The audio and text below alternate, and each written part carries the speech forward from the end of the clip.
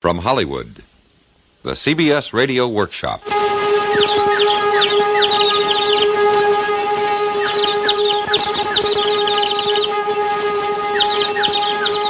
This is Radio Rhodesia, broadcasting on the mega, micro, and strato beams.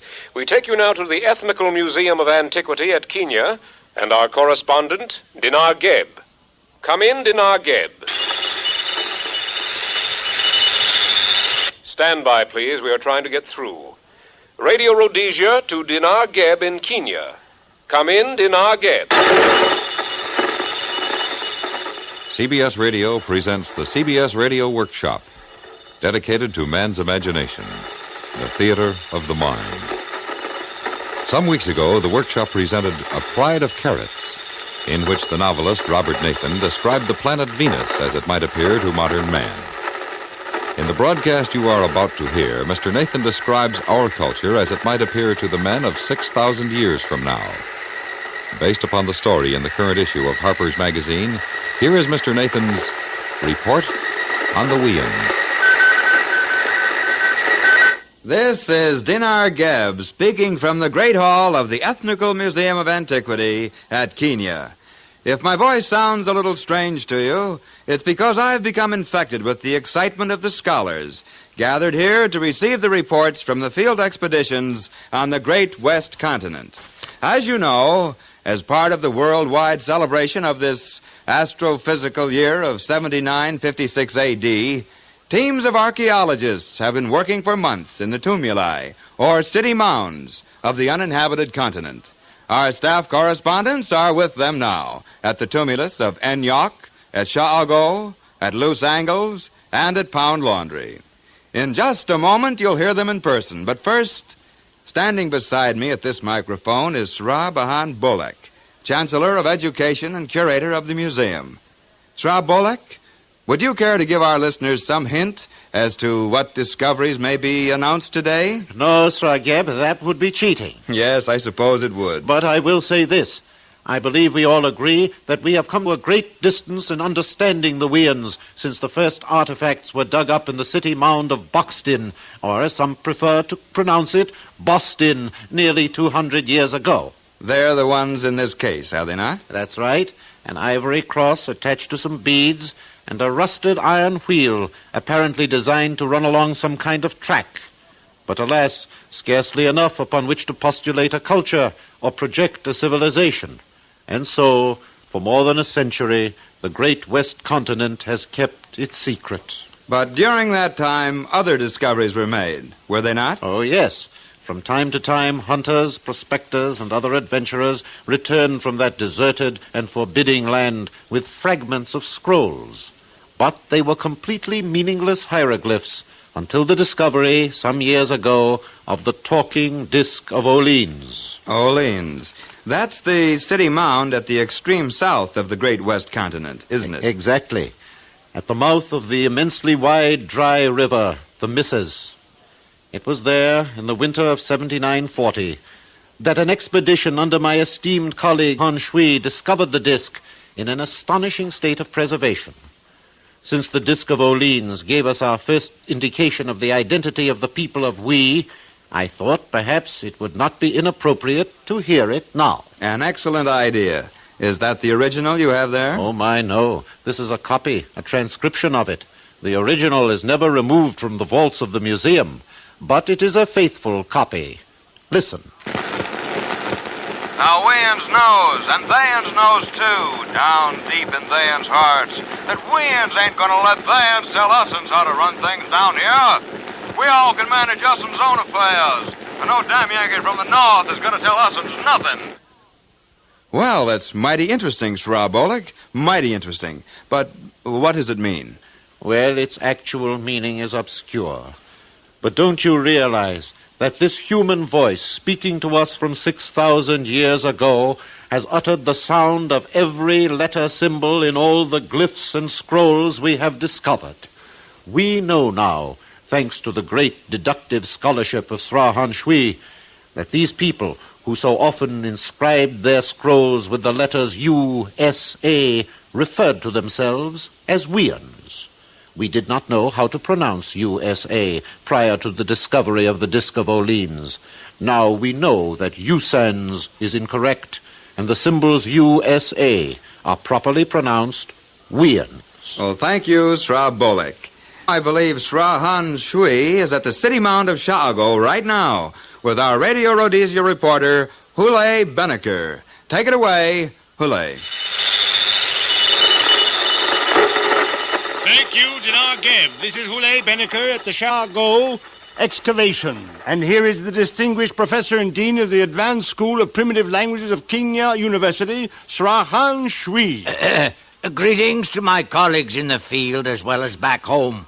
This is indeed a great and proud day for me. I have found another disc. Just as the talking disc of Orleans gave us the secret of the Wiens language, I believe the singing disc of Chicago may indicate what the music of the Wiens was. There seems to be an inscription on the disc, Sra Shui. What does it say? It is somewhat unclear. The nearest I can make out, it says, Blue Sway Shoe by Avis Paisley. Sold 1 million copies. What does it mean? I haven't the slightest idea, but let's listen to the music.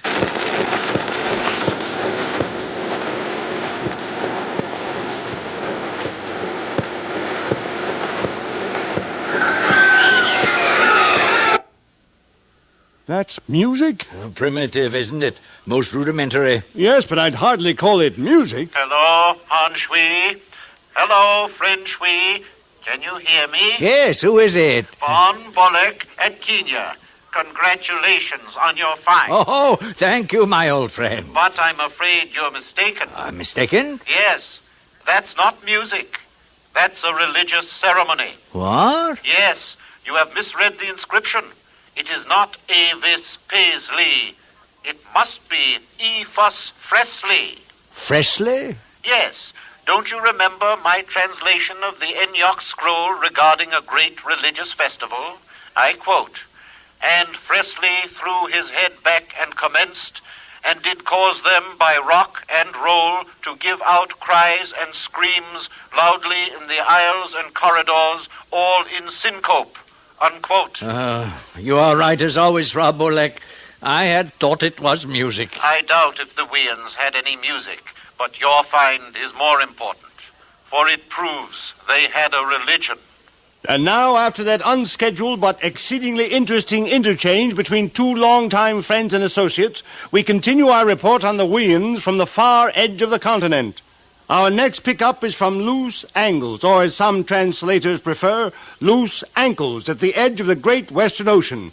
We take you there now. The next voice you will hear will be of our staff correspondent, Yush Ertebi. Thank you, Hule Benneker in Chicago. This is Yush Ertebi speaking to you from the excavations near the bleak brown hills of Loose Angles.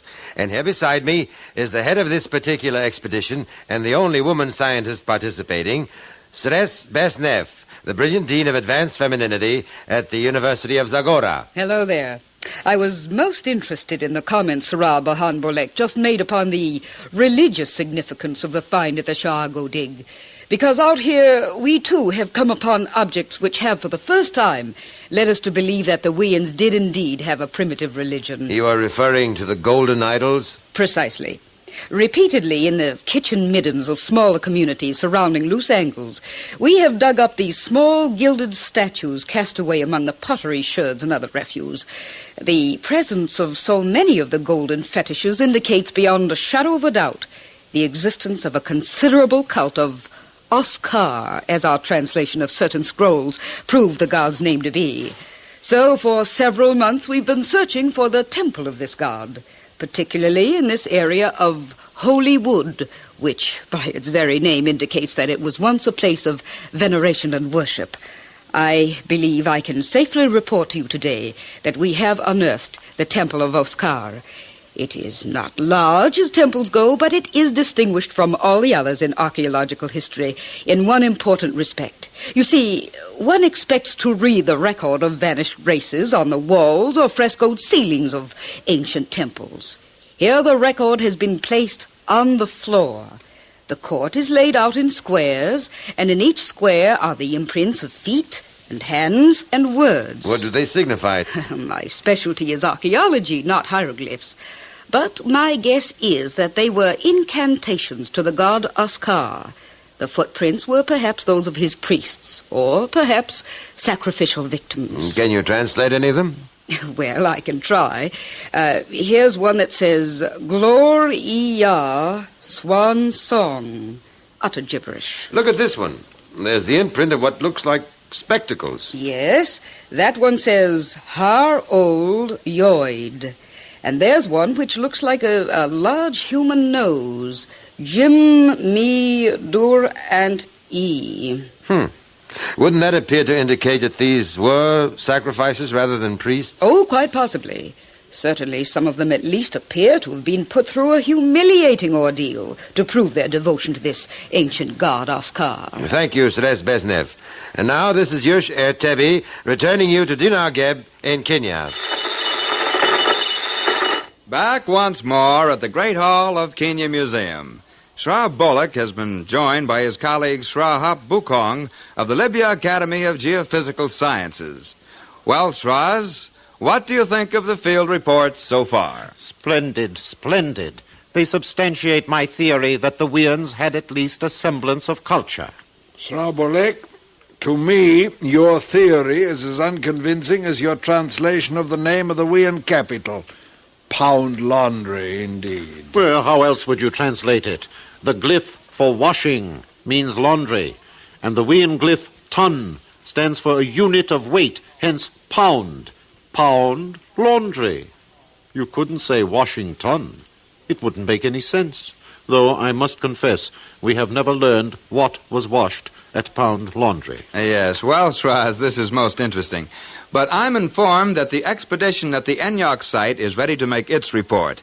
So we take you now to the city mound of Enyok and our Radio Rhodesia correspondent, Cowley D. Cowley D speaking from the Enyok dig 100 feet below the surface. And believe me, Sras and Stresses, in just a moment, you may be witnessing a great historic occasion. But here's the head of the Enyok expedition, Sra Obergerst Levy, to tell you about it himself. Thank you, Cowley D. We have been digging downward along this gallery for nearly a week, and at last we have arrived at a sealed door which may well be the entrance to a tomb. Above it is a glyph which translates phonetically as May Sees Bargan Basement. Seems to be meaningless. Nevertheless, we shall break through this door now and attempt to describe to you what, if anything, we find beyond. You may begin, men. Easy there, easy. What's that? I don't know, Sra Levy. As soon as the glass door was broken, a warning, perhaps. It's frightening. Oh, nonsense. I remember reading about what happened to the men who violated the tombs of the Egyptian pharaohs. Do you really think these Wians can reach out across 6,000 years and harm us? No, Sra, not really, but still, one wonders. Proceed with the opening. Yes, Sra. Sra Levy, what do you think you may find here? I have no idea. Throw a light down there. Well. Oh, what is it, Sra Levy? We shall see. Come. Oh.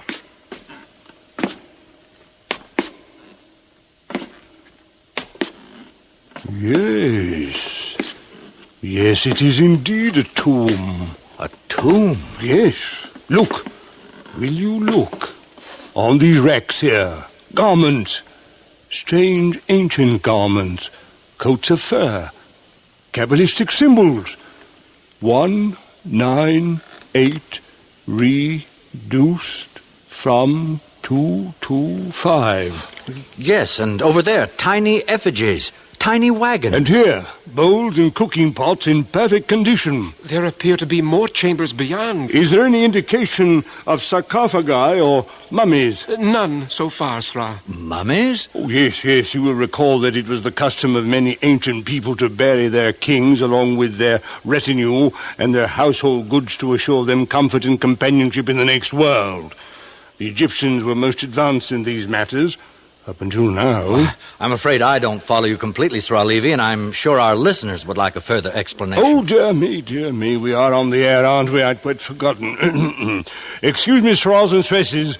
I've been carried away by the amazing significance of this find. We have obviously penetrated the tomb of a great king, pharaoh, president, whichever translation you prefer, of the Weans. A ruler named May-Si. Excuse me, Sra Obergast Levy. You have found the mummy of May-Si? No, but in this next chamber, something most strange. Great eyes. Come. Great eyes? This is indeed a strange and wonderful sight, Sras and Stresses. We are moving now from the main chamber of the tomb into a side chamber. And now our light beams are reflected by rows and rows of gigantic glass eyes, each in its own polished box. What are they, Sra Obelgurst Levy? I don't know. Each of them has a dial with numbers on it. Now, let me see. The dial is numbered from 1 to 13. Of mystic significance, no doubt. It turns. Yes, but nothing happens. True, but we are not Weans. These strange cyclopean boxes must have held great significance for them. See, Sra Levy? Here on the wall is a glyph. Yes. 1956 model CBS tel vis on. Utterly meaningless. But see, the pictograph. A Wean and his she-Wean sit before the box. And in the box is the face of another Wean. Yes. Indeed, then they were eyes of some sort. But did the Weans watch the eye, or did the eye watch the Weans? These are questions that only exhaustive research can answer. But, Sra Levy, can you hazard a guess why so many of these eyes have been put in the tomb of the potentate May-Si? A guess, yes, but only a guess. He must have been a man so vain that even after death he wished to watch through these eyes what his people were doing. Or he wished through these eyes that his people could watch him.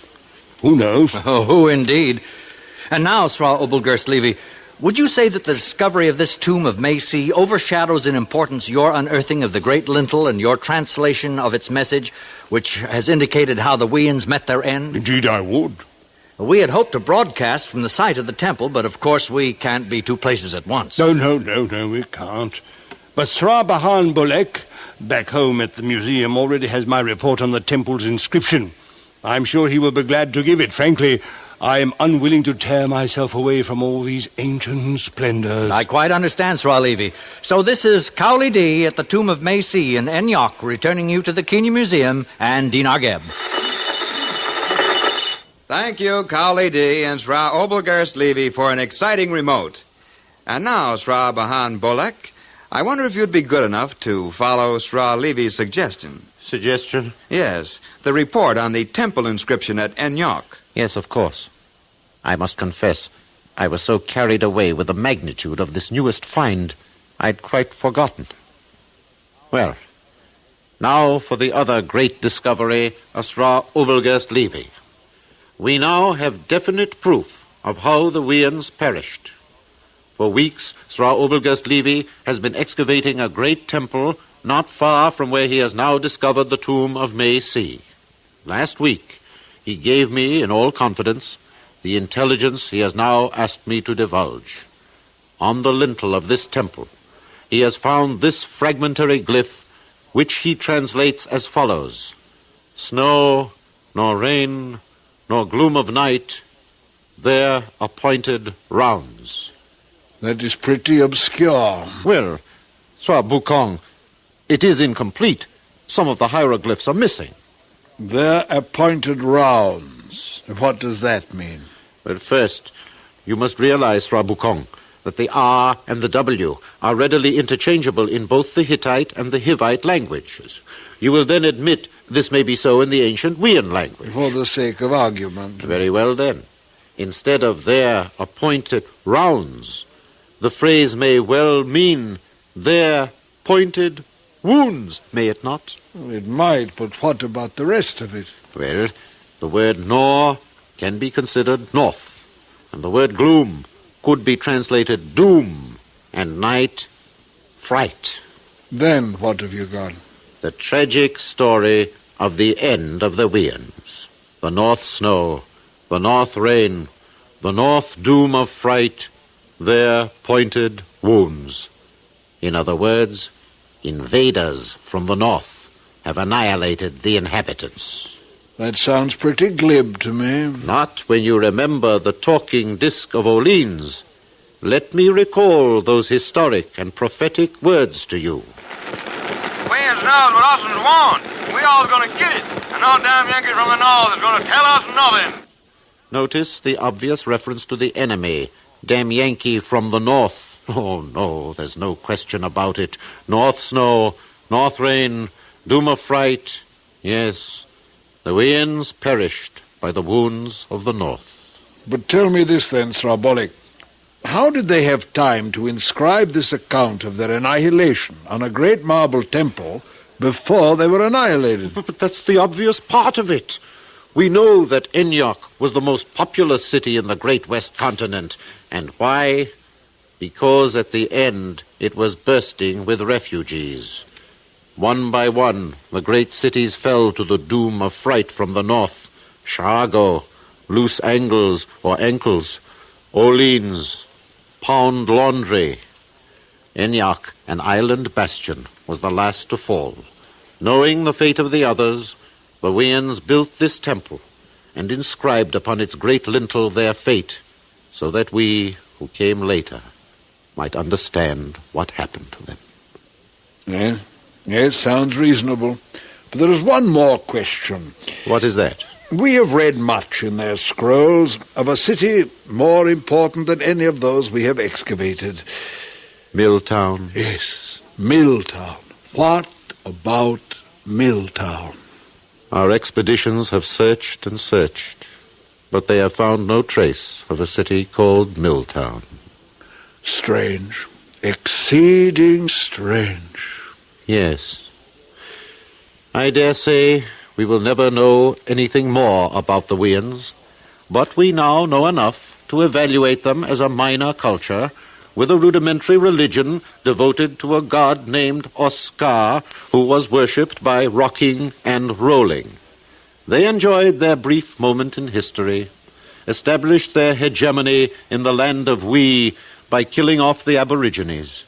They evidently built their empire, such as it was, by the sword, and when the sword rusted, they died by another's, even as Egypt and Babylon and Greece and Rome, leaving behind them curious city mounds, a splendid tomb, and no music.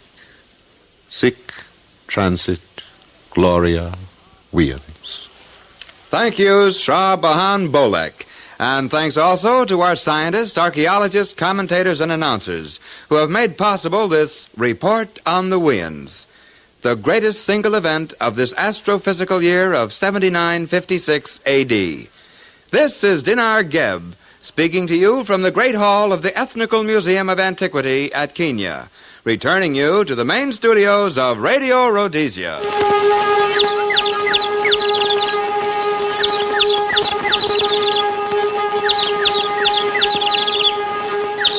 The CBS Radio Workshop is produced and directed in Hollywood by William N. Robeson. Report on the Wians by Robert Nathan appears in the current issue of Harper's Magazine. The radio version was written by Mr. Robeson and Fran van Hartesveld. The scientists and commentators of 6,000 Years From Now included June Foray, Byron Kane, Dawes Butler, Edgar Barrier, Jay Novello, Joe Kearns, Joe DeSantis, and Hans Conried. Next week from New York, the CBS Radio Workshop will present The Growth of Our Nation, the story of the development of America told in sound effects. Be with us then, won't you? Every Sunday evening, current events come into sharper focus as prominent Washington personalities are interviewed by a battery of top-flight reporters on the CBS Public Affairs feature, Face the Nation. Hear Face the Nation over most of these same stations tonight. Stay tuned for Suspense, which follows immediately over most of these same stations.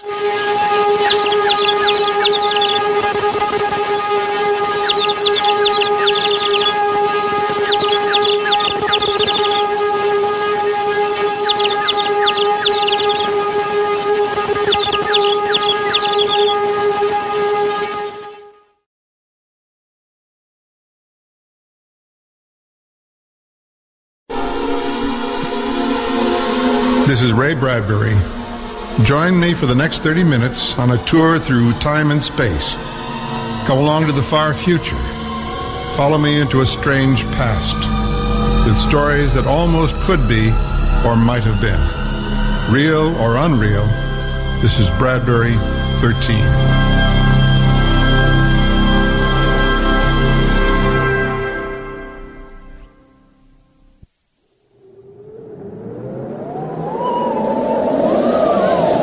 As long as the rockets had spun a silver web across space, Harry Bittering had been able to accept Mars.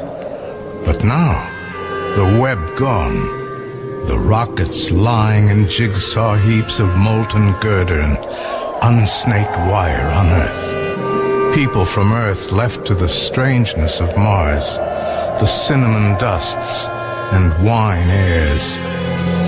This was the moment that Mars had waited for. Now, it would eat them. Ray Bradbury's dark they were and golden-eyed.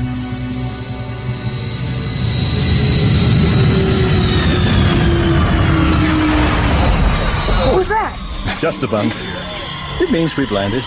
Landed? We're here? Yes. Get your things together, kids. Ladies and gentlemen, welcome to Mars. On behalf of the crew, we wish you all a long and prosperous stay here. Good luck. We'll need it. Everyone set? All set. All set. We're ready, Harry. Well, ready or not, here we come.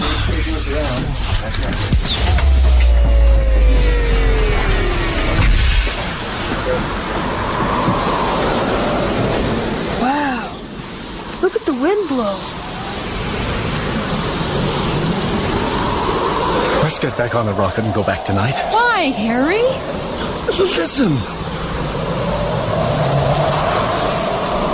Well, it's just wind. We had wind in Boston. It's eaten away the hills and the cities. Look. Chin up, Harry. We've come at least 65 million miles to get here. Let's make the best of it.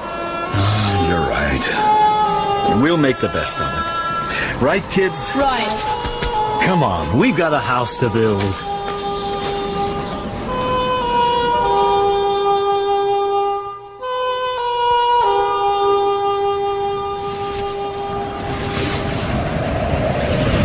Harry, are you awake? Yeah, I'm awake.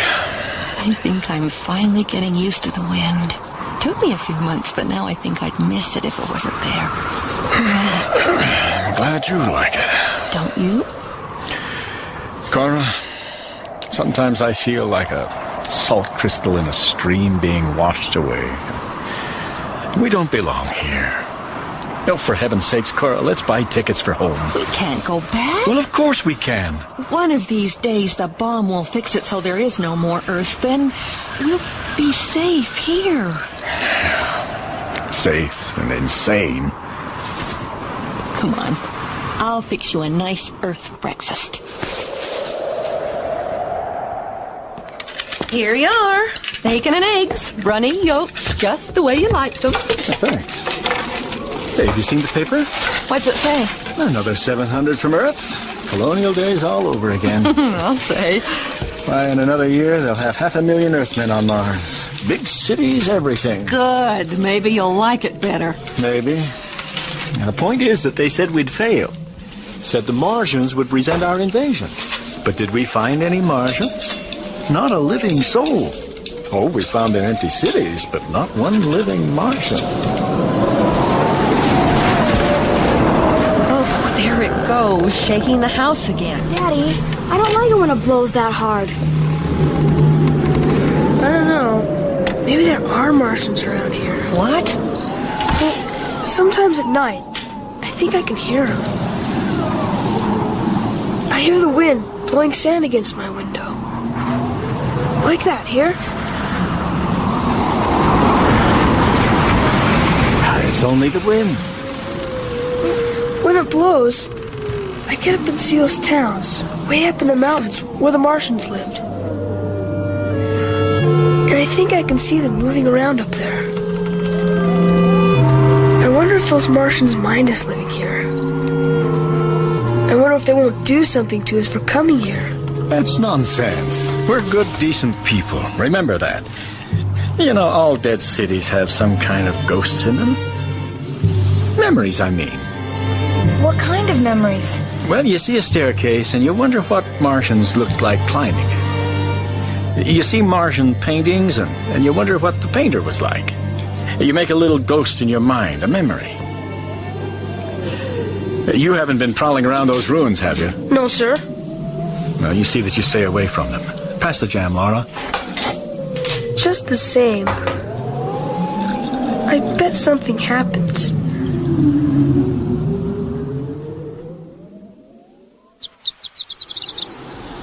Mother! Father! Laura, what is it? On the radio just now. It's the war. Earth. What? On my radio. Here, let me see that thing. New York is the scene of terrible devastation, the result of a nuclear detonation near the heart of the city. The primary target of the bombs was the New York launching site of the Mars rockets. Reports are sketchy. All the space rockets are blown up. There's no more rockets to Mars ever. Oh, Harry. It's all right, Cora. We're stranded on Mars forever? Not forever. The rockets will get through someday. We'll go about our business as if nothing were wrong. We'll keep things going until the war ends. The rockets come back again. Will they really come back? I promise they will. Okay? Now go inside and lay down for a bit. Go on. Cora, why don't you go inside and keep them occupied for a while? What are you going to do? I don't know. Work, I suppose. Work and forget. I'll weed the garden. You know, I always told myself, tomorrow, if I want, I can buy a ticket back to Earth. And somehow, knowing that always helped me accept living here. This is our home now. Forever. Yes, our hills, our mountains. Those mountains had old, proud Martian names once. But we changed them. Now there's the Ford Hills, Vanderbilt Plateau, Roosevelt Seas, Rockefeller Rivers. Somehow it doesn't seem right to change those names. But that's their names now. Oh, on our maps, maybe. The old settlers on Earth knew how to name things, though. They used the old Indian prairie names. Wisconsin, Minnesota, Ohio, Utah, Waukegan. The old names, the old meanings. Yes, they were good names. I wonder if they're up there now. All the dead ones, the Martians. Well, here we are. All alone. Cut off. Come down. Move us out. Take your cities back. We're helpless. I'm going in. Coral, wait. Look at this. What is it? These blossoms from the peach tree. Do you see? Well, what about them? Well, don't you see? They're different. They've changed. What? They're not peach blossoms anymore. Well, they look all right to me. They're not. They're wrong. How can you tell? Well, I don't know. An extra petal, a leaf, something. The color's wrong. The smell. And look over here in the garden. Look, right here. Do these look like carrots? Yes. No. I don't know. They've changed. Maybe. Well, you know they have. They're almost onions, and they're almost carrots and radishes.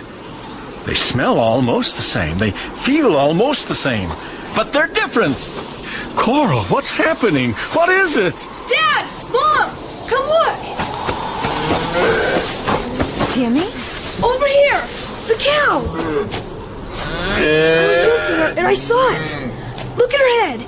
Here. What is it? A bump? Not a bump. A horn, Cora. It's growing a third horn. We've got to get away. We'll eat this food and then we'll change. Harry! I can't let it happen. There's only one thing to do. We've got to burn the food. But it's good. It's not poisoned. But it is! Subtly, very subtly. We can't touch it. And look at the house. Even that, the wind's done something to it. It just needs a little paint. Oh, don't you see? The air's burned it. And look at the boards. The fog at night's warped them all out of shape. It's not an Earthman's house anymore. Oh, your imagination. No, Cora, not this time. Where are you going? Into town. We've got to do something. I'll be back.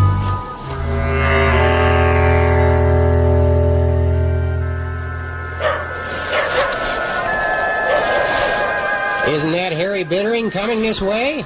Sure is. Looks like something ain't sitting right with him. I'll say. Hello, Harry. What brings you to town? What are you going to do? Beg your pardon? You did hear the news this morning, didn't you? Well, sure, we heard it, Harry. Well, what are you going to do about it? Do? What can we do, Harry? Build a rocket, that's what. A rocket? And go back to all that trouble? Not me. You must want to go back. But why, Harry? Well, look, you've got gardens. Have you noticed the peach blossoms? The onions, the grass? Well, yeah. Seems I did. Doesn't it scare you? Can't recall that it did, Harry. Oh, you idiots! Oh, Harry. You've got to help me. Help yourselves. If we stay here, we'll all change. It's the air. Don't you smell it? It's something in the air. A Martian virus or pollen. Smells like rain to me. Listen to me, Sam! Yes, Harry? Will you help me build a rocket? Harry, I got a whole load of metal and some blueprints. Now, you want to work in my metal shop on a rocket? You're welcome. I'll sell you the whole kit and caboodle for $500. You ought to be able to build a pretty fair rocket by yourself.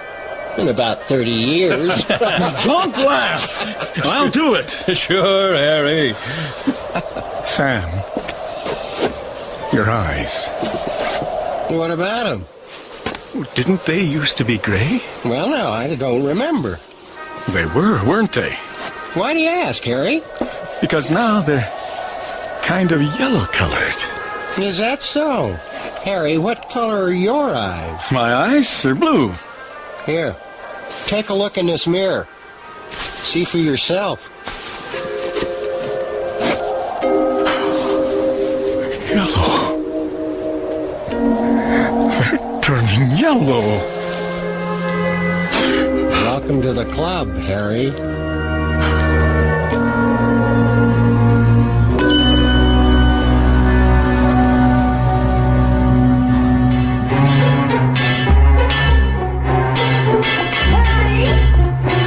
Put down that hammer for a minute. What? You haven't stopped all day. It's supper time. I can't. I'm too busy. But you have to eat. Here, I brought it out for you. I won't touch it. Why not? I'll only eat food from our deep freeze. Food that we got from Earth. I won't touch a thing from the garden. Harry, face it, you can't build a rocket. I worked in a shop once when I was in college. I know what I'm doing. Besides, once I get going, the others will help me. Will they? We've got to get away, Cora. We've got to.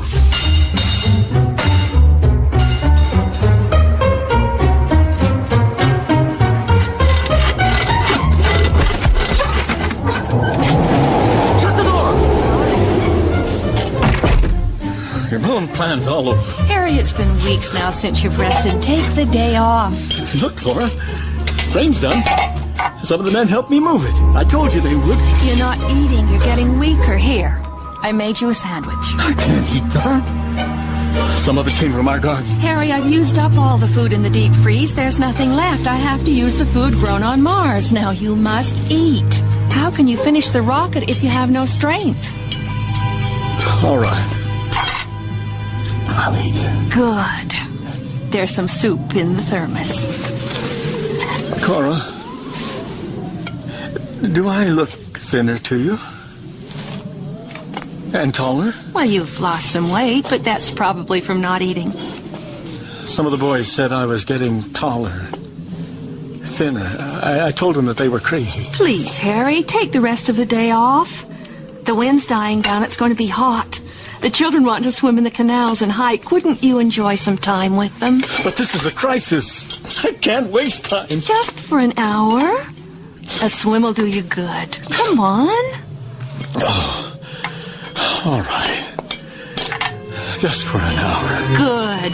The car's all packed. Come on, before it gets too late.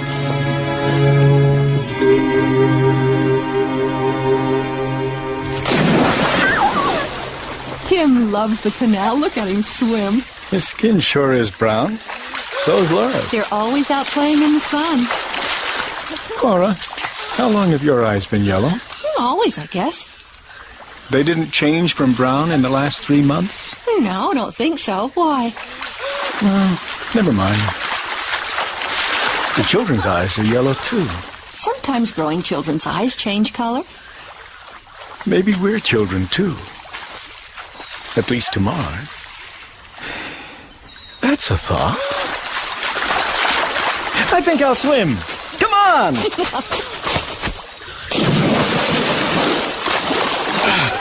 Oh, it does feel good. I wonder what's down at the bottom of these canals. I bet there's pieces of pottery and old statues. Could be. I'll take a look. Be careful. Oh, I will. Be right back.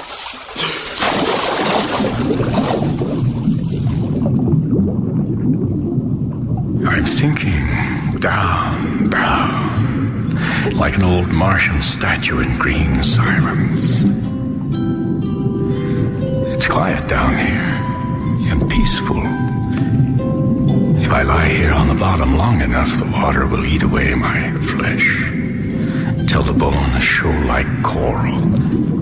Just my skeleton left. And then the water can build on my bones. Green things, deep water things, red things, yellow things. Change. Slow, deep, silent change.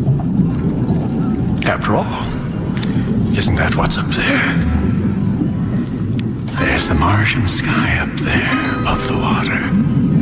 It's like a big river, a Martian river. And all of us lying deep in it, in our sunken houses, like hidden crayfish. And the water washing away our bodies, lengthening the bones, and... It's time for some air. Up.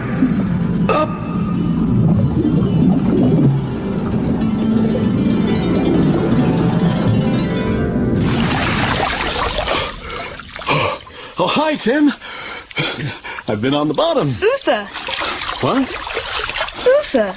You know, Utha's the Martian word for father. Where did you learn that? I don't know. Around. Oh. Utha? Yes? Go ahead. I want to change my name. Change it? Yes. What's wrong with Tim for a name?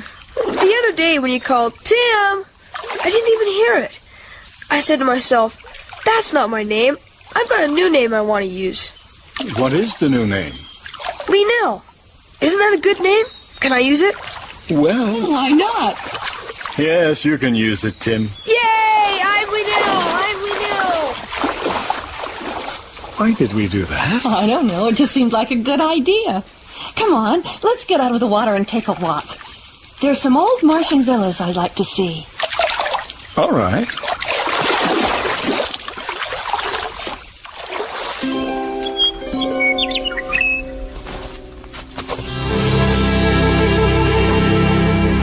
Isn't this lovely up here? Yes, it's fine.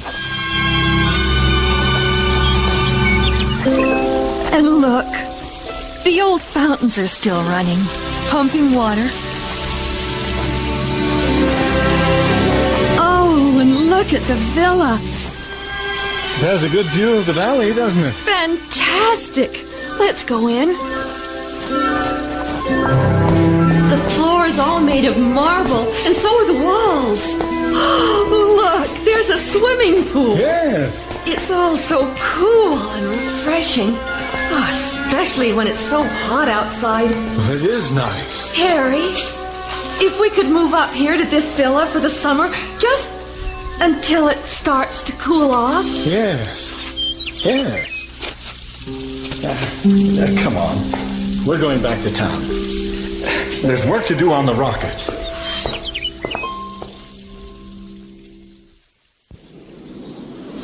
Can I help you, Uther? Yeah, hand me the blowtorch, will you? Sure. Here. Thanks.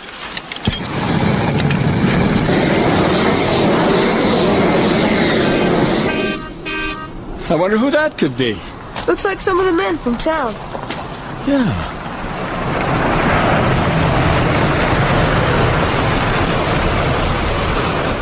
Morning, Harry. You boys headed somewhere? Everyone's going, you heard? Going where? Up to the villa in the hills. Yeah, Harry, I'm going too. We all are. That's right, Harry. What about you? Oh, I've got some work to do here. Work? Well, you can finish that rocket in the autumn when it's cooler. Yeah, it's too hot to work on a thing like that now. It's nice and cool up at the villa. You know, they got fountains that are still running up there, and the paths are covered with water. It's like wading in a cold stream. Keeps your feet cool all summer long. How about it, Harry? I got the frame all set up. Autumn, Harry. Autumn would be the best. Autumn would be better. It would be cooler, wouldn't it? Oh, it'd be a lot better. I'd have plenty of time then. That's right. All right, in the autumn. I'll start work then. Come on then, Harry. We got plenty of room on the truck for your stuff. Good. Hey, Harry, I got a villa near the Terra Canal. You mean the Roosevelt Canal, don't you? No, Terra, the old Martian name. Yeah, but on the map... Forget the map, it's Terra now. Anyway, it's in great shape, and what of you? You should see it. Maybe I will. Maybe I will. Come on, Harry. Let's get your stuff on board.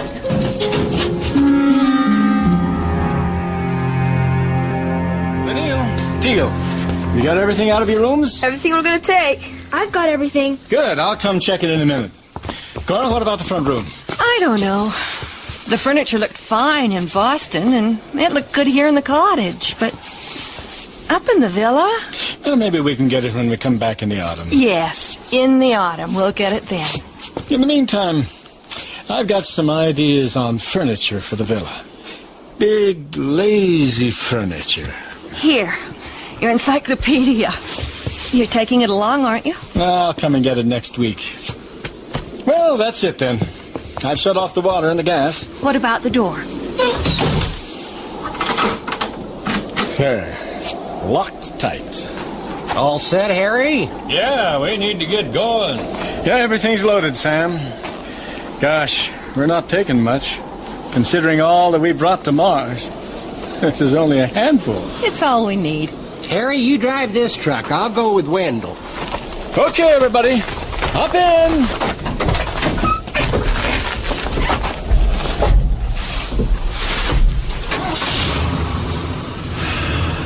Goodbye, house. Goodbye, town.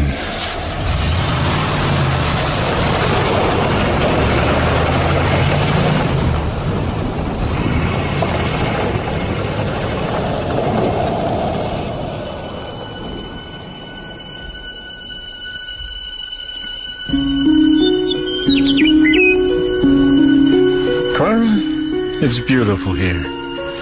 I can see the whole valley. Yes. And there's our cottage down there. It's time to go back, isn't it? Yes, but we're not going, Cora.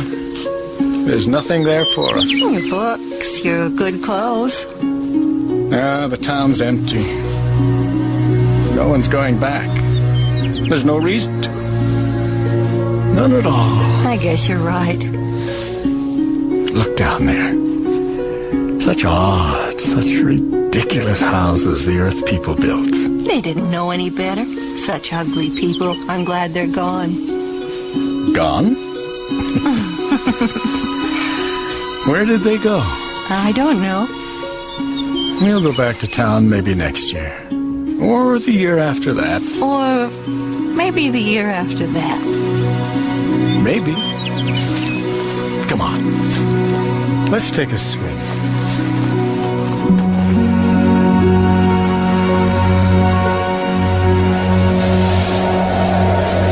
to Hollings. Come in, Hollings. Hollings here. Find anything? Nothing. Just more deserted houses and overgrown gardens. No one's lived here in years. Right. Keep looking. We've got to find someone. Right. Hollings out. Captain! The town's empty, but we found native life in the hills, sir.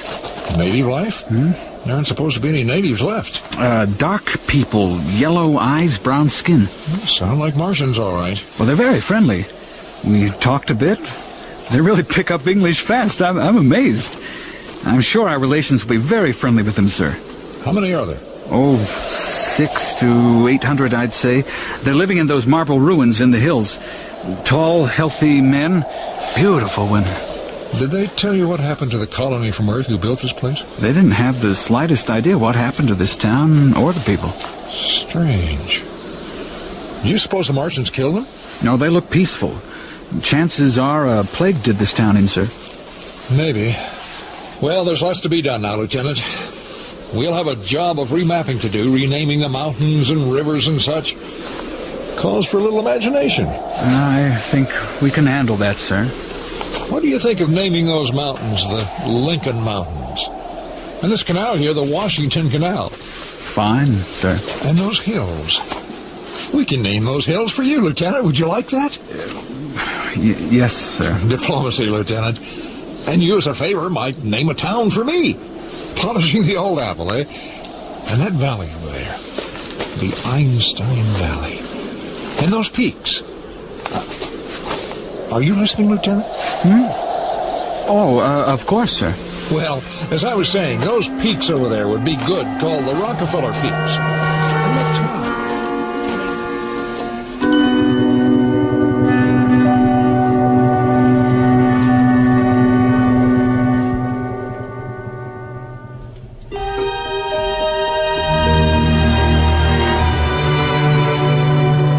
Dark They Were and Golden-Eyed was adapted from the story by Ray Bradbury. Featured in the cast were Bryce Chamberlain, Beverly Rowland, Steve Densley, Jennifer Kuhlman, Coleman Creel, Max Robinson, Jay Bernard, and Nathan Hale. Original music by Roger Hoffman and Greg Hansen. Production assistant was Patrick Meade. Associate producer was Jeff Rader. Bradbury 13 was created, produced, and directed by Mike McDonough. Executive producer was Dean Van Eitert. This is Paul Frees speaking.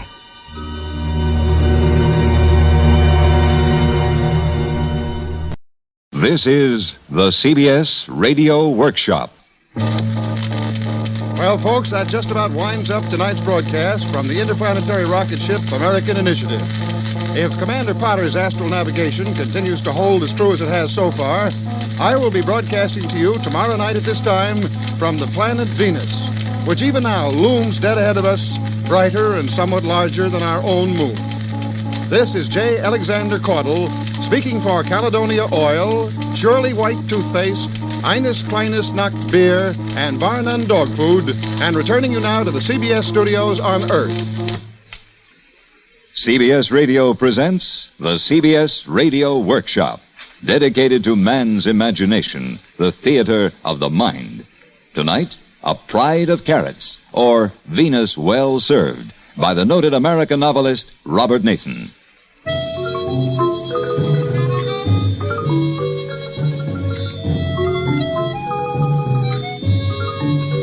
And here to tell his story is Mr. Nathan himself.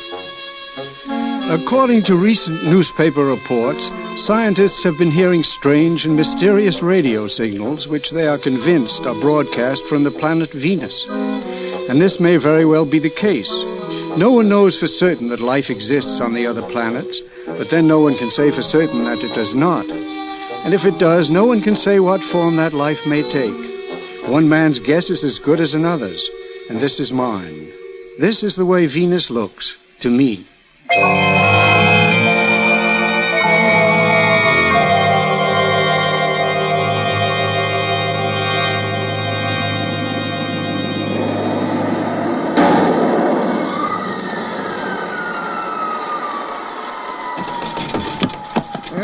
Feels good to stretch your legs again. It sure does.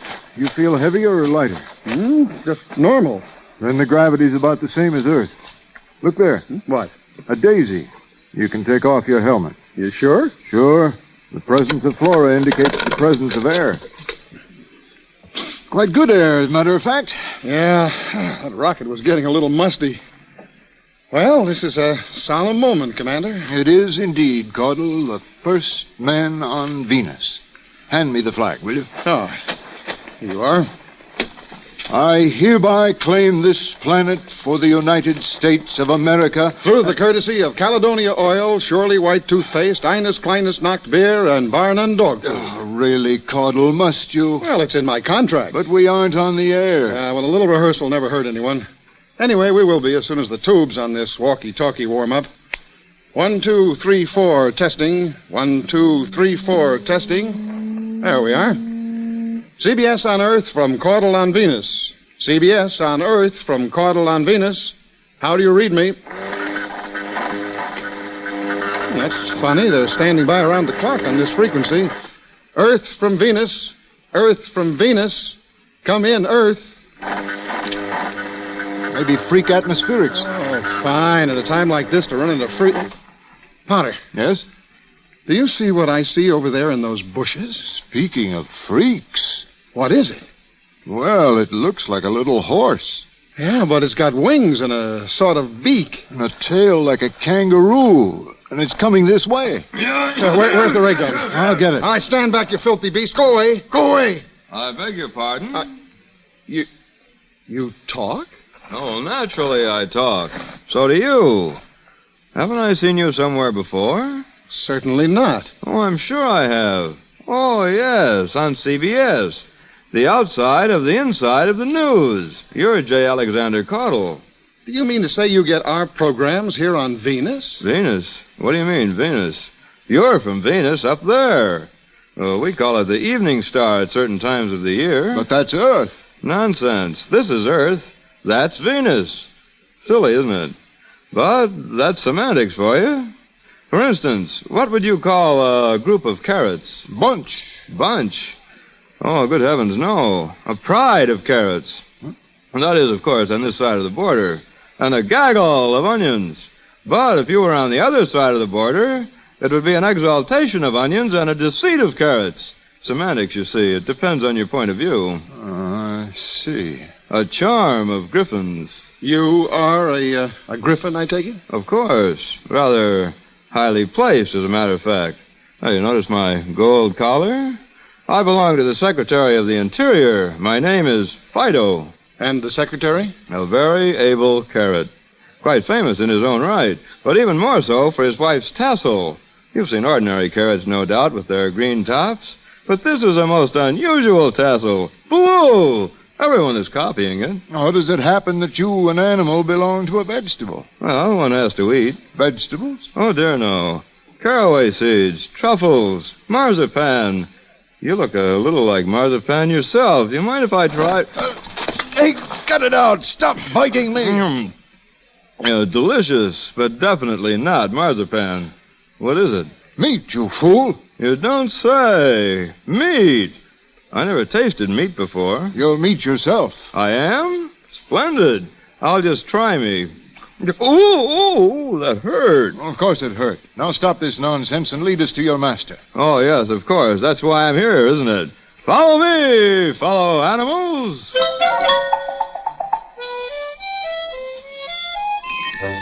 They had not walked far through fields of charming wildflowers which sang like birds until they came to a shady bower of massive ferns. In the middle, reclining on a soft bed of lettuce leaves, were 2 carrots, much like any other carrot you may have encountered, excepting that one had a tassel of the most brilliant blue. The carrot with a standard green tassel rose as they approached. Welcome to our planet. Oh, thank you. In the name of the United States Navy, later, Potter, later. Your Majesty, that is, your Majesties... We are not majesties. This is a republic. I am Edwin, Secretary of the Interior, and this is my wife, Edwina. And you're the famous news commentator, J. Alexander Caudle, and you're Commander Potter. Well, precisely, madam. We've been watching your trip ever since your takeoff, until we lost you when you rounded Mars. You're most welcome. Well, thank you, madam. You can perhaps conceive the feelings with which Commander Potter and I gaze upon this unfamiliar scene, the first mortals ever to... What's that? Oh, that's my daughter Alice. She knows all the latest songs. She says she's a cool cat, whatever that is. Hi, everybody. Company? Yes, dear. Come here and meet our visitors from outer space. Mr. Caudle, Commander Potter. Oh, I know all about the mother. Welcome to Caratania, gentlemen. I have already welcomed them, Alice. Oh, you don't understand the animal kingdom, Father. They'd much rather be welcomed by a young girl. Really, Alice? Where do you learn such things? At school, in zoology class. And where did you learn that song? Oh, I watch your television all the time. I want to be a great actress and sell cigarettes. You think I'm mad? No, that sounds like a very normal ambition to me. Oh, I like you, Potter. You interest me. Now, Alice, you simply must stop this prattle. We're all a little on edge, I'm afraid. This last day of waiting has been, well, after all, they could have landed in Onionopolis. But they didn't. The onions didn't get them. We got them. The onions? Yes. You see, our planet is divided into two countries, the Democratic Union of Caratania and the United Socialist Republics of Leeks and Onions. They are constantly threatening us with war. Well, why? They want us to be onions. But that's absurd. Of course it's absurd, especially when you realize that the only possible thing for everyone to be, if he wants to live a decent kind of life, is a carrot. Oh, naturally. But the onions won't see it our way, and they can't be trusted. I'm given to understand that they plan to use nematodes. It's race suicide, of course. Nematodes? Let me think. Well, aren't they the tiny worms that all but ruined the citrus in California back in the 40s? I don't know much about citrus. Not exactly my line, you know. But here, the nematodes eat vegetables, a kind of virus, too small to see. We've tried to outlaw them, but the onions won't agree. Ah, well, we'll wipe each other out, I suppose, and the spiders can take over. It's sad to think about. Just spider webs everywhere. You know, it seems to me that they worked out a way to fumigate for nematodes out in California. See, if I could just get through to CBS on Earth, I could find out. You've had difficulties getting through? Well, at any rate, Earth isn't getting through to me. I'm sure we could get you through on a planet-to-planet hookup, particularly if you can find out anything about fumigating for nematodes. Hey, Commander, you hear that? We're going on the air after all. Oh, splendid. You want me to make a prepared report, or shall we ad-lib? Well, you better type the report. You can ad-lib to your wife. Oh, you have a wife, Potter. Oh, yes, my dear. Every Navy man over a full lieutenant has a wife. A woman, I presume? Oh, yes, definitely. Has to be, you know. What is your wife like, Potter? Why, she's female, like this. How odd. Bumpy, isn't she? Well, You're not bumpy, Potter. No, I suppose not. Yes, well, Your Excellency, how soon do you think you can get us on the air? We should be able to have it set up in a few hours. Well, now, my regular spot is 8:30 to 9 p.m. Eastern Daylight Time. You think you can make it? We'll do our best. Oh, great. Hey, this calls for a celebration. It's too bad we haven't a bottle of champagne. Champagne? What's that? Well, a kind of bubbly wine. Wine is made from grapes, isn't it? Yes, ma'am. I'm not sure I like the idea. Some of our best friends are grapes. Yes, well, don't worry, ma'am. We haven't any champagne anyway. We could break out our emergency rations. Now, that's a fine idea. Got a can opener? Sure, right here. You care to join us, Your Excellency? Well, I don't know. May I see that can, please? Oh, sure. Here you are. U.S. Navy for emergency use only. Concentrated carrot juice. I think I'm going to bake. Guards, seize these men. Put them under arrest. They're onions in disguise.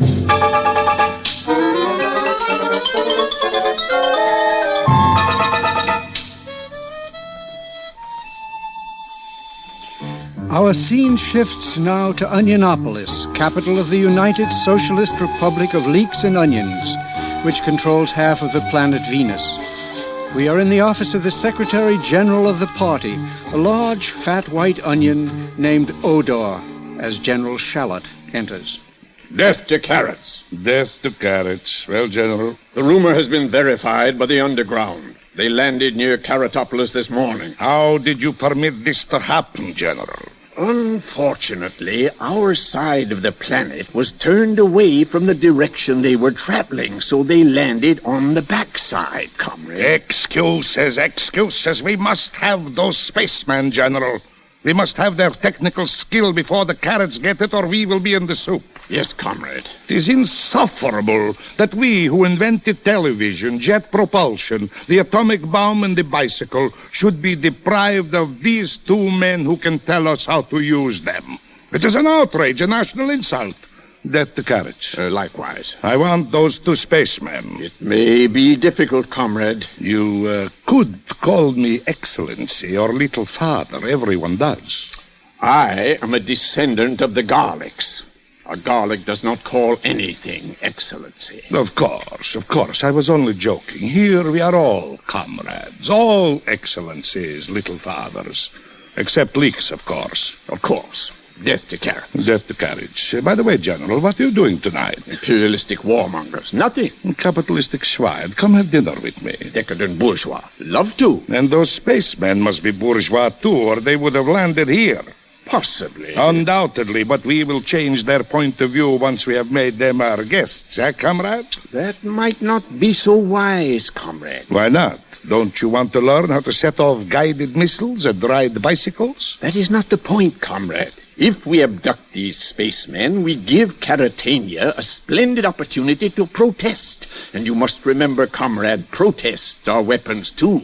The very best weapons. They cost nothing, and properly used, they create an odor.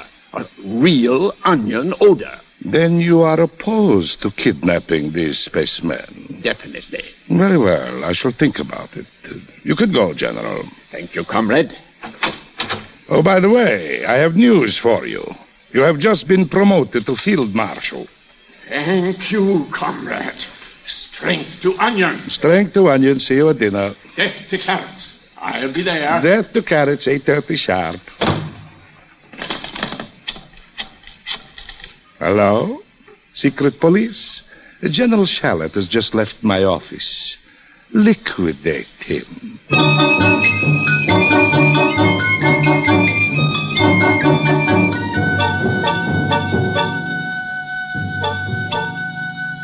I'm hungry. I wonder when they feed their prisoners in this lousy jail. What difference does it make unless you have an appetite for bone meal, ammonium sulfate, and peat moss? Guess I'm not hungry after all. You shouldn't have shown him the label on the can, old man. That's what did it. Well, how could I tell? I thought it'd be chicken consomme. It usually is. Just when I had the greatest broadcast in history lined up. Now what? There's a lady to see you. Miss Alice. Shh, not so loud. Thank you, Sergeant. You can leave us now. Mind you, Miss Alice, this is contrary to your father's orders and against my better judgment. Oh, I know, Sergeant, but it's utterly divine of you. I shall be just outside. Scream if you need help. You wouldn't hurt me, would you, Potter? Glad to have you aboard, ma'am. They say that you're dangerous vegetarians, that you eat carrots. Do you really? Well, you see, ma'am... I don't believe it. You're much too nice to eat poor little me. Thank you, ma'am. You know, you yourself are a vegetarian, Miss Alice. I am not. I'm a vegetable. It's not the same thing at all. Well, now, just answer me this. What will happen to you when you die? I'll be buried, of course, in the National Compost Heap. From which the rich, steaming soil is taken to nourish the young carrots, right? Of course. Which then must of necessity feed upon your decayed flesh. Why, of course. Why, how madly amusing. I really did eat my ancestors, didn't I? Oh, but I missed Mother and Father. I should hope so. But now what could be more satisfying to a girl's psyche than to have her father under her belt? Oh, have you been through analysis? Of course, haven't you? Yes. Oh, it's so nice to be able to talk the same language, isn't it? My analyst says the trouble with me is my mother has a blue top. Exactly. The active competition of an adult parent. It tends to make me aggressive. Kiss me, Potter. Huh? What? Kiss me. Good Lord, really? Are you afraid, Potter? It isn't even spring. I don't come into blossom till July. Well, I know, but... Am I not beautiful? Am I not to be desired by the Navy? Oh, yes, indeed, but... I could have your head, Potter, on a silver tray, like Salome. I know, but... I could set you free. Well, for heaven's sake, kiss her and get it over with. No, but... Oh, you smell so good. Like a grocery store. Ooh, it's like April. Is this love, Potter? How can I feel this way about a carrot? I feel a strange heat. Not like the sun. Like a garden in the summer. I don't feel at all like a vegetable. I wouldn't have thought it possible. Look, how about getting us out of here? The time is up, folks. Oh, yes, I suppose it is. Oh, but don't worry, my darling. I'll be back. I'll be back quickly to set you free. You'll see. Well, there's the Navy for you. What have you fellas got that I haven't got? Blossoms in our hair. Ah, you really like the girl, don't you? Yes. Well, now, of course, it's none of my business, but what about Mrs. Potter? What about her? Well, she isn't going to like this pretty vegetable of yours. Caudle, could you be jealous of a stalk of celery? I am not married. No, of course, that does make a difference. Oh, I wish we were safe at home. There's something frightening about being in love with a carrot. You smell anything, Commander? No. That's funny. For a moment, I thought I smelled onions. Well, that's not very likely. I don't know. My eyes are watering. Well, mine, too. You know, I do smell onions. Gentlemen. Huh? Who are you? You are free, gentlemen. She did manage it then. This way. Hurry, please. Where is she? I can't see very well. My eyes are full of tears. She's waiting for you, sir. Just a minute, Commander. This isn't a carrot, it's an onion. Take them, comrades.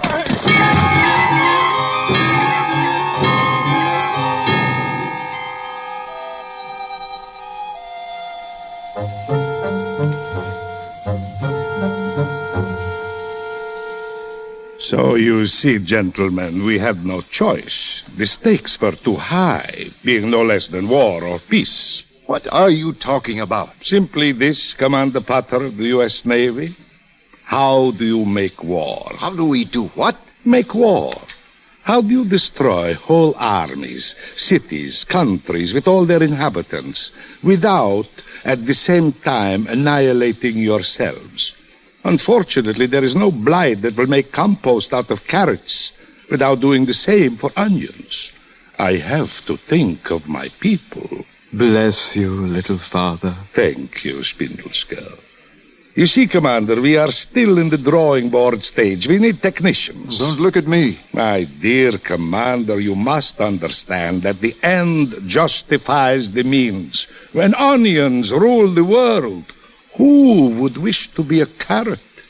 I offer you an important place in history. The only place I want to be is next to a girl with a carrot top who smells like a garden after rain. Now, let us not grow emotional. But perhaps you are closer to her than you think. Will you teach us to make war, Commander? You see, I am giving you another chance. Opportunity rarely knocks so often. I will not. Very well. Perhaps we will find a way to make you change your mind. There is a little experiment I am planning with a pot of boiling water. How would you like to see your, shall we say, girlfriend floating about with only a marrow bone for company? A quite excellent soup, petite marmite, I believe it is called. You're bluffing. Am I? We shall see. Spindle. Yes, little father. Take these gentlemen to the solarium and entertain them. Show them the vampire marigolds and the lizard-eating oleander, and they might be amused to watch the muerte vine digest its daily mouse. I warn you, Odor, the United States Navy will not take this lying down. Nor will CBS. This way, animals. Send in the other prisoner. Well, come in, young lady. Don't be bashful. I won't eat you. What do you want with me? Why did you bring me here? I suppose you wouldn't care to tell me the whereabouts of the Carrot Eighth Army. No? Oh, you, so stupid, so impulsive, so desirable, but so uncooperative. By the way, your friend Commander Potter is here. He, too, has proven uncooperative. We may have to press him a little. He wouldn't dare. He is being shown the muerte vines at this very moment. Not the meat eaters. Why not? The commander is meat, I believe. Oh, no, not that. Of course, I could be persuaded to change my mind. Oh, you have such lovely skin, my dear. So moist and tender. Please. You smell good, too, like a salad. Fragrant but delicate. What freshness, what youth. I adore you. I loathe you. You do not realize your situation. One word from me, you are in the soup. I would 1,000 times... Or what is perhaps more to the point, your friend Mr. Potter is left alone with the vampire marigolds. Oh, no. Oh, that fetches you. You really care for him, don't you? More than life. All the better. It's much more exciting to make love to a woman already in love. It adds a kind of seasoning, as it were. You nettle. You noisome weed. Splendid. So sweet and so hot, almost like a Spanish onion. Is this the way you make war? On women and children? War? Who is making war? I'm making love. You are odious to me. Very well, we will try Mr. Potter in the Muerte wines. Oh, no, I can't stand it. You give up? You give in? Will he have a safe conduct back to my father? Yes. Will there be one for me? Later. Write it out. But of course. For Mr. Potter, a pass. Also for Mr. Caudle. And now for Miss Alice. Yes, little father. Spindle, you will let the spaceman go, and you will see that this lady is returned to her own people. Later. It shall be done, little father. Now, divine creature, at last you are mine. No, stand back. Silly girl, drop that paper knife and receive the kiss of the little father. No. It is thus a carrot kisses. Alice! Oh, Potter, thank heavens you're safe. You're crying. It's nothing. It's only onion juice. Here are your passes. Go quickly, both of you. And you? I must wait for a little while. If I go with you now, they'll be suspicious. No. If we have to die, then we'll die together. Oh, no, my dear Potter. That wouldn't help my country, or this little world, or even me. I've become very sensible, Potter, very realistic. Don't you see, it doesn't matter about me. But you, Potter, you're the hope of the future. Look, I'll try to catch up to you at the frontier. If I don't come, be kind to Carrot, Potter, for my sake. Go now, and God bless you. Come on, Potter, we're on the air in an hour. Hurry, they're coming back. I'm staying with you. No, my dearest Potter, go. Go, the world needs you. The universe needs you. Come on, Potter. Farewell, then, my dearest Alice.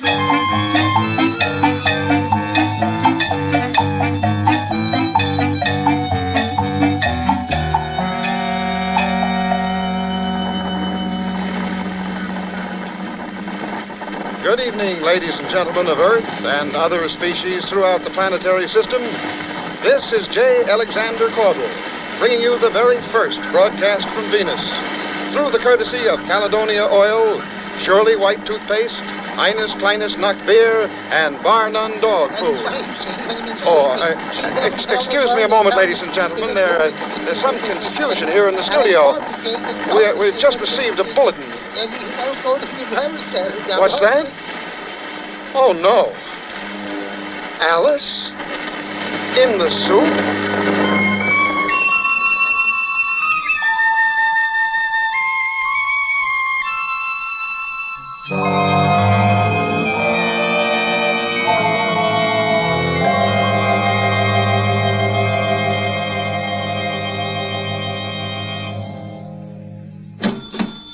Let's see. And I'll need a pound of peas. And a cauliflower. You must be very happy to have your husband back again, Mrs. Potter. And all those write-ups in the papers, my goodness. Did he really get to Venus like they said? I missed the broadcast. Yes, he did. A bottle of ketchup. You know, he looks a little thin in his pictures. I guess maybe they didn't have much to eat up there. I guess not. What was it like? Did he tell you? He hasn't said much. 4 dozen onions. 4 dozen? That's right. He eats them all the time. Raw. Raw? They say onions are good for colds. I know. There's lots of things like that, like carrots make your hair curly. Oh, he won't touch carrots. He won't? Not even cooked? Not even cooked. I served a petite marmite the other night, and he got up and left the table. No. Now, isn't that something? 1 sack of peat moss. What's that for? He He says he's got blossoms in his hair. That'll be 3:47, Mrs. Potter. I'll have someone take them out to the car for you. Thank you. Goodbye now. Blossoms in his hair? In February?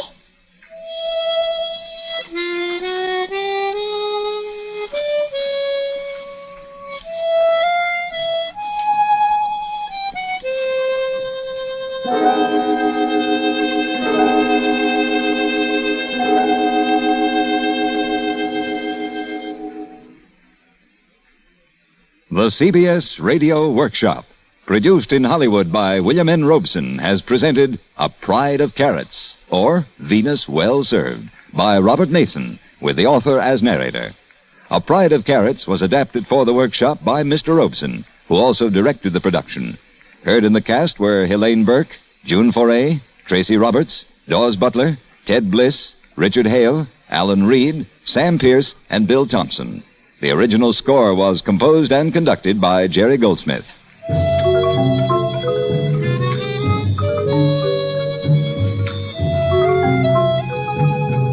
Next week, from New York, the workshop will examine that so often discussed and little understood subject, the Oedipus complex, with illustrations from Sophocles, who first dramatized it, to Eugene O'Neill, who is by no means the last to probe its dramatic depths.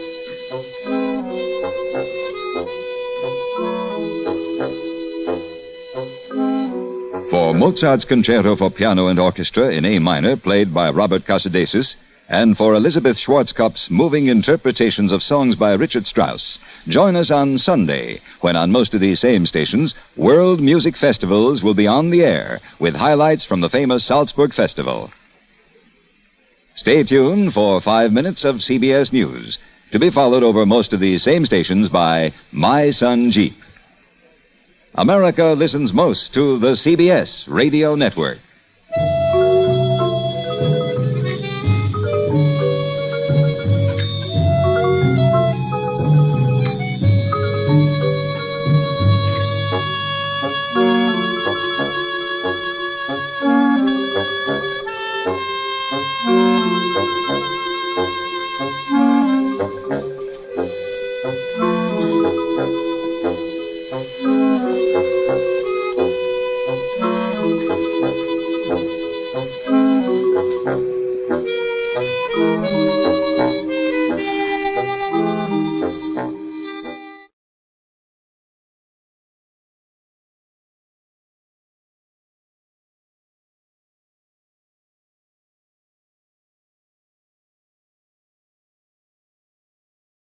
Ladies and gentlemen, the distinguished author, Mr. Aldous Huxley.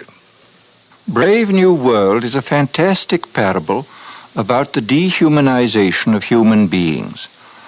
In the negative utopia described in my story, man has been subordinated to his own inventions. Science, technology, social organization, these things have ceased to serve man. They have become his masters. A quarter of a century has passed since the book was published. In that time, our world has taken so many steps in the wrong direction that if I were writing today, I would date my story not 600 years in the future, but at the most 200. The price of liberty and even of common humanity is eternal vigilance.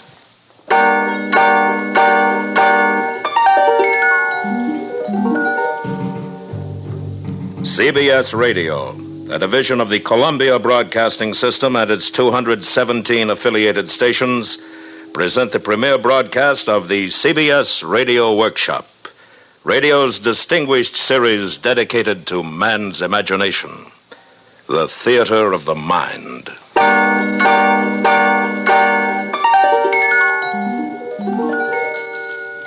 Tonight, Part 1 of 2 half-hour programs devoted to one of the world's most shocking and famous novels, Aldous Huxley's terrifying forecast of the future, Brave New World.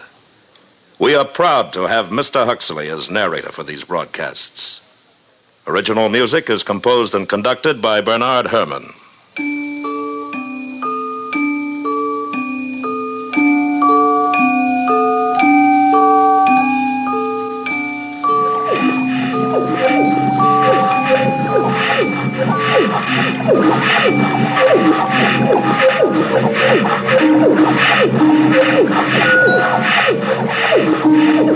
This is Aldous Huxley, and these are the sounds of the brave new world, of test tube and decanter, of hissing injectors and gurgling blood substitute. The year is AF 632, 632 years after Ford. We are inside the London Hatchery and Conditioning Centre, and this is the fertilizing room, an enormous laboratory where the temperature is never allowed to fall below 98.6. And here comes the Director of Hatcheries and Conditioning in person, bringing with him a group of young students. Tomorrow you'll be settling down to serious work. Today I just want to give you a general idea of things. These are the incubators, and here is the week's supply of ova, kept at blood heat. Come along, boys.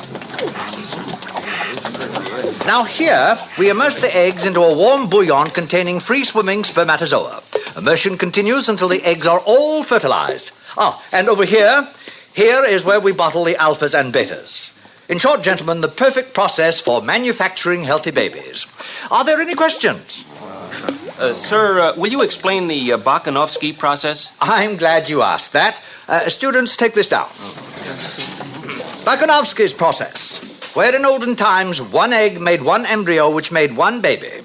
Today we've improved on all that. Now the egg will divide from 8 to 96 buds, and every bud will grow into a perfectly formed embryo, and every embryo into a mature baby, making 96 human beings grow where only one grew before. Progress.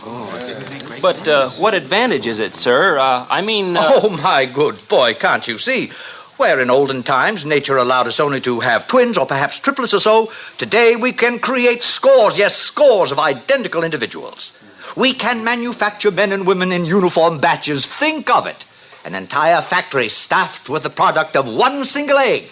96 identical individuals working 96 identical machines. At last, society really knows where it stands. Remember, it was our Ford who gave us the concept of the assembly line when he was on Earth many centuries ago. Our Ford. And now, boys, we will go up to the bottling room where we shall see how we create each class of society, alphas, betas, deltas, etc. Come with me. Well, Lenina. Oh, Director. Oh, charming. What are you injecting into our embryos today, my dear? Typhoid antitoxins? Yes, sir. Are you busy this afternoon? Oh, not after 5, sir. Good. Suppose we get together then on the roof. That would be fine. I've admired you for some time, Lenina. I'm looking forward to a closer acquaintance. Thank you, sir. And now, boys, we're off to the bottling room.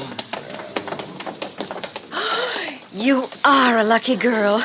The Director of Hatcheries and Conditioning. Oh, hello, Fanny. Oh, you can trust the director to be the perfect gentleman. I saw him pat you. He wants me. You see? That shows what he stands for. The strictest conventionality. And it's about time you started belonging to someone else, my dear. But I like Henry Foster. We've only been with each other 4 months. 4 months?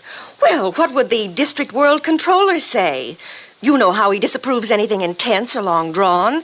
And it isn't as though there were anything painful or disagreeable about being with 1 or 2 other men besides Henry. After all, everyone belongs to everyone else. You're quite right, Fanny, as usual. Good girl. Fanny, do you know Bernard Marx? Bernard Marx? Why not? Bernard's an Alpha Plus. Besides, he asked me to go to New Mexico, to the Savage Reservation with him. But his reputation... They say he doesn't like obstacle golf. Oh, they say. And that he spends most of his time by himself alone. They say somebody made a mistake when he was still in the bottle. Thought he was a gamma and put alcohol into his blood substitute. That's why he's so stunted. Oh, what nonsense. Oh, very well, Lenina. It's your life, my dear.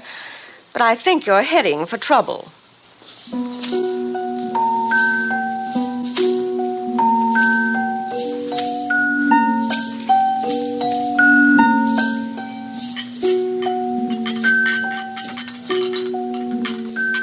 And here we have the bottling room.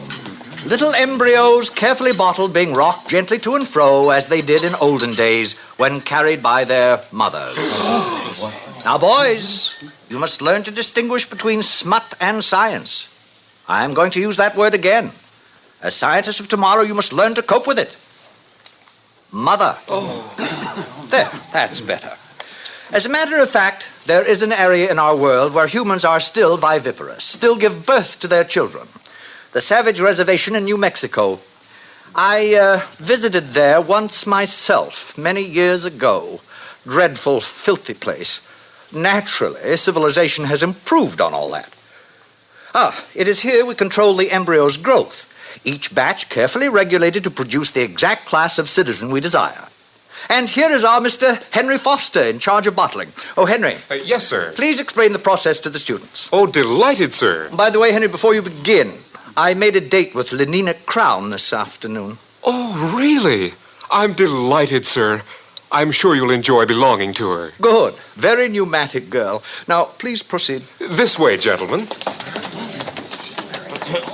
Here, we advance the process.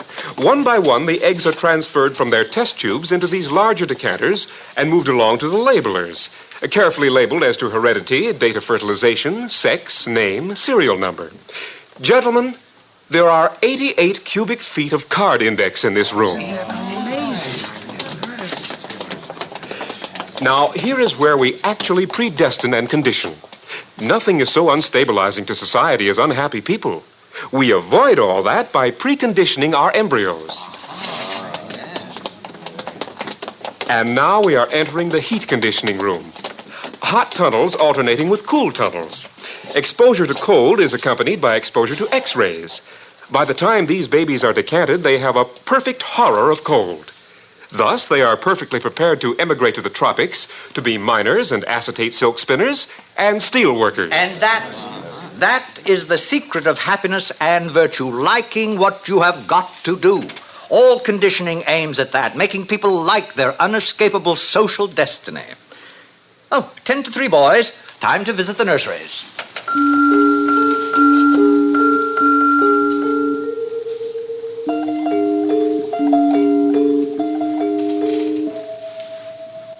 And so the director continued on his tour. Meanwhile, in his rooms high above the city, Bernard Marx nervously paced the floor. I'm taking Lenina Crown in New Mexico with me, Helmholtz, to the Savage Reservation. Well, it's about time. What do you mean by that? I'll be frank, Bernard. There's been a lot of talk about your behavior at the College of Emotional Engineering. Of course, I've been defending you. And I'm supposed to be grateful? Because you're a successful feelies writer? Because you're tall, well-built, have all the girls you want? Oh, Bernard. Now, you know how I feel. I want to write. I mean, seriously, not slogans or feelies. I want to write something important. Uh-huh. Lately, I've been cutting out my committees and my girls.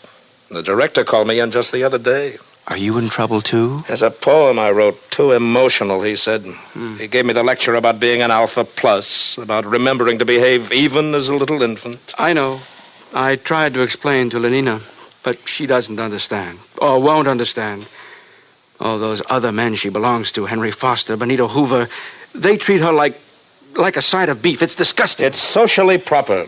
We share and we share alike, remember? But I want her for myself, alone. Bernard, you're my closest friend.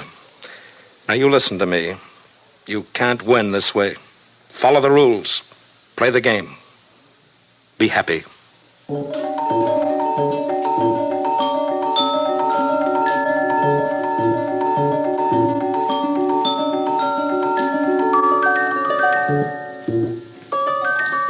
The nursery was on the 5th floor. The sign over the door said, Neo-Pavlovian Conditioning Room. It was a large, bare room, very bright and sunny. Half a dozen nurses, trousered and jacketed in the regulation white viscose linen uniform, were engaged in setting out bowls of roses in a long row across the floor. The nurses stiffened to attention as the director of hatcheries and conditioning came in, followed by his students. Set out the books. In silence, the nurses obeyed his command. Between the rose bowls, the books were duly set out. Now bring in the children. They hurried out of the room and returned in a moment, each pushing a kind of tall, dumb waiter, laden on all its 4 wire-netted shelves with 8-month-old babies, all exactly alike, a Bokanovsky group, and all, since their caste was Delta, dressed in khaki diapers. Put them down on the floor. Now turn them so they can see the flowers and books. Turned, the babies at once fell silent, then began to crawl towards those clusters of sleek colors, those shapes so gay and brilliant. From the ranks of the babies came little squeals of excitement, gurgles and twitterings of pleasure. The swiftest crawlers were already at their goal. Small hands reached out uncertainly, touched, grasped, unpetaling the roses, crumpling the illuminated pages of the books. Watch carefully, students. All right, nurses, pull the lever.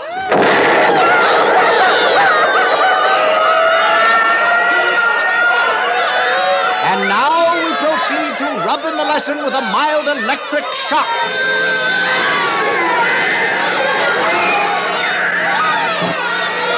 That's enough.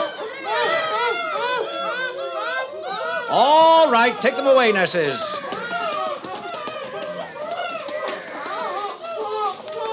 Observe. Henceforth, books and flowers will be associated in their minds with loud, unpleasant noises and electric shock. And after 200 repetitions of the same or a similar lesson, will be wedded forever. What man has joined, nature is powerless to put asunder. They'll be safe from books and botany all their lives. But, sir, since these are lower caste children anyway and will never read, why bother to condition them against flowers? Simple economics. If gammas, deltas, or even epsilons like flowers and nature, soon you'd see them wasting their time visiting the countryside. And of what economic use is that?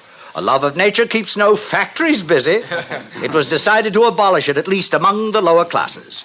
Any further questions? Sir, would you tell us about sleep teaching? I'm glad you asked that. The most ingenious development of all, sleep teaching, is given to all our children as they grow to maturity. A little voice murmurs slogans in their ear all the night long while they sleep. Of course, it's useless for teaching, but as a method for giving post-hypnotic suggestions, it is invaluable. It's what conditions our minds to love our future role in life.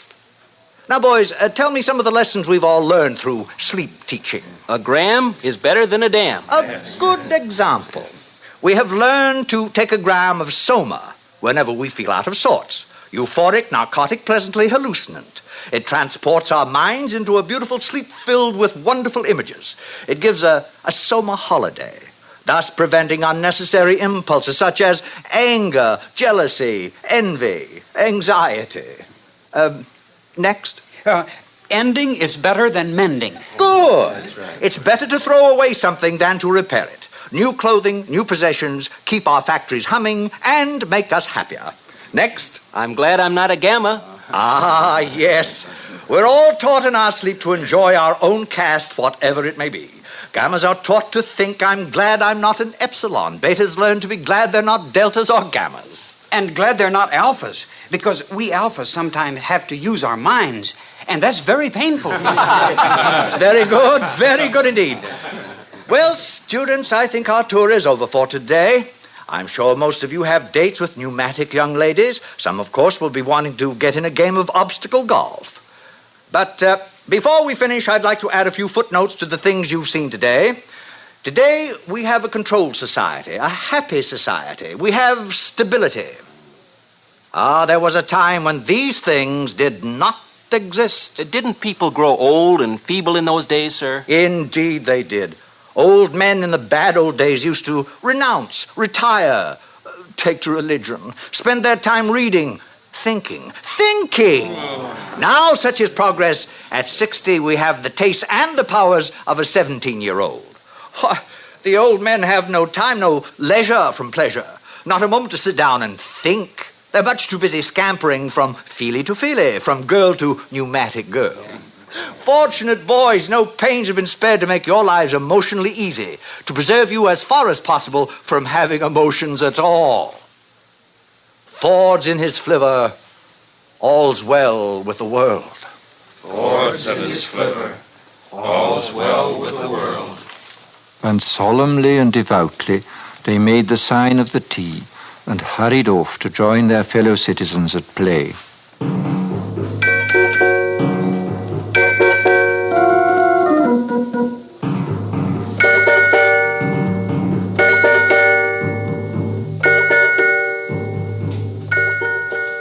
In spite of Fanny's dire warnings, Lenina Crown made a date that evening with the eccentric Mr. Marks, partly to show Fanny her courage and partly because she was curious. When they were safely in their helicopter and climbing above the city, she turned to him. Shall we play escalator squash or go to the Feelies? Escalator squash is a waste of time. But what else is time for? All right, then, let's go to the Feelies. You know, they're showing Love on a bearskin rug, and everyone says it's terribly exciting. You can Lenina, actually please, feel... couldn't we just go for a walk and be alone together? But, Bernard, we'll be alone all night. Well, I meant alone for talking. Talking? Well, what about? Oh, you're beginning to feel nasty, I can tell. Take a soma, Bernard. I'd rather be myself and nasty, not somebody else, however jolly. A gammon 9 saves 9. Oh, for Ford's sake, be quiet. Bernard. Lenina, don't you ever want to be just you? Not enslaved by your own conditioning, to be free? But I am free. I'm free to have the most wonderful time. Everybody's happy nowadays. But wouldn't you like to be free to be happy in your own way and not somebody else's? I simply don't understand you. Bernard, do you really like me? Everyone says I'm awfully pneumatic.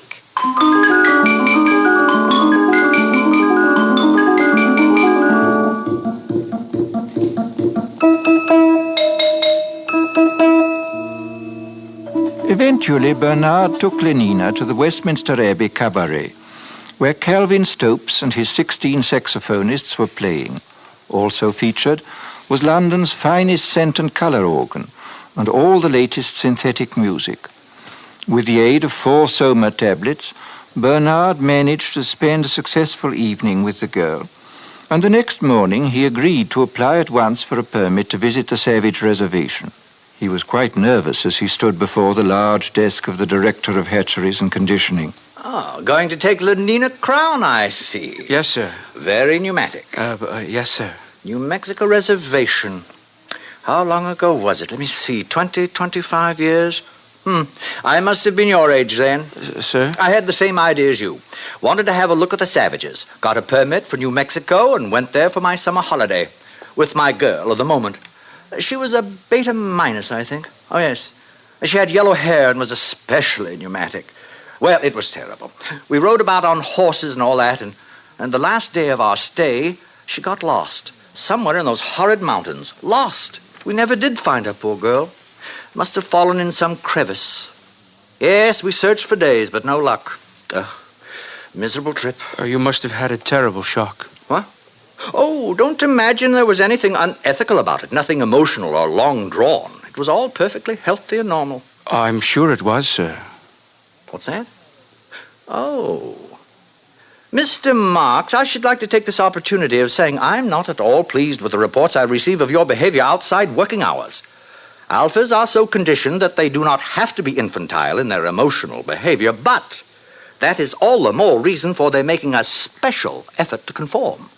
And so, Mr. Marks, I give you fair warning. Yes, sir. If ever I again hear of any lapse from a proper standard of infantile decorum, I shall ask for your transference to a subcenter, preferably to Iceland.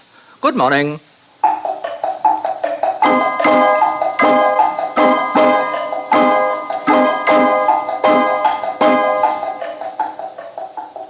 The journey was quite uneventful.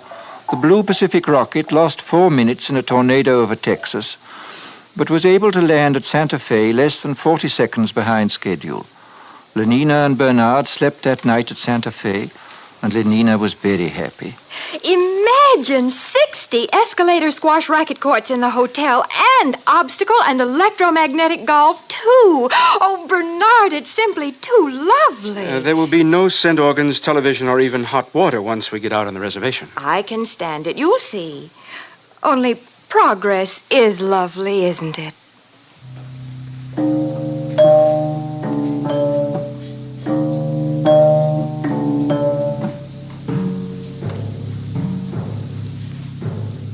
They took a rocket ship into the interior, and from there they traveled on horseback.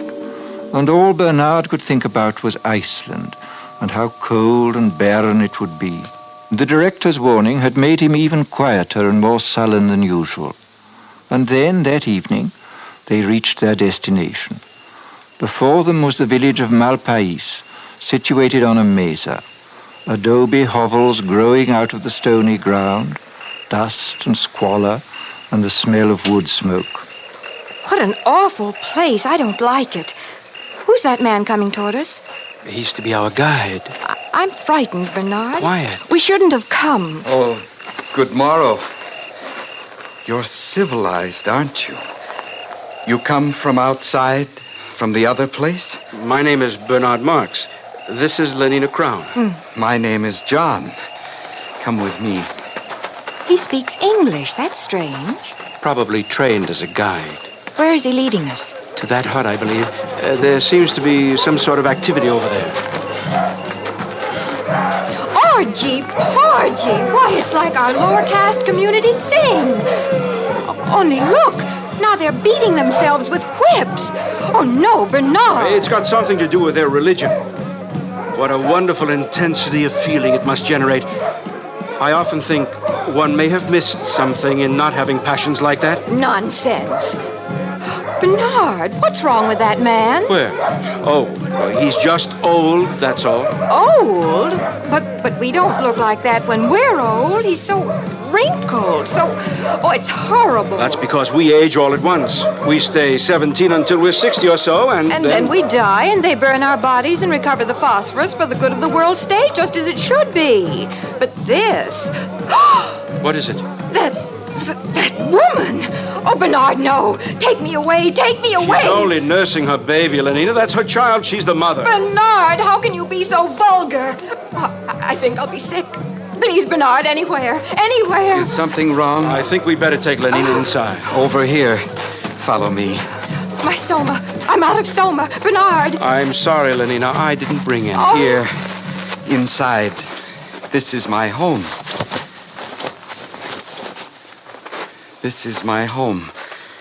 You are welcome to remain here. John? John? Yes, Mother? Mother? These are people from the outside, Mother. They have come to see the reservation. From the other place? You're from the other place. Don't come near me. But don't you see, I'm from there, too. I'm civilized. I don't belong here. It's all a terrible mistake. This is my mother, Linda. Were you born here? No, I tell you, I was decanted like normal people.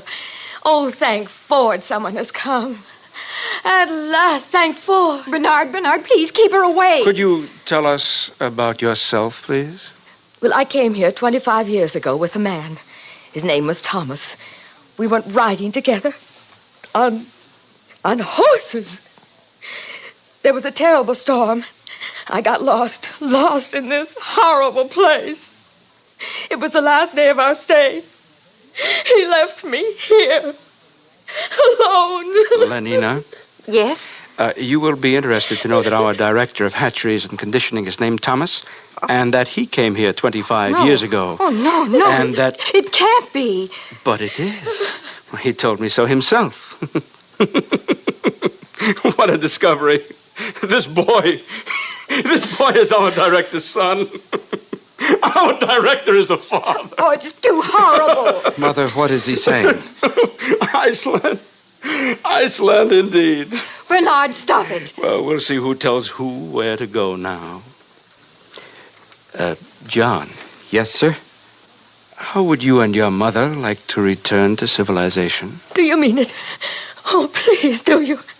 Listen, they're crazy here. I was a beta minus. I always worked in the fertilizing room. I was a good worker. But how can I tell them? They don't understand. They mend things. They don't know what a helicopter is or soma.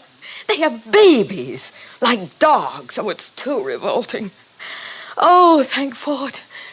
If it hadn't been for my son, for John, what a comfort he has been to me. Your son? How can you? You were beta minus. I know, but he's been a comfort to me just the same.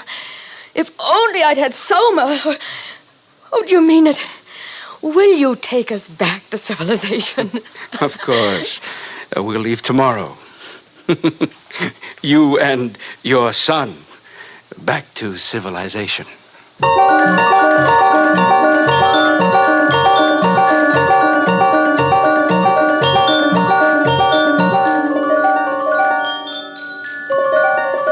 And Bernard was as good as his word. That very night, he and John and his mother and Lenina took the Blue Pacific rocket to London. For Lenina, it was a happy trip, since she had taken 4 somas the minute they got back to the hotel. For John, it was a voyage of discovery. Poor Linda, his mother, could only weep for joy. But for Bernard, it was a moment of triumph. Triumph such as he had never known before.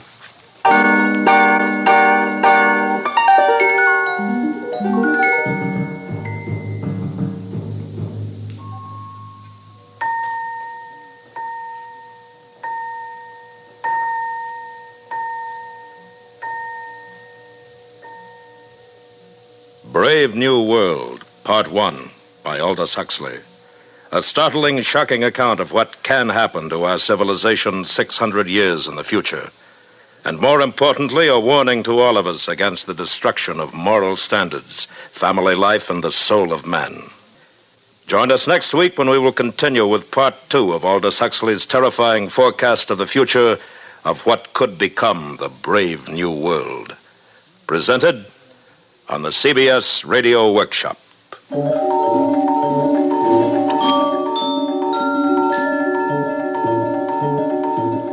The CBS Radio Workshop is produced and directed by William Frug.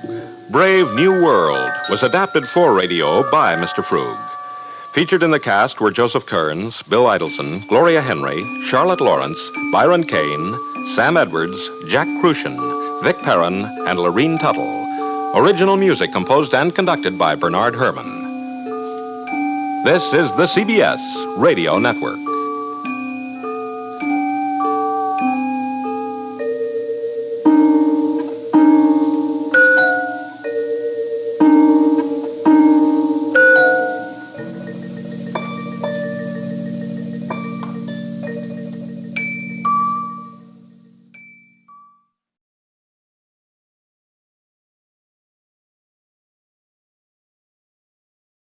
Ladies and gentlemen, the distinguished author, Mr. Aldous Huxley. Brave New World is a study of the future as it may be unless we are extremely careful. It depicts a society in which man has replaced nature by science, morality by drugs, individuality by total conformity. It is a hideous prospect, yet we seem determined to follow this path of self-destruction. But Brave New World need not be our future. The choice, after all, is always in our own hands.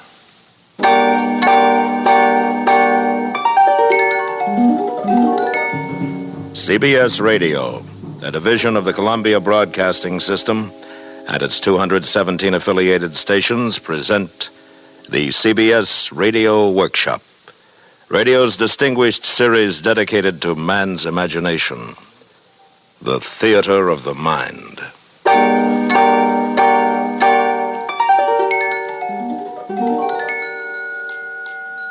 Tonight, Part 2 of 2 half-hour programs devoted to one of the world's most shocking and famous novels, Aldous Huxley's terrifying forecast of the future, Brave New World.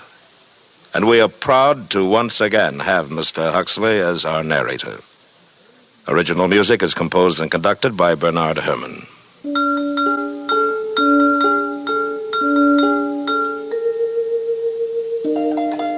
This is Aldous Huxley.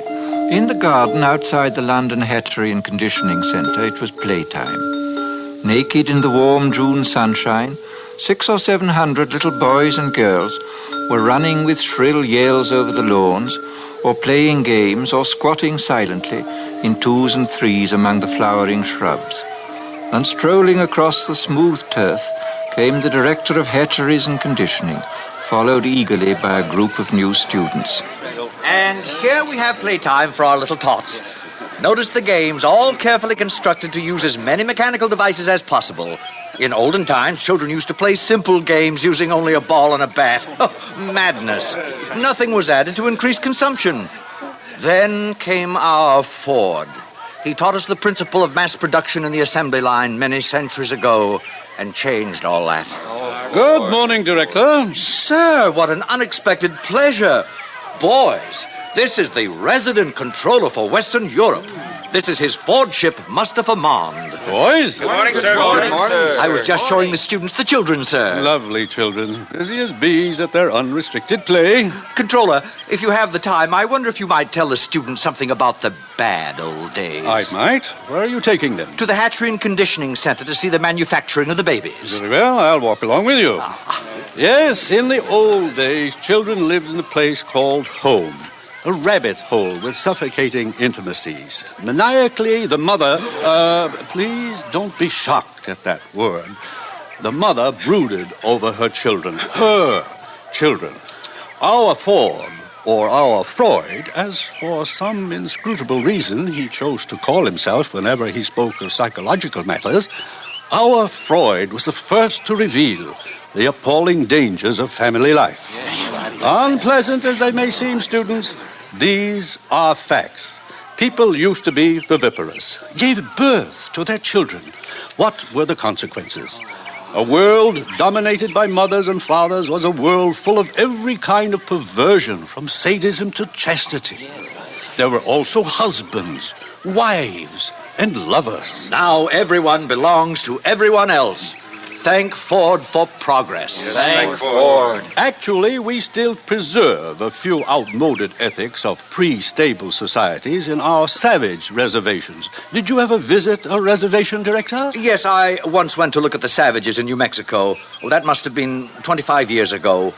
Mother's, father's marriage. Oh, very repulsive. Yes. Well, here we are. I'll say goodbye. Goodbye, Controller, and thank you. Thank you, sir. Thank you, sir. You're welcome. Thank you.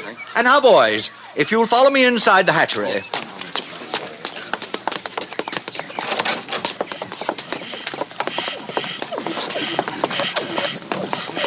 And here we are, a hive of activity. Alpha's superintending, Beta's doing the skilled work, Gamma's in green, busy at routine jobs, and Delta's in khaki, incapable of doing anything except sweeping the floor. Every member of society perfectly content to belong to his predestined caste. Except for a few criminal exceptions, which reminds me, one of those criminal exceptions is meeting us here at 11. An Alpha Plus, no less, Mr. Bernard Marks. What has he done, sir? What has he done? He refuses to participate in mechanical sports. He is lax. Here he comes now. Good morning, Director. Mr. Marks. You and Lenina Crown returned from the Savage Reservation last night, I understand. Yes, sir. We visited some of the places you told me about last week, Director. In fact, we silence. Your attention, please. Everyone step this way. If I have interrupted your labors, it is because a painful duty constrains me. This man who stands before you, this Alpha Plus, the highest level of society, has grossly betrayed the trust imposed in him by his heretical views on sports and Soma, by his scandalous refusal to be promiscuous. He has proved himself an enemy of society, a subverter, ladies and gentlemen, of all order and stability, a conspirator against civilization itself. For this reason, I am ordering his immediate transference to a subcenter of the lowest order. In Iceland, he will have small opportunity to lead others astray by his unfordly example. Bernard Marks, can you show any reason why I should not now execute the judgment passed upon you? Yes, I can. What did you say? You told me you visited the Savage Reservation 25 years ago, Director, with a young Beta Minus, I believe. You told me she was lost during a storm and that you returned without her. I thought perhaps you'd like to see her again. Linda? Thomas! Thomas! Oh, Thomas, it's me. Don't you remember? You're Linda. Oh, I knew I'd recognize you, Thomas. You look just the same. No one ages here. Thomas, look at me. I'm Linda. Remember? hug me, hold me. What is the meaning of this? Who is this hag? Thomas. Oh, Thomas, it's Linda. Linda, your beta minus. John, look, it's him. It's your father. Father. What's the meaning of this disgusting joke? Who is this savage and this dreadful woman? Take them away. It isn't a joke. It's absolutely true. I'm his mother, and you're the father. Father, it's me, John. I'm your son. And now who is guilty of antisocial behavior, Director? No.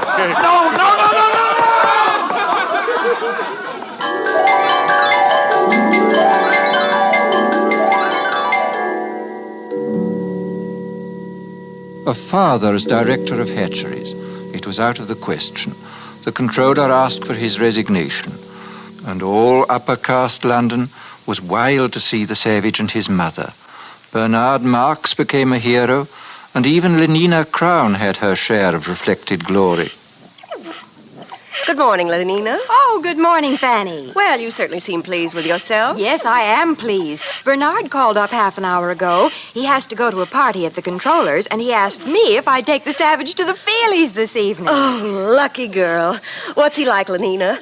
I've heard he's terribly good-looking. Oh, he is, but so very odd. In what way? Well, the day Bernard and I left the reservation, the savage came into my room. I'd taken a soma, so I didn't notice him until suddenly I awakened, and there he was bending over me. What happened? Well, naturally, I assumed something was going to happen, but instead of that, he just ran out of the room. Well, how odd.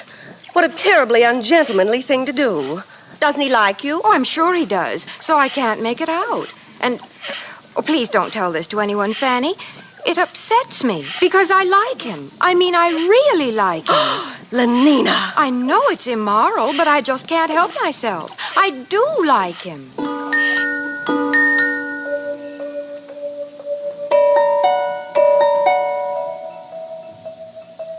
The days passed. Success went fizzily to Bernard's head.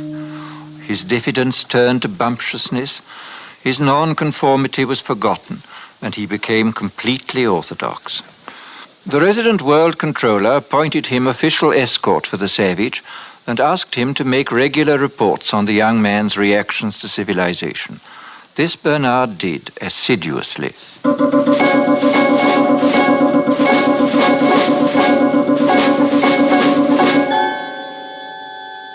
Today I sent the savage to the Feelies with Lenina Crown.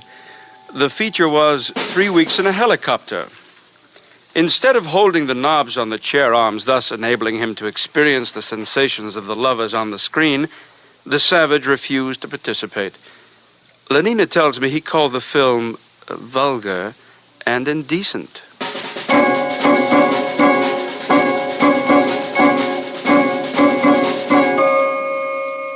The savage refuses to take soma and seems most distressed because the woman, Linda, his M-O-T-H-E-R, remains permanently on summer holiday.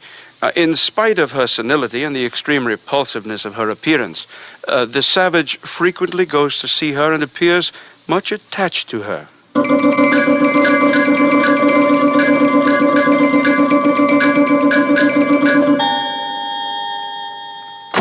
What do you mean you refuse to come down to dinner? Bernard, I'm sick. I've eaten civilization and I'm sick. Do you realize that I've invited the most important people in London tonight? The Ford Chief Justice is here. The arch community songster of Canterbury has flown in just to meet you. You've changed, Bernard. You used to feel the way I do about things. I talked to Helmholtz Watson. He says you've changed, too. I haven't. Listen, if you don't come downstairs for my dinner party, I'll be the laughingstock of London. I'll come. Just let me read this to you first. One day, many years ago, I found this book in my mother's room. One of the Indians had found it in a cave. It must be hundreds of years old. It's called The Complete Works of William Shakespeare. Oh, I've heard of him. We don't allow it. Smut. But he says all the things I feel about Lenina. Listen to this. Is there no pity sitting in the clouds that sees into the bottom of my grief? O sweet my mother, cast me not away. Delay this marriage for a month, a week. Marriage? Oh, Ford, no. Bernard. Oh, marriage, that's too good, really. Bernard, stop it. And mother. Oh, sweet my mother. Oh, he's positively vulgar. You stop Wait it. till I tell Helmholtz about this. Stop it, or I'll hit you. Oh, come, now, where's your sense of humor? Bernard. Can't you see how funny it is? Get out. I said leave me alone. I'm leaving, John. I'm leaving. How beauteous mankind is. Oh, brave new world that has such people in it.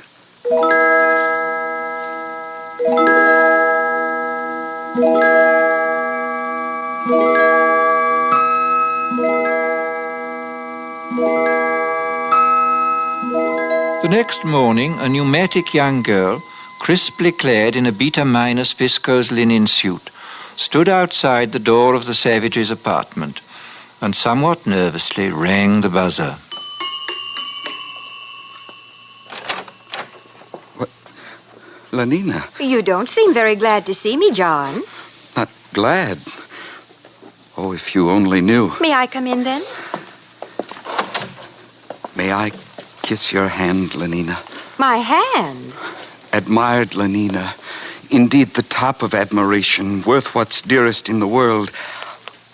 I wanted to do something first to show I was worthy of you. What are you talking about? Lenina, tell me something. I'll do anything you tell me, anything at all. I'd sweep the floor if you wanted. But we've got vacuum cleaners here. It isn't necessary. No, of course it isn't necessary.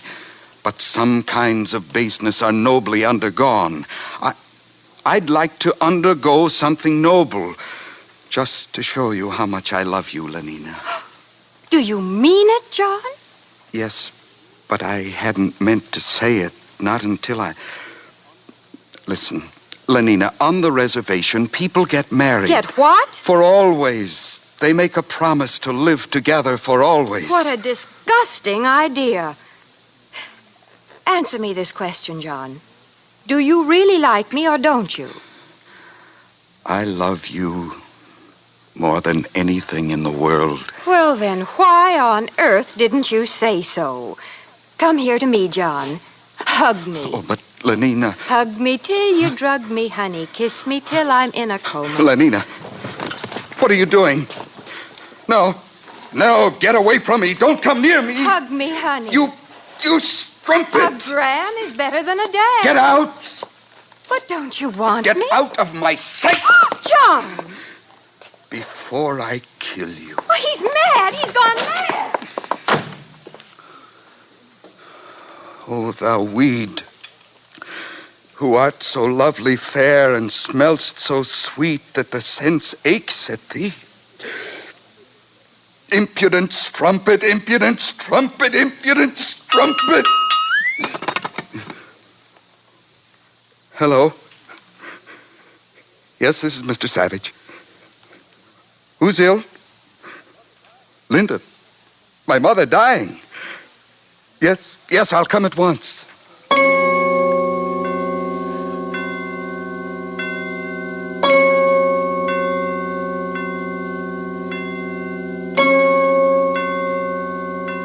Welcome to the Park Lane Hospital for the Dying.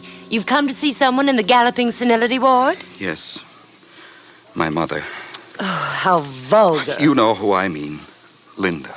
Oh, yes. Room 43, bed 16. She'll be dying any minute now. This way, please. Is there any hope? Well, of course not. Or else she wouldn't have been sent here. Through these doors.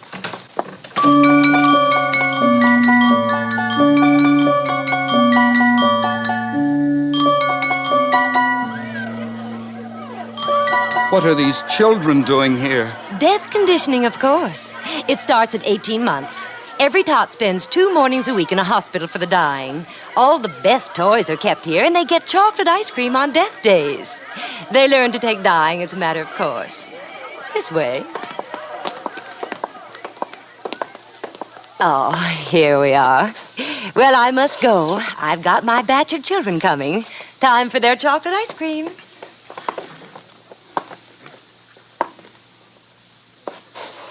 Linda? Linda, it's John. Your eyes are open, but you don't know me, do you? It's John, your son. Linda? Linda, don't you know me?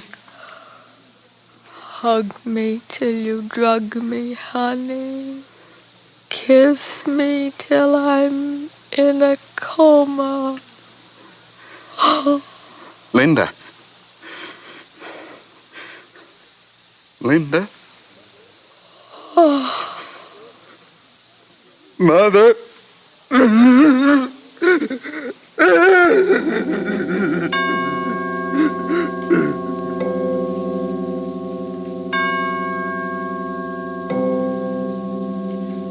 The menial staff of the Park Lane Hospital for the Dying consisted of 162 deltas, 84 red-headed female twins, and 78 identical mongoloid male twins. At 6, when their working day was over, the two groups assembled in the vestibule of the hospital and were served their daily soma ration.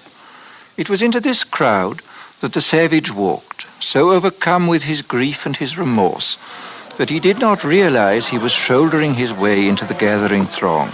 All right, here it is, soma distribution. In good order, please. Oh, hurry up there. Stand in line for your soma. Linda died because of this. Oh, now don't grab. There's enough for everybody. 1 gram for an evening's delight, 2 for a trip to the gorgeous East, and 4 for a weekend in paradise. How beauteous mankind is. How brave new world that has such people in it. Stop! Stop! Ford is a savage. Listen, I beg you, lend me your ears. Don't take that horrible stuff. It's poison. Mr. Savage, please. The people are waiting. You're slaves, all of you. Don't you want to be men? Don't you want freedom? Freedom? Ford Almighty, call the police. From somewhere behind the milling, angry crowd, Bernard Marx saw the savage. He and his friend Helmholtz Watson had been searching for John. Now they hurried forward. Helmholtz, he's mad. They'll lynch him. Oh, Ford, help us. Ford, help those who help themselves, Bernard. Come on. Where are you going? Come back. It's a fight, a real fight. I've been waiting all my life for this. Men at last. I'll make you free whether you want to be or not. Give me those soma boxes. Sir, Mr. Savage, no. Stop it. Helmholtz, join me. Yes. Throw the poison pills away. By all means, throw them away. Stop it. Freedom! Be men and be free! Over here, officers, this way. Give them the Throw them silver away. spray. Freedom! Stand up as men. Win your freedom. Soma spray. Win John. your John. freedom. Take them to the resident controller's office. All right. All right, it's all over. We're all happy now. We're so happy we all love each other, don't we? Oh, yes, we all love each other. Line up for your soma. Yes.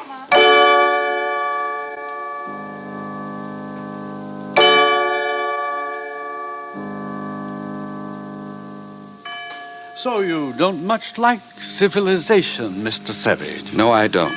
John, you're talking to the resident controller. We don't need your comments, Mr. Marx. I think civilization is horrible. And yet people are happy. They get what they want, and they never want what they can't get. They're well off, they're safe, they're never ill, they're not afraid of death, they're blissfully ignorant of passion and old age, they're plagued with no mother or father, they've got no wives or children to feel strongly about. They're so conditioned that they practically can't help behaving as they ought to behave. And you ask them to chuck this all away for liberty? My good boy. All the same, it seems quite horrible to me. Of course it does. Actual happiness always looks pretty squalid in comparison with the overcompensations for misery. And being contented has none of the glamour of a good fight against misfortune. Happiness is never grand. They call this happiness. Working at an embryo assembly line, manufacturing babies. Science, my boy. Besides, they like it. Well, Mr. Marks, the time has come. You are being sent to an island. To an island? Oh, please, sir. Don't send me to Iceland. I promise I'll do what I should. I'll conform to the rules. One would think he was going to have his throat cut, whereas if he had the smallest sense, he'd understand his punishment is really a reward. He'll be sent to an island where he'll meet the most interesting set of men and women in the world. All the people who weren't satisfied with orthodoxy. Everyone, in a word, who's anyone. Then why didn't you go to an island yourself? Because, finally, I preferred this. Sometimes I regret it. Happiness is a hard master, particularly other people's happiness. Well, gentlemen, there are many islands available. Which climate do you choose, Mr. Watson? Well, I should like a thoroughly bad climate. I think I'd write better if I had to contend with difficulties. How about the Falkland Islands? That would be fine. Good. You may leave now. You too, Mr. Marks. Goodbye, Helmholtz. Goodbye, Bernard. Goodbye, John. Goodbye, John. One more question. Of course. Where is God in this scheme of yours? It's a subject that has always had a great interest for me. You've never read this, of course, the Holy Bible, New and Old Testaments. I've got quite a few revolting old books like that here. But if you know about God, why don't you tell the people? Well, this book is old. It's about God hundreds of years ago, not God now. But God doesn't change. Men do, though. No, my friend. Call it the fault of civilization. God isn't compatible with machinery and scientific medicine and universal happiness. But when you're alone, it's natural to believe in God. When you're quite alone in the night, thinking about death. But people are never alone now. We make them hate solitude, and we arrange their lives so that it's almost impossible for them ever to have it. No solitude, no God. Is that why there's no self-denial here? No God, no reason for it? Of course. Industry and prosperity are only possible when there is no self-denial. If there were, the wheels would stop turning. But God's the reason for everything noble and fine and heroic. My dear young friend, civilization has absolutely no need for nobility or heroism. You're conditioned so that you can't help doing what you ought to do. And what you ought to do is, on the whole, so pleasant. So many of the natural impulses are allowed free play that there really aren't any temptations to resist. Anybody can be virtuous now. No temptations, no inconveniences. But I like the inconveniences. We don't. We prefer to do things comfortably. But I don't want comfort. I want God. I want poetry. I want real danger. I want freedom. I want goodness. I want sin. In fact, you're claiming the right to be unhappy. All right. I'm claiming the right to be unhappy. Not to mention the right to grow old and ugly and impotent. The right to have cancer, the right to have too little to eat, the right to live in constant apprehension of what may happen tomorrow, the right to be tortured by unspeakable pains of every kind. I claim them all. You're welcome.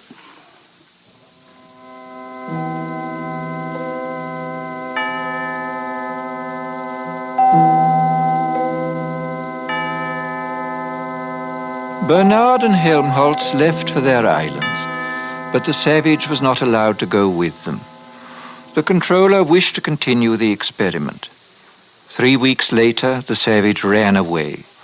After some days of wandering, he took refuge in an abandoned lighthouse. But his desire for solitude was not to be fulfilled. His hiding place was discovered. There were articles in the papers. Sightseers came by the thousands. One Sunday, Lenina Crown came for a picnic with 3 of her latest boyfriends. The day after her visit, 2 young reporters came to call, hoping for an exclusive interview. The door of the lighthouse was ajar. They pushed it open and walked into a shuttered twilight. Through an archway on the further side of the room, they could see the bottom of the staircase that led up to the higher floors. Just under the crown of the arch dangled a pair of feet. They called. No one answered. They saw him. At last the savage had found solitude. He was alone, quite alone.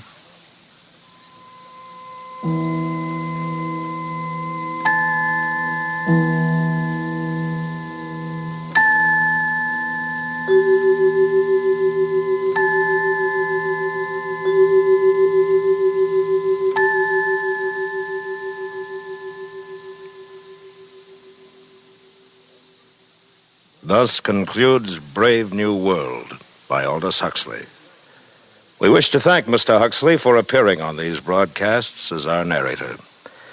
And we would also like to thank you, our listeners, for your enthusiastic response to this new series. This is William Conrad inviting you to join us again next week when we present George Stewart's dramatic account of one of nature's most terrifying phenomena, storm. The following week, listen as Dr. Frank C. Baxter interviews William Shakespeare. Presented on the CBS Radio Workshop.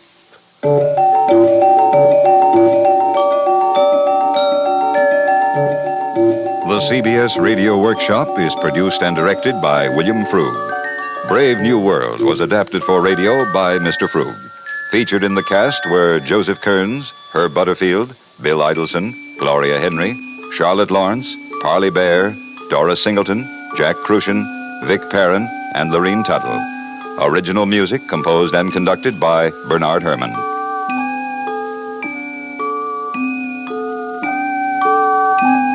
America listens most to the CBS Radio Network.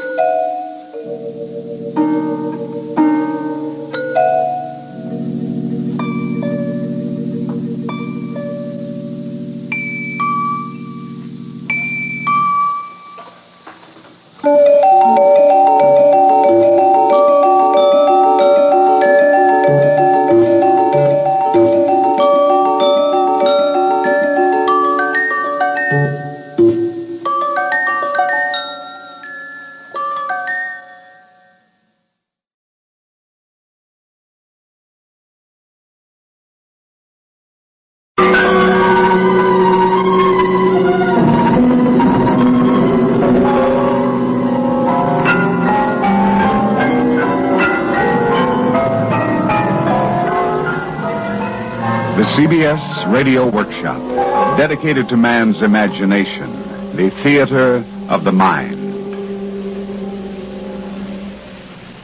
Today, The Space Merchants, Frederick Pohl's and C.M. Kornbluth's modern classic about the future when the wizards of high-pressure salesmanship take over. It's the story of Mitchell Courtney, a copysmith, star class with Fowler Shock & Associates, the biggest and greatest advertising firm of the future, and a tale of a rocket ride to Venus.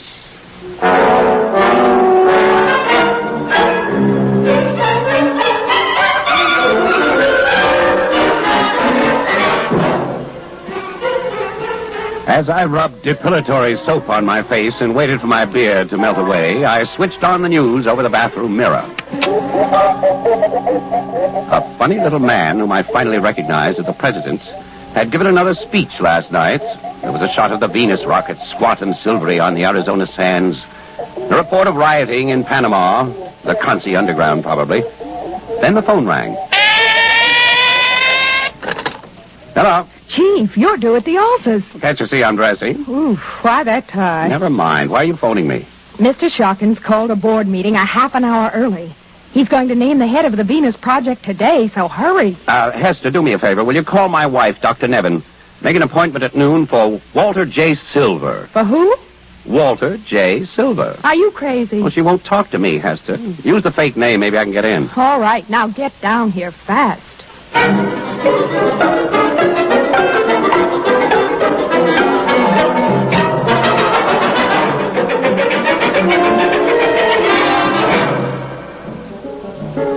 Down on Fifth Avenue, there wasn't a pedicab in sight. For a moment, I thought I had a Cadillac with 2 men pedaling it, but somebody else got it. I did the best I could. I hopped aboard the rolling northbound sidewalk and found myself hemmed in by a milling, perspiring group of consumers. I got off at Shockin' Towers and rode the express elevator to our offices on the 182nd floor.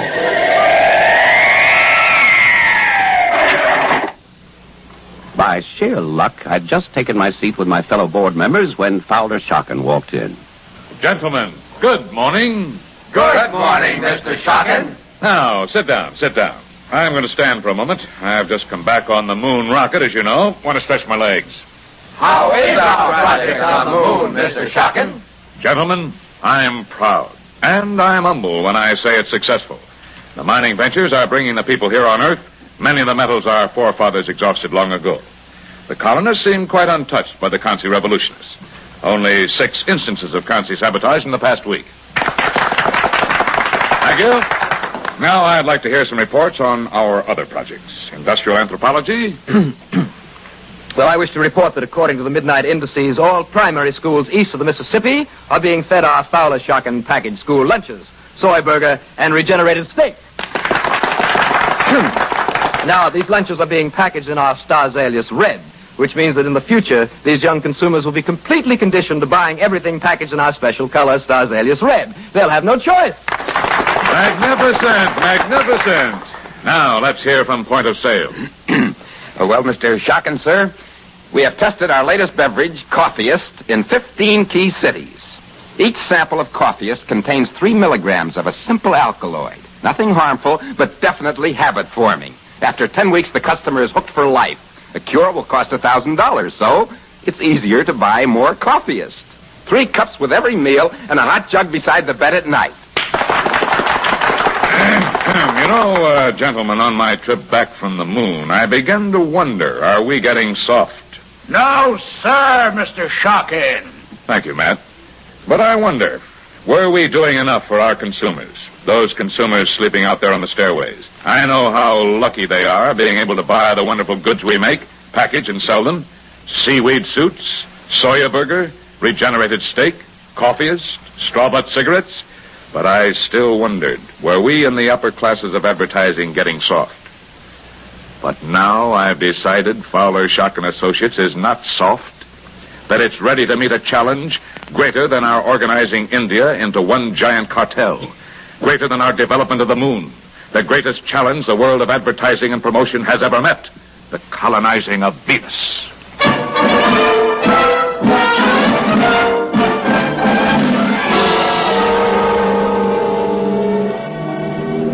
Shockin's sense of the dramatic was never better. A touch of a button on the conference table before him, the lights were dimmed. Another touch of a button, and one wall of the room became a giant projection screen. We are looking at it again.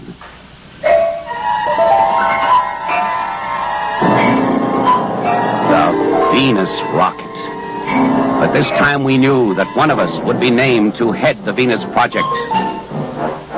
There she stands, gentlemen, the Venus rocket, a 1,000-foot monster, surrounded now by steel scaffolding and aglow with welding torches. And here's how you'll see her 6 months from now, just before the takeoff.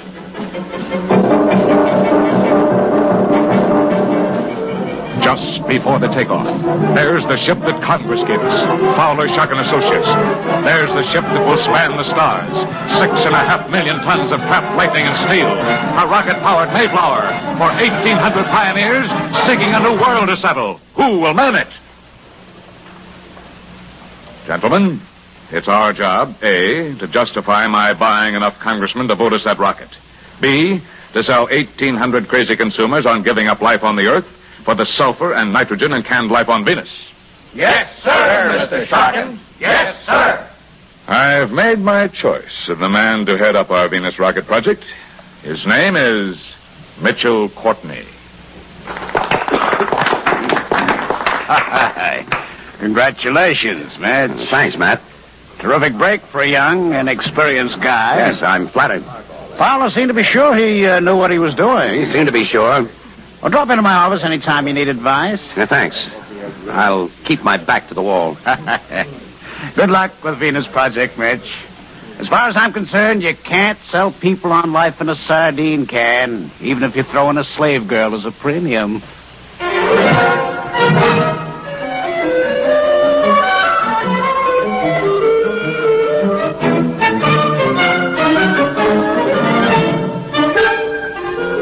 This way, Mr. Silver. Dr. Nevins will see you now.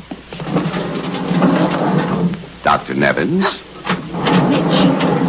Mitch, how did you get in? Now, here's another name. I had to see you, Kathy. After all, you're my wife. I am not your wife. My certificate's on file. Mine isn't. It never will be. As soon as this year is up, we're through. Wait. I've got some news. Well, what is it? I've been put in charge of the Venus Project at the agency. Congratulations. Oh, Kathy, I love you. I'm not above using this promotion as an excuse to celebrate. Won't you go out on the town with me tonight? No. Well, I promise not to make a scene. You're the only one I want to celebrate with. All right, Mitch. My apartment at 7. And now let me take care of the sick people.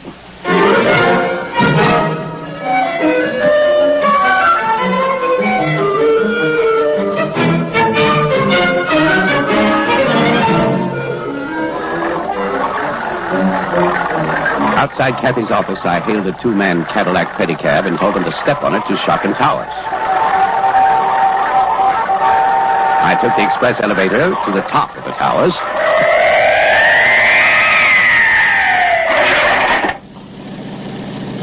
I ran across the heliport to Shockin's private helicopter. I had a very important date out of New York's newest airport, at Montauk. I was due to meet the Earth's #1 celebrity, Jack O'Shea, the first and only man who would ever set a rocket down on Venus and returned. As I landed, his jet was just coming in. And as I jumped to the ground, his jet moved up the runway toward me, and the place was crawling with women. I'd forgotten what a swath Jack had cut with the women on his cross-country lecture tours. In fact, I'd almost forgotten until his Pinkerton cards cleared away through the vast crowds. I'd almost forgotten that Jack was a midget. Welcome to New York, Jack. Hello, Mitch. I hear you're #1 boy now. Well, I still work for Fowler Shockin', Jack, but the Venus Rocket Project is mine. You're a fool to take it. Oh, you're joking. Am I? All right, fellas. Mr. Courtney's from Fowler's Shockin'. You can check off now. Yes, sir, Mr. O'Shea. Crummy guards. I never get a free moment. Well, that's the penalty for being a celebrity. This way, Jack. Our helicopter's over here. Hey, look out, Mitch. That cargo ship. Darn fool pilots. Run, Mitch. Run!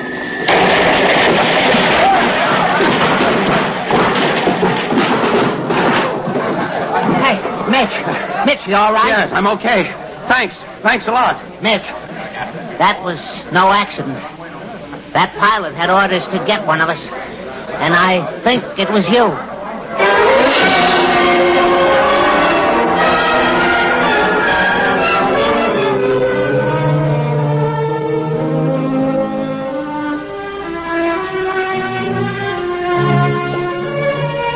I had to start pumping Jack O'Shea about Venus. Shockin' was paying him a fat retaining fee as a consultant. Jack didn't seem to want to talk, however. I showed him projections, maps, drawings, charts. But he barely said a word worth recording on tape. Suddenly an idea hit me. I made a phone call.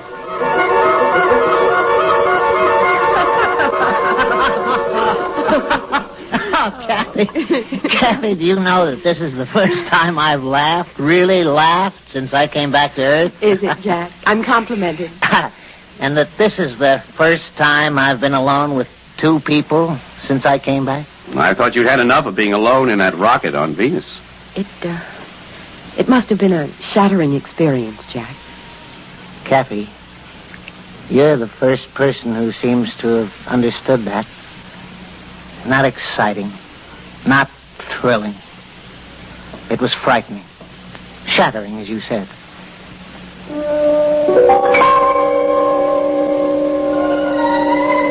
It wasn't at all like what I've told the women's clubs, the reporters. That's been a pack of lies. The atmosphere, for instance, it's really formaldehyde. Embalming fluid. Who'd understand that, except the dead? And the heat, who'd understand that? Who's lived in heat above the boiling point of water? If there was any water on Venus, which there isn't.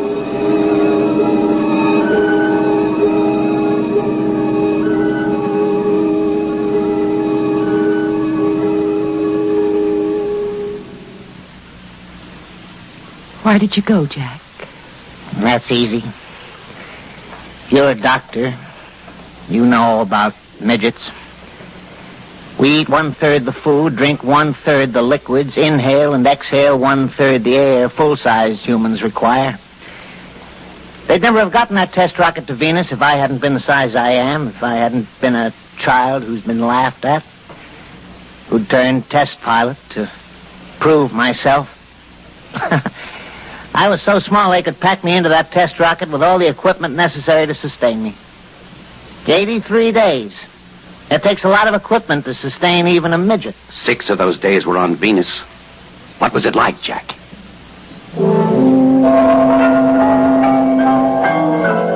I think the closest thing on Earth is the painted desert. The wind blows hard. It tears rocks apart. Soft rocks disappear and make dust storms. The light is funny. Nobody ever saw a light like that on Earth. Orangey, brownish light. Very, very bright, but threatening. And there's no water on Venus. No vegetation. No living thing.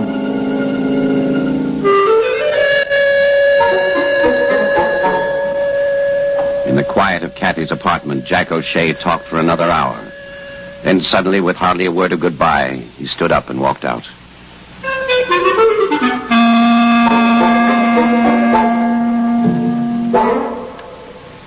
Thanks, Kathy. Thanks for changing plans and letting me bring him. Don't mention it, Mitch. Do you think you got it all on your little tape recorder? You knew I had one in my pocket. I was sure you would have. And I hope you play it back to yourself over and over and over. Kathy. Yes, over and over and over. Until even you were convinced how hopeless your Venus project is. Hopeless? Oh, our science boys have answers to all those objections.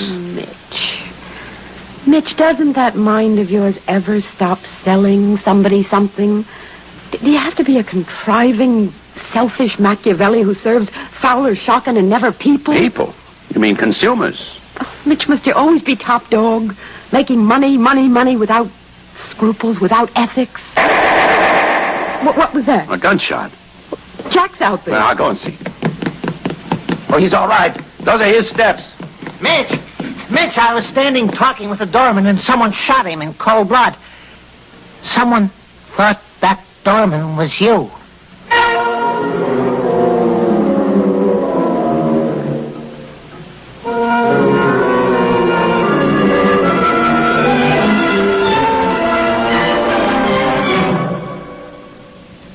Well, Mitch, trouble with the Venus project already? Personal trouble, Mr. Sharkin.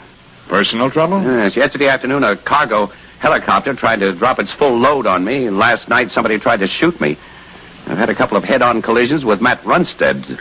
Are you accusing a Shockin man? That's treason. Killing an agency employee is an offense against the United States government. Any idea who's behind this? No. Well, it might be the Consies, of course. Well, conservationists hate us. They try to sabotage everything we want to do, but they're crazy, mixed up, unorganized. They want to go back to the old days when we had natural wood, natural water, all that sort of claptrap. Forget them. Well, it could be another advertising agency. It could be. But look, Mitch, I made you copysmith, star class, because I thought you could live up to your responsibilities. Now, you're young, but you have power. 5 words from you, and a few consumers will find their lives completely changed. That's power. Absolute power. So you must remember, power has its compensation and its hazards. That's all.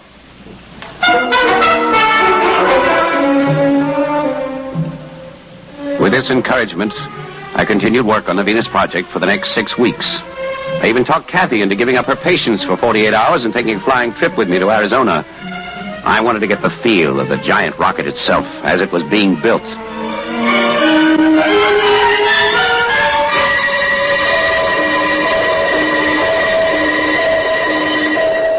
Your credentials, please. Army Intelligence, check. Navy Intelligence, check. Air Force Intelligence, check. FBI, check. AEC, check. CIA, check. 4A's, check. I hope you two are all right. This way, please. Kathy and I followed the security officer into the vast steel shell of the Venus rocket.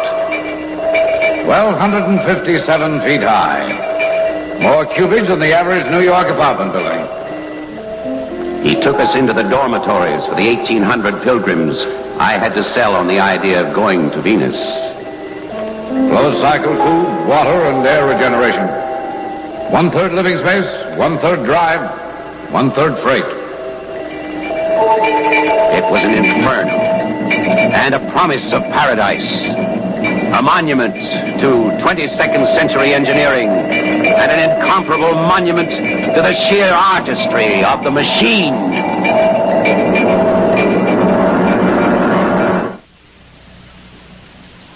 Mitch, do you always have to talk like a copysmith? Huh?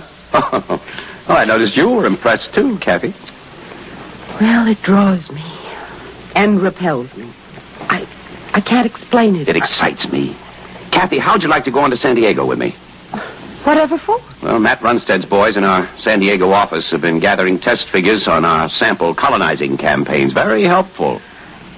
No, I can't come, Mitch. I'd love to, but my patients back in New York need me. Oh. Well, then I'll get you aboard the return jet and see you in New York in 48 hours.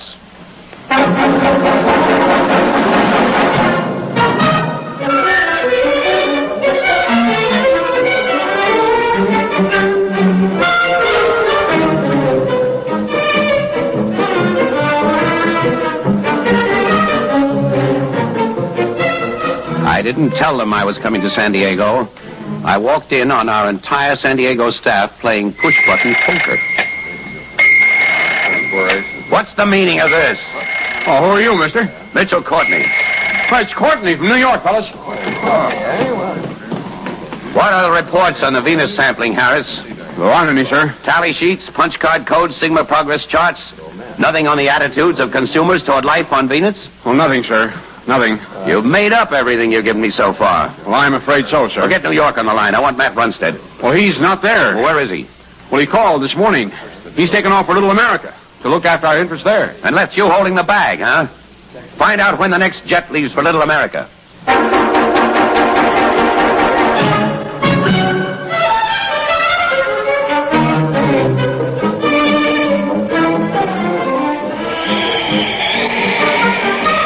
Little America is a dollar trap for the tourists of the world, conceived and promoted by Fowler Shocking. The clerk at our hotel told me Runstead had checked in for a 2-day tour of the Stars Alias Glacier. That he already had started out on the trail. I rented the glacier equipment, Antarctic coveralls, hood, gloves, boots, and power pack to warm them. And on my back, I had an EDF that went beep, beep when I was on the trail, and beep, beep when I lost my way in the snow. I set out after Runstead, beeping and still mad. I stopped after a while and cooked a meal in my electric pocket. It wasn't bad. Well, very bad. I had some coffeeists to pep me up, and then I set out again. My feet hit a drift, and I stumbled. The wind was blowing stronger now. The snow flurries were more frequent. I must have gone on another hour. How far in distance, I don't know. And then up ahead, I saw the figure of a man. Matt! Matt Runstead! Mitch! Mitch Courtney! Matt, I've been following you. Me? What do you want with me, Mitch? I want to know what happened in the San Diego office. What are you up to, Matt? A sudden blast of wind hurled snow into my face, and then, as it cleared, I saw Matt raising his skis high above his head. I saw them coming down toward me as he poleaxed me.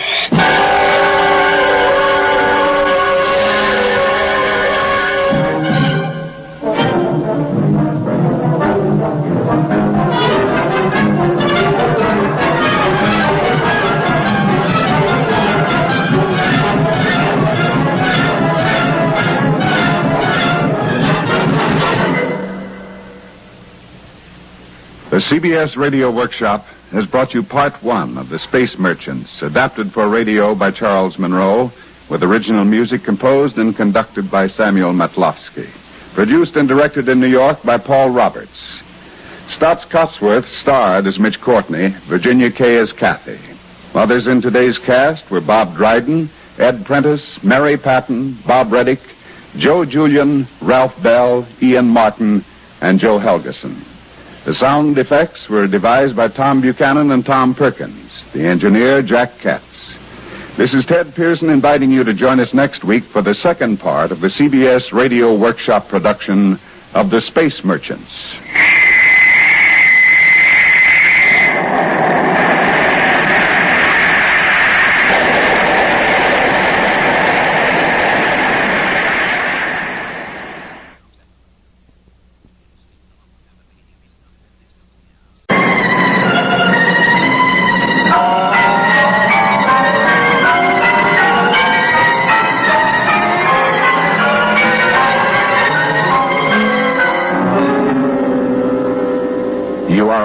A cargo jet in the 22nd century.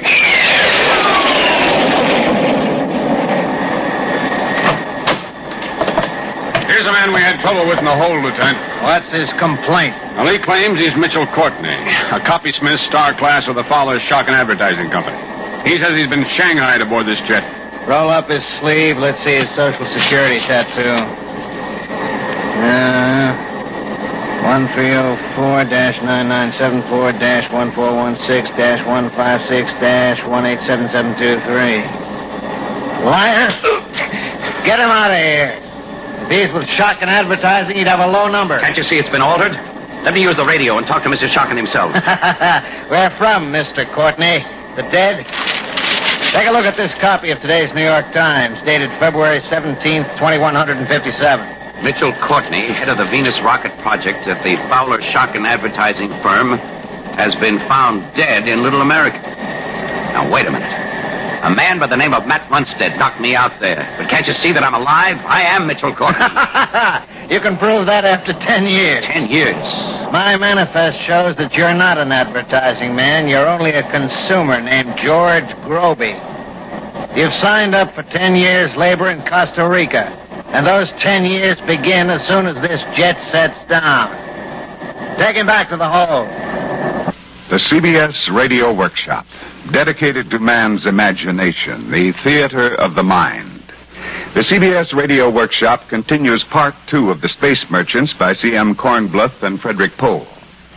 Today, the workshop resumes the story of Mitchell Courtney, copysmith star class with the world's greatest advertising agency of the future, Fowler Shock and Associates. The tale of a rocket ride to Venus.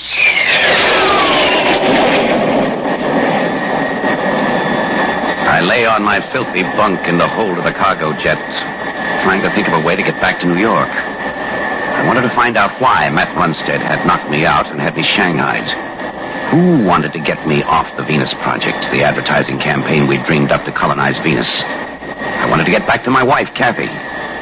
But there was nothing I could do until this cargo jet landed in Costa Rica.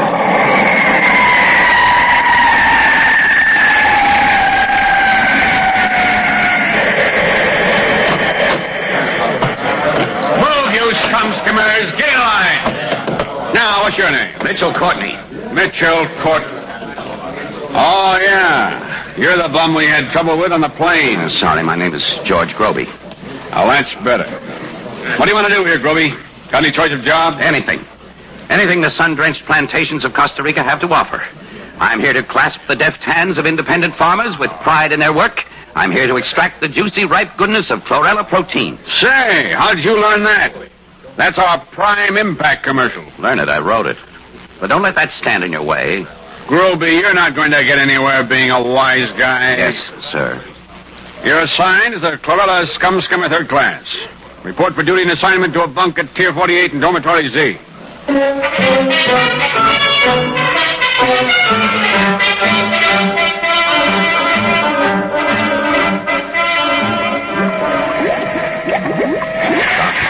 Chlorella products is a strange, glutinous, ever-growing organism called Chicken Little. It provides 1/3 of the world with the protein that replaces old-fashioned meat. It grows in huge, sweating vats. And only the constant slicing keeps it from overgrowing and covering Costa Rica and its neighbors, or in time, the face of the earth. I had written of its delights many times in the agency, but I now came to know it at first hand. I was assigned to skim the scum which dripped from its sides. She stinks pretty bad, don't she, Jorge? She's high, Herrera, she's high. But she's beautiful, Chicken Little, eh, Jorge? Well, she's pretty awful. Jorge, this is the first time I ever hear you say the advertisements are wrong. Go into town with me tonight, eh, Jorge?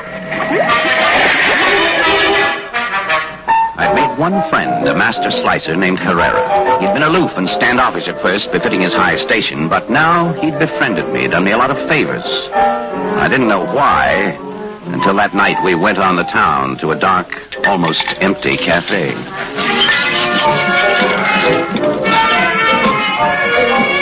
Jorge, I have watched you very carefully. You don't belong here doing this work. Well, don't I? How am I ever going to get out? You have the brains, Jorge, not like the others. Oh, thanks. What good are brains here? I'm so tired half the time I can't think. Jorge, I'm going to put my life in your hands. Do you ever hear of the CONCIS? The CONCIS, of course. You know what the CONCIS stand for? Sure, World Conservation Association. I mean their ideas. Oh, I know you have heard they are dangerous. They want a revolution. They want to go back to the old ways. Real meat, real grains, and fruits. They want a break for the consumer, they say. Nothing in packages, nothing tested and guaranteed. Do you think they are so wrong? After 6 months here? Here, Jorge, take this pamphlet. Read it. Then talk to me again, Or denounce me. I am not afraid.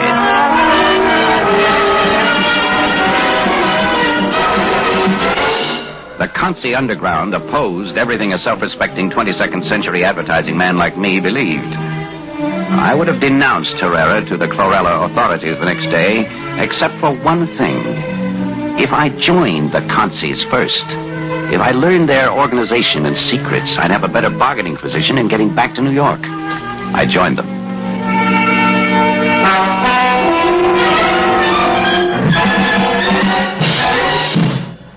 The irony was the Consis were a lot better organized than I'd suspected, and after 6 months, they decided they needed me in New York, and it was they who engineered my return to the city.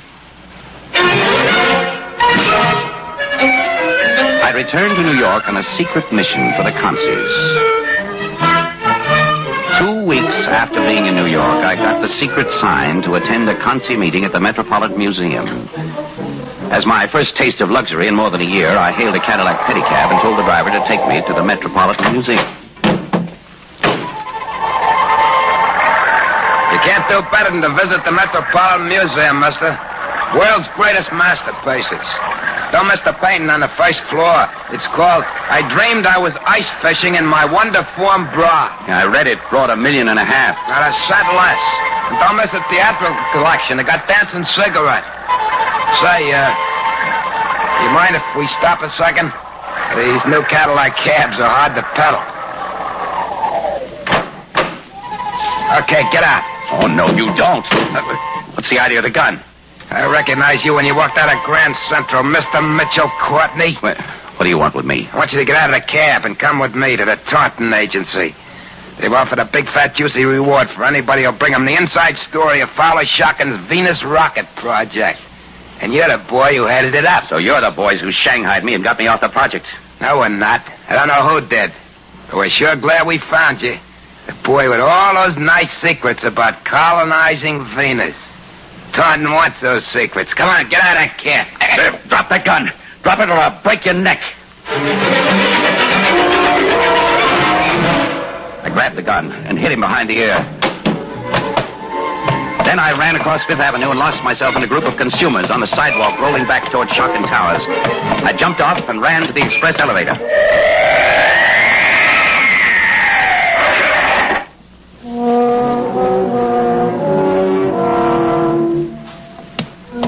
I walked down the corridor to Shotgun's office. It was dark and deserted. Then down the corridor I saw a light under my old office door. I walked up to it, and I didn't knock.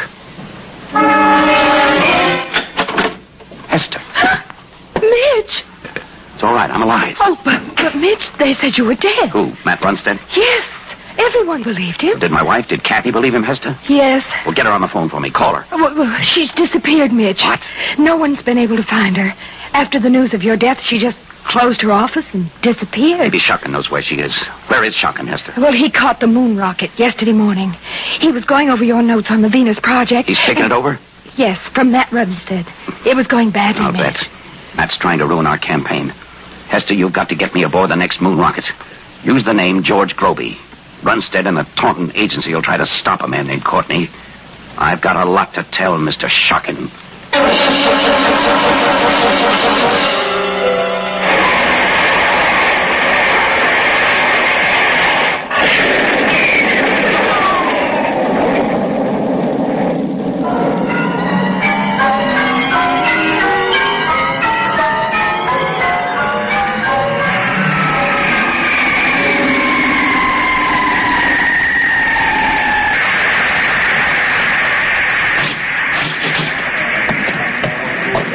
Passengers, this way, please. We are now on the moon.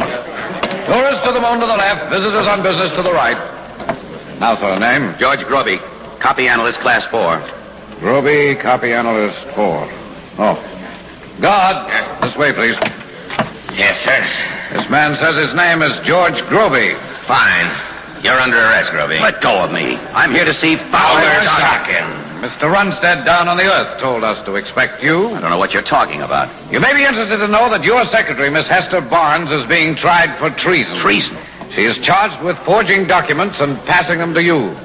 The 43rd Amendment to the United States Constitution. Treason to any registered advertising agency is punishable by death. Hold him for the return passage in a similar charge, guard. The guard had his nightstick in my back as we walked down the streets.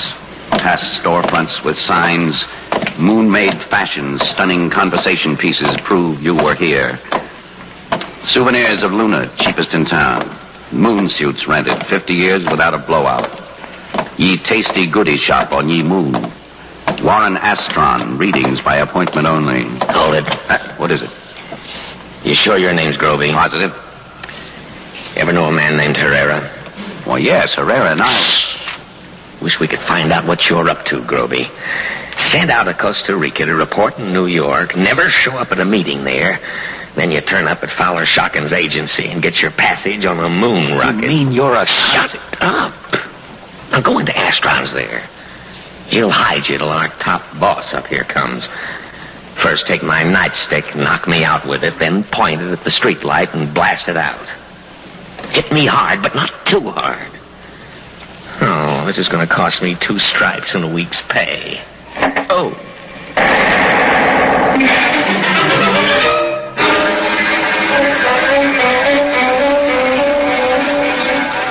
My Consi training was really paying off. Astron took me in stride, hid me in a room under his floor, gave me something to eat, and I fell asleep. I waked with a light pouring down into my face. You can come up now, Groby. The chief is here to see you. In that room back there. I'll see you're not disturbed. Thanks.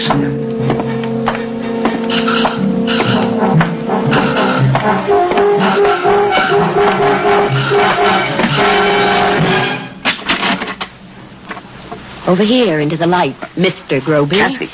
Kathy, what are you doing here? Oh, Mitch, why didn't you stay on ice? What crazy thing have you done to turn up here? Go on. I'm crazy. Why shouldn't I be crazy? My wife, a kingpin consi. What a shock. You, a star-class copysmith, married to a consi. Matt's one of you.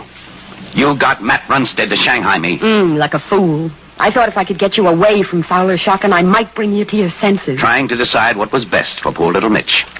Mitch, I loved you. You loved me. You actually were in love with me. Yes, I was, in spite of everything you stood for. But you are not going to talk to Fowler Shockin. I'm not. Mitch, I don't want you to ruin Venus the way you've ruined the world. A woman of ideals. What do you plan to do with me? Are you going to report to Fowler Shockin? Yes. Then there is nothing I can do for you. Then let me tell you something before you turn me over to Asteroid and your friends outside. I've been shanghaied, robbed of my name, forced to work like a slave in the tropics. I've had all I can take of others deciding what to do about poor old Mitch. Your guard friend left this nightstick with me. You know what it does, Kathy. Get on that phone and call Fowler Shockin and tell him where I am. Then get out. Take your friends with you. I'll give you 2 days to vanish. But this time, stay out of sight forever. Go on. Call Shockin. This is Dr. Nevins, Mitchell Courtney's widow. I'd like to speak to Mr. Shockin, please.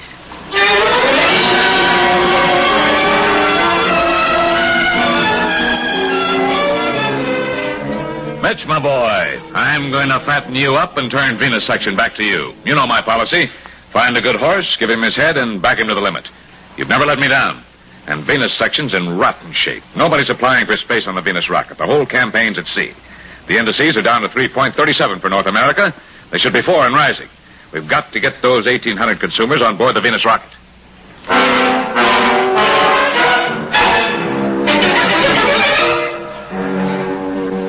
When we got back to Earth, Matt Runstead had disappeared. I arranged for Hester to be released from Alcatraz, and she returned in triumph in Shockin's private jet. I began to whip the Venus rocket project back into shape. I was living again, writing new jingles, starting new rumors by word of mouth, developing new techniques, until finally... Mitch, the big day has come. 1,800 consumers have volunteered to ride our rocket to Venus.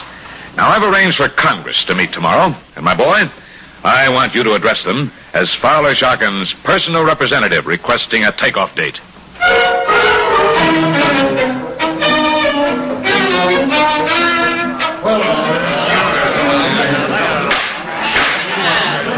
Gentlemen, the Senate is now in session.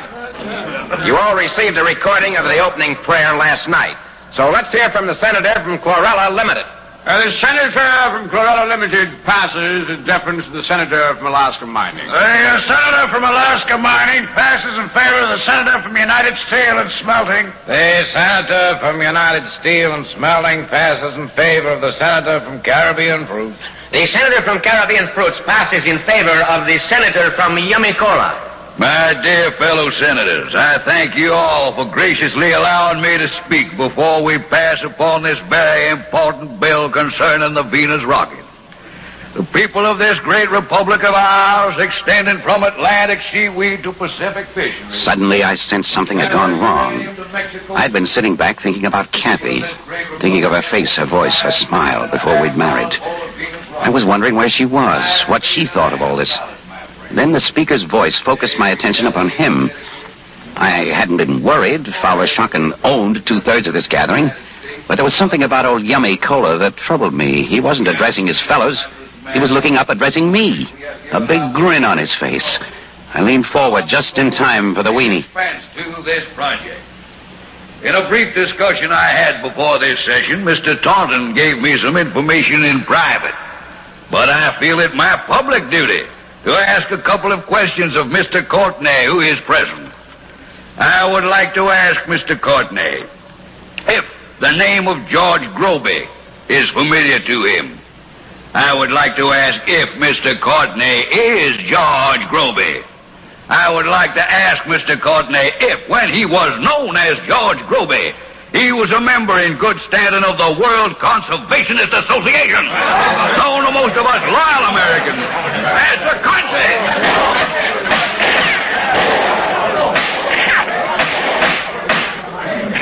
Below, there was a raging tidal wave of taunting congressmen and shocking congressmen battling.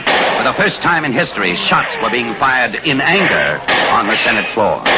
If Taunton hadn't tipped off old Yummy Cola, I knew who had. The consuls. Somehow I didn't mind. I realized that for some time now, I'd really been one of them. A little man beside me, dressed in black, suddenly seized my arm and led me out the side door. You'll find a car outside ready to take you to the airport, Mr. Courtney. What airport? Don't stop to ask questions. Just go wherever you're taken. You'll be protected. Fat chance. You'll be all right, I guarantee that. Who are you? The President. Good luck. God bless you.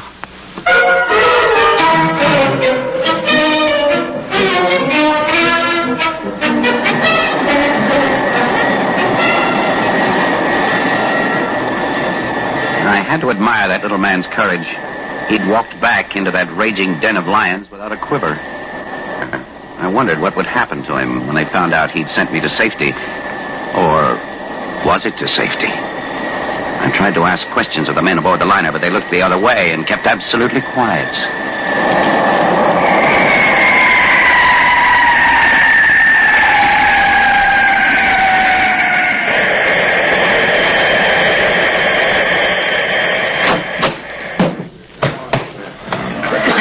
You can climb out now, Mr. Courtney. They're all ready for you over there at the Venus rocket. There's no time to lose. Say, look here, I don't want to go to Venus. Who's in charge here? I won't go aboard that rocket. Everybody's aboard but you. Come on, Mr. Courtney. Here you go. Last passenger, fasten them in for the takeoff. Last passenger, ready for the takeoff.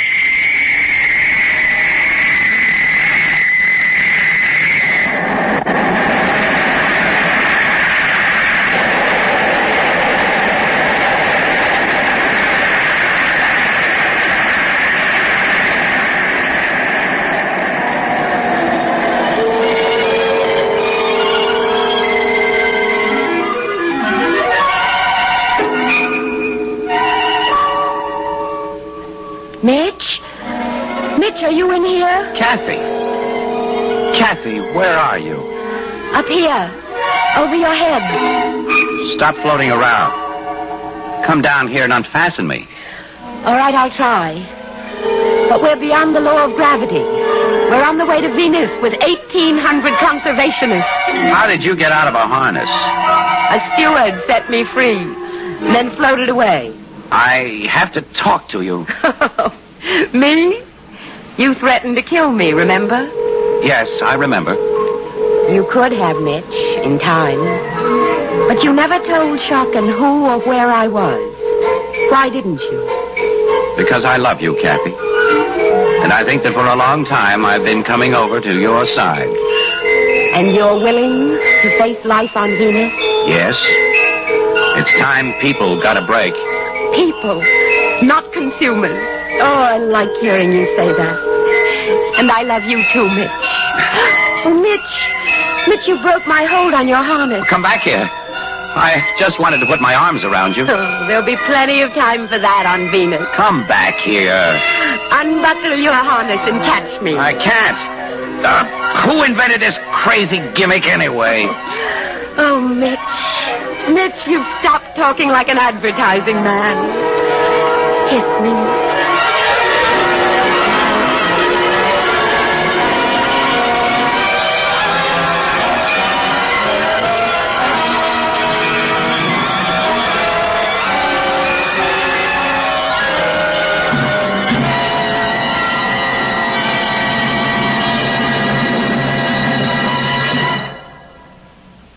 The CBS Radio Workshop has presented Part 2 of The Space Merchants, adapted for radio by Charles S. Monroe. Original music composed and conducted by Samuel Matlofsky. Produced and directed in New York by Paul Roberts. Stotts Cotsworth starred as Mitchell Courtney, Virginia Kay as Kathy. Others in the cast were Ralph Camargo, Leon Janney, Joseph Boland, Ian Martin, Jackson Beck, Ed Prentice, Joe Julian, Mary Patton, Bob Dryden, Ralph Bell, and Joe Helgeson. The sound effects were devised by Tom Buchanan and Tom Perkins. The engineer, Jack Katz. This is Ted Pearson inviting you to listen again next week when from Hollywood, the CBS Radio Workshop presents The Engine No One Loved. It's the story of a Civil War locomotive that wound up its career in a children's amusement park. This is the CBS Radio Network.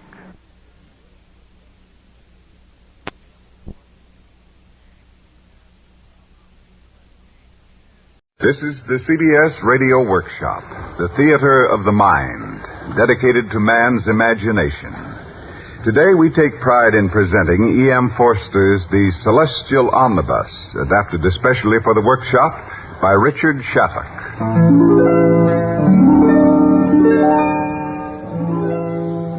This is a story for skeptics, and the story of Jamie, who was not a skeptic. Jamie, a small boy who found himself wondrously alive in the days of Victorian England. Mr. Bond. Hello there. And Cynthia. Good afternoon, Mrs. Summers. How good to see you both again. We're so pleased that you could accept our invitation. Do go in. Well, thank you. Bert, Mr. Bonds and his daughter are here. Jamie? Okay, Mother. Do we have visitors? I saw the carriage drive away just as they came past the signpost. Jamie, what were you doing down at that end of the road? Your father and I have told you never to go beyond number 36. I was down by the alley, Mother. That signpost points up the alley. But there's nothing there. The sign says, to heaven. But it only points up a blind alley. What does it mean, Mother? Many years back, some naughty young men put it there as a joke. The sign ought to be removed by the authorities. Such nonsense.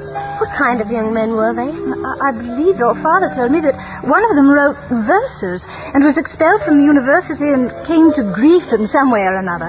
Then it doesn't mean anything at all. No, son, it doesn't. Now, quickly, go in, tidy up. Little Cynthia Bonds is here.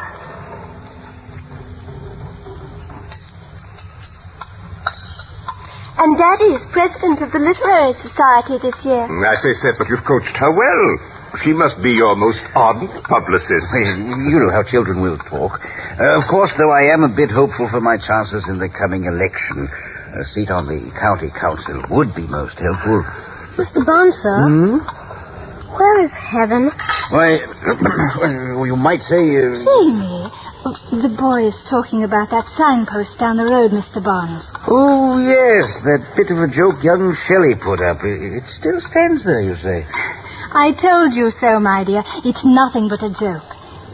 And, Shelley was the name of that young man. Have you ever heard of Shelley, Jamie? No, sir. No book of Shelley's in the house? Why, yes, of course. Dear Mr. Bonds, we aren't such Philistines as that. We have 2, at least. Well, I believe we have 7 Shelleys. A very brilliant writer, you know. Jamie, why don't you and Cynthia go outside and play until dinner time? All right. Come along, Cynthia.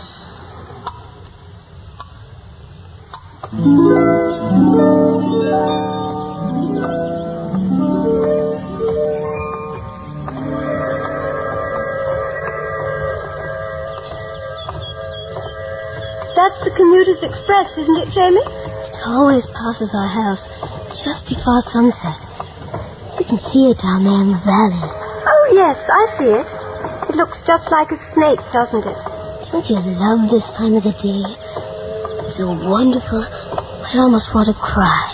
How silly and childish. Here's that signpost you were talking about at tea. To heaven. And it's pointing up that blind alley. Have you ever been up the alley, Jamie? Not all the way. My parents say that it's not a nice neighborhood. Jamie, let's you and I go together and see what is really there. Come on.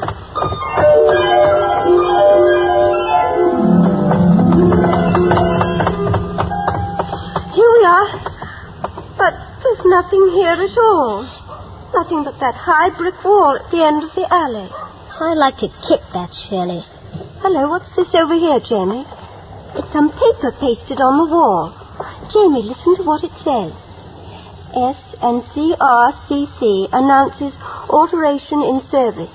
Owing to a lack of patronage, the company is regretfully compelled to suspend the hourly service and to retain only the sunrise and sunset omnibuses, which will run as usual.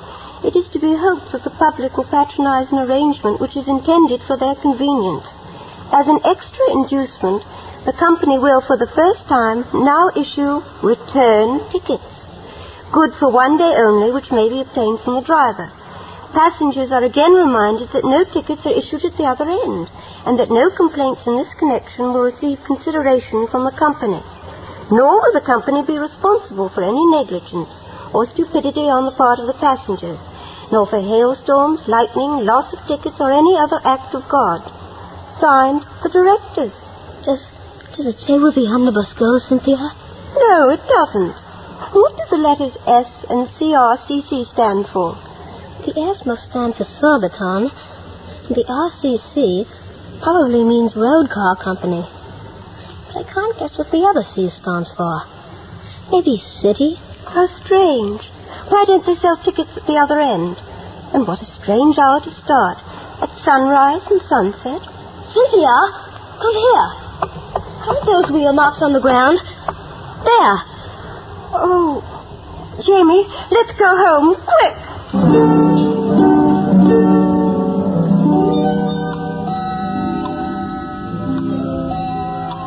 Oh, my. 9 o'clock already. You children had better be getting to bed now. Yes, Cynthia, it's time you were asleep. You two must be tired after your long walk to heaven. Please, Bert. These teeth have been up already. Good night, Mr. and Mrs. Summers. Good night. Good night, Dad. Good night, my dear. Good night, my dear.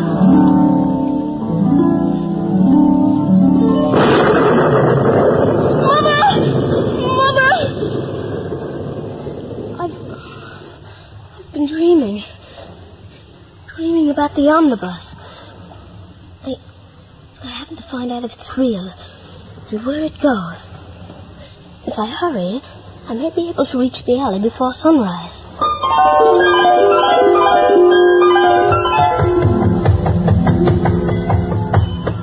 There is nothing here at the end of the alley. The sign is a lie. But why should they put up a sign that doesn't tell the truth?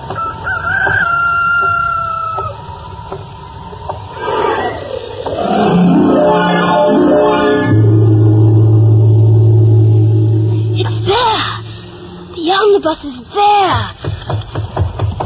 Please, Mr. Driver. Is this the omnibus that sign on the wall tells about? Omnibus est. About when do you leave? In another minute, lad. How far do you go? All the way. And can I have a return ticket which will bring me back? You can. You know, I think I'll go with you. Jump in quickly then, my boy, for we're on our way.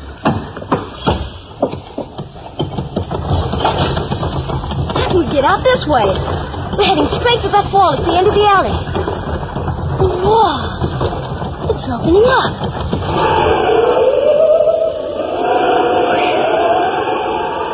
Oh, goodness. I've forgotten my money. Stop. Mr. Driver, stop. Oh, do please stop. We are unable to stop now. What is it, my boy? Oh, Mr. Driver, I've left my purse behind. I won't be able to pay for my ticket. Tickets on this line, whether single or return, can be purchased with money from no earthly mint.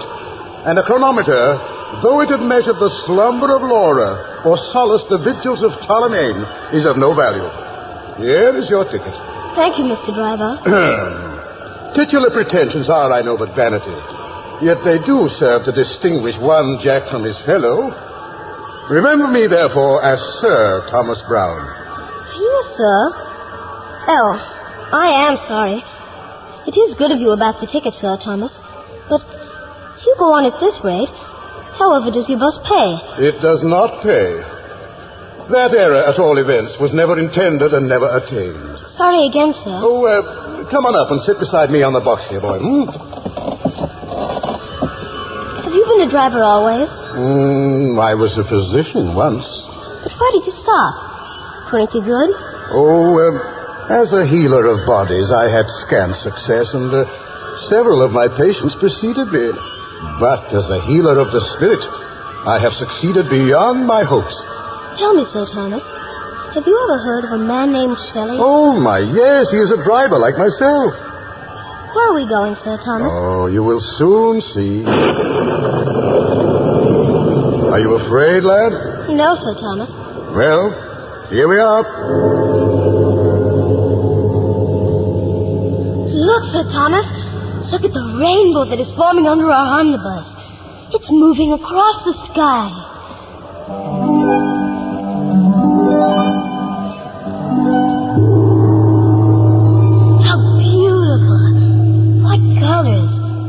Never will it stop. It's like a rainbow you can walk on. What is that out there? What is the rainbow resting on at the other end? Is it a castle or a mountain? Oh, look! Between those cliffs, on the ledges, I see people. I see trees. Look also below. Neglect not the treacherous Hades. That music coming from the pool of water down there. What is it, Sir Thomas? On the water's glistening surface, you see truth reflected. Truth has its depths as well as its heights. Oh, but you, my boy, need not be concerned with the siren song. Your path lies ahead. Come, let us start across. Sir Thomas, the horses are pulling the omnibus across the rainbow. Wonderful. Wonderful. Beautiful. You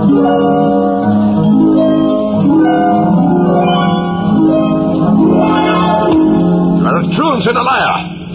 There is no omnibus, no driver, no rainbow bridge. Jimmy, please tell your father you're sorry. I cannot. Mother, it was the greatest experience of my life. Today, I went to heaven. You will go up to your room without dinner, James, and memorize that poem you were working on for school. Go to your room now. Yes, Father. Oh, Bert, can't we believe? What will Mr. Bonds and his daughter think? I don't care what they think. The boy needs to be taught that he must control his imagination.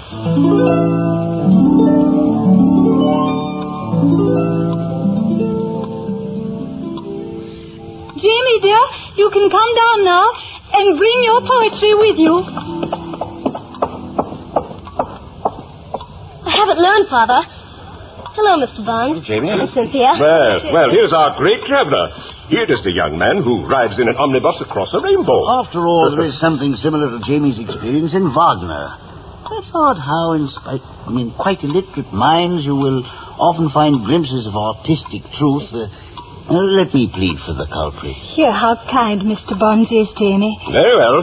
Let him say his poem, and that will do. He's going away to my sister's on Tuesday, and she will cure him of these fantasies. Now, say your poem, boy. Standing aloof in giant ignorance. One for you, my son. Standing aloof in giant ignorance. I never knew these poets taught sense exactly describes you. Sepp, you go in for poetry. Take him through it. Come over here, my boy, and we'll see how well you learn. Fine. But you fix the drinks. Cynthia and I will make some refreshments. Yes, Mrs. Summers. Now, Jamie, let me hear you say your Keats. Standing aloof in giant ignorance, of thee I dream, and of the Cyclades, as one who sits ashore and longs perchance to visit. That's quite correct, quite correct. Continue, my boy. To visit what? To visit dolphin coral in deep seas. Why are you crying? Because all these words that only rhymed before, now that I've come back, they're me. You? This sonnet, you? Yes. And read farther on. On the shore of darkness, there is light, and precipices show untrodden green. It is so, sir. All these things are true. Oh, I never doubted their veracity. You believe me. You believe in the omnibus, and the driver, and the storm, and that return ticket I received without having to pay. No more of your yarns, lad. I meant that I never doubted the essential truth in poetry. Someday, when you've read more, you will understand what I mean. But, Mr. Bonds, it is so. There is light upon the shore of darkness. I have seen it. Light and a wind. Oh, nonsense. If I had only stayed up there. It tempted me. It told me to give up my ticket. But I thought of my mother and father, and that I must fetch them, too. The people up there warned me that no one would believe me. I shall never see that mountain again. But I told them about you, Mr. Bonds, and how clever you were, and how many books you had. Huh? But they said Mr. Bonds will certainly disbelieve you. Stuff and nonsense, my young friend. Well, I will settle the matter. I'll cure you of your daydreams. Tomorrow evening, just before sunset, you and I are going to take a walk, Jamie. We shall go up this alley and we shall hunt for your omnibus, you silly little boy.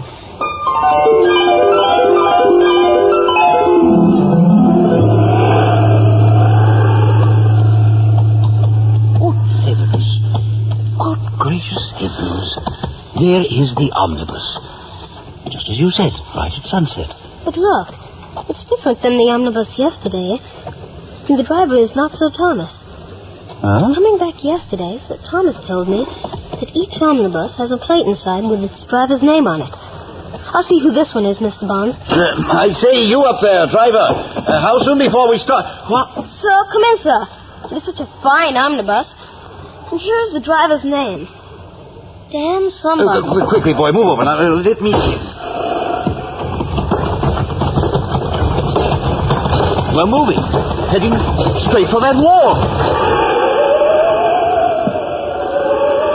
Bless my soul.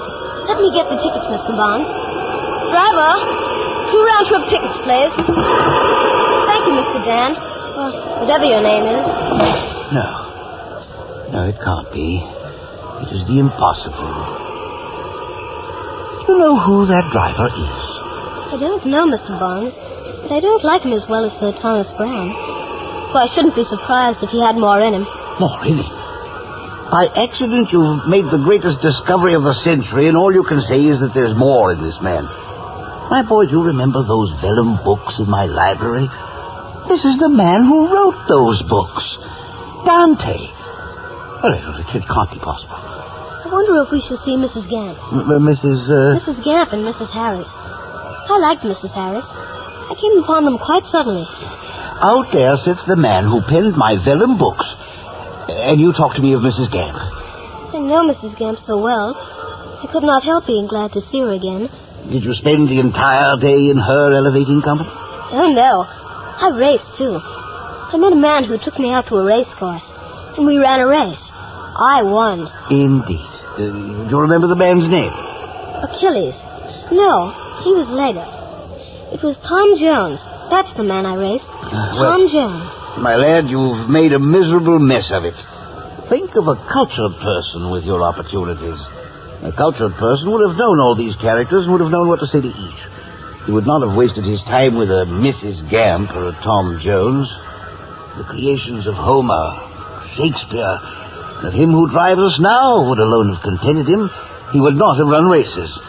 He would have asked questions, intelligent questions. But, Mr. Bonds, you're a cultured person. I told them so. Oh, that's true. And I beg of you not to disgrace me when we arrive there. Now, no gossiping and no running. Keep close to my side and never speak to the immortals unless they speak to you first. Yes, and give me the return tickets before you lose them.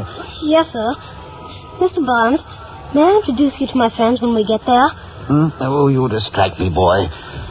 I wish to meditate on beauty. I wish to goodness I were with a reverent and sympathetic person.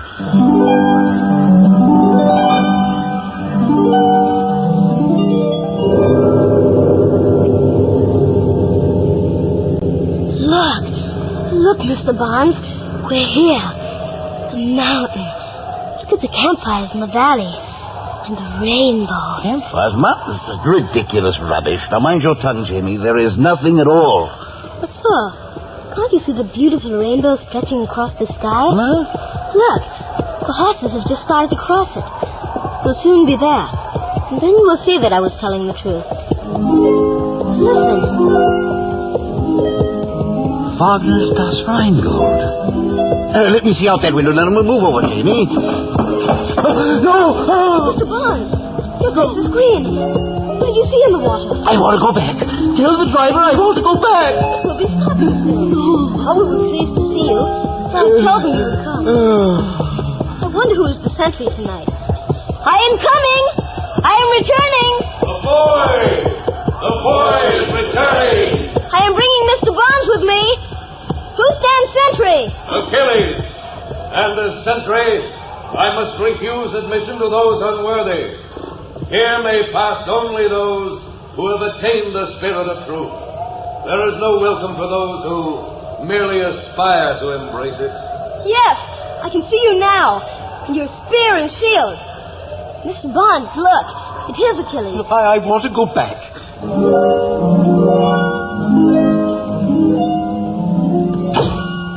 Achilles, I'm coming. Welcome back, boy. Here, let me lift you up on my shield. No, Achilles. I'm ignorant and without grace. I must wait for Mr. Bonds, of whom I told you yesterday. No, I'm not worthy. It's Mr. Bonds who should be on your shield.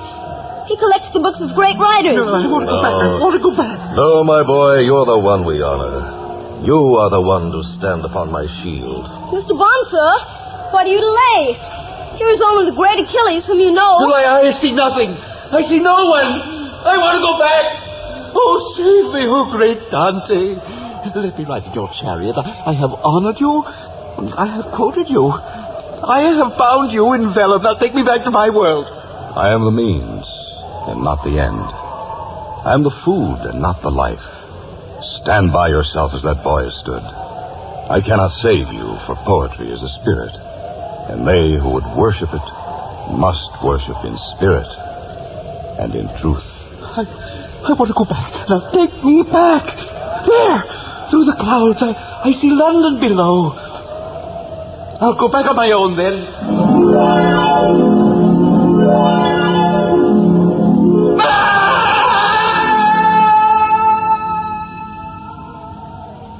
Mr. Bonds, you have a return ticket. Come back. Come back. We can't get back without our tickets, Mr. Bonds. Please. Please. Here comes the procession to honor you. Here come the men and the women you wanted to meet. The mountain is awake. The river is awake. And it is all for you. They want you, Mr. Bonds.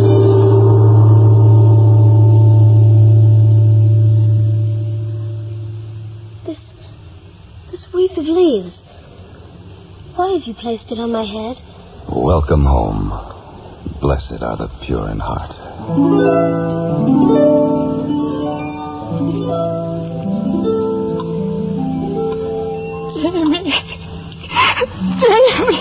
Jamie. Where is he? What's happened? I don't understand it.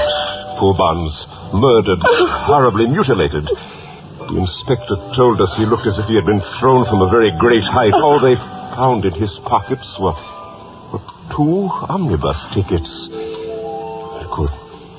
Could it be possible that Jamie was telling the truth? She and Jamie were together. I think we should believe. Will we ever see Jamie again? Yes, Mother. You will. You will. You will.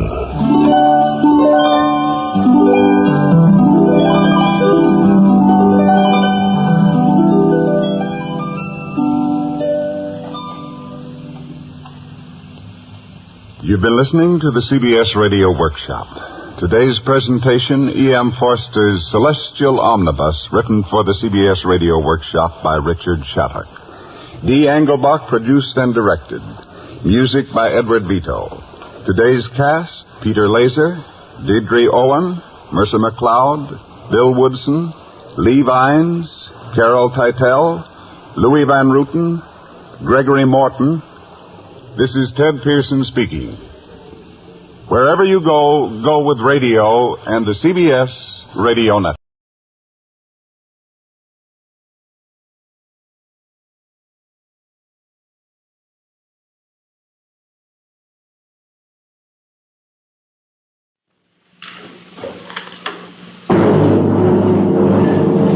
The CBS Radio Workshop, dedicated to man's imagination, the theater of the mind. According to Funk and Wagnall's Desk Standard Dictionary of about 83,000 words and phrases and 1,200 pictorial illustrations, a mystery is something unknown, unexplained, or incomprehensible in its nature.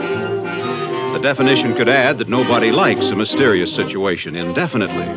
including the police, whose job it is to make the unknown known and to apprehend the incomprehensible. And so it is tonight that we present George H. Faulkner's story of a mystery, it now can be told. The Case of the White Kitten.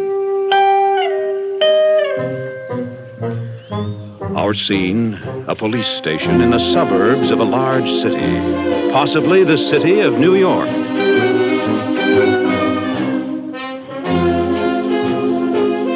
My name is McGonagall. I ain't a cop. I'm a police officer, duly sworn to uphold the laws of this state, be they good or be they lousy, such as they may be. Now, once upon a time, there was a small white cat or kitten which it got lost. Said small white kitten or cat which it got lost. Hey, McGonagall, what is this? Who are you talking to? Subside, Brennan, and get your chin off in a desk rail. Oh.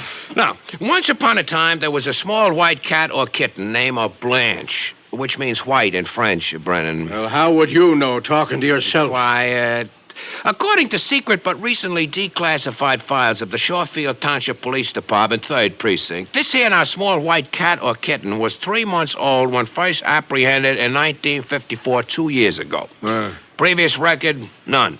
Occupation, cat. Color, white.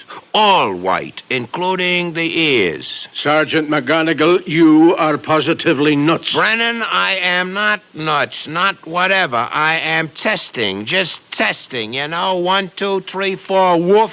Testing. Testing what? And don't woof at me. I scare easy. I'm trying out the new tape recorder, this thing. Oh, another gadget. What's it for? For the convenience of duly elected public officials and for the confusion of the criminal classes, especially drunken drivers. How so, for instance? Well, for instance, suppose you pull in a drunk in a brand-new fire-make sports car for speeding down 25A under the influence of intoxicating libation. Oh, no, not me.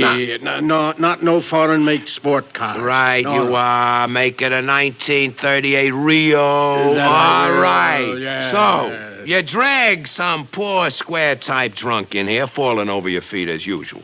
We invite this lush to read the Gettysburg Address into the gadget here, and, brother, it tells on him. No. Or suppose, for instance, the Honorable Charles A. Peabody, Justice of the Peace, supposing he wants to record one of his bad jokes for posterity. Yeah? He just presses a button, he talks into this, and then press another button. Now listen...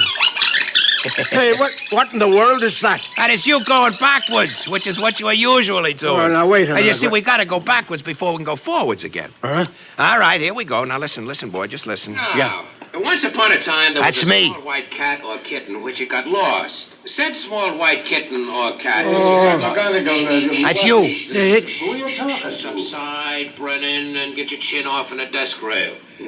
Now, once upon a time, there was a small white cat or kitten named... You know, maybe I don't talk so good after all. In French, Brennan. Well, how would you know, talking to yourself? Why, according to secret but recently declassified... Yeah, but I got a very nice deep voice. Police Department, 3rd Precinct. Yeah. This here, our small white cat or kitten was 3 months old when first apprehended in 1954. Well, that ain't so bad, is it? Previous record, none. Occupation, cat. Color, white. All white, including the ears. Sergeant McGonagall, you are positively nuts. Brennan, Fred, me pal, do I sound like that? For your sins, Patrick Brennan, you do. Oh, no. And so do I. And all at the taxpayer's expense. Yeah, but what's all that stuff about a cat? I'm telling a story, Pat, into the machine. On account I got to learn how to operate the thing. A story? Yeah. A mystery story. Oh, like in the movies. The movies wouldn't touch it. This story probes too deep, Pat. It lays bare the human heart. Honest? Really bare? I don't know. I haven't sold it yet. Now, let me see. Where was I? Oh, yeah. Once upon a time, there were 3 small trees. A, B, and C. All 3 trees aforementioned are guaranteed to contain chlorophyll, sap, bark, and buds, which are waiting for the springtime. And behind the 3 trees, let me tell you, there are 3 houses. A, B, and C. Said 3 houses. houses are all alike. But said 3 houses are not all together in a row. Scattered they are all over Hillside Manor, which it ain't got no hill and not so much manors, but it is now in Precinct 3 for better or worse. On paper, Hillside Manor looks like this on a map here behind my desk where I'm pointing, see? Police think, get that, Brennan, police think that the cat or kitten in question came from approximately here through an open kitchen door. And it is surmised by police that at on or about this point, the poor little feline was scared stiff by a large Airedale Terrier known to frequent the neighborhood after dark with evil companions. So what does she do? She hightails it out of there to about here, approximately, where she sits down to sort of think, near House A, here. Our reconstruction of the circumstances can now proceed only by way of conjecture. And you, Officer Brennan, would kindly note that beautiful expression. Police think the youthful cat may have been alarmed once again by this.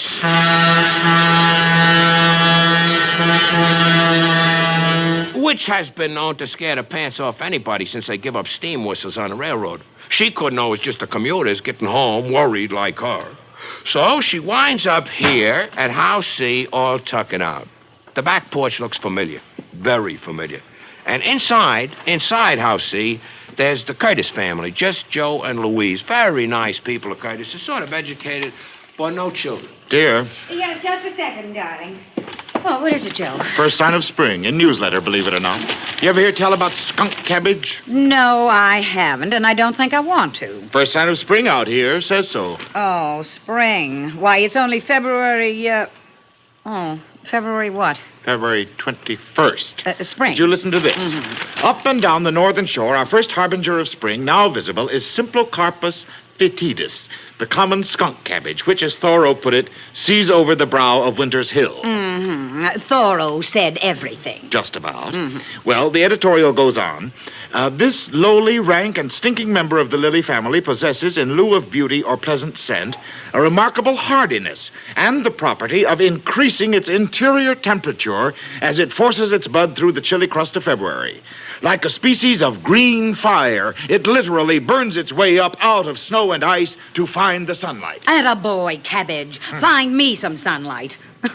Oh, continue, Joe. Don't mind me. Yes, well, with the air at 59 degrees Fahrenheit, the temperature in the interior of a nascent? Oh, I don't know. I'm not a skunk cabbage. Well, where was I? With the air at 59 degrees Fahrenheit, the temperature in the interior of a budding skunk cabbage has been found to be as high as 123 degrees, 25 degrees above blood heat, and 64 degrees higher than the surrounding atmosphere. Well, now, what do you know? Hot diggity. There's more, I hope. Yes, it ends with a poem in praise of the skunk cabbage. What? Yep, I'm not kidding. This is in the newspaper? It's a good newspaper. Oh, intelligent. obviously. Listen. All hail to Symplocarpus, the harbinger of spring. Inside his leafy carcass, he boils like anything. Although he doesn't smell so sweet, this fen-side fellow yearns to break the ice and be complete. And as he yearns, he burns. Not snow, nor rain, nor gloom of night can stay his hot desire. Let's learn from him and warmly fight to lift ourselves up higher. For we... Louise, you're not listening. No, I was listening to something else. Well, what? Joe, be quiet. Listen. Oh? Cat. The neighborhood is cat full. Oh, it's right outside our door, I'm sure. I'm going to see. Louise, I don't like cats. I know you don't, just skunk cabbages. They kill birds. Not if you put a bell on them. Skunk cabbages? No, nature boy, the cats. Oh, Beat up on your own head, Louise. Dear. Come in. Oh, look, isn't she a darling?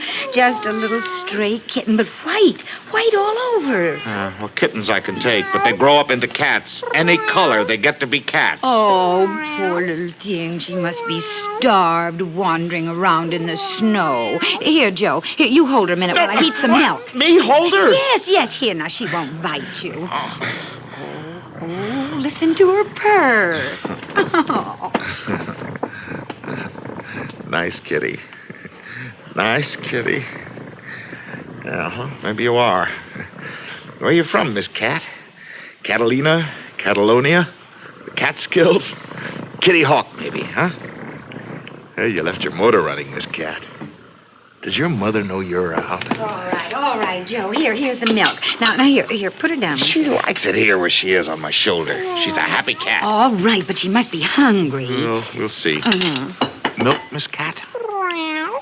Oh, look, what did I tell you? She's hungry, all right. What are we going to do with her? That is indeed the question. Seeing that we already have 1 Cocker Spaniel, 1 parakeet, 24 tropical fish, and 15 dependent chickadees outside the window. Mm-hmm. Louise, Yes, Joe. could we keep her? No. No, we couldn't. No, I guess we couldn't. Lonely as we are. What I want to know is, where did she come from? Well, she's lonely, too. Like the tree out in front.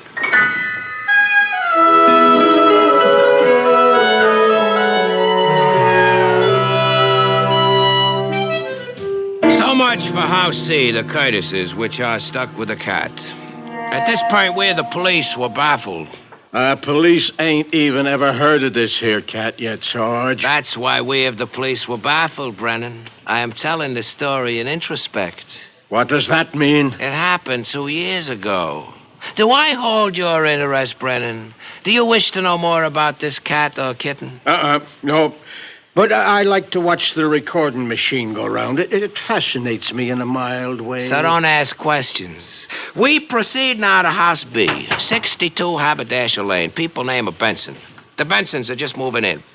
There's Dwight D. Benson, aged 10 months, wet or dry. Clark Benson, 10, and Gregory Peck Benson, 8, are upstairs in the expansion attic, which is not finished, walking the open floor beams, which we have to warn kids around here not to do all the time, lest they should maybe fall through the ceiling.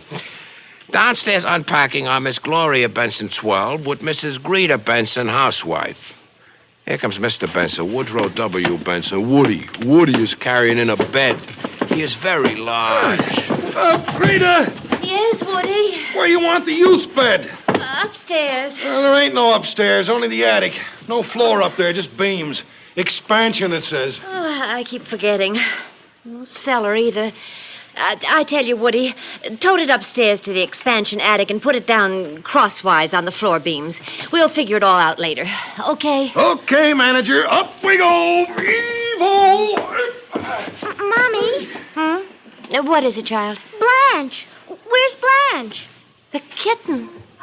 Oh, good heavens, did we bring her? Sure we did. I held her myself all the way in the car. Woody? Yeah? Did we bring the kitten? Sure, I saw her here just a couple of minutes ago in the kitchen. Oh, I'll call her. all right. Here, kitty, kitty, kitty. Here, Blanche. Don't go too far away, dear. Here, kitty, kitty, kitty. Hey, you tired, Greta?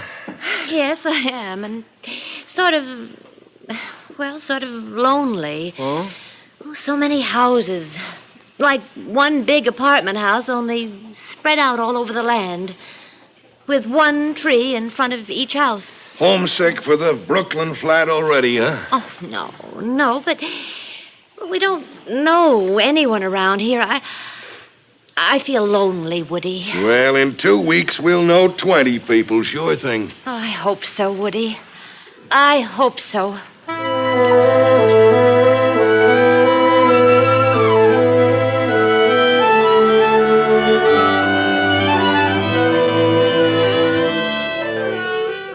And so we pass by logical deference to House A, the home of Mr. and Mrs. Richard Andrews, with tree.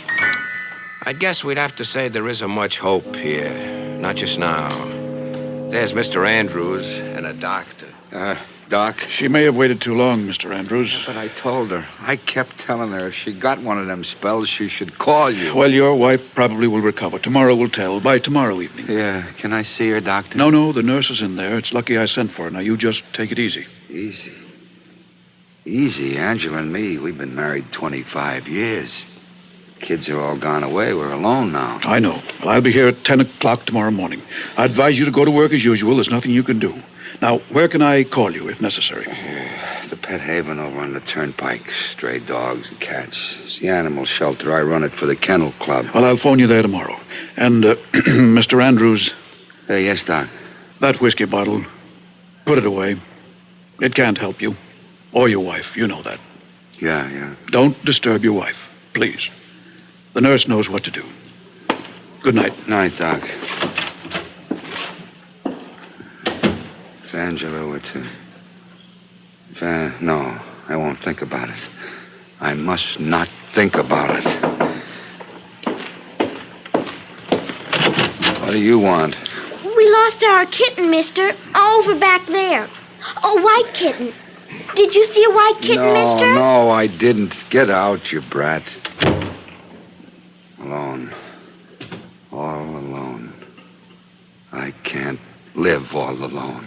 Leaving the three houses, A, B, and C.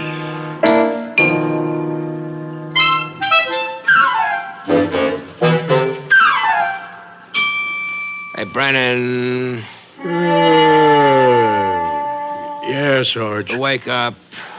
Did you ever try to get any person to adopt a stray kitten? Don't answer, because take it from me, it can't be done. Either persons have got a cat, or they wouldn't have a cat, not at no price. And so kittens is a drudge on the market. In Hillside Manor, we got definitely a surplus of cats. Of course, there is only one sensible thing to do, which people should learn, but since when did people learn? Since when? They didn't. Except the Curtises. They phoned me, and I entered one loss and found white kitten right in the blotter. And when we changed shifts on the desk, I handed the blotter over. Over to you, Brennan. Remember? Only 2 years ago? I refuse to answer on advice of counsel lest somebody should kick me out of my job. Don't worry, Brennan. With you gone, who would listen to me? None the nevertheless, the Curtises called me up like good citizens about this here homeless cat. And not 5 minutes after I had wended my homeward way, there were you reading a comic book where Mrs. Benson comes in here to the station house. As I reconstruct the conversation... Ma'am? We just moved in on Haberdasher Lane, and our phone isn't connected yet. So, ma'am? Well, has anybody called up about finding a stray white kitten? It's my daughter's kitten. We like her very much. No, ma'am. Not tonight. Not yet. If you'd leave your name and address, we get an awful lot of kitten trade.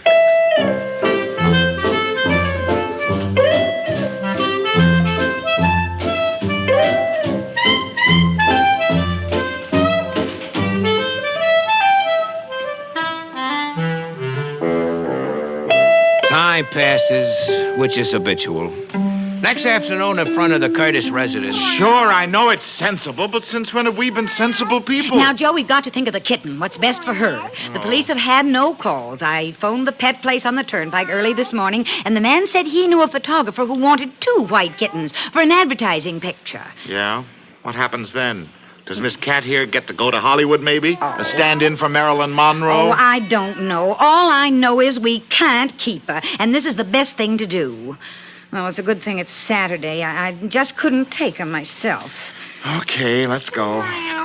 Poor Miss Cat. Over the hill.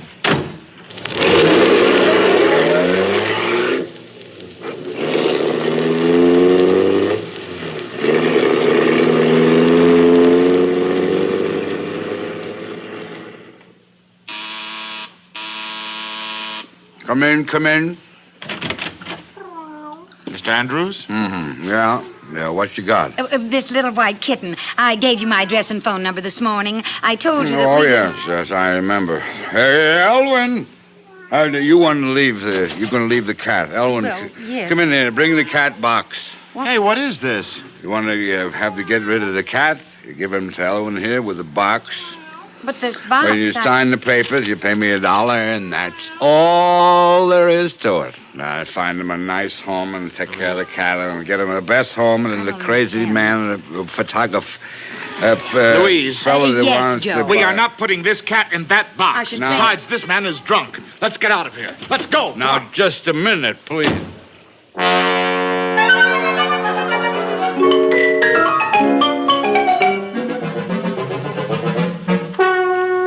At this point in the pursuit of police duty, it became necessary for me to take a personal interest in the case of the white kitten as follows. Mrs. and Mr. Curtis? Yes. Won't you come in, officer? Oh, Joe, this is Mr. Curtis. Evening, sir. Pleasure indeed. Evening, officer. What can we do for you? PBA? Tickets for the ball? No. Well, due to the inefficiency of a subordinate on my staff. What was that? On account of Patrolman Brennan is so dumb. Well, I see Mr. Curtis has got a white kitten on his shoulder. Yes. Anything wrong with that? No, but according to information we have, the police have recently received... I'll get it, dear. You get out. Joe, it's that awful Andrews man. Oh, no. Andrews? Mrs. Curtis. Joe, Joe. No. Mr. Curtis, please, let me explain. Now, I'm just a sorry minute. I was drunk, sir. You sure were. What are you doing here now? It means my job. I can't afford to lose my job. You must listen. We're listening people. Come in. I don't know how to tell you. My wife, Angela, she's sick. She's terrible sick. I couldn't take it. I was waiting for the doctor to call, and there wasn't anything I could do at home. So I went to work. The doctor said I should. I couldn't sit still, not, waiting. And I had to. Oh, please. I had to. Oh, Joe. Here, officer. You take the cat. Sure. Come here, kitty. Come. Mr. Andrews, my wife and I have discussed reporting your conduct to the people you work for. We don't like to do things like that, but in this case, Hey, we look felt here, probably I know Mr. Andrews. Curtis, he's all right. He may be all right in your book, sir. Please, that call may be for me. I had to come here, but I left word with Dr. Walton. You don't mind if I answer the phone, please? No. Go ahead. You might as well. Yes. Yeah, this is Andrews. Doctor? Oh, thank God. Thank God. Yeah, I'll be right back. Angela, she's my wife. She's better. Much better. She's not going to die. She's not. Angela. Good heavens. More people? Mrs. Curtis? Yes? This is my husband, and this is Lloyd. Pleasure, Missy. Ladies and gentlemen, friends and neighbors, good people. If you will kindly take chairs, I think we can clear up this case in an inimical fashion. Hey, who are you? I'm a police officer. So I notice. Well, go on. Don't let me stop you. I don't think you could, sir, if you wish to do so. Would you wish to try, pal? I might, pal. I might. This here's our cat. The cat my daughter's got. That's our cat, that there. That there, sir, is your cat if and when I choose to say so, and not before. How come you can say whose cat is whose cat around here? Because I represent the law in Hillside Manor, 3rd Precinct. This, sir, is my life work. No, wait a minute, you two. Officer, it seems clear that the cat must belong to... I'm sorry, what was your name? Benson. Benson? Yes. The cat must belong to the Bensons because you can see she knows their little girl. The cat does not as yet have an owner. Not officially, Mr. Curtis. Well, I don't understand. Not until I say so officially. Then why don't you say so? Because this citizen has chosen to make an issue of my authority.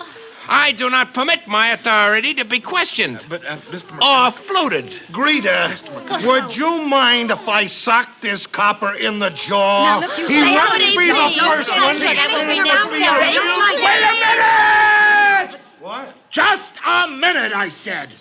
Nobody is going to sock nobody in the jaw in my living room. That is not what living rooms are for. Not primarily.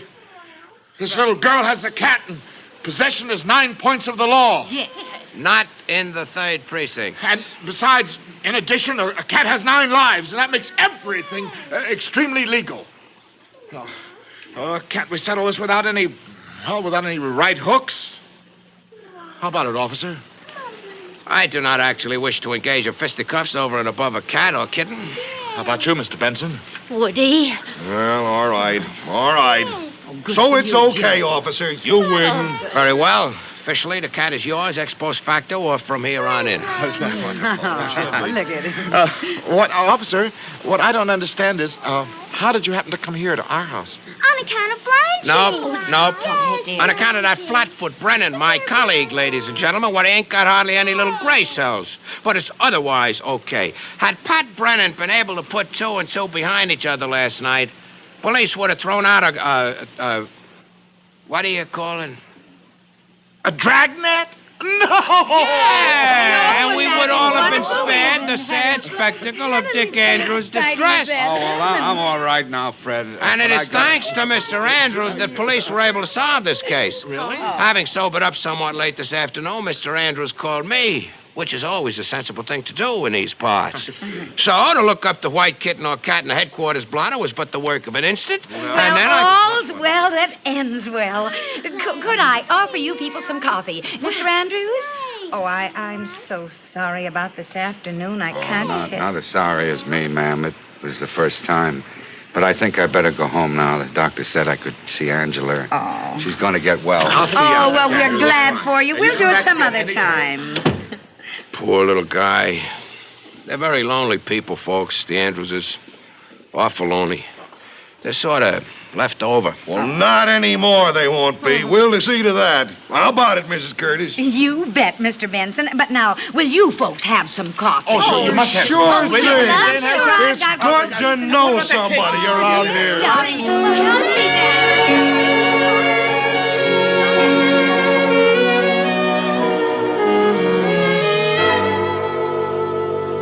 All of this happened 2 springs ago. In the meanwhile, nature has happened like always, and the kitten Blanche has blossomed out into glorious feline womanhood, providing further kittens for the Bensons, the Curtises, the Andrewses, and each and sundry throughout our charming community. And so we leave the 3 families, A, B, and C. And that's the end of the story, Brennan. End of the tape. That's a mystery story. When nobody got sapped or knifed or shot up or even kicked in the stomach? What's the mystery? Everybody lived somewhat happily ever after. That's the mystery, Pat. That's always a mystery. Just a second. Yeah. Yes, ma'am. Oh, right away, ma'am. Hey, Brandon. Yeah, Fred. 94 Candlestick Makers Lane. Dog has got a white kitten up a tree. Get down there on a double, Pat. Life continues, which is also habitual.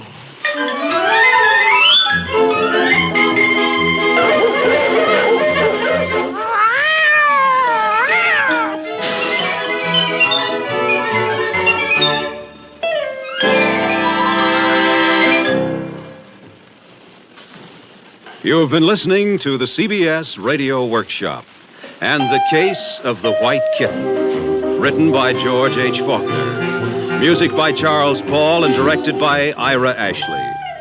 Featured in the cast were Audrey Christie, Kenny Delmar, Barry Kroger, Ed Latimer, Arlene Blackburn, Don Briggs, Lynn Loring, Bill Smith, Frank Milano, and Mason Adams as McGonigal. This is Bob Hite inviting you to join us again next week when Hollywood will present Sarah Churchill in Portrait of London, a personal recollection. The CBS Radio Workshop is produced in New York by Paul Roberts.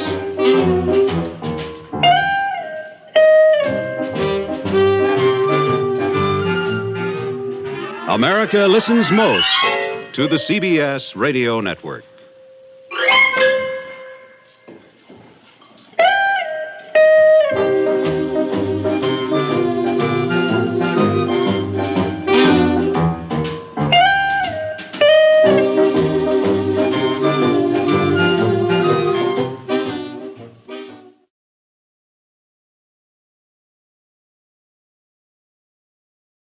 And now, a tale well calculated to keep you in suspense. In a moment, Act One of That Real Crazy Infinity, starring Jack Grimes and Richard Holland, and written especially for Suspense by Dick W. Dowling.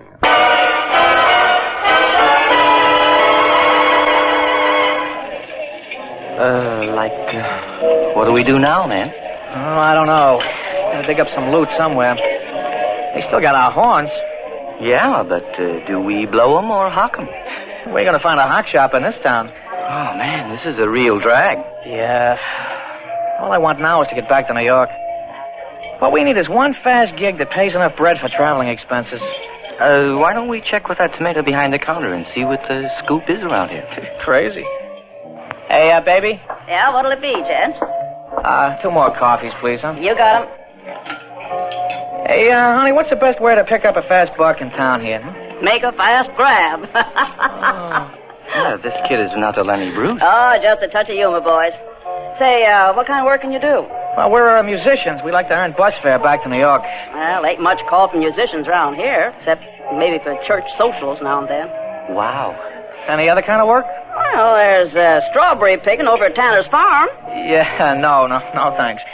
By the way, when is the next bus to New York, huh? Oh, never. Leastwise, not from here. You gotta go clear over to Centerville, about 60 miles. Any chance of getting a lift with somebody? Ain't likely this time of night. Well, maybe in the... Pardon me, Jenny. I couldn't help overhearing these gents in their predicament. Maybe I can help. This here's Charlie Olden, runs the radio shop in town here. Got TV, too. Oh, that must be a gas. Yeah, pleased to meet you, Charlie. I'm Bud. This is Lou. Likewise. Hi. Now, as I see it, you gents could use a couple of dollars and a place to sleep, right? Right. Well, I can supply you with both, if you'll do me a little favor in return. Yeah, listen, Clyde, what's the little favor? Some electronic equipment just came in from New York on special order, and I got to deliver it to a place just out of town. Now, if you boys... Doggone it, Charlie. I knew you was leading up to that, and I won't let you do it. Pay him no mind here, Jim. No, you just mind your dishes, I Jenny. will not. You got no right tricking these here strangers. I ain't tricking them. I'm willing to pay. You mean you'll pay us to deliver this electronic equipment? Yes. $10 between you, and I'll drive you halfway. Why halfway? Aha. Now you're asking, stranger. Go on, tell him why, Charlie. I dare you. Oh, hush up, Jenny. You're worse than my mother-in-law. All right, what's the gimmick? No gimmick at all, gents. Voices from the grave. What are you talking about, baby? Voices from the grave. If you do like Charlie says, you'll walk in the land of the dead. You know, this broad is starting to bug me. Look, let's have a straight story here, huh? All right, then don't listen to Jenny none. She's like everybody around here. She's scared of nothing at all. Seems like you're the one scared to live the stuff yourself. Oh, I ain't no such thing. It's just that well, I just want to get home early tonight for a change. Where do we deliver this equipment to? Just outside of town. Norville Hagen's place. Well, what's with this Hagen? Is he some kind of kook? Oh, no. He's right friendly. He's just maybe, a little different. About as different as Dracula. Oh, now, Jenny, you know that's just a lot of silly talk. You gents want to make that $10 or not? Well, how about it, Lou? Well, we need some bread, man, but, I don't dig the Dracula bit. Look, Lou, suppose this guy Hagen is a flip. There's going to be 3 of us and only 1 of him, right? Yeah, I suppose so. Look, we got nothing to lose, and we need the bread. Even if it's only 10 beans, I say we do it. Are you with me? All right, man, but the first time this gig starts to look flaky, I am cooling it. Good man, Lou. All right, Mr. Olin, you got a deal. Oh, fine, boys, fine. Now, let's get started. It's getting late.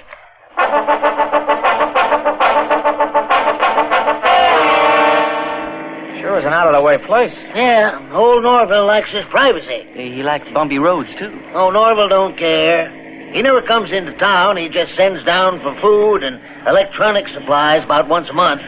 Here we are. Here we are? Where?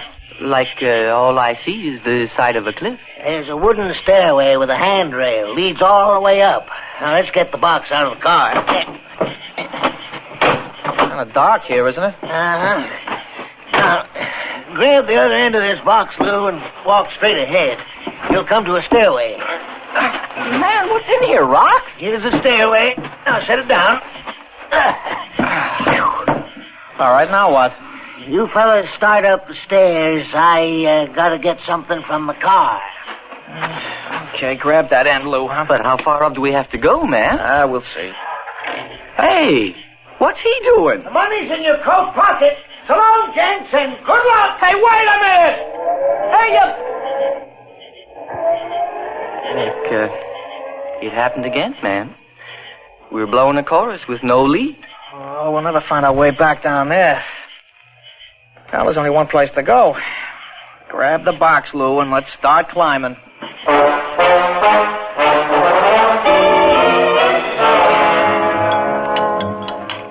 More coffee, gentlemen? No, thanks, Professor. 2's my limit. And you, sir? Everything is cool, man. Oh, well, then I shall make some hot coffee for you. No, man. I mean never mind. Very well. Well, I'd like to thank you again for bringing my electronic supplies, and I hope you'll be my guests overnight. I don't know, man. Yeah, we'd appreciate it. We don't have a car. Oh, I assume Mr. Olin drove you here? Uh-huh.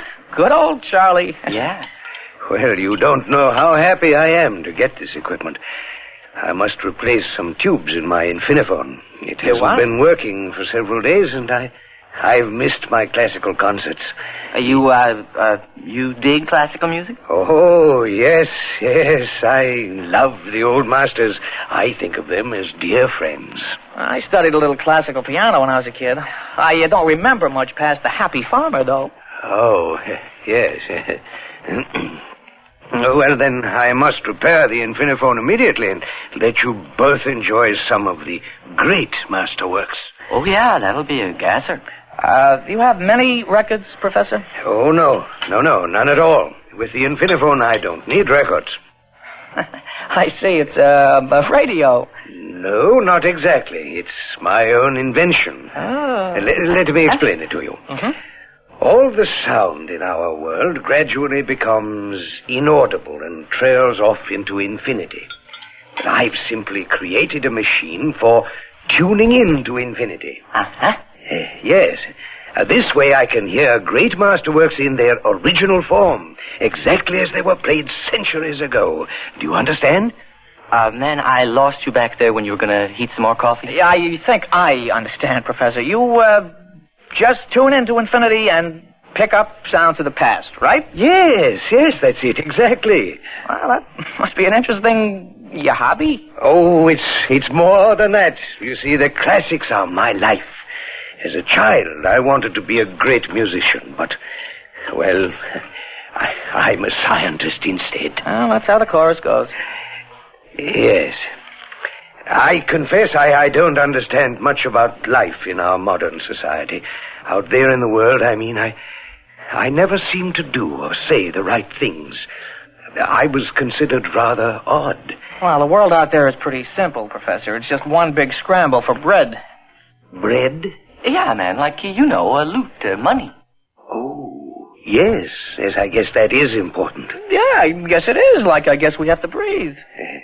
It's the most unpleasant part of life for me, or was. I really don't care anymore. I may soon become part of the great classical past I love so well. What do you mean, Professor? I mean, well, all in good time. And now, would you like to see and hear the Infiniphone? Oh, sure, Professor. Good. Well, follow me, gentlemen. We're not going with him, are we?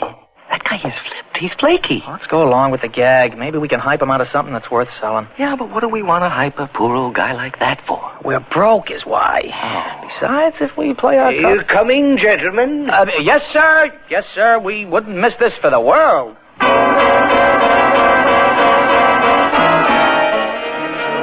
By plugging the patch cord into the side panel terminal and turning the selector dial, we can choose any past century or era we wish. Well, go ahead, gentlemen. Try it. Oh, that's okay, man. I'm a believer. He said try it. Now go ahead and try it. Okay. I've set it for about 46 BC. Now, tune it in. Et conscriptus populus mandatus est mihi Caesaris dux, Caesaris rex. Like, what was that, man? I'm afraid it's Julius Caesar again. He's always making speeches. You mean that was the actual voice of Julius Caesar? Oh, yes. I recognize him immediately. Oh, yeah, all right. I'll bite. What's the gimmick? But there is no gimmick. That's how the Infiniphone works. Well, it's really not so amazing, gentlemen. Why, my new invention, the Infinite Transitor, can actually... well, that can wait. Perhaps if I tune in a later period on the Infiniphone. Hey, man, this cat sounds familiar. Dear. I should get something worthwhile. Don't. That's Berrigan. I know that sound anywhere. That's funny. But I never heard this record before. Oh, that's no record. That's Berrigan himself. Oh, what a crazy chorus. He's blowing his heart out. Prop, can we record this? Why, yes, but I don't see why We gotta record it. Well, it's simple enough. Press that button on the side of the panel. Yeah, that's it. Yes. It starts a tape recorder in the next room. I'll make sure the machine starts. Dad, what are you doing this for? Don't you get it? This'll be the greatest discovery in the history of jazz. We'll be able to name our price with any record company in the country. And we'll never run out of materials. Lou, we're rich. Yeah, but what about the professor? He'll never know the difference. Yeah, but what if he digs what we're doing? We'll blow the whole bit, man. Then we'll cut him in. The tape machine is working perfectly. Crazy. Now, I hope you gentlemen will excuse me. I must get back to work on my infinite transit. Yeah, sure. You go right ahead, Professor. Lou, stop worrying. This is it. From here on in, we swing, man. No more crummy club dates, no lousy one-nighters. We're rich, man. We're rich.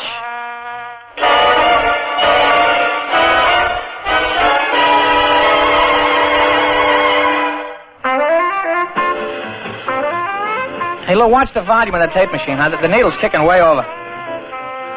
Oh, man. Listen to that man blow.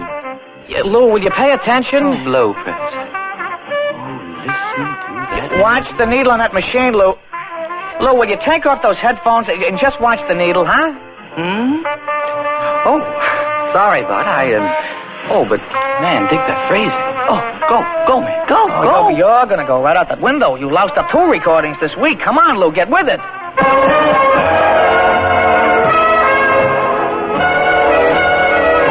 Well, gentlemen, another pleasant dinner, eh? Mm-hmm. And now we pour the tea. Lou?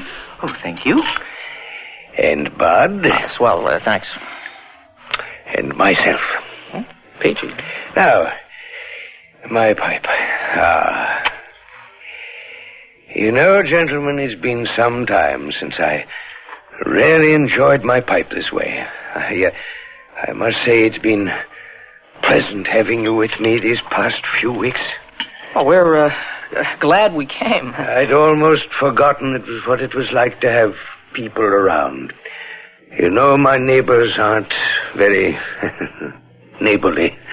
Perhaps that's just as well. They'd probably think me strange. In any case, I won't be around much longer. You don't mean you're leaving here, Professor? Yes, I do, Bud. Yeah, well, what about the Infiniphone? I don't know. I'll have no need for it, but I'm not sure I should leave it behind. It might do more harm than good. No, I haven't decided yet. But, Professor, think of the pleasure you can give the world. Well, if it can give the world as much pleasure as it seems to have given you and Lou, I might be inclined to leave it here. Lou especially seems entranced by the music he's been listening to and recording. Hey, Lou? Yeah, Lou, you listening? Oh, yes, sure. You seem to have found something you like. Oh, something I like? Man, I'm stoned. I never heard such wailing in my life. Bunny and the bird, Prez and the rest. I would give up the best gig in the world just to sit in with those cats. For kicks. No bread, man. Just kicks. Yeah, and that, Professor, is why I'm the one who has to worry about the bread. My boy Lou here is just living for kicks. You're not a dreamer, Bud, and Lou is. Well, dreamers aren't doers. And doers are the cats who get things done. Yes, of course. But every now and then, one of us dreamers gets things done, too. Well, if you'll excuse me, gentlemen, I'll get back to my work inside. You hear what he said? Yeah, he's leaving. Yeah, well, you know what happens if he does. We're out of business, especially if he takes the Infiniphone with him. And we better get a lot of taping done, and soon. Yeah. You know what? There's something way out about the way he talks about leaving. What do you mean? I don't know. It's like he's happy. Like the way Prez used to look when he was blowing a great chorus, you know? Yeah. Well, tomorrow I'm blowing a great chorus right out of here, and you're going to stay and make tapes all day. Where are you going? I'm going in and see Max Wesson at Flip Records. And I'm taking a small sample of our music with me. What for? Well, I'm going to offer him exclusive rights to a recently discovered collection of recordings by the late and legendary figures of jazz. A collection that's out of this world.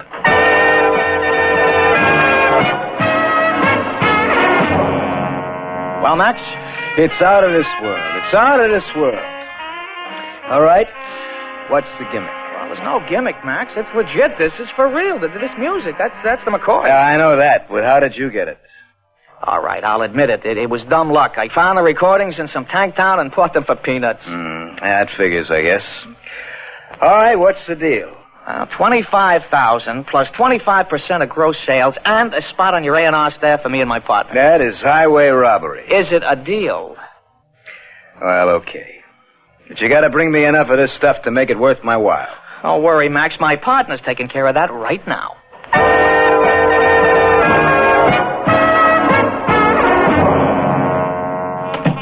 Lou, we're in. It's all set. Okay, Lou, put down your axe for a minute, will you? I want to talk. Yeah, Lou, do you hear me? What's wrong with you?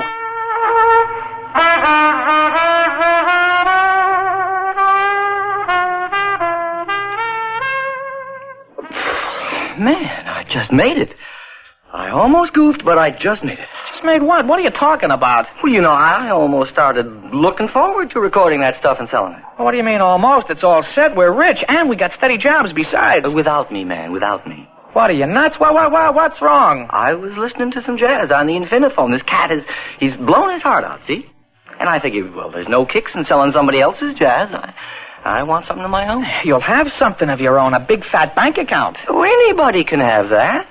But not everybody can blow a chorus with Prez or Bunny. Hey, Lou.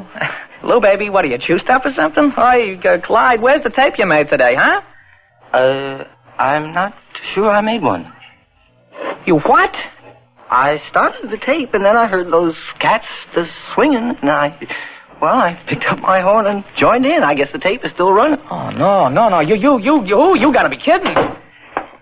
Pardon me, gentlemen. I have come to say goodbye. Goodbye? Yes, Lou. Everything is ready now. Where are you going, Professor? To become part of the great classical past I love so well. I don't dig you, sir. I've completed my infinitransiter.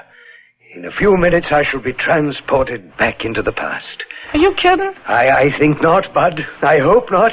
I'm counting on it, so... Oh, boy. Well, gentlemen, goodbye. And thank you once again for your kindness. I shall never forget you. Professor Hagen. Yes, Lou. How far back do you expect to go? Lou, are you nuts? Well, as far back as I wish, I suppose. Why? Well, what I mean is, could you drop me off in the 30s? Has everybody flipped around here? Well, we could certainly try, Lou. Crazy. Wait till I pack my act. Lou, this is ridiculous. Maybe, man, but I gotta find out. Oh. Bud, this is so long. I'm gonna kind of miss you. We've been pals a long time, and you've always been on the level with me, and, so long. Yeah, sure, Lou. Well, I'll see you in 10 minutes when you come back, huh? Goodbye, Bud, and good luck. Yeah, sure. Yeah, later, man, later. Bud, I hope you find something you really dig, and when you do, man, play it cool. So long, pal. Boy, doesn't this beat everything? The two of them are flipped.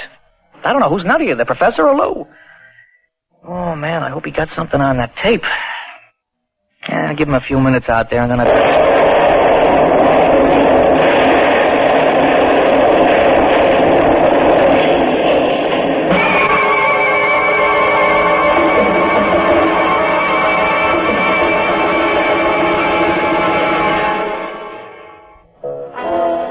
Well, the papers gave it quite a play. They said mad professor and musician die in explosion. I woke up here in the hospital. There was nothing left of the professor's place. Not a trace of the professor or Lou. It's a funny thing, though. Lou did make that tape before he left. He taped his own solos. And here's the gas. All the jazz critics claim it's the greatest stuff they ever heard. Yeah, I'm gonna make a bundle of loot on Lou's recordings. Somehow I just don't care. Doesn't seem important. All I can think about is poor old Lou. Well, I hope he's having a ball out there in that real crazy infinity.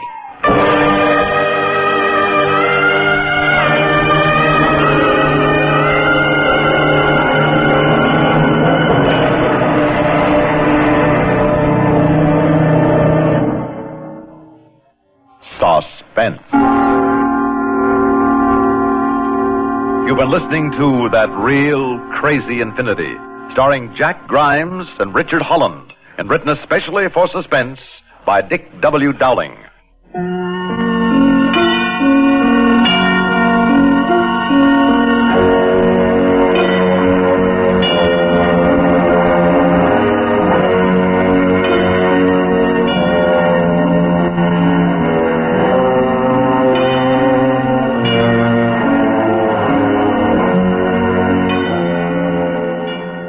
Suspense is produced and directed by Bruno Zerato Jr. Music supervision by Ethel Huber. Sound patterns by Joseph Cabibbo. Heard in tonight's story were Court Benson as Professor Norval Hagen, Bob Dryden as Charlie Olin, Athena Lord as Jenny, Robert Reddick as Max Wesson, and Guy Rep as the voice of Julius Caesar. This is Stuart Metz speaking. Listen again next week when we return with Stand-In for Murder, written by Gladys F. Gallant. Another tale well calculated to keep you in suspense.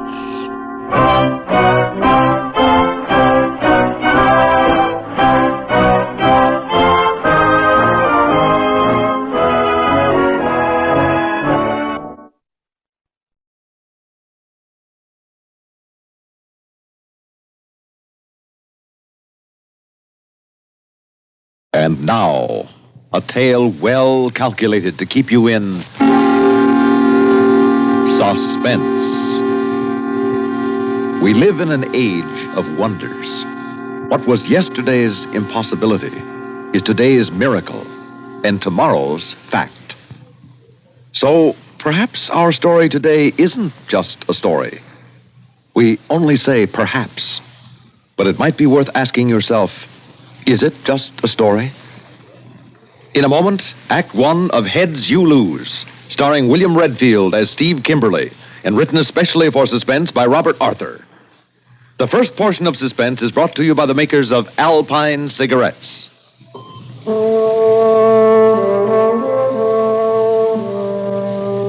What's it like to smoke an Alpine? Well, it's like many fresh, light-hearted things you enjoy. It's like the splash of an oar on a quiet lake, like the sight of a flag rippling in the wind, the way the air suddenly cools during a summer rain. That's what it's like to smoke an Alpine. It's nothing at all like the sort of smoking you may be used to. Alpine gives you a fresh, high-spirited sort of smoke, a hearty, even exhilarating kind of taste. If this sounds good to you, try Alpine filter cigarettes. There's something more to smoking with an Alpine cigarette.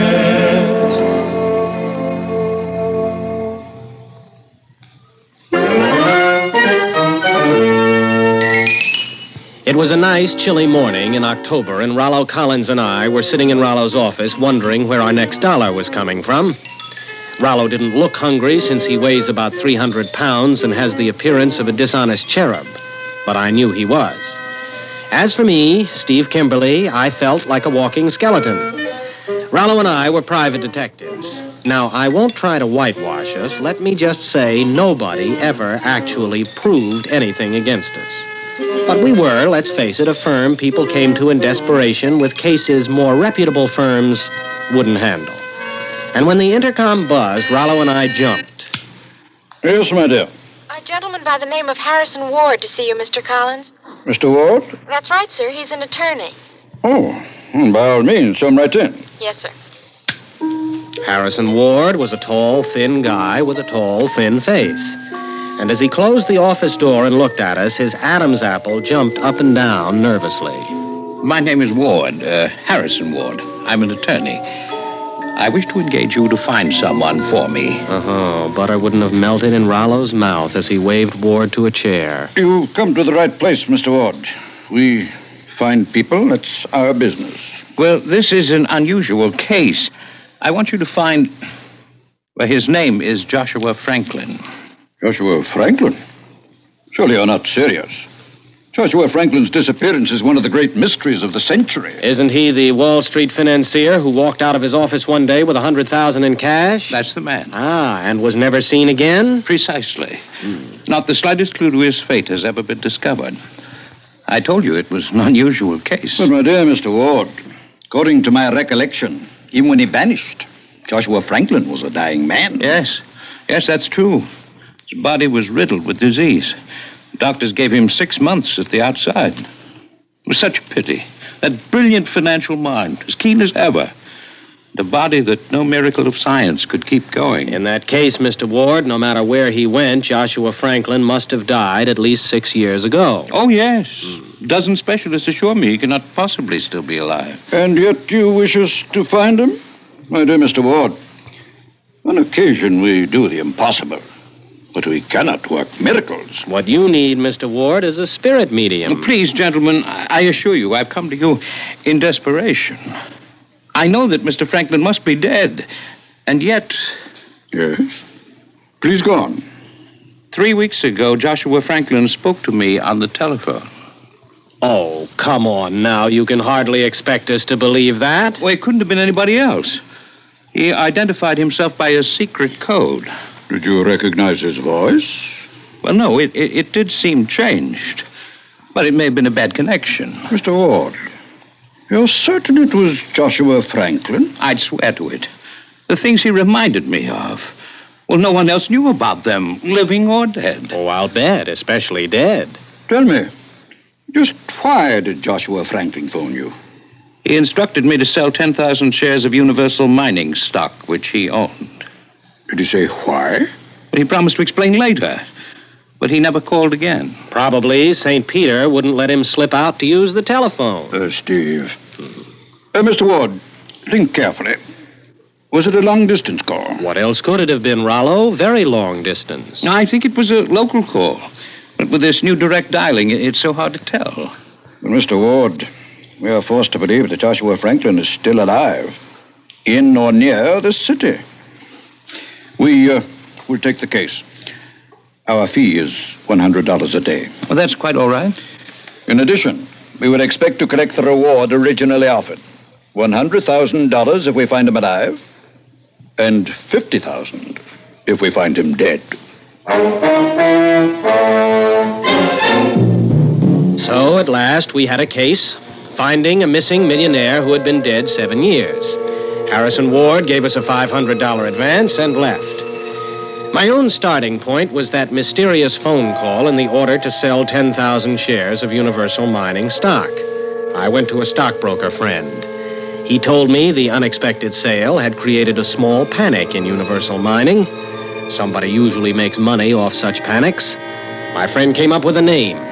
The name of an individual who had sold Universal Mining short just before the panic and made about $20,000. The man was an amateur, not an experienced Wall Street operator. I did some checking on the fellow and then reported back to Rollo Collins. You say his name is Green. Dawson Green? Mm-hmm. Don't place it, but somehow it's familiar. Professor Lawson Green, Ph.D., FRCS, and a lot of other initials. About 10 years ago, he was a professor of neurosurgery at a big medical college. You say he was. What happened? Well, he got mixed up in some kind of scandal, something to do with some rather radical experiments he was making, and he resigned. Since then, he's been living all alone out in the suburbs. And you think he made that telephone call and hoaxed our legal friend, Harrison Ward? Oh, Rollo, I think he did. He's the only one who cashed in on the deal. Curious, Steve. Curious. I wonder where he got that confidential stuff he told Ward. Maybe he knew Joshua Franklin once. Anyway, I'm going to find out. Sit tight, Rollo, while I go out and have words with the mysterious Professor Green.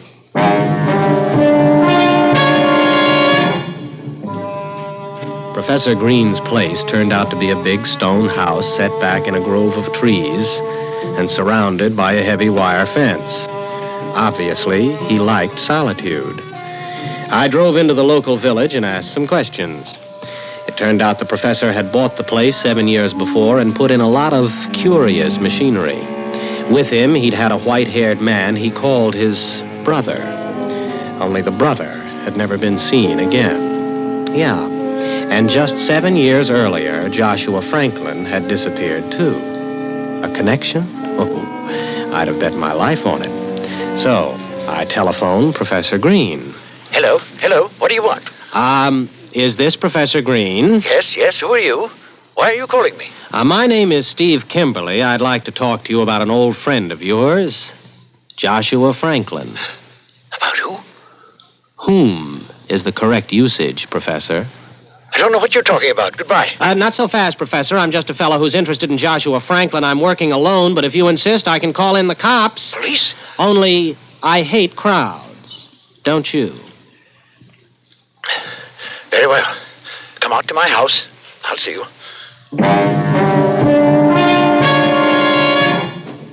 You see, sometimes the easy way is the best way.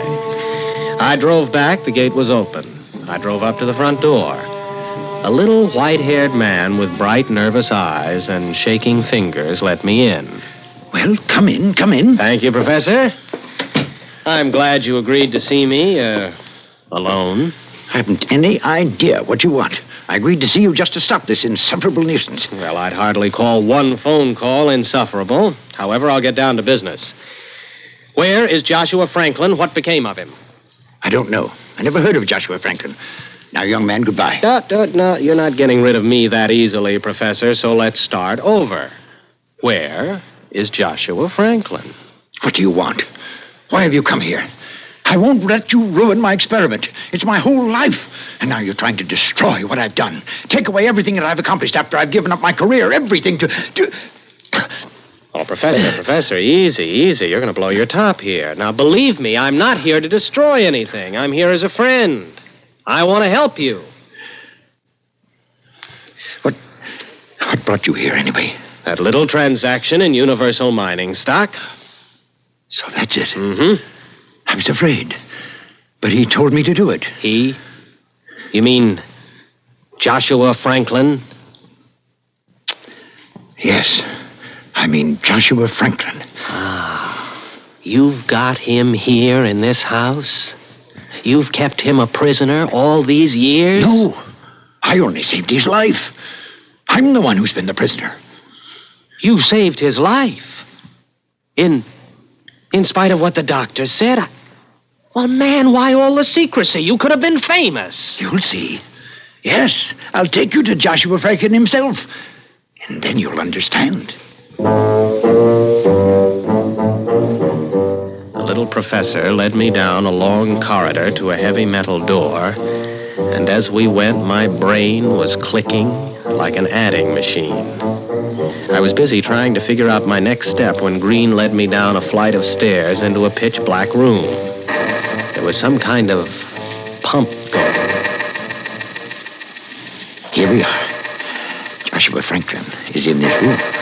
Well, turn on the light. No, not yet. I'll speak to him first. Now, don't be surprised if his voice is, odd. Mr. Franklin, I'm here. How are you this morning? I'm tired. Tired beyond human endurance. I know. But I'm working on the problem. Soon you'll be a new man again. Don't bother to lie to me. I know the truth. You must be patient. It takes time and money. You'll never succeed, never. I was a fool ever to think you could. I should have died as nature intended. Finish me now and let me have peace. Please, you must be patient. I'll return later. Now rest. Now you can no longer hear us, unless you'll turn on the light. Hey, this is a laboratory. Nothing in here but apparatus. Where's Franklin? He's in here. He was speaking to us through this loudspeaker. Well, okay, then where is he? Over there, in the far corner. Oh, now quit kidding. All I see is that pump, a lot of glass tubing with some red liquid bubbling through it, and on top a black glass ball about 18 inches in diameter. To save Joshua Franklin, desperate measures were necessary. What do you mean? He's inside that glass ball. What? The pump keeps him alive. Inside that glass ball? Well, you couldn't get a man in that thing. You could just about get his... Oh, no. Exactly, Mr. Kimberly. His head.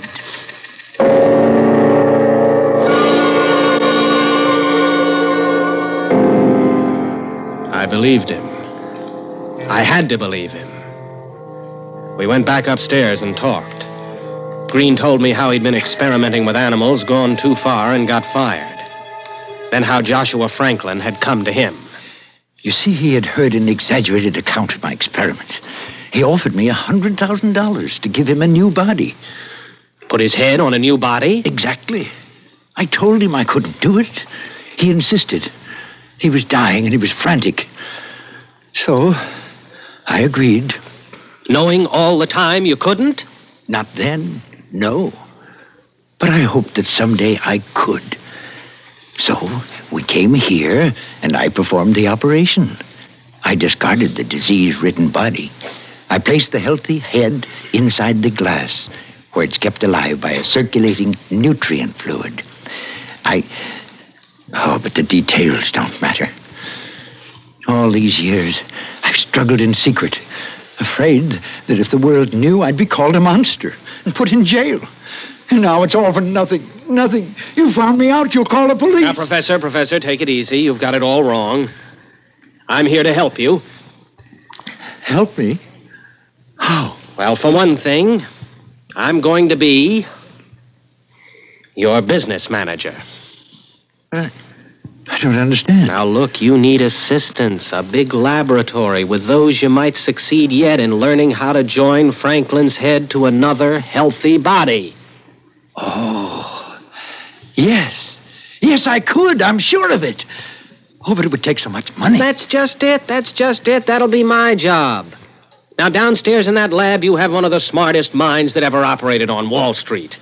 We'll use it to plot stock market operations that will net us millions. That universal mining deal was just penny ante stuff. Oh, but it won't work. He won't cooperate. It's all right. Let me argue with him. Maybe I'm more persuasive than you are. I'll talk to him now. Alone.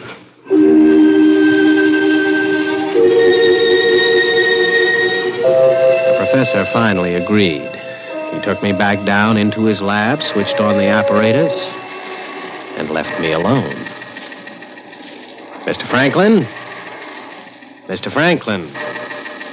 Can you hear me? Who's there? My name is Kimberly. Professor Green has called me in to help him with your case. It's too late. I have no hope. If you knew how tired I am, how terribly tired. Now, look, it's only a matter of money. With your help, we can get the money. I'm not interested. I refuse to help you. I tried to avoid my destiny, and I've been punished for it. But I've suffered enough. In the name of heaven, shut off the pump and let me go. Now, Mr. Franklin, I don't want to do... Are you interested in money? Well, sure I am. Isn't everybody? If you want money, I'll pay you $200,000. Does that interest you? It interests me a whole lot. What do I have to do for it? Just one thing. Shut off the pump. Shut off the pump? Let me find peace at last. If you knew how unendurable it is to spend your life in utter blackness, thinking, always thinking, please, Mr. Kimberly, tell me that you agree. Uh-huh. Well, why not?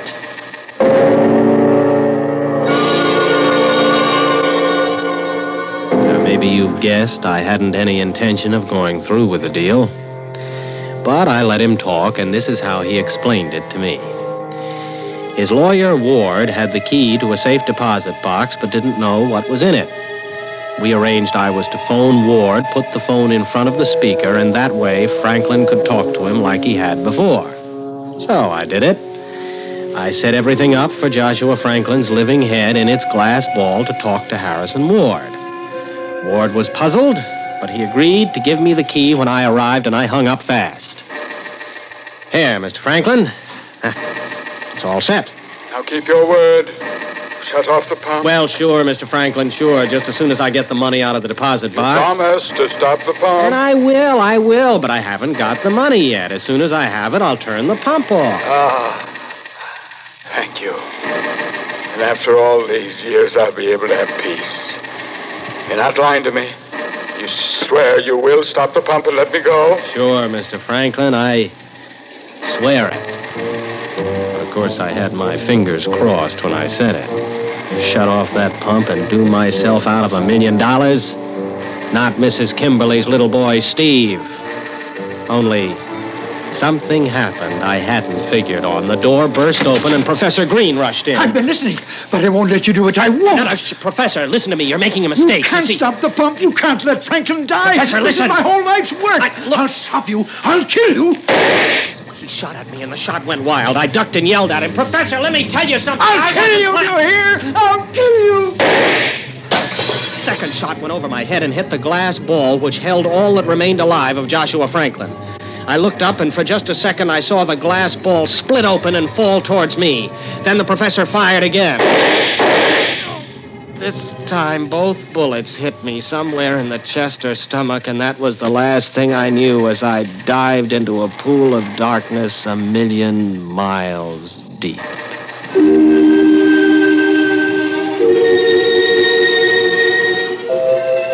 How long the darkness lasted, I don't know. A day, a week, a year. But at last, through the darkness that seemed to crush in on me like a ton of black velvet curtains, I heard Rollo's voice. Steve?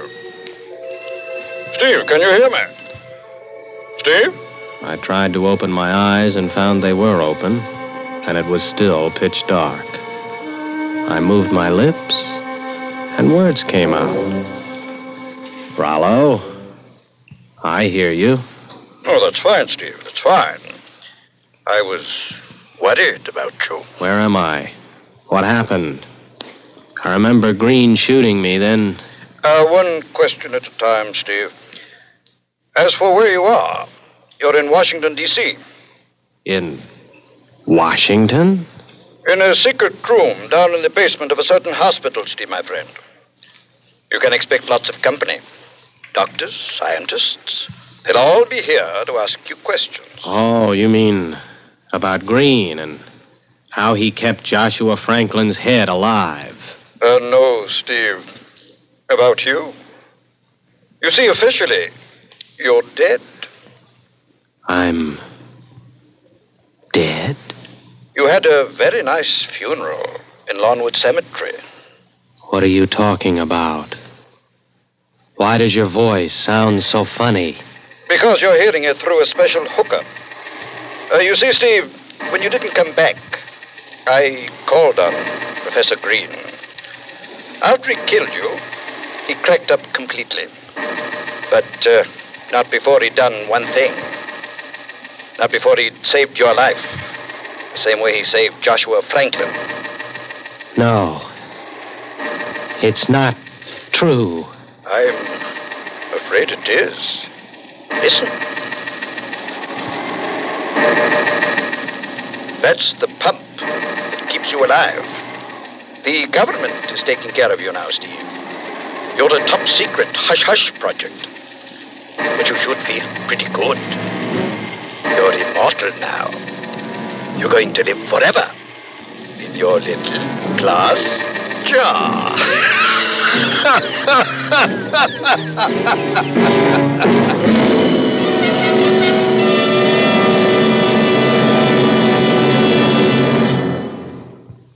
Suspense. You've been listening to Heads You Lose, starring William Redfield as Steve Kimberly, and written especially for Suspense by Robert Arthur.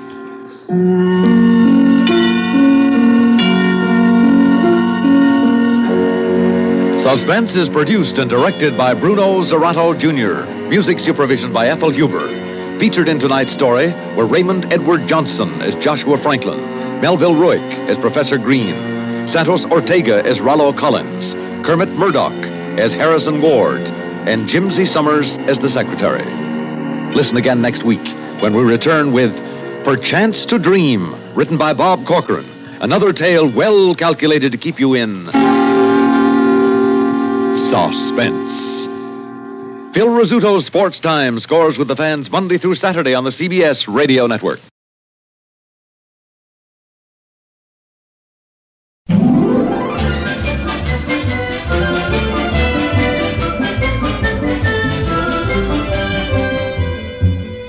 Being an old research man myself with an advertising agency named Blair, Thomas & Kane, I once looked up the source of that old chestnut about coming events casting their shadows before.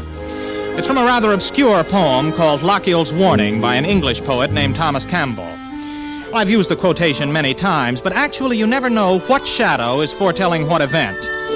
I know I didn't have the slightest inkling that I was in for the biggest event in my life when Dr. Johnson said to me, "Well, as a matter of fact, since midnight, every baby that's been born in the hospital has been a boy." The CBS Radio Workshop, dedicated to man's imagination, the theater of the mind. Today, The Big Event, a fantasy for radio by Gloria Dapper and Draper Lewis. A fantasy about the law of averages and the day the law of averages ran out.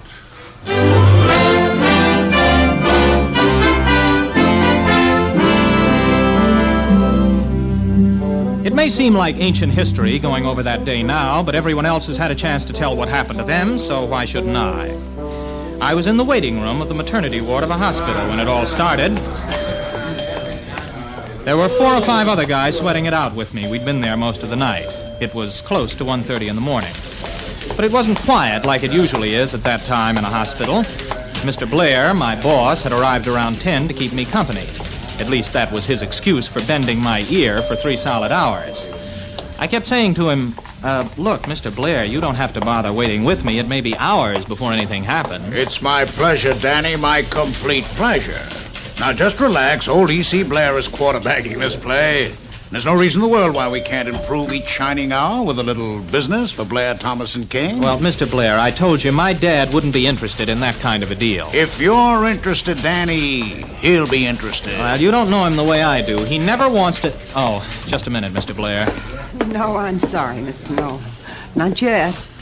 Mr. Vance? Yeah, I'm Vance. It's a boy, Mr. Vance. You just follow me. Another boy? Well, what are you going to do? So maybe we'll end up with a basketball team. Calling Dr. Johnson. Dr. Johnson, please. Oh, I wonder what all this excitement's about anyway. I wish Adele were here. Adele? Maggie's mother. She was due in from Europe tonight on the Washington. She said she'd come straight to the hospital. Well, maybe she was held up going through customs or getting a cab from the pier. Danny, look. You don't want to spend the rest of your life in research. You're cut out for bigger things, boy. There's no reason why you couldn't end up being captain of the team. But you've got to get in there and fight.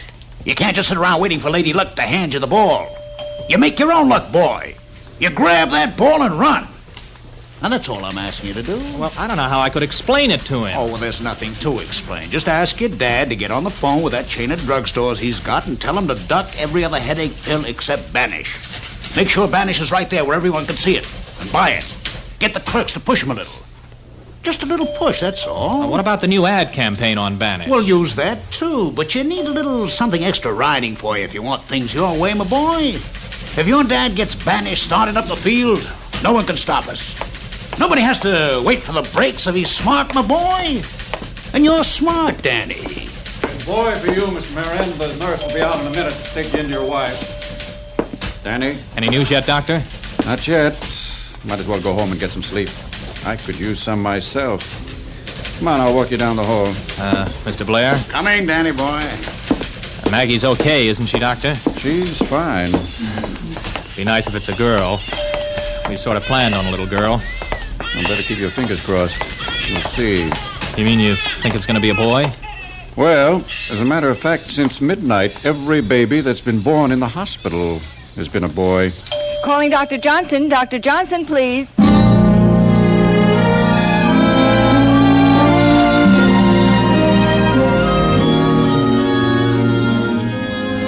We left the hospital on the Lexington Avenue side. Mr. Blair hailed a cab and offered to drop me off. But just then a second cab pulled over to the curb, and I told him I'd take my own since I was going over to the west side, and he lived east on Sutton Place.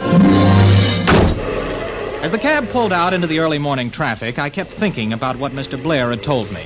The call he wanted me to make to Dad in the morning. And especially I kept thinking about Maggie and the baby and how much easier it would be if we had a little extra dough coming in. I didn't even hear the driver when he said... Funny thing about the traffic tonight. It's all been going the same direction. Was it since really midnight. right to try to twist chance your way? And what would happen if you did? It's all going west, too. Lucky thing you live on the west side. Now what? I said it's a lucky thing you live on the west side. The traffic's all been going west since midnight. Anything strange about that? No. It's all been going downtown, too. Every place except near Pier 32. Oh, what a mess that is. Pier 32, that's where the Washington docks. Brother, what a mess. You might even call it a riot. Get me over there, fast.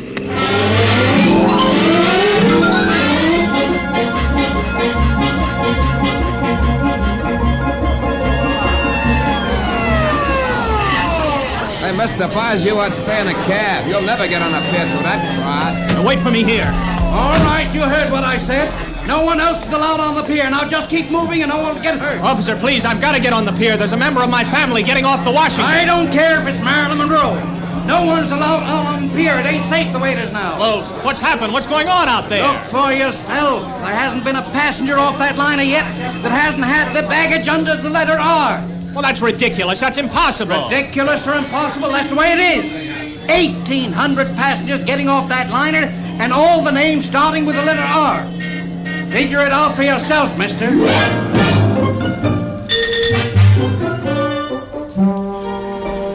I went home, made a pot of coffee, and sat down to wait.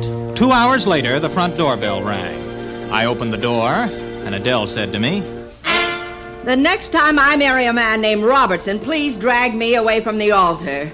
Oh, where's my bedroom? I'm dead."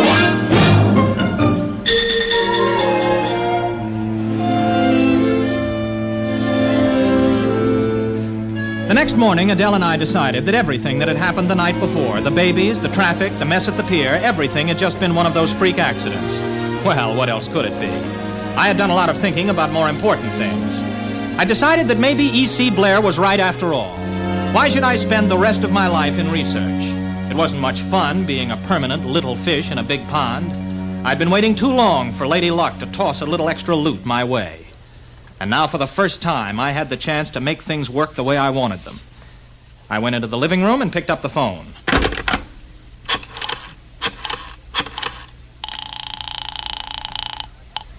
Long distance. I want to make a person-to-person call to Mr. John Nolan, Sunshine Drug Corporation, Chicago.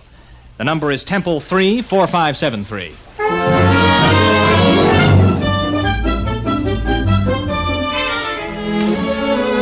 It wasn't until I left the apartment that I started to find out what was really going on. At first, it just seemed like one coincidence after another.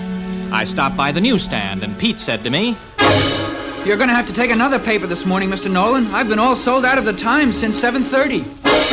And the bus driver was yelling, No, I can't change another 5. Aren't they making anything except $5 bills? Now stop it, will you? Stop it. But that was just the beginning. When we pulled into Madison and 53rd, all the passengers got off at the same stop. All of them. They all went into the same building where I work. They all got on the same elevator. All right, don't push. Floors, please. And they all got out at the same floor. My floor. I have an appointment with Mr. Elmore. I can talk to you, President I have to get in line or something. Blair, Thomas and Kane, reception. No, Mr. Thomas. I'm sorry. I'm trying. I'm sorry, miss, but I'm already 10 minutes late for my appointment. Would you please see if he's I only there? have one pair of hands. If you'll just be quiet and give me a chance. What? Oh, no, I wasn't talking to you, Mr. Thomas. No, sir. Okay, everyone. Now quiet down and let's take it one at a time. One at a time.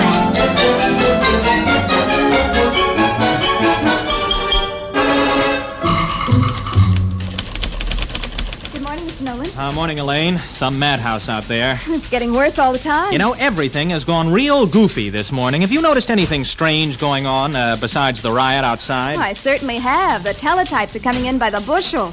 Hope we have a profit-sharing bonus this Christmas. Huh? What do you mean? Our sales. They're fantastic in 10 major cities. Every Blair, Thomas & Kane product is suddenly booming. Well, I've been around long enough to see a product catch fire, but 32 of them. Never. Well, let me see those teletypes. Oh, this is incredible. And Banish is right in there with them. Banish is leading the field, as Mr. Blair would put it.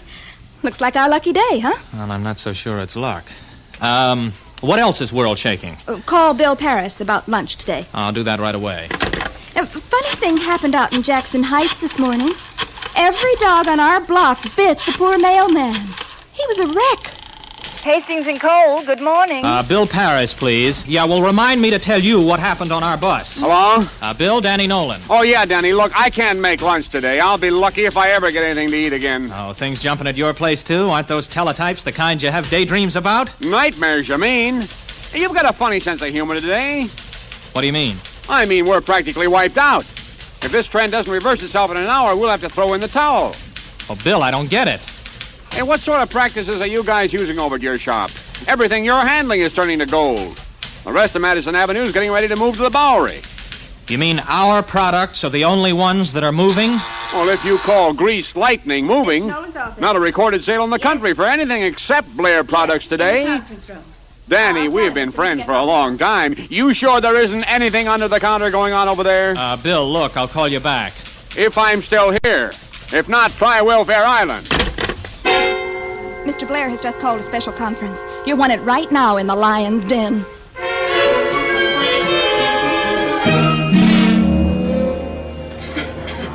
Okay, men.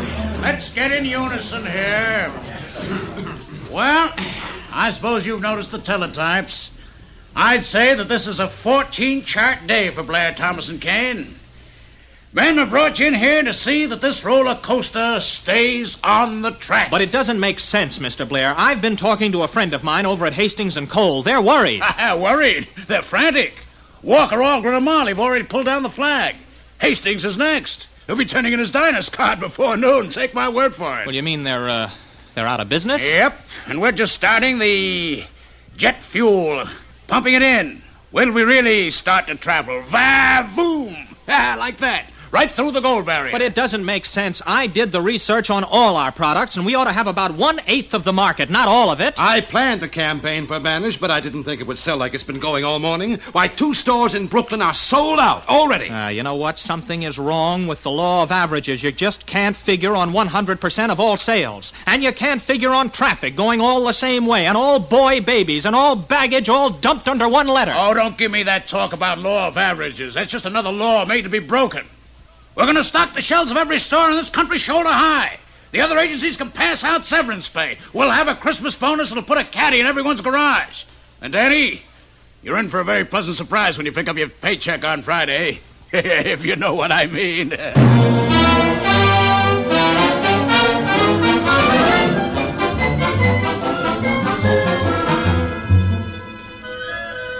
Now, by lunchtime, everyone knew that something was going on. It was all around you. The traffic on Madison Avenue was jammed going downtown, just a few cars coming uptown. One store would be packed to the door, another store almost empty.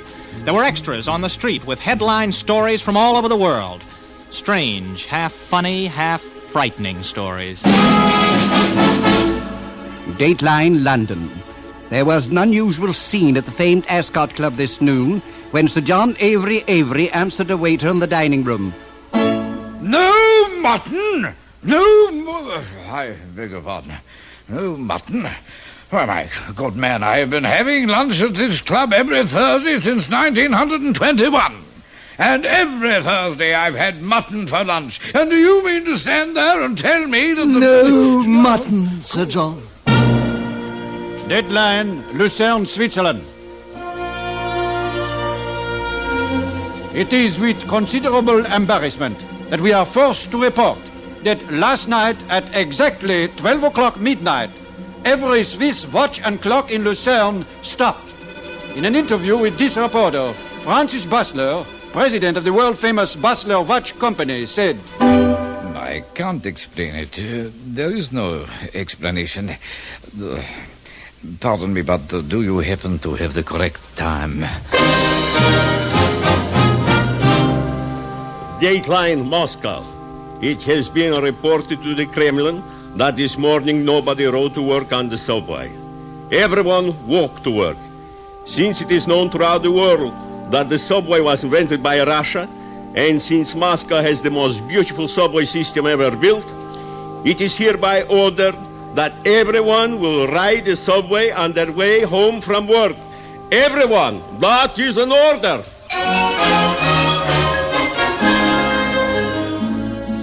I went back to the office after lunch. The place was still spinning like a king-size squirrel cage, and most of the executives were walking around with dollar signs in their eyes. Then I heard a sound which seemed a little out of place in all the money-making merriment, and I saw Elaine dabbing at her eyes and trying not to let me see her face. Well, look, anyone interested in a gray flannel shoulder, it's available at the moment. It's nothing, Mr. Nolan, please. I'm sorry. I'm just being very foolish. A woman's prerogative and privilege. Nothing I can do to help? Not unless you'd like to go down to Washington and blow up the Pentagon. I just got a cable from Jerry. He's my fiancé, stationed in Germany. His Christmas leave has been canceled. We were going to be married. Well, any reason for his leave being canceled? The wire didn't say. It just said, all leaves canceled. Oh, who wants to get married anyhow? I suddenly had a sort of strange feeling in the pit of my stomach. I guess maybe that was the first time I began to feel a little frightened. The world seemed to be slowly sliding off its axis. And all at once I wanted to be with Maggie and Adele, and in my own apartment where I could shut the door and feel reasonably safe.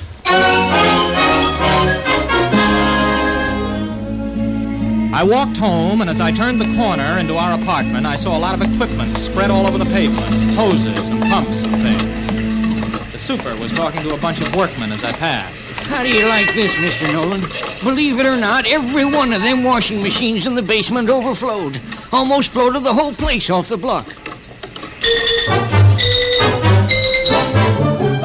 I walked into the lobby, and there was a sign saying all elevators out of order. I climbed the 10 flights to my apartment. Adele met me at the door. Mr. Blair has called 3 times. He wants you to come back to the office. Well, if he calls again, I'm not here. I don't want to talk to him. Danny, what's happening? What's going wrong? I went to the supermarket this afternoon, and there wasn't a clerk in the place. They all stayed home. Yeah, that figures. And there was a Santa Claus near Herald Square. He had to have an armed guard escort him to the bank. He'd collected so much money. But none of the others had collected a cent. You know, this is what I told Mr. Blair at the meeting, but he wouldn't listen. I told him that something has happened to the law of averages. Has the hospital called yet? Not yet. No, I'll get it. Telegram for Mr. Nolan. Sign here. Okay. Here you are. Thanks, mister.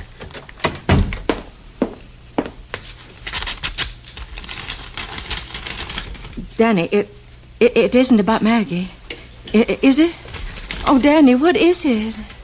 It's from the commanding officer of my reserve unit. I've been ordered to report for active duty in 24 hours.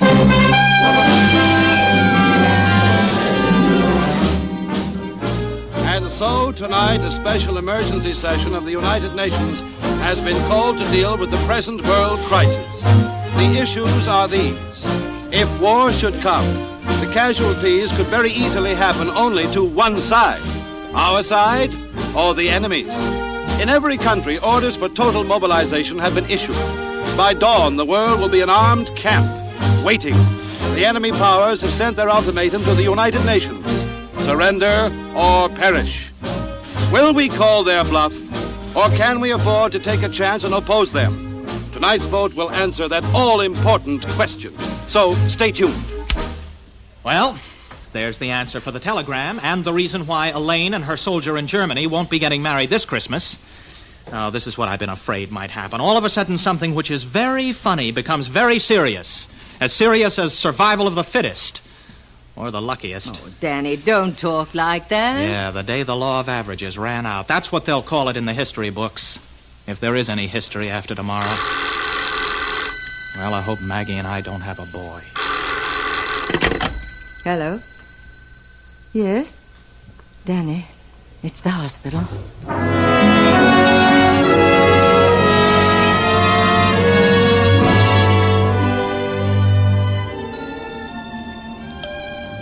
Shouldn't be too long now, Mr. Nolan. Would you like to listen to the radio? We've got one on in the recreation room. No, thanks. It's awful, isn't it? I mean, about the UN. Have they voted yet? No, sir, not yet. Danny, may I see you for a minute? I'll call you as soon as anything happens. About the baby, I mean. Thank you. Well, Mr. Blair? I tried to get you this afternoon. Yeah, I know. I wanted to talk to you, Danny. What for? Break some more laws? Don't you know what's happened? The agency is out of business, Danny. What do you mean? We haven't a single account left. Everything's down the drain. Gone. So, it's happened to you, too. The clients decided they didn't need an agency anymore. With everything selling like wildfire, why have salesmen? Why have advertising? Why radio, TV? Why an agency? They all cancel their contracts. All of them. What do you plan to do? Well, under the circumstances, nothing. I'm going to the Pentagon in the morning, see if they need me. Later, when this is all over, maybe I'll try again. There's a chance of getting a foothold, even in the ad business. You mean you're starting to believe that there is such a thing as chance? Well, sure there is. Well, at least there used to be. But not anymore. It'll come back. How? You're going to make it come back? You didn't want anything to do with it before because it got in your way. And you got me hoping to beat it, too. Now look what's happened. Mr. Nolan? Yes?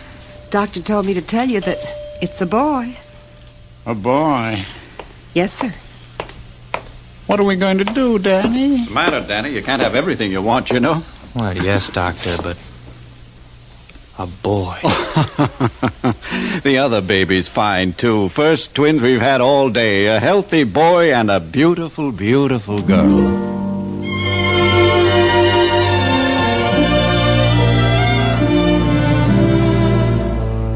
After I'd seen Maggie and the twins, Mr. Blair and I left the hospital together. And I can't tell you how good it was to see the traffic running in both directions again on Lexington Avenue. I was even happy when we couldn't get a cab. Mr. Blair walked east, and I started west across town. I really didn't understand everything that had happened, what it meant. 24 hours out of our lives with nothing working right. Why had it happened?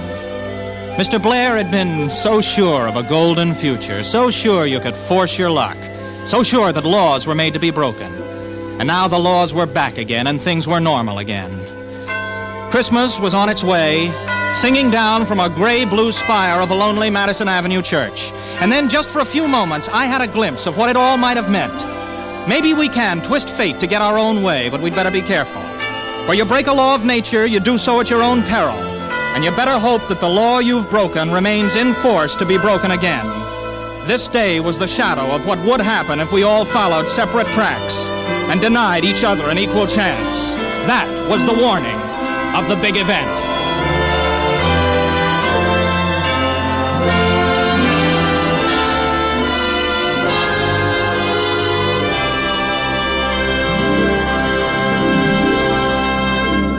You have been listening to the CBS Radio Workshop and The Big Event, an original radio fantasy by Gloria Dapper and Draper Lewis. Musical score composed by Ben Ludlow, conducted by Alfredo Antonini, and produced and directed in New York by Paul Roberts. William Redfield was heard as Danny Nolan, Ralph Bell as Mr. Blair, Ethel Owen as Mrs. Robertson, and Roger DeKoven as Dr. Johnson. Others in the cast included Elaine Rost, Ivor Francis, Herm Dinkin, and Ruby Dee. This is Warren Sweeney inviting you to listen again next week when, from New York, the CBS Radio Workshop presents All Is Bright by Henry E. Fritsch, the story of the fabulous search for the origin of one of the best-loved Christmas carols, finally traced to the singing of a trained songbird. Next week on the CBS Radio Workshop.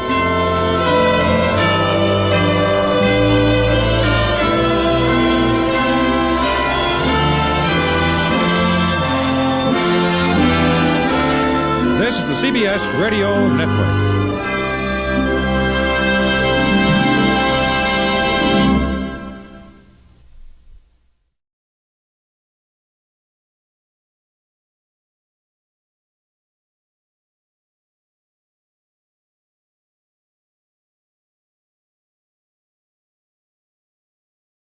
CBS Radio, a division of the Columbia Broadcasting System, and its 217 affiliated stations present the CBS Radio Workshop, radio's distinguished series dedicated to man's imagination, the theater of the mind.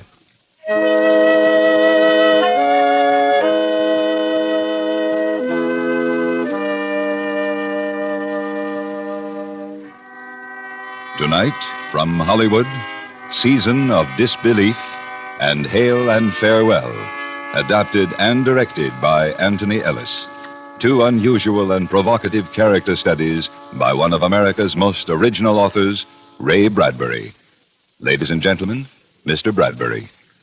It has always seemed to me that life, to all of us, is an endless coil of rope playing through our hands every moment of every hour of the day. The long line of the rope goes back to the time we were born and extends on out ahead to the time of our death. In between lies the eternal now, the flickering moments when each of us must play the rope as best we can, without burning our fingers, snarling the coils, or breaking the line. This is a study of one woman and her rope. Season of Disbelief.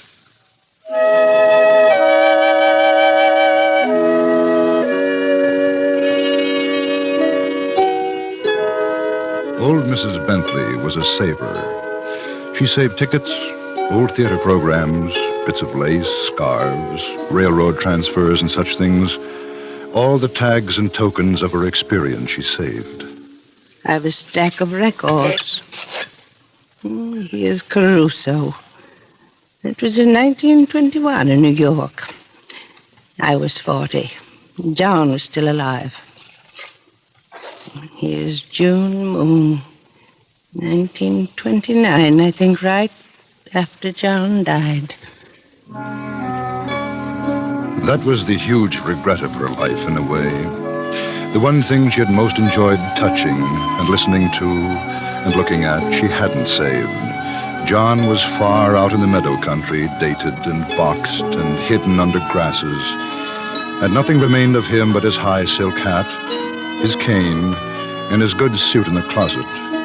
But what she could keep she had kept. Pink flower dresses crushed among mothballs and vast black trunks, and cut glass dishes from her childhood. Her past lived with her.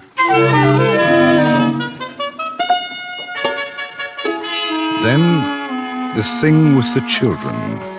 It happened in the middle of the summer. Mrs. Bentley, coming out to water the ivy on her front porch, saw the two cool-colored, sprawling girls lying on her green lawn, enjoying the immense prickling of the grass. At the very moment she was smiling down on them with her yellow mask face, around a corner like an elfin band came an ice cream wagon.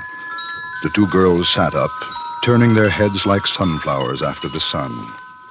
Little girls, would you like some?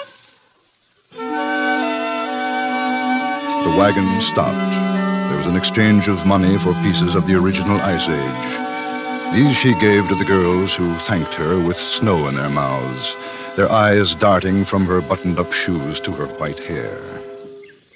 Don't you want a bite? No, child. I'm old enough and cold enough. The hottest day won't thaw me. Come up on the porch and sit in the shade. But mind you don't drip. I'm Alice. She's Jane. How nice. I'm Mrs. Bentley. They call me Helen. I didn't know old ladies had first names. Well, you never hear them used. Oh, my dear, when you're as old as I, they won't call you Jane either. Old age is dreadfully formal. How old are you? I remember the dinosaur. No, but how old? 75. That's old. I don't feel any different now than when I was your age. Our age? Yes, once I was a pretty little girl, just like you, Jane. What's the matter? Nothing. Oh, you don't have to go so soon, I hope. Well... Is something the matter? What? My mother says it isn't nice to fib. Of course it isn't. And not to listen to fibs. Who was fibbing to you, Alice? You were. About what? About your age. About being a little girl. But I was. Many years ago, little girl like you. Come on, Jane. But how ridiculous. It's perfectly obvious. Everyone was young once. You're joking with us. You weren't really 10 ever, were you, Mrs. Bentley? You run on home. You get away from here.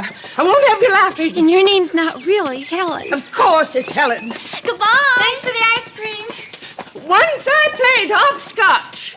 You hear me? I did. The idea. No one ever doubted I was a girl before. What a silly, horrible thing to do.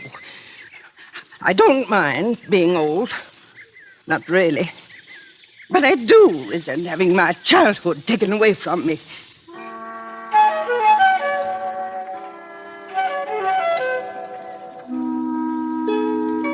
After supper, she gathered together certain items in a perfumed kerchief. Then she went to her front porch and stood there stiffly for half an hour. As suddenly as night birds, the two girls flew by, and Mrs. Bentley's voice brought them to a fluttering rest. Girls! Girls! Yes, Mrs. Bentley? Come up on the porch. Yes, Mrs. Bentley. I've got some treasures to show you. Sit down, both of you.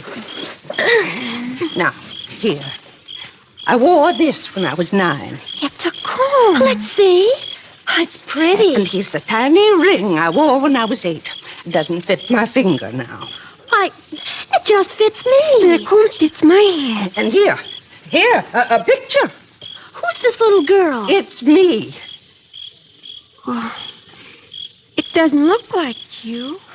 Anybody could get a picture like this somewhere. But it's the truth. Any more pictures, Mrs. Bentley? Of you later? You got a picture of you at 15? And one at 20? One at 40?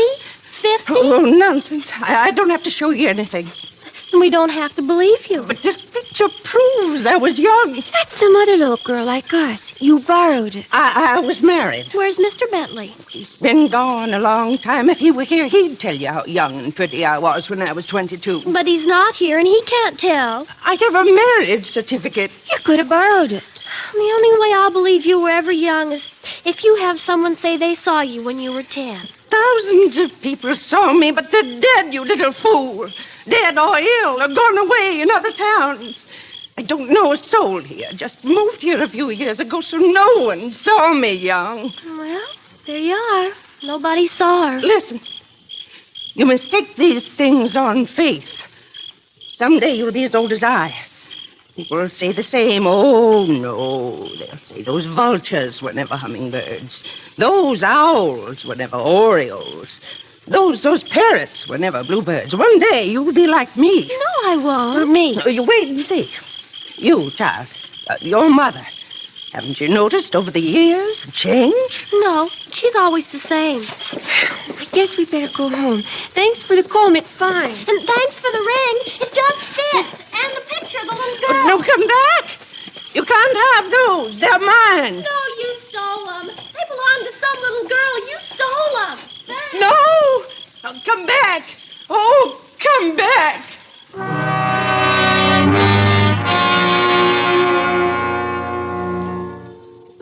She lay awake for many hours into that night, among her trunks and trinkets. A night wind blew in the room. The white curtain fluttered against a dark cane, which had leaned against that wall near the other bric-a-brac for many years. The cane trembled and fell. Its gold ferrule glittered in the moonlight. It was her husband's opera cane. It seemed as if he were pointing it at her, as he often had, using his soft, sad, reasonable voice. Those children are right. They stole nothing from you, my dear. These things don't belong to you here, you, now. They belong to her, that other you so long ago. And then, as though an ancient phonograph record had been set hissing under a steel needle, she remembered a conversation she had once with Mr. Bentley. Mr. Bentley, so prim, a pink carnation in his whisk-broomed lapel. My dear, you never will understand time, will you? Don't you see, no matter how hard you try to be what you once were, you can only be what you are here and now. Time plays tricks. When you're 9, you think you've always been 9 years old, and will always be. When you're 30, it seems you've always been balanced there on that bright rim of middle life. And then, when you become 70, you are always and forever 70. You are in the present. You are trapped in a young now or an old now. But there is no other now to be seen. Ticket stubs are trickery. Saving things is a magic trick with mirrors. You're saving cocoons, corsets in a way you can never fit again. Why save them? You can't really prove you were ever young. Pictures. Pictures, John. No, they lie. You're not the picture. Affidavits. No, you're not the dates or the ink or the paper. You're not these trunks of junk and tricks. You're only here now, the present you. Yes, I see. I see. In the morning, I'll do something final about this and settle down to being only me and nobody else for many other year. That's what I'll do.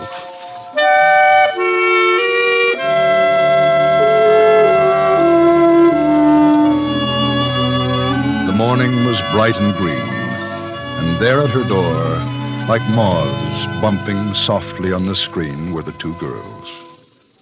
Got any more things to give us, Mrs. Bentley? More of the little girls' things?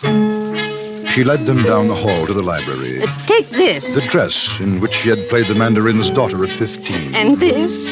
And this. A kaleidoscope, a magnifying glass. Pick out anything you want. Books, skates, dolls, everything. They're yours. Ours? Only yours. And will you help me with a little work? I'm building a big fire in my backyard. I'm emptying the trunks, throwing out this trash for the trash man. It doesn't belong to me. Nothing ever belongs to anybody. We'll help you, Mrs. Bentley. It'll be fun.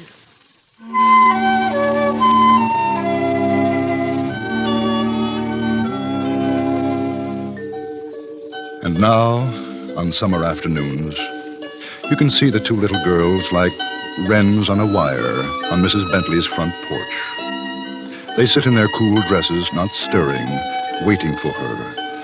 And when the silvery chimes of the ice cream man are heard, the front door opens, Mrs. Bentley floats out with her hand deep in the throat of her silver-mouthed purse, and for half an hour you can see them there on the porch, the two girls and the old lady, putting coldness into warmness, eating chocolate icicles, laughing. At last, they are good friends. How old are you, Mrs. Bentley? 75. How old were you 50 years ago? 75. You were never young, were you? And never wore ribbons or dresses like these? No, Jane. Never. Have you got a first name? My name is Mrs. Bentley. And you've always lived in this one house? Always. And never were pretty? Never. Never in a million trillion years? Never in a million trillion years.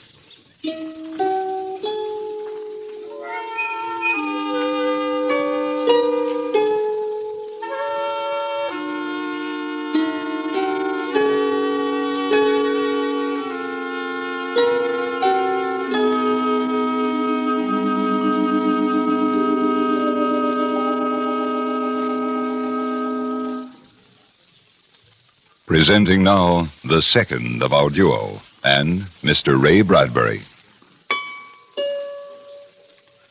The rope of life hisses through our fingers. We reach, it's gone.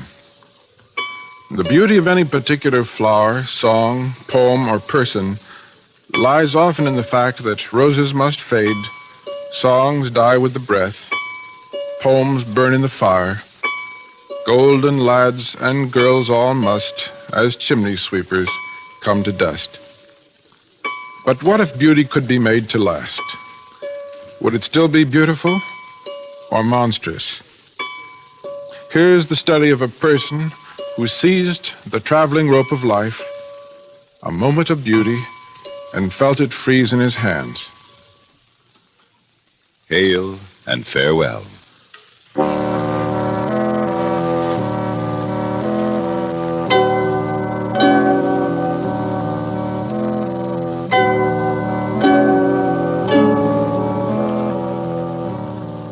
He was going away.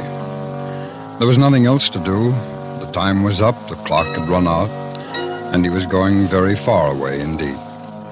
His suitcase was packed, shoes shined, hair brushed, it expressly washed behind his ears, and it remained only for him to go down the stairs, out the front door, and up the street to the small town station where the train would make a stop for him alone.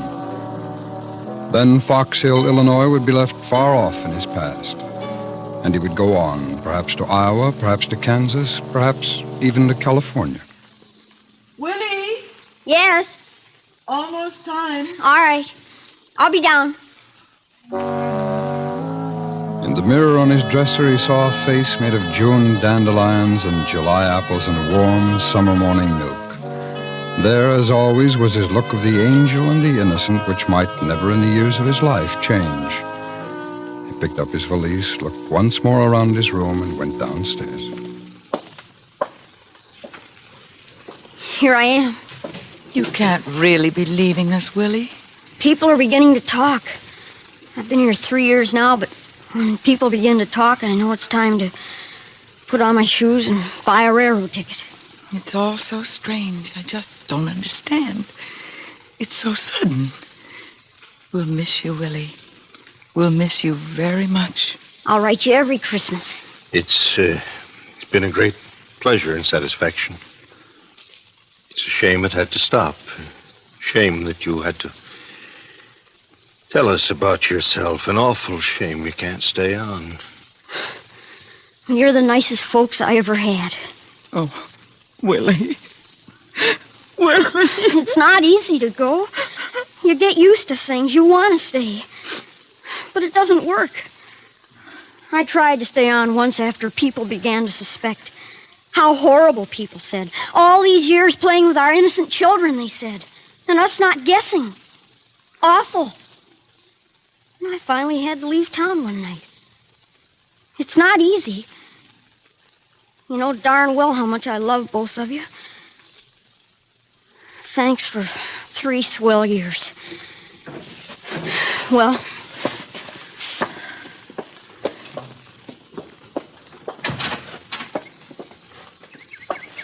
Willie, where will you go? I don't know. I just start traveling. When I see a town that looks nice and green, I settle in. Will you ever come back? Oh, in about 20 years, maybe it should begin to show on my face. When it does, I'm going to make a grand tour of all the mothers and fathers I've had. Oh, Willie. We can't complain, Anna. Better to have had a son 36 months than none whatever. Well, I guess it's time. Goodbye. Thanks. Willie kissed Anna quickly, touched Steve's hand, seized his luggage, and was gone up the street in the green noon light under the trees, not looking back. A small boy, 12 years old, with a birth certificate in his valise to show that he had been born 43 years ago.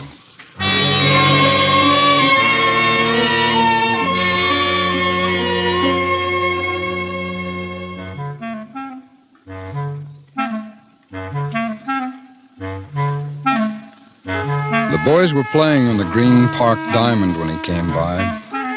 He stood a little while among the oak tree shadows, watching them hurl the white, snowy baseball into the warm summer air. The boys' voices yelled, and the ball lit on the path near Willie. Hey, Willie! Where you going, Willie? Gonna visit a cousin of mine for a few days. Huh? You guys just throwing the ball around, huh? Yeah. You taking the train alone, Willie? Yeah. Boy, that's neat. Hey, how about a couple of throws? I got a little time. Sure, I guess so. Willie dropped his bag and ran back. The white baseball was already up in the sun and plunging down to him. And away again to their white figures, up in the sun again, rushing, life coming and going in a pattern. He thought of the last 3 years, now spent to the penny, and the 5 years before that, and so on down the line. The baseball flying here, there. Mr. and Mrs. Robert Hanlon, Creek Bend, Wisconsin, 1932, the first couple, the first year. Henry and Alice Bolts, Limeville, Iowa, 1935, the Smiths, the Eatons, Robinsons, 1939, 1945, husband and wife, husband and wife. No children, no children, no children. A knock on this door, a knock on that. Pardon me. My name is William. I wonder if I could... A sandwich? Come in. Come in and sit down. Where are you from, son?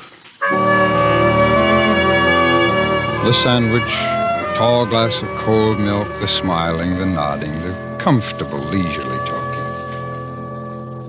Well, son, you look like you've been traveling.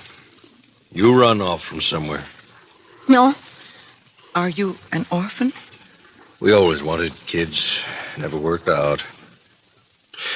Never knew why, one of those things. Well, getting late, son. Don't you think you better hit for home?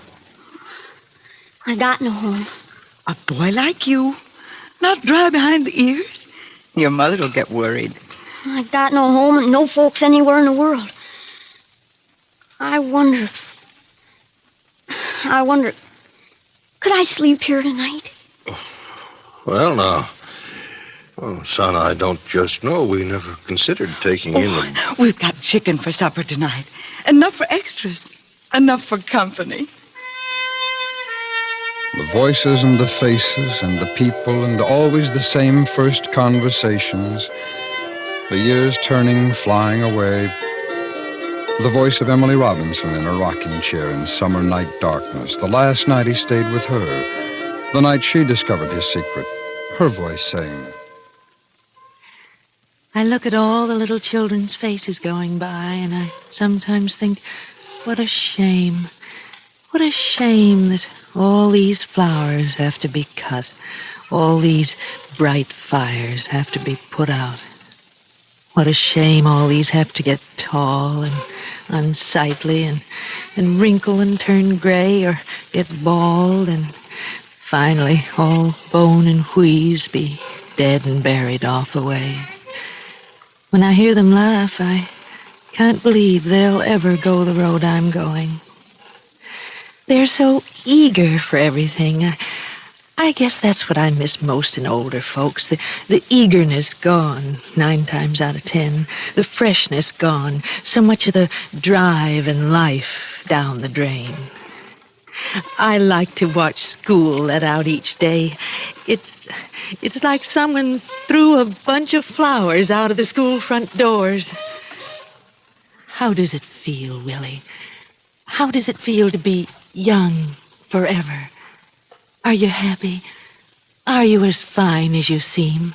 I worked with what I had. After my folks died, after I found I couldn't get man's work anywhere, I tried carnivals, but they only laughed.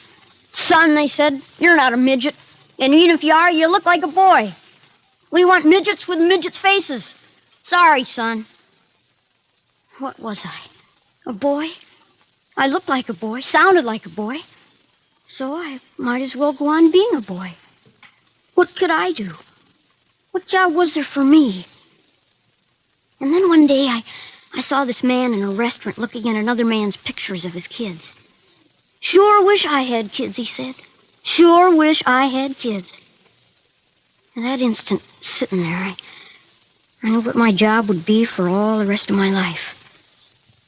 There was work for me, making lonely people happy, keeping myself busy, playing forever. I knew I had to play forever, deliver a few papers, run a few errands, mow a few lawns.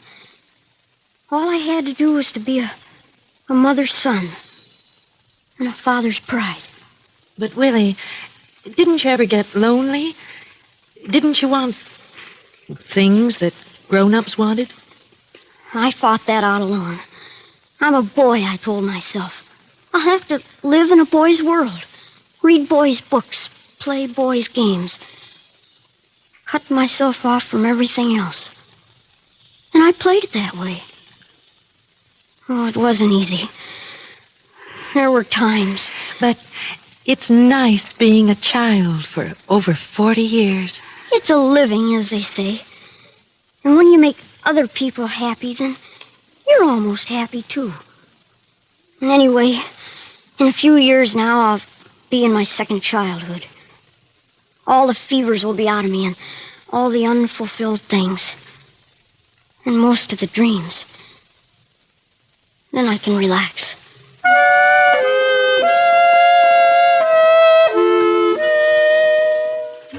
He threw the baseball one last time and broke the reverie. Then he was picking up his suitcase. The two boys stood beside him. They were embarrassed at his shaking hands with him. Oh, Willie. Ain't as if you're going to China or something. Oh, that's right. It isn't. So long, Willie. See you next week. Yeah. So long, Sam. So long, Jamie. And he was walking off with his suitcase again, looking at the trees, going away from the boys and the street where he had lived. And as he turned the corner, a train whistle screamed, and he began to run.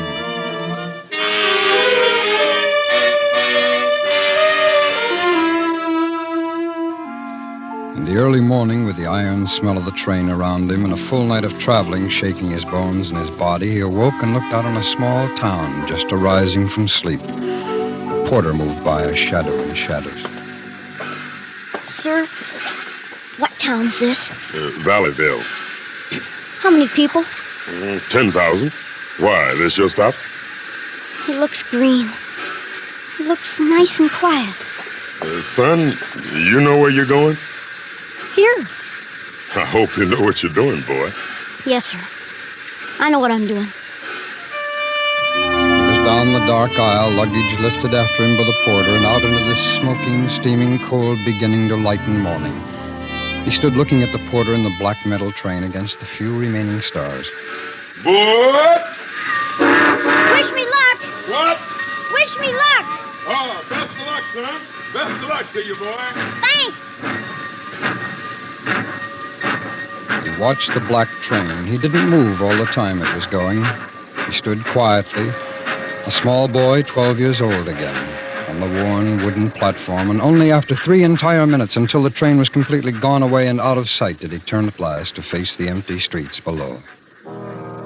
Then, as the sun was rising, he began to walk very fast so as to keep warm down into the new town.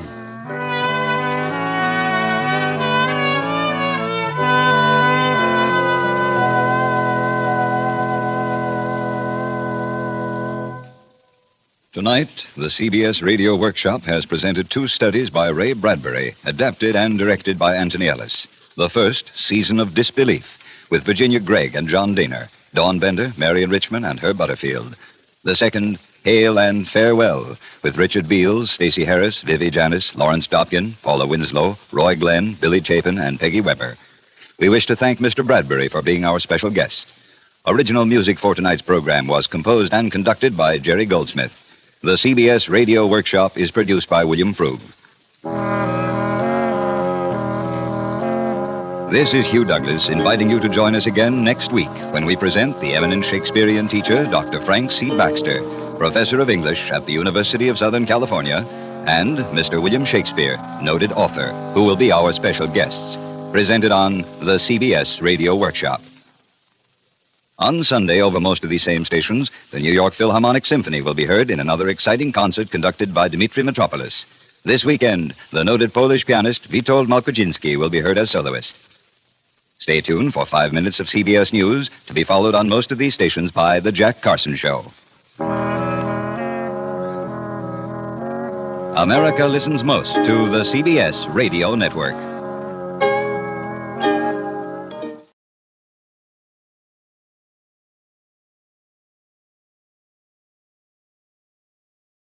Tired of the everyday grind? Ever dream of a life of romantic adventure? Want to get away from it all? We offer you Escape. Escape, designed to free you from the four walls of today for a half hour of high adventure.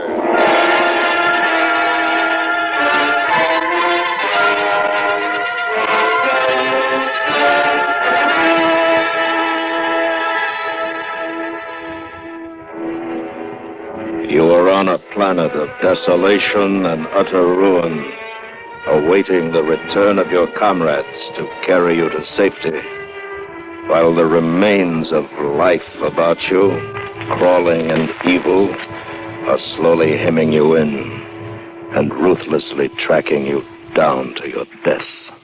Listen now as Escape brings you Charles Smith's unusual story, North of Polaris.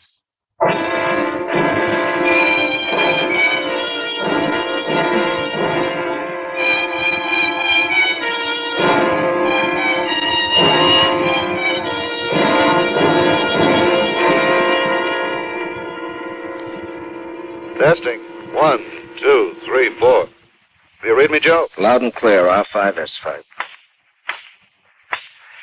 All ready, sir. How is he? Well, How do you feel, Mac? Scared, sir? Now take your time out there. Be very sure. Quiet. Can you see him? Not yet, sir. Yes, sir, there he is. Mac, what's it like out there? Nothing much to see. You feel heavier or lighter than usual? Can you move about easily? Just like at home. What about atmosphere? I'm turning off my oxygen unit and opening the intake valve. Careful. Not too fast now. I've cut my supply completely, sir. Rescue party standing by, sir. It seems to be okay. Yes, sir, the air is good. Are you sure? It's okay. Send them out.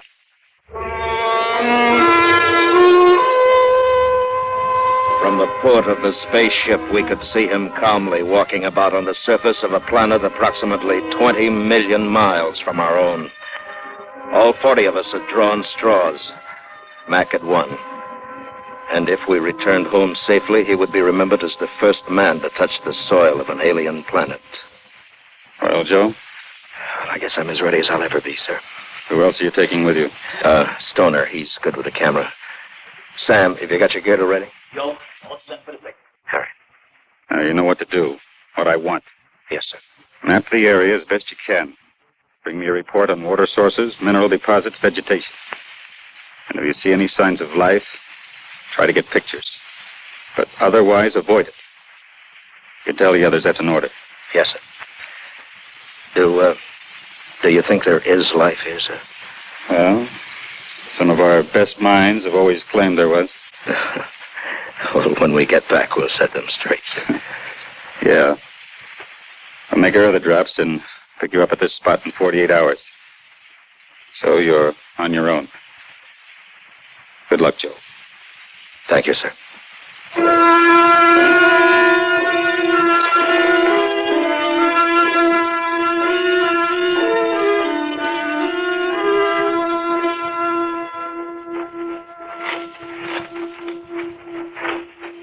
Joe, do you notice anything wrong with this place?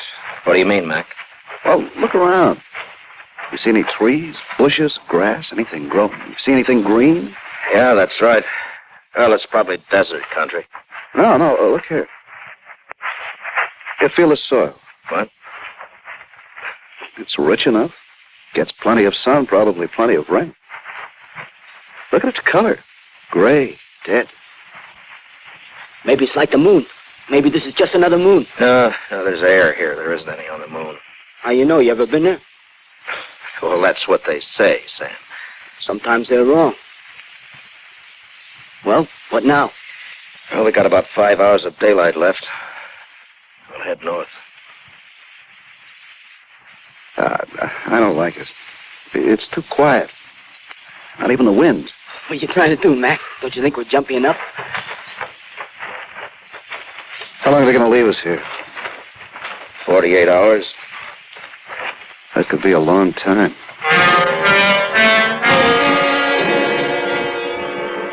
We started north. It was easy walking over the flat, rolling land, easy because there were no trees or bushes or weeds. There was nothing. Nothing but the gray sky and the gray, dead soil. I was beginning to think that maybe it was only a moon. And then we made camp for the night.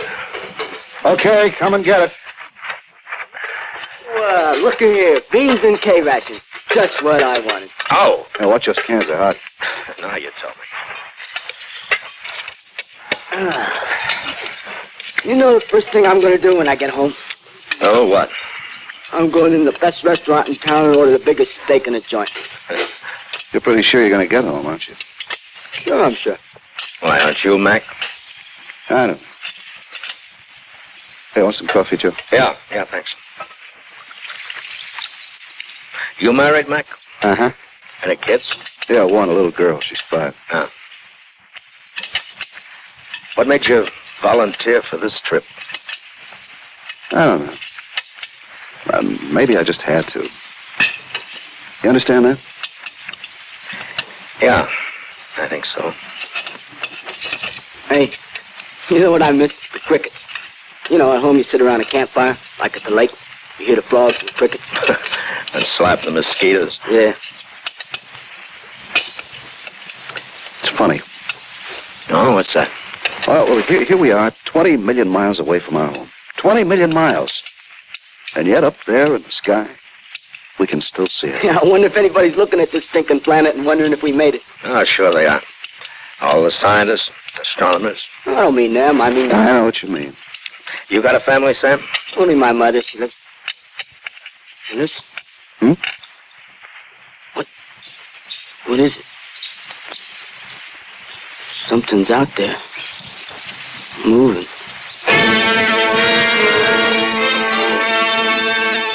It was life. There was life here.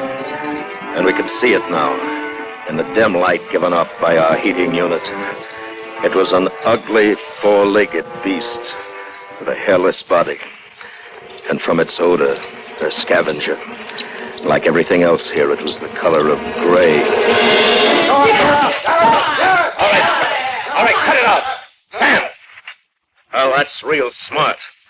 You're supposed to be a photographer, take pictures of what we find. Oh, lay off him, Joe. It was only a rat, a big rat.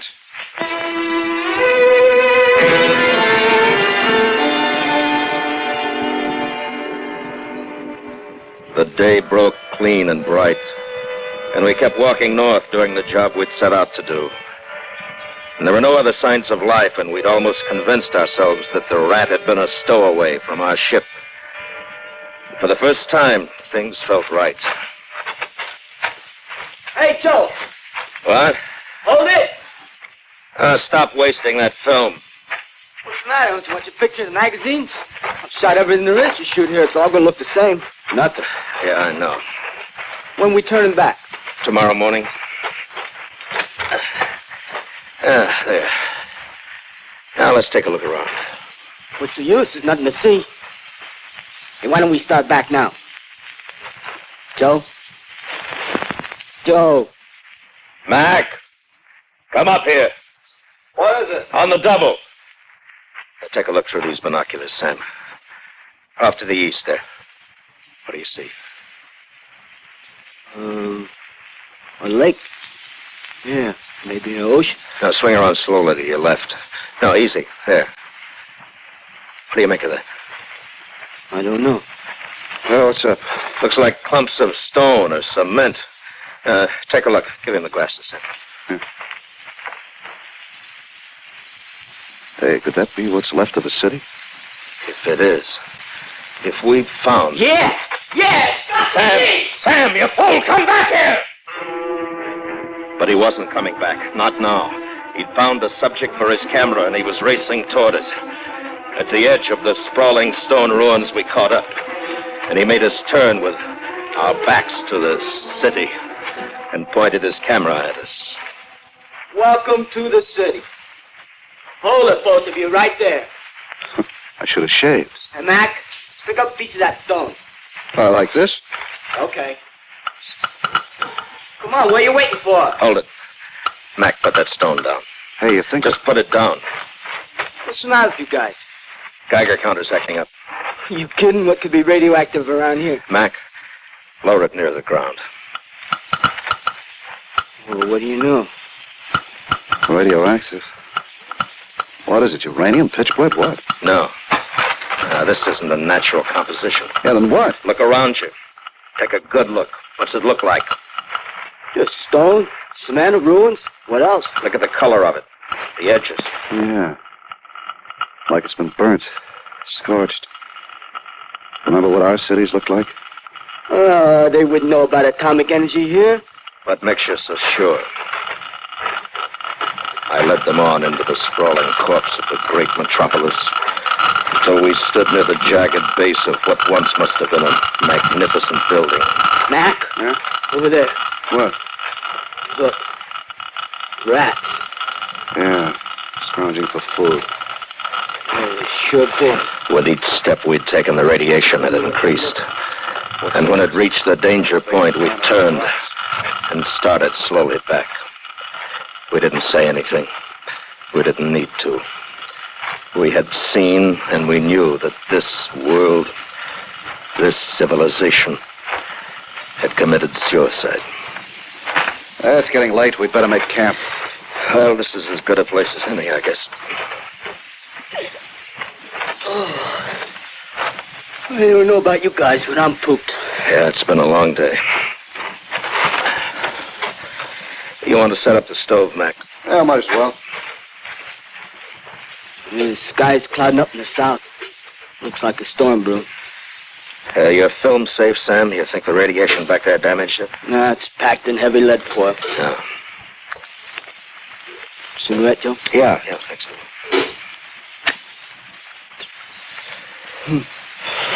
That's funny. No, what's that? Take a look out there. No, south, I mean. It's not the sky that's clouding up. It looks like dust. Dust storm. Couldn't be. There's no wind. Take a look. Yeah, but there's no wind. Well, something's out there kicking up the dust. How far away you figure? It's hard to tell. 10, maybe 15 miles. Joe! Joe, look! What? There, to the right, about a mile. You see him? See what? No, over to your left. Well, what is it? People. You're crazy. There's nothing out there. Two of them, they fell. I can't see them now either, but I did see them. There, now, they're up again. Joe, he's right. The people like us. Hey! Oh, hey! All right, stop it. Hey! Put it out! Stop it! Look, we've got orders to avoid contact with life here. But, Joe, they're people, human beings. You don't know what they are. Just because they resemble us physically, that doesn't mean a thing. But, Joe, we got our orders. The ground's higher over there. Let's move over there where we can see them better. Come on. When we made it to the rise, we could see a man and a woman. Two people just like ourselves. Even what was left of their clothing was similar to ours. And they were running desperately. And then I looked beyond them and saw the cause of their fear. Stalking them, slowly closing the distance between them, were 6 of those great, evil rats.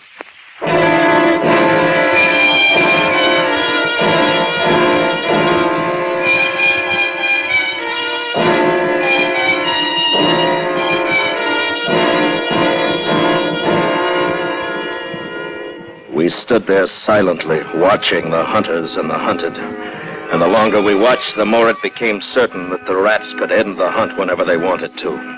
I could see their features now. The woman was much younger than the man. Their faces were distorted by panic and fear. And we watched and waited. And then the old man fell, and Sam and Mac were running, screaming, driving off the rats.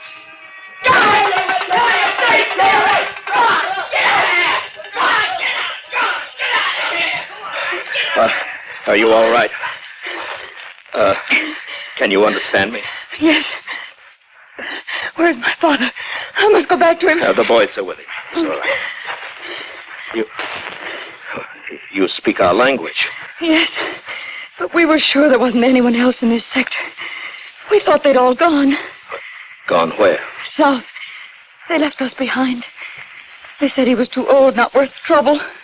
How many of you lived here? 11 of us. Only 11? Father and I started out yesterday morning. We thought we could meet them later. And then the rats... Where are you from? Outside. Then there is something left outside. Oh, yes. Oh, I was sure. I'd hoped. I knew it couldn't end here. Come on, we'd better get you back to camp now.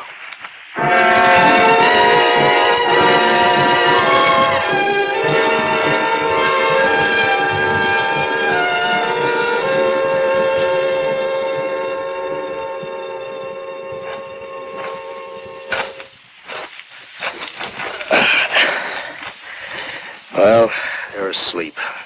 Gave them a sedative. She'll be all right, but I'm worried about the old man. Hey, Joe? Yeah? We've been talking. How can they know our language? How? Yeah. I don't know.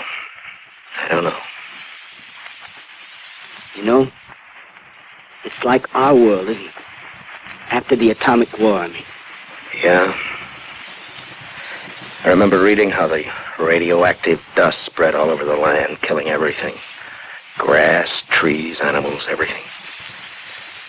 I guess the same thing happened here. You off your rocket, Joe? We're 20 million miles apart. And our war was over 50 years ago. Look, don't you think it's possible that life on another planet could have started, advanced, and progressed step by step with ours? Oh, Joe, now you're talking like something out of one of those science fiction magazines. Well, what's the matter? Can't your ego accept it? Do we have to be the greatest, these super beings? Everything else in the universe is subhuman? Oh, wait a minute, Joe. Oh, knock it off. Let's hit the sack. Okay.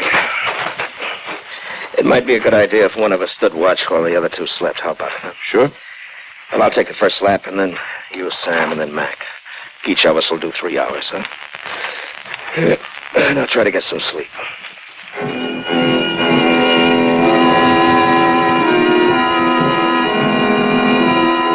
The 3 hours passed quickly. My mind was racing, asking if this world was a parallel to our own world. Were all the worlds of the universe alike? I was trying to find the answer when Sam relieved me, and I still hadn't found it when I dropped off to sleep. But I didn't sleep very long.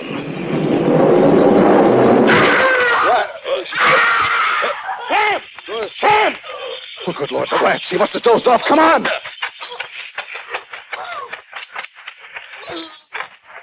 Oh. Look. Oh, my.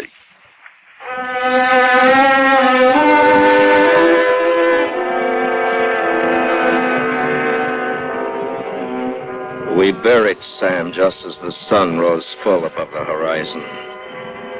And then as we turned to walk back to camp, we saw it. The sky to the south was black with dust. It was closer now, much closer than the day before. And whatever it was out there was moving straight for us. What do you make of it, Joe? I don't know. Oh, Jean. Yes? Does your father feel well enough to travel? Oh, he's much better. He wants to talk to you. All right. Joe, how far away from our rendezvous point? Oh, about 12 miles. Have you noticed the dust to the south? Yes. I was hoping that you could tell us what it was, sir. It is the army. The what? The army. The great army of the rats. The others, those you saw yesterday and this morning, they were the scouts. Out there is the main force. Well, why only rats? Why no other animals? When the war started, the rats were already immune to radiation. They thrived on it when all other life perished. But why? We did it. We made them immune. We used them in our early atomic experiments, generation after generation. And generation by generation, their resistance increased until a rat was born who was immune to radiation. What are we waiting for? Let's get out of here. Yes, we must run. For now they are the masters, the rulers, and we are the scavengers.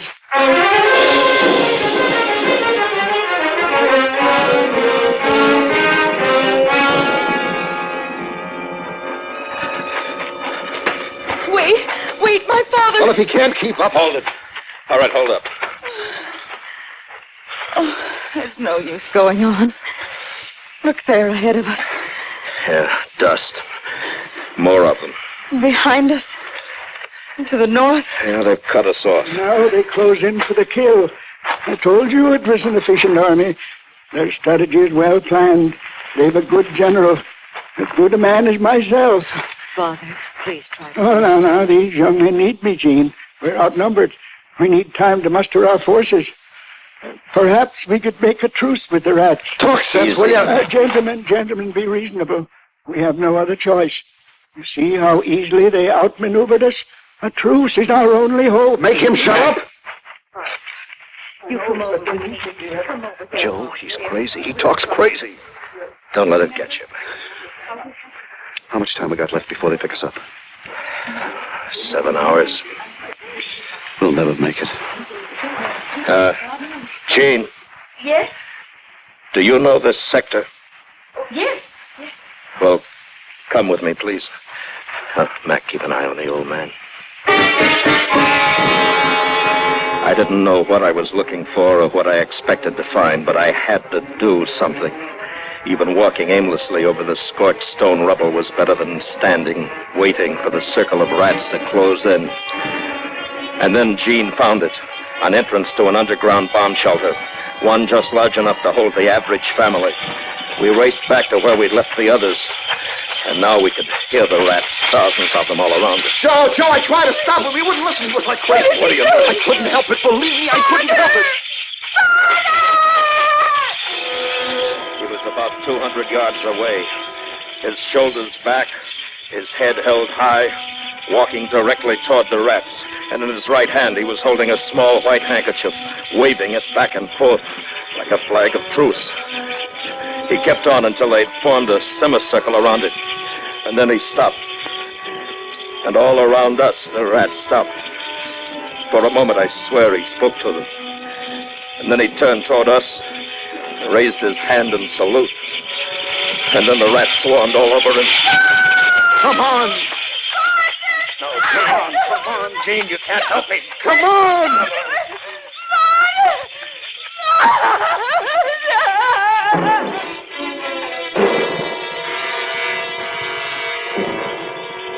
We burrowed ourselves in a shelter.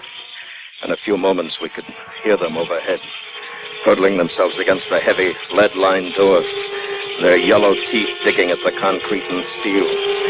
But it had been built to stand an atomic blast. It held off the rats. And we waited. For one thing, how long could we stay alive in that coffin? We didn't speak. We just sat there, wondering when they'd break through. Joe? Yeah. What's the use? Let's get it over. No. No, they'll give up. They're starving. They'll leave to find some other food.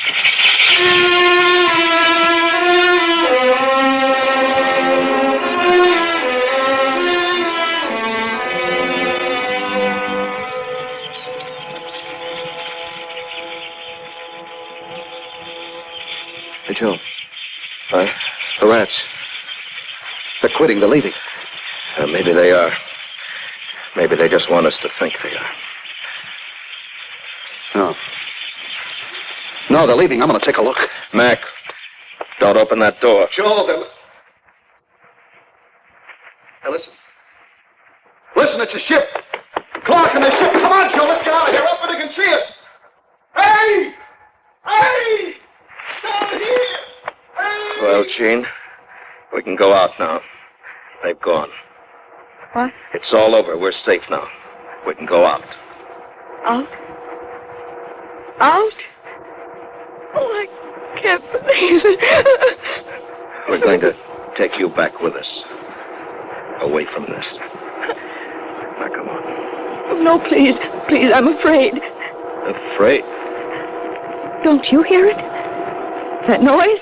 Well, that's our ship. Here, I'll show you. Look, you see the landing. Ship? I don't understand. But the one that brought us here. Brought you here? Yes. Where did it come from? Europe? Asia? Where? Europe? Asia? Oh, I knew we hadn't destroyed all of the Earth. Earth? Is that what you call this planet?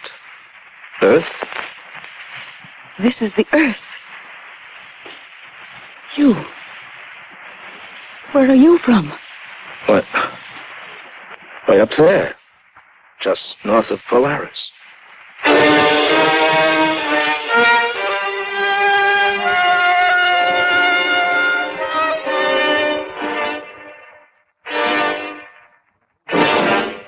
Under the direction of Anthony Ellis, Escape has brought you North of Polaris by Charles Smith, starring William Conrad as Joe, with Hy Averback as Mac, and Eddie Firestone as Sam. Featured in the cast were Vivi Janis, Ralph Moody, and Frank Gerstle. The special music for Escape is composed and conducted by Leith Stevens.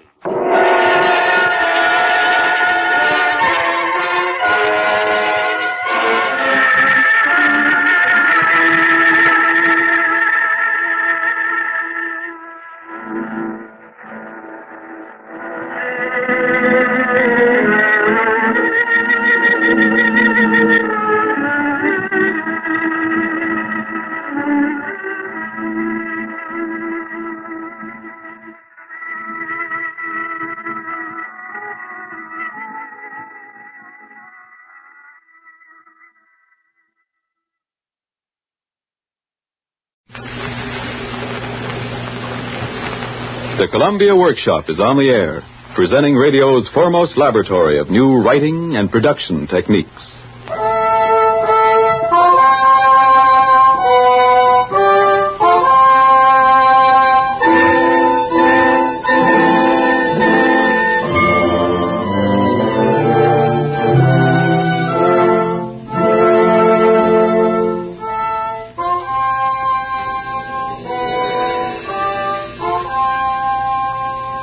Today's program is called Slim. It is the work of John Haywood Lovelace. The musical score was specially written and is being conducted by Gail Kubik. Slim is produced and directed by Howard G. Barnes. The Columbia Workshop presents Slim.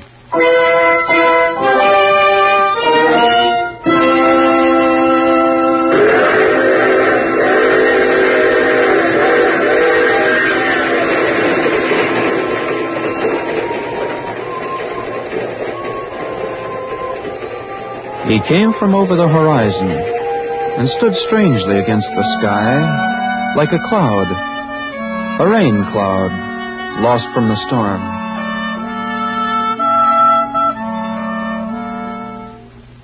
Yes, he was like a lonely cloud, seeking to shed a blessing of rain on some withered root, seeking to shade a slender blade of green grass from the severe sun. It was in September, Early September, before the fall frosts had spread their chill across the California mountains. Unpicked grapes had shriveled on the vine and hung dry in the soft breeze. It seemed funny as I stood there and picked a handful. It was the only thing I had to eat all day. I left San Francisco early that morning and headed east. Hitchhiking was bad, and it wasn't until evening that I reached Colfax at the base of the Sierra Nevada range. The afterglow of the sunset made the sky overhead a dull, lingering red. The surrounding mountains were black monsters, silhouetted against the coming night. Lights began to flicker on in many of the houses, and in the distance I could hear the wheeze of locomotives in the railroad yards. I made my way across the maze of silver rails and boxcars until I stood near a warehouse. I dropped my pack on the platform and sat down to ease my weary legs. Going over? Huh? Going over the Great Divide? Gee, I must have fallen asleep. I didn't hear you. Yeah, I'm going. You look like you've been traveling. Yeah, trying to hitchhike east, but the going isn't so good. Never ride in automobiles myself. Stick to trains. Always sure where you're going. Well, sit down. Oh, thanks, kid. When is the next train going over? Oh, around 9 o'clock. I don't have a watch. Never worry about the time, kid. There's plenty of that. I'd say it's about 8.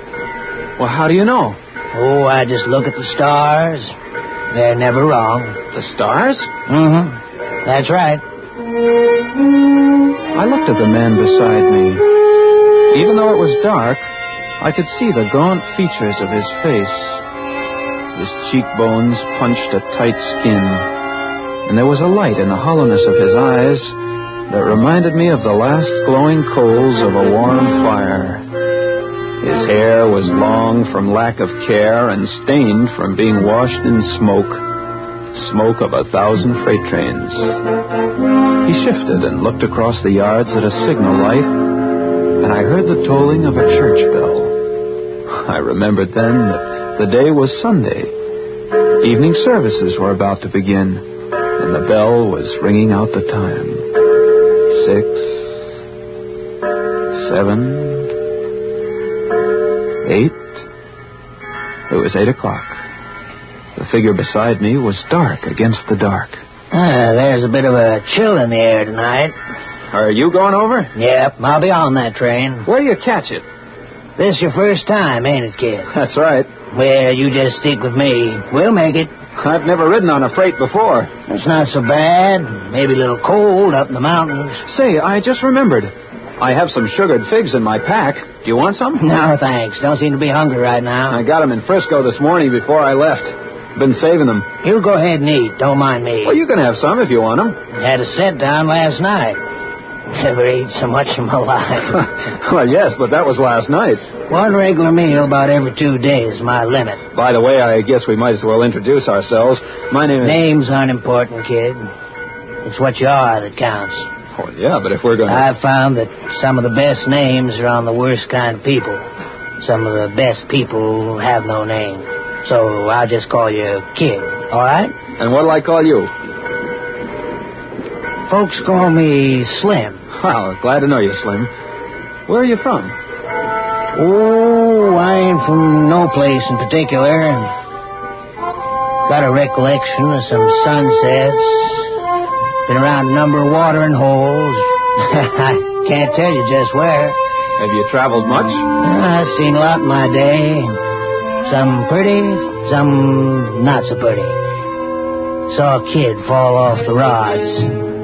Watched a dame knife a beau for a dime. Best jail I ever was in was in Key West.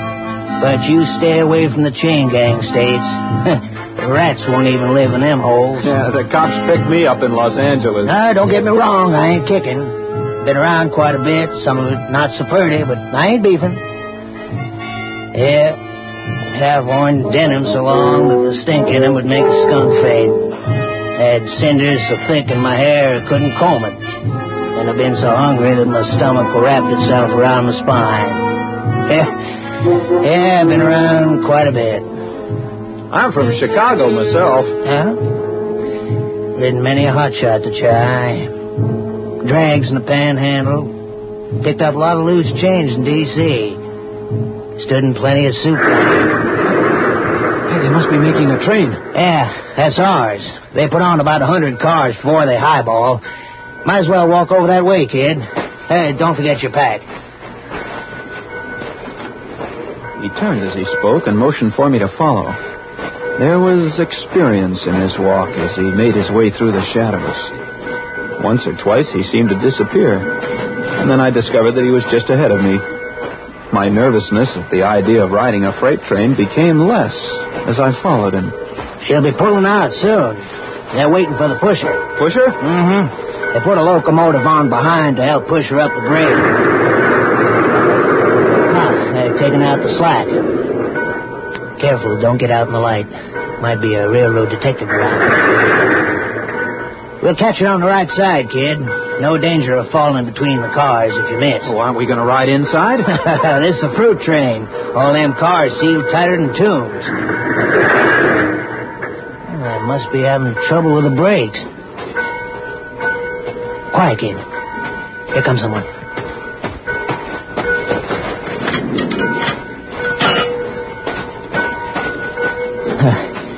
Just a brakeman. It's the highball.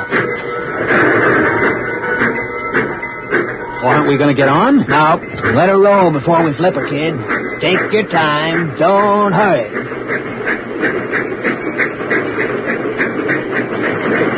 When? Not yet. Now, kid. Run alongside. Yeah, that's it. Grab the ladder. Get a grip. All right. Jump. Come on, Slim. Get aboard. You'll miss it. All right, kid. All right. Slim! Slim! There was no answer to my call. Suddenly I realized that I was hanging on the side of a speeding train. Fearfully I climbed the iron ladder, my shoes scraping on the car, and the wind tearing at my hair. I pulled myself over the edge and lay flat on the catwalk, breathing heavily from an unknown fear. What had happened to Slim? Yeah, that wasn't bad. Slim. For a beginner, you got real talent. But I thought you... Nope, here I am. That breeze feels nice. Smell that smoke? That's ore. No coal burners on this run. Slim stood tall against the wind, his shirt front slapping his stomach, and the tattered legs of his pants billowing like balloons. There was a smile on his lips as he watched the black smoke of the lead engine swirl into the night air. Sorry if I scared you, kid. There's no use getting on too close to the front engine. If you do, you eat smoke instead of watching. It is pretty, isn't it? Yeah. Man-made clouds. And blacker than the night. Riding tops isn't the best thing in the world, but you sure do get to see the scenery. You always ride tops? Mm-hmm. Most of the time.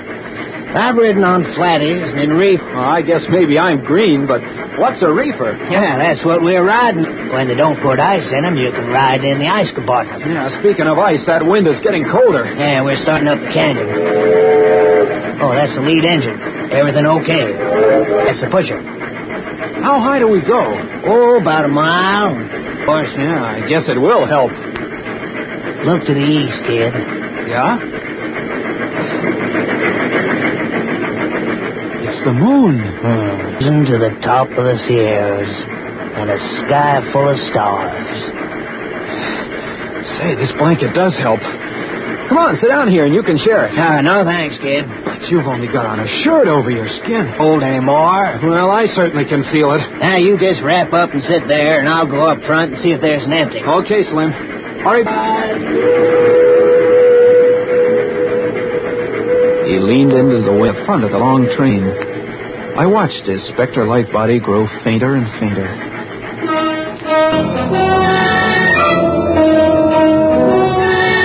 For long moments I waited, my body quivering with its first chill. I drew the blanket tight about me and looked once again in the direction Slim had gone.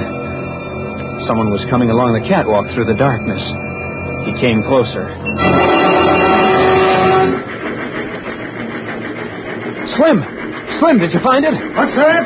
Did you find the empty? No empties on this train, Bo. Oh, I thought you were Slim. Oh, just the brakeman. It's a cold night to be riding on top. Why did you wait till tomorrow? Well, The way things look, it's going to be below freezing by the time we reach the top of the range. Oh, I've got a blanket. Well, you'll need it, and then some. Hey, you must be in an awful hurry to make this trip tonight. Where are you going? Chicago. Well, you still got a long way to go. Tell you what you might do. Try taking the spur line at Bory, Wyoming. Get off at LaSalle Junction, Colorado, and catch a hotshot cattle train from Denver. That'll get you home in 31 hours. Where did you say? Bory. That's just west of Cheyenne. Still a long ride. Well, gotta check on things. Hey, you seem to be the only hobo on this train. I guess the cold scared most of them off. But Slim is up front someplace. Slim? Yeah, the fellow I'm traveling with. On this train? He went that way to see if he could find an empty. Oh, there ain't anyone on this train besides you. Not up front, anyway. No empties, either. But he just went that way a little while ago. I didn't meet anyone. Didn't see anybody. Are you sure? He's a tall fella. Well, if he did go up that way, he's not there now. Might have fallen off. Rough trip. Take it easy, Bo. I sat there, stunned. Fallen off. Oh, no, Slim couldn't have. Slim knew the ropes. The air was becoming colder. The moon had risen higher over the mountains, and its presence spread a pale light through the canyon. I looked over the side of the car, and then I pulled back in fear. The train was now creeping along the edge of a jagged cliff. A river lay far below. That's the American River, kid. Slim! Looks like a silver ribbon down there. But the brakeman said Didn't find any empties, but there's a car up ahead that's not as high as these regular reefers. We can lay on it and let the front car buck the wind. Oh, yeah. The brakeman said it was really going to get cold. I've seen it colder. Say, where were you when he passed? He said he didn't see anyone. The smoke was kind of thick. You really scared me. He said you probably fell off. No, not me. We must be climbing. We'll be hitting the snow shed soon. Getting high. The air seems as clear as crystal. Well, let's go, kid. Where? That car up front. Now, don't mind the moving train. You'll be all right. Yeah, but I might fall. No, you won't. Just follow me. Well, wait till I roll this blanket. Make sure what you're going to do, then do it. All right, I'm ready. Lead the way. Take your time. Let's go. Just lean into the wind. Right. On your face, kid. What? Fall flat. Down, kid, down. What do you mean? On top of the car before it's too late.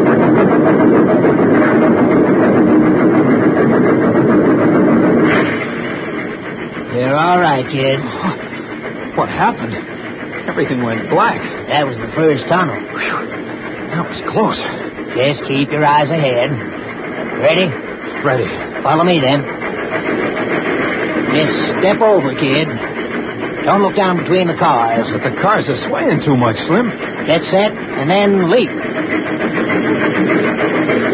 I watched him as he seemed to float over the break between the cars. At the end of the catwalk, I crouched tensely, with the wind seeking to push me backward.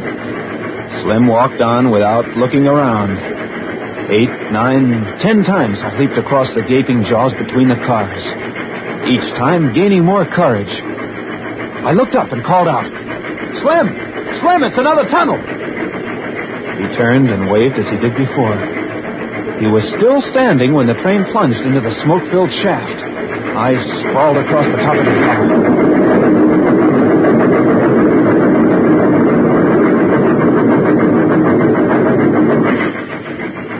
Slowly, I rose to my feet as I rubbed away the burn of the smoke from my eyes. It's the next car, kid. I rubbed my eyes again. Slim seemed to be drifting with a clinging smoke. It gets mighty stuffy in the tunnel. He motioned me forward to the end of the car. This is it. It's about 1.5 feet lower. We jumped down and walked to the front. The wind wasn't as strong there, and I laid down along the catwalk. Slim stood tall and refused to listen to my plea to get down out of the cold wind. His answer was always the same. It ain't cold. Time and again, I puzzled over his words. Even though I was dressed warmly and wrapped in a blanket, I shivered with a heavy chill. It was cold. Yet Slim never complained.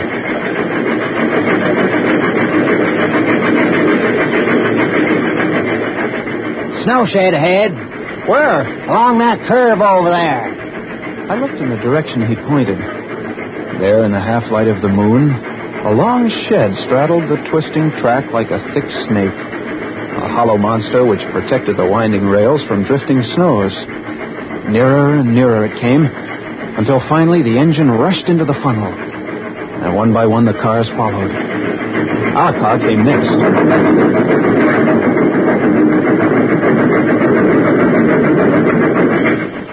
We'll be stopping soon, kid. Where are we? Almost on top. Oh, I hope it doesn't get any colder. There ain't no heat in the moon at midnight. That ain't pretty anymore, either. Looks like a curved piece of cold steel.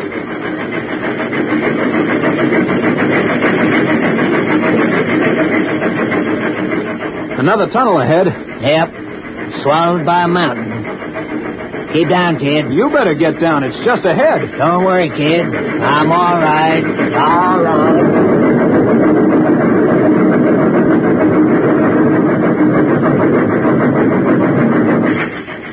There were 3 more tunnels and 2 snow sheds. Each time, my body would yield to the warm air about me, and then the train would shoot out onto the frost of the mountainside. I'd see Slim still standing with the wind tugging at his clothes. His hair fought with the cross currents of cold until it became matted. Lights ahead, kid. We're coming in. The top of the divide, huh? Uh-huh. We can pile off up here. Sure hope there's some heat. There's a roundhouse. I don't know if I can move or not. I'm so cold. Better stand up and move around a little bit. Yeah, that should help. Oh, am I stiff? Now, watch it when we pull into the yards. Keep down and stay out of the light. When do we get off? Let her stop first. Okay, kid. Careful now. Oh, my legs. This way, into the shadows. Over here's the door into the roundhouse. Wait. Flatten yourself against the wall. Someone's coming.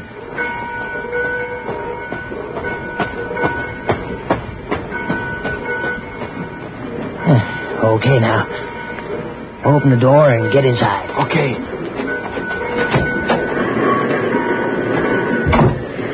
There's a boiler over there, kid. That means heat. Now be quiet. We can stand near that pile of sand. What's the sand for, Slim? To make the wheels grab for starting on slippery tracks. Say, does this heat feel good? Quiet, kid. Gotta be careful in here. Yeah. Boy, I couldn't have taken much more cold. Well, better be getting back, kid. Oh, Slim, I'm just beginning to get warm. Well, that freight will highball soon. I sure hate to leave. Come on. Stay in the shadows. Wait.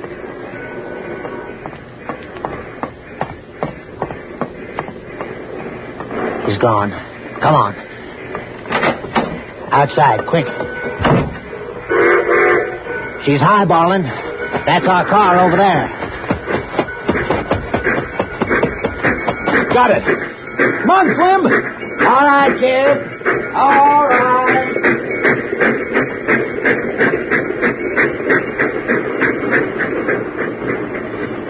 It's downgrade from here to Reno. Any more tunnels? Yep, one long one. And it's a bad one. Yeah, it couldn't be any worse than those others. Lot of loose rock in this tunnel. Hey, Slim. We're slowing down again. Yeah, streamliner almost due. They're clearing the switch. We're on the siding. I think it's colder. It's the morning moon. Hey, what's that sound? That moan.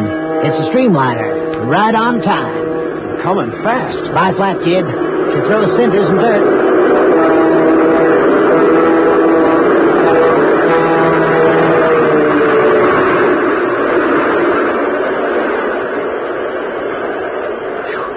She sure did raise the dust. She'll be in Reno at 5 this morning. Oh, that's the way to travel. No, too fast, kid. You never see anything. Well, it ain't a cold way to ride. No, it ain't cold. And it ain't a hungry way either. But I like this better. You see more.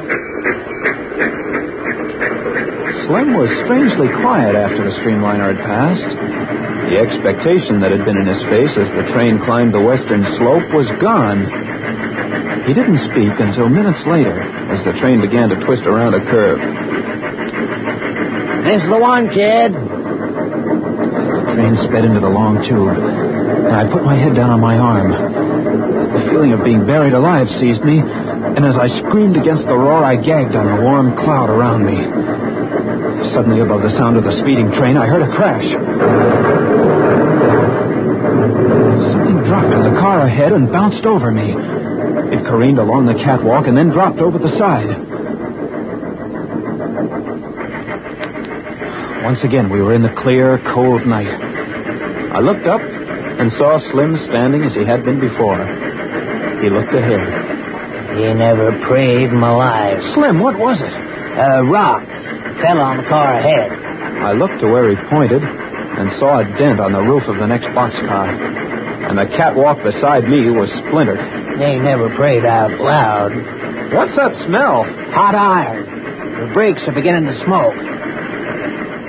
How long before the next stop? Oh, soon. They check for hot boxes. Brakes get red hot going downgrade into Truckee. Well, I can't stand this cold much longer. We'll get off there. I don't remember much coming down into Truckee. The train stopped several times to check the brakes, and the moon began to disappear in the west. I lay like a shivering puppy and hoped. And all the time, Slim was there near me. Yet he, too, seemed to drift like the smoke trail of the train. He talked less and appeared to be in deep thought. The same warmness I'd seen in his eyes before came back once in a while. It was the fire of life.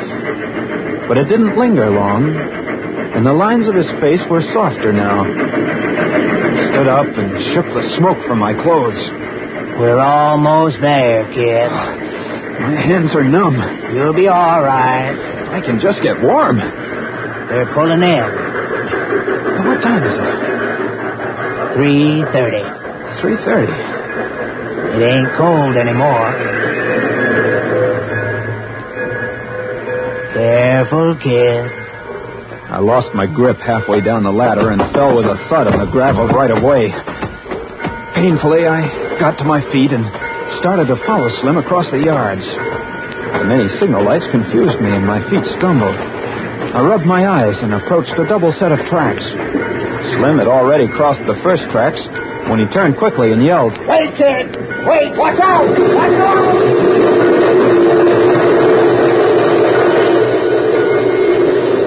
An engine rushed by me, its escaping steam licking at my legs with a warm white tongue. I felt weak all over. If Slim hadn't called, I would have stepped in front of the locomotive. Quickly, I glanced both ways and hurried across the tracks to where Slim had been standing. I called out, "Slim! Slim!"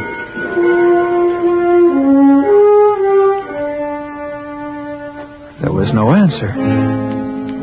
He was gone. A yardman walked nearby, his lantern swinging in a brilliant white arc. "Hey, mister! Mister!" "Yeah? What do you want?" "Which way did that fella go?" "What fella?" "Why, the one who was standing here when that engine passed." "I didn't see anybody." "Why, you must have seen him around here." "What was he, a hobo?" "Yeah, that's right." "Yeah, a lot of bones around." "He was a tall, slim fella." "Slim fella, huh?" "He was wearing a white shirt." "And a pair of ragged pants and no socks?" Yeah, that's the fella." "Was his hair kind of all twisted up, like maybe the wind had blown it?" "Yeah, have you seen him?" "Yeah, I've seen him." "Where?" "Why, over at the warehouse." "In the warehouse? Thanks." "Wait a minute there, son." "Yeah?" aren't you kind of mixed up? Mixed up? Where'd you come from? Why, I came over the range tonight with Slim. You mean the tall fella? That's right. You're sure he's up at the warehouse? Yes, son. I've seen him there, and so have a lot of other people in the last 50 years. Some see him at Colfax, or maybe at Blue Canyon, or in Truckee. You see, Slim comes over the Great Divide every night.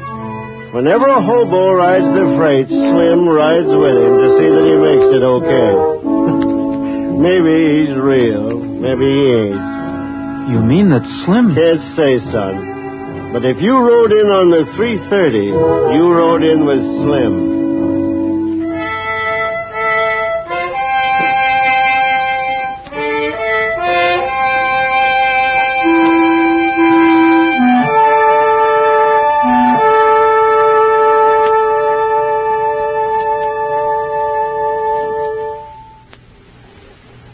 You have just heard the Columbia Workshop production of Slim by John Haywood Lovelace. The musical score was composed and conducted by Gail Kubik. The cast was as follows. Elliot Reed played the Kid, Robert Dryden appeared as Slim, and Raymond Van Sickle was the railroad yardmaster. Howard G. Barnes produced and directed Slim for the Columbia Workshop.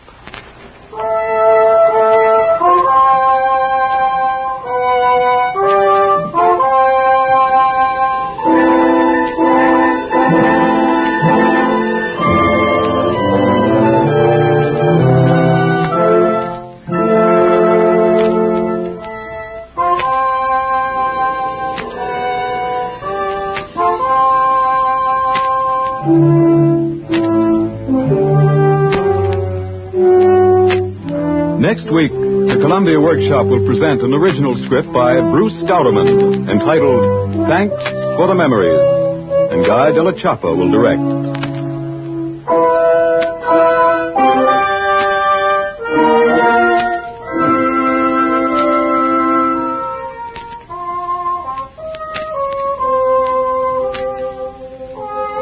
Your announcer is Sandy Becker for CBS, the Columbia Broadcasting System.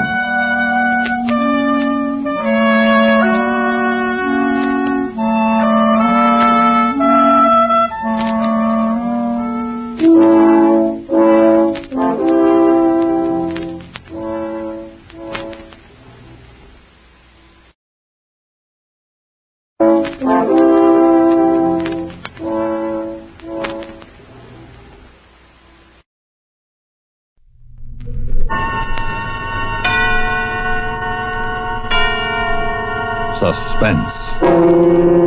And the producer of radio's outstanding theater of thrills, the master of mystery and adventure, William N. Robeson. For hundreds of years, they have been called poltergeists, which means noisy ghosts. They move furniture, they break dishes and bottles, they thump on walls, shatter windows, and sometimes even bite. And they are not the figment of the imagination of ignorant medieval villagers. During the past few months, poltergeists, or something, have plagued the lives of American citizens in Clayton, California, Rest Haven, Illinois, and Nassau County, New York. While we are learning much about satellites flying through space, we know absolutely nothing about crockery flying across our kitchens. One of Suspense's favorite writers, Michael Frost, has pondered this mystery and come up with a solution. His solution, at least, which is, well, listen. Listen to one man's answer to poltergeists as Larry Parks stars in The Invisible Ape, which begins in just a moment. Another visit with Joe and Daphne Forsythe. Joe? Uh-huh.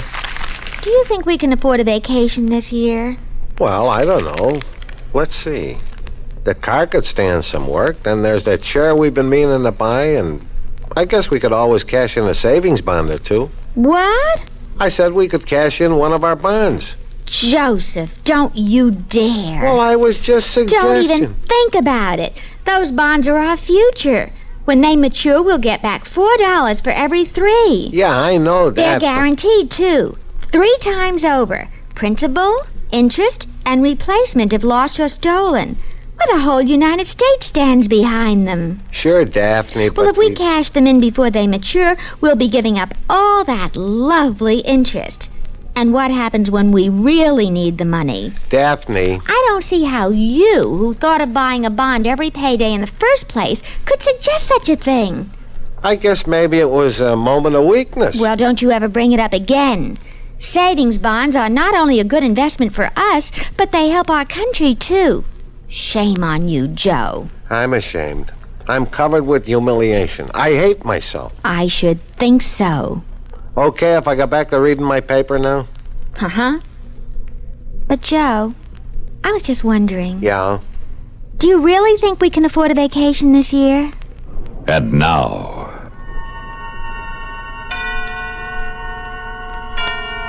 The Invisible Ape, starring Larry Parks. A tale well calculated to keep you in suspense.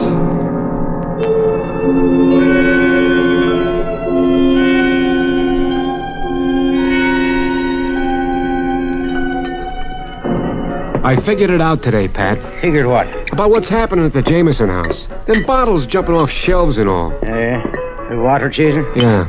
I figure the whole Jameson family's been hypnotized, that's what. Hypnotized, all of them. Well, first today. Cheers. Cheers. Pat? Yeah, what is it? Look at that bottle.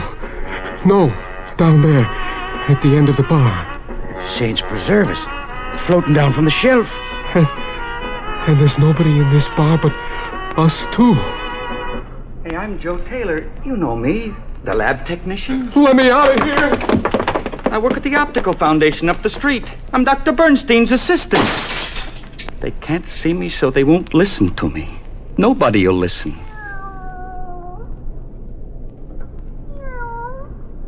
Maybe you'll listen to me. Will you listen, Kitty? Thank you. You see, it's all my fault. Kitty, yesterday I let that stupid chimpanzee get away. Janice was typing a progress report when I got to the lab this morning. Good morning, Janice. Morning, Joe. Dr. Bernstein said for you to check the white mice first thing this morning. Joe! Stop that. You know I hate being sneaked up on. Don't ever do it again. Well, you never minded my kissing you before. What's wrong, Jan? Nothing. I called you last night. Your mother said you were out. I was. Who with? Robert. Champagne and caviar? He asked me to marry him. And? I told him I'd think it over for a couple of days.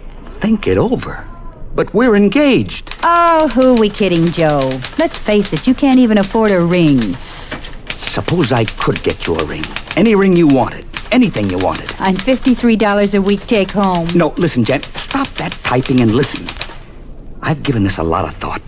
I've been thinking about it ever since we first treated those mice, and then Chico. Jan, do you realize what it would mean to be invisible, like Chico, wherever he is? You mean treat yourself? Make yourself invisible? Why not? And then I could do anything I want, take anything I want, and nobody'd be able to see me. Gives me the shivers. Think what it would mean if I was invisible. Engagement ring, the biggest diamond I could find. Money, I could steal all we could spend. Janice, I could run the world. Joe, you're out of your head. And we don't even know if it works. On people, anyway. Flesh is flesh and bones are bones. It worked on the mice and it worked on that stupid ape. It'll work on me. What about Dr. Bernstein? I'll buy him off. With the money I can lift, I'll be able to buy anybody off. Oh, no, Joe. Not Dr. Bernstein. You couldn't buy him off. We'll see about that. Oh, good morning, Joe. Good morning, Janice. Morning, Doctor. You checked the mice, Joe? No, sir. I just got in. Oh, well, let's take a look. Yeah. Seem to be all right. Well, except this little character. Come here, Buster. Now, let's see. Specimen 438, male. 20 Roentgens to the point of transparency, 30 Roentgens to return to visibility. He's pretty sick from something, isn't he? Well, we'll keep an eye on him. Any word on Chico? No, sir. I'm awfully sorry about that, Doctor, about him getting away. It was my It could have fault. happened to anybody, Joe. You're dealing with an almost human intelligence when you handle chimpanzees. You give one an advantage like we gave Chico. You can't be blamed if he gets away. But you know, Joe, I couldn't sleep last night. Why not, Doctor? Oh, I kept thinking about what's happening out at the Jameson house. I've come to the conclusion that it's Chico. Oh, Doctor, couldn't be. No, I'm sure of it. Anything new happen out there last night? I don't know. I haven't seen the morning paper. Well, let's try the radio. The news ought to be on. But, Doctor, if Chico's out there, somebody would have stumbled over him by now. Not necessarily. Remember, he can see, Joe. He sees somebody coming towards him. He moves out of the... Oh. Well, another puzzling night for detectives staked out at George Jameson's house on Carlisle Avenue. Detective Murdoch reports that last night he saw a bottle of cough medicine jump from a medicine cabinet and crash into the sink. Now, this is nothing new lately in the Jameson house, but this bottle wasn't broken.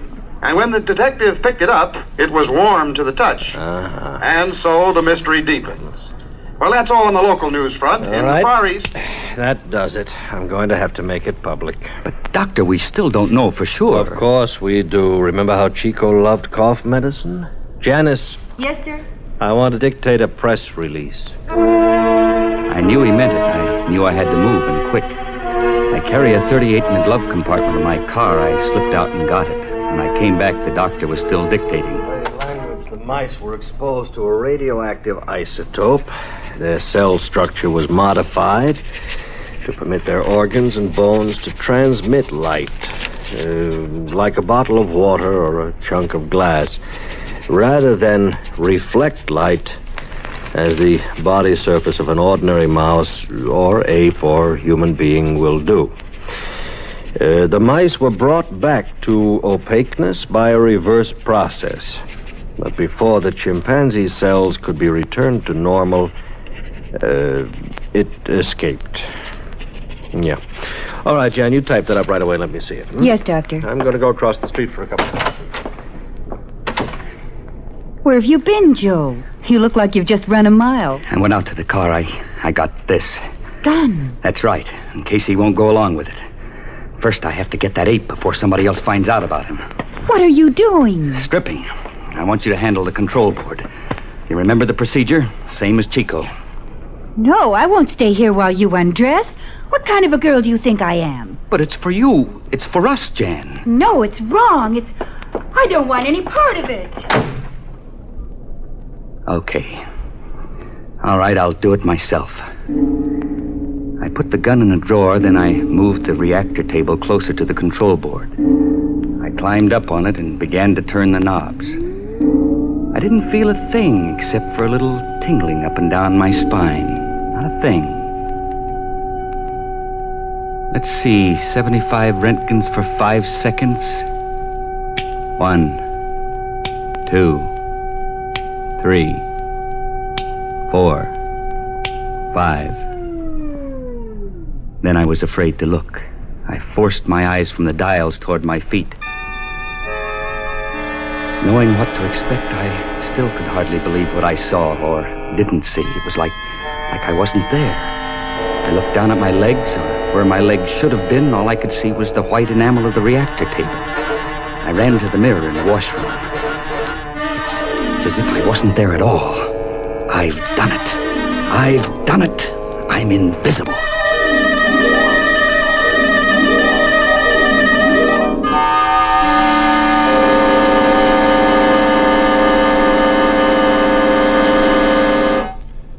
In a moment, we continue with the second act of Suspense.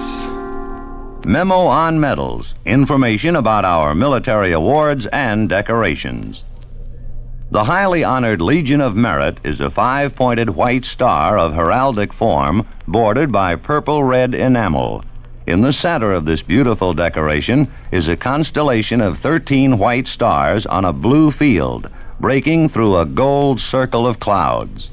Backing the star is a green enamel laurel wreath, interlaced with crossed war arrows in gold pointing outward. The ribbon is purple-red, edged with white. The Legion of Merit can be awarded to any personnel of the Armed Forces of the United States and of the government of the Philippines, and to personnel of the Armed Forces of friendly nations who have distinguished themselves by exceptionally meritorious conduct in the performance of outstanding services. When awarded to the military of other countries, the Legion of Merit is divided into 4 ranks: Chief Commander, Commander, Officer, and Legionnaire, depending upon the degree of the service we honor.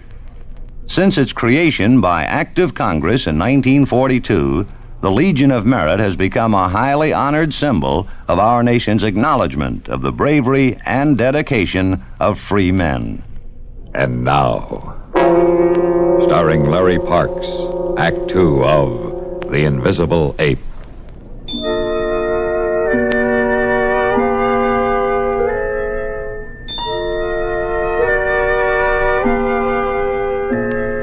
It was a warm summer day, but walking along Main Street toward Jameson's house without any clothes on had me shivering plenty. The first woman I met, I wanted to cut and run, but she looked right through me. I was as invisible as a glass in a store window. But when I saw the cop outside Jameson's place, I stopped cold. He was staring right at me. Had something gone wrong? No, his eyes traveled past me. I turned around. He'd been staring at a doll across the street. The door of the Jameson house was open. I went in. Mr. Jameson, who runs the local men's furnishing store, looked kind of tired and rumpled. They were shooting newsreels, and he was facing a battery of lights. Okay, Mr. Jameson. Camera. Sound. This morning, it happened again. I was helping Mrs. Jameson with the breakfast dishes, and suddenly a dish sailed off the sink and crashed against the wall. My wife and I crossed in front of the camera, and the cameraman never even batted an eye. I went into the bathroom and looked in the medicine cabinet. I found a bottle of cough medicine and put it in the middle of the floor. In a minute, I heard something breathing, but there was no one in the room, no one I could see. I backed up next to the door and watched the bottle. Suddenly, it popped into the air and tilted. As the cap began to screw itself off, I moved toward it. Then I grabbed for the air around it. I felt a furry arm. Come on, Chico. Come on, you idiot. What was that? In the bathroom. Let's go, Chico. Hand in hand, invisible as a couple of ghosts, Chico and I went back to the lab. Janice was still out, but the doctor was there. He jumped when he heard me close the door. What's that? It's me, Doc. Me and Chico. Joe. Joe, you didn't. Yeah, Doc, I did. Why, Joe, why? To catch Chico, for one thing, so he couldn't see me coming. Well, what difference did it make? He wasn't hurting anybody. They'd have caught him sooner or later. I had another reason, Doc. What was it, Joe? I wanted to try it out, this transparency. I wanted to see how it would work on a human being. And now that you know it works? I've got plans, Doc. We might as well get that straight. I've got plans. I thought it might be something like that. What plans? Plans to cash in on this. Doc, I'm tired of working for peanuts. You ought to be, too. I can't buy decent clothes. I can't get a ring for the girl I love. We've developed something here that's worth money. Oh. There isn't a bank. There isn't a jewelry store. There isn't a mint that's proof against an invisible man. The sky's the limit, Doc. You handle the equipment. I'll take the risks. I see. And if I won't go along with you? There's always this, Doc. A gun. Well, what are you going to do with it? Well, first we're going to take Chico out in the woods and shoot him, just so he won't give us away. Oh, why not just bring him back to opaqueness? Why bother? Why strain the equipment? We're going to need it. Joe, have you thought how it would be if you were invisible the rest of your life? If you couldn't come back? What do you mean, couldn't come back? Well, suppose we can't reverse the process. Suppose we can't bring you back to an opaque state. Don't be silly. We brought back the mice. Safely? Well, they're all right, aren't they? Take a look. They were all right. Take a look, Joe. They were all right this morning. Oh, no. No, Doc. Half of them are dead. That's right, Joe. Too many Roentgens. It takes too many Roentgens for a two-way trip. Now, do you still want to shoot Chico? No. No, we've got to try to bring him back. We've got to try. We've got to see. Put him on the table, Joe. We managed to get Chico onto the reactor table and to strap him down. And I stood back, afraid of taking any more radiation while the doctor turned up the pile. Okay, 85 Roentgens ought to do it. Time check. Mark. 1, 2, 3. Before my eyes, Chico slowly materialized. It's like looking at someone through foggy glasses at first. Like a picture out of focus. I couldn't be sure that I was seeing right. 10. And then suddenly, there he was. There he was, just like before. An ugly little chimp like any other. But he just lay there. An ugly little chimp like any other, except... He's dead, Joe. No. No. No!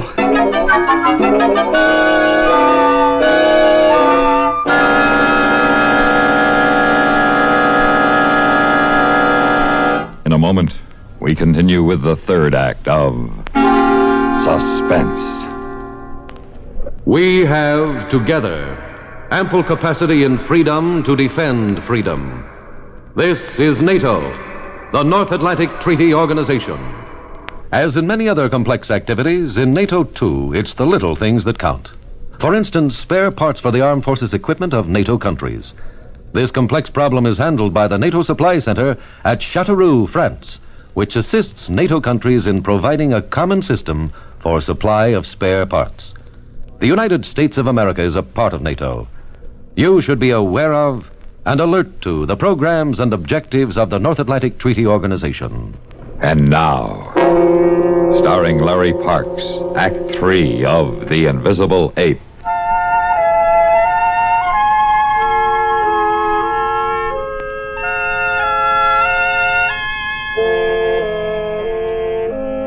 I found myself walking up Main Street, passing people I'd known for years, wanting to grab them by the arm and talk to them. Tell them, just explain to them that I was really here, that I was still alive. I stood outside Carter's jewelry store looking at the diamond rings in the window. At least this was one thing worthwhile taking. When I walked in, I must have triggered a little bell under the mat. Carter looked up from the newspaper he was reading at the counter. He stared right through me for a second, frowning, then he shrugged and went back to his paper. Janice had liked a ring in the case next to him. I moved round him, slid it open. I found the ring and lifted it. Carter didn't even budge. Then I started back to the lab.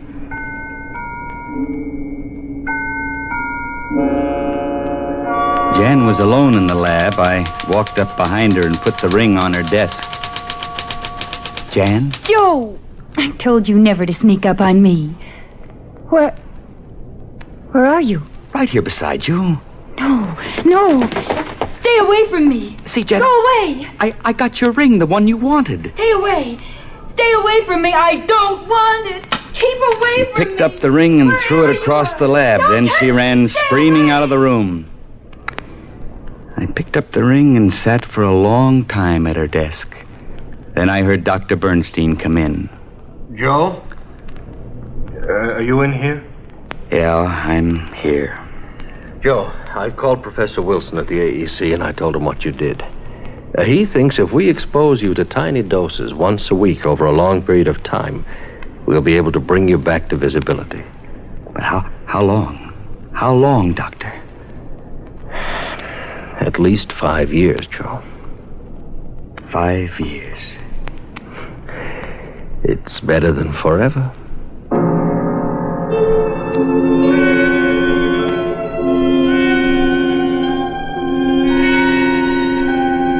I wandered down Main Street again, put Carter's ring back in his case, then I went by Pat's Tavern. More than anything in the world, I wanted to drink. Pat was shining glasses talking to some guy at the end of the bar. I didn't see any way to get a drink except to swipe one, so I reached up on the shelf and grabbed a bottle. I figured it out today, Pat. Figured what? About what's happened out at the Jameson house. Them bottles jumping off shelves and all. I figure the whole family's hypnotized, all of them. Well, first today. Cheers. Cheers. Pat? Yeah, what is it? Look at that bottle. No, down there at the end of the bar. Saints preserve us, it's floating down from the shelf. Let me out of here! Hey, I'm Joe Taylor. You know me. They won't listen to me. They won't even listen. Here, kitty, kitty, kitty, kitty, kitty. You listen, won't you? Nice, kitty. You see, it was all my fault. Yesterday, I left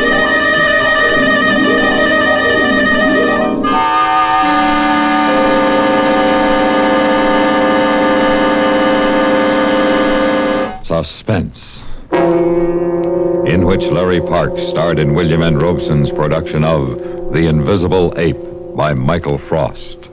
Supporting Larry Parks in The Invisible Ape were Ellen Morgan, Lawrence Dobkin, Sam Pierce, Byron Kane, and Jack Moyles. Listen. Listen again next week when we return with another tale well calculated to keep you in suspense.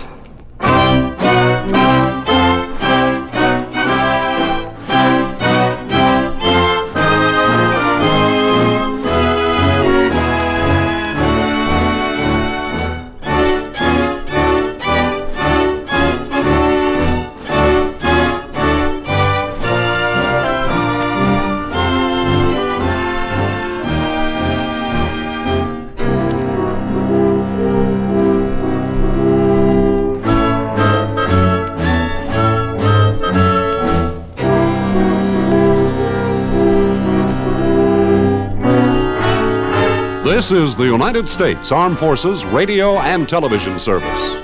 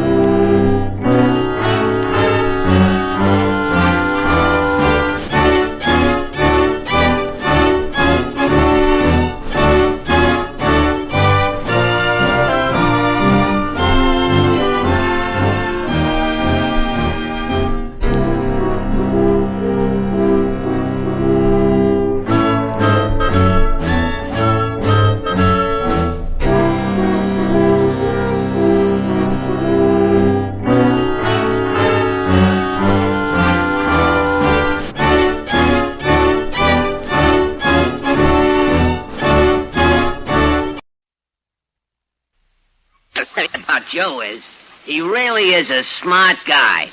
It takes a smart guy to be that stupid. 2000 plus. Science fiction adventures from the world of tomorrow, the years beyond 2000 AD. 2000 plus presents The Brooklyn Brain.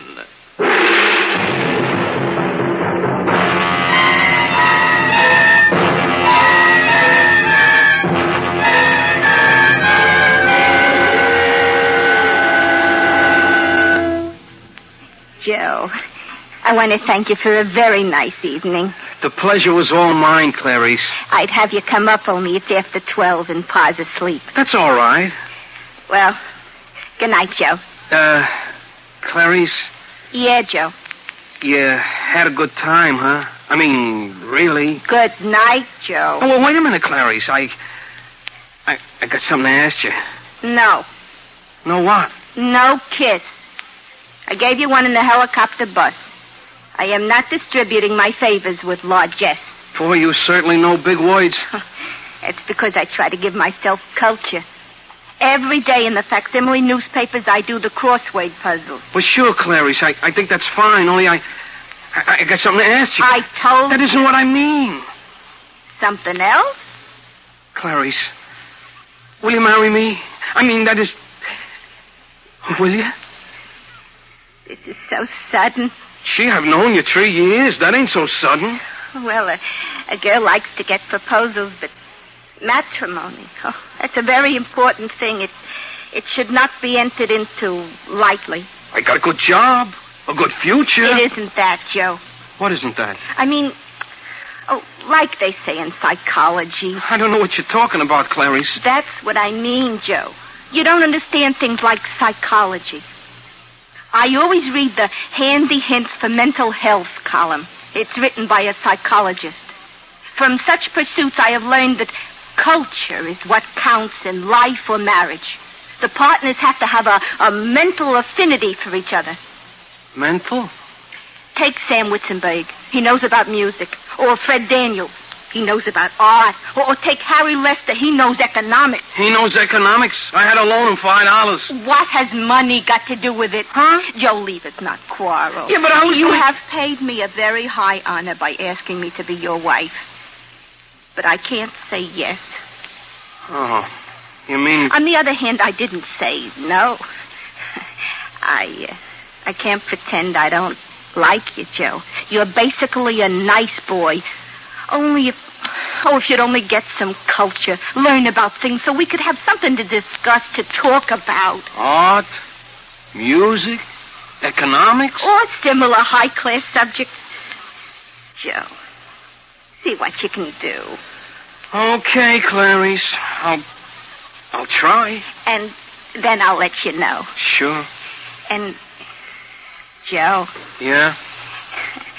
In light of the circumstances, I rescind my previous refusal. What does that mean? It means you can have a good night kiss.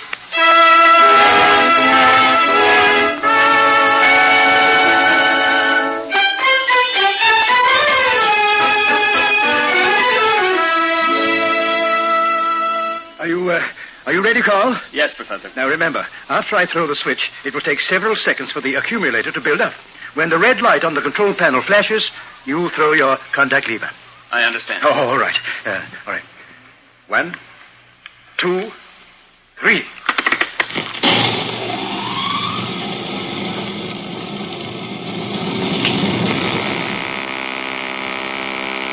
It's working, Professor. It's working. Good. Excellent. Try it again. Wonderful. All right, Carl. Turn it off. Now, I've checked every dial, every meter as the machine was running, and they all coordinated precisely. Then it will work on a human being. Are you sure enough to let me try it on you? It isn't that, Professor. It's just that you kind of need me to help you run the machine. Oh, yes. Yes, I understand, Carl. And since I am the inventor, it would also be foolish for me to volunteer to be the first human guinea pig. But obviously, we need someone else to try it on. That's right, Professor. Imagine.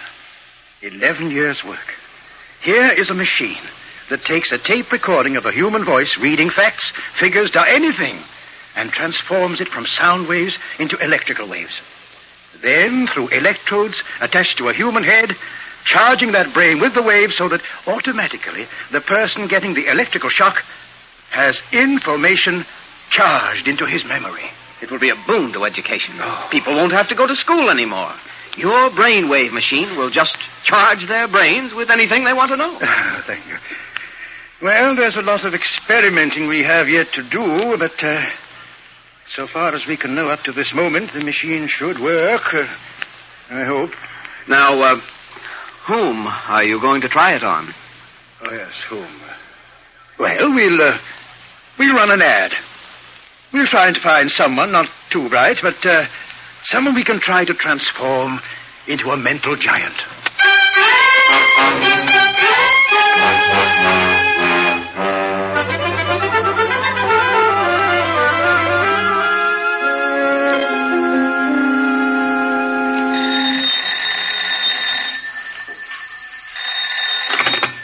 Hello? Yes, sir, this here's Joe. We sent him 6 dozen boxes like he ordered. 10-day billing. Yes, I'll attend to it right away. Flora, take the letter. The boss ain't got a check from St. Louis and he's mad. It doesn't pay to be mad. It's not good for customer relations. To whom is the letter going? Dear sir. Dear sir who? Aren't you feeling well? Gosh, I don't know, Flora. I guess my mind ain't on my work. Where is it? I'm going to Clarice's Thursday night for dinner. She's your girl. It should make you happy. Be happy. But she's having Sam Witzenberg for dinner, too, and he's got culture. You got a job. Flora, you're a smart girl. You know how to find things in the files. Tell me, how do I learn about things? How do I get culture? Study. How much time have I got? Thursday is 3 days from now. What can I learn in that time? Not culture. That's what I mean. I'm licked before I start. I have a teacher. That's expensive. So stay a bachelor. But I don't want to. Oh, look. Look, here's a newspaper. I'll turn to the educational section. Let me see. Here it is. Here it is. French. Well, learn French. What would I do with French? What will you do with culture after you get married? Look, I'm only trying to be helpful. Go on, Flora. What else is there? How to hypnotize in 9 easy lessons. Hey, that's interesting. If you learn how to hypnotize, I don't work for you anymore. Oh, let's see, what's this? Be a mechanic. Learn the soul of a machine. Soul of a machine? Crazy. Oh, here's another ad. Well, what does it say? Let me see. If you would like to learn any subject in the world without effort and are willing to volunteer for a scientific experiment, write to Box 1934, the Facsimile Times. Hey, I don't like that volunteer for scientific experiment part. But it also says, if you would like to learn any subject in the world without effort. Do you think I should write them? All you lose is a stamp. Use a company stamp, you lose nothing. Okay. So since I'll never get culture just wishing for it, take a letter. Dear Sir. We starting that again? Dear Sir who? Dear Sir, Box 1934, the Facsimile Times. In response to your advertisement, permit me to say that I would very much like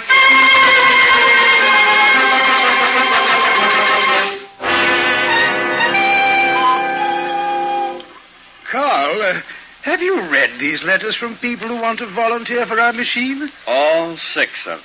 Do you think it's wise to take people of such mentality? Well, it would be a good test for the machine. Yes, but almost any change would be an improvement for them, judging from the letters.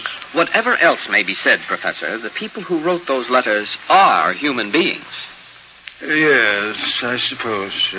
And we need a human being to test with. After all, so far, the only living thing we have used was a dog. But the dog lived. It proves the machine's electrical charge in the head does not kill. The charge doesn't kill, but does it force knowledge into the brain? We beamed a recording of the Einstein theory into the dog. But the dog can't talk. What good is it to him? But, Carl, doesn't it give you satisfaction to know that because of our invention, there is one dog in this city who actually knows the Einstein theory? Did any dog know the theory before our invention? No. All right. So we have reason to believe the machine will work. That is why we are looking for a human being, just to be sure. But, which one of these letters, which one of these people shall we take? Well, whichever one has the greatest need for knowledge. They all need it. Yes, but I mean, whichever one believes he needs it most. That person will have an incentive to cooperate with us. I see. Well, in that case, this one.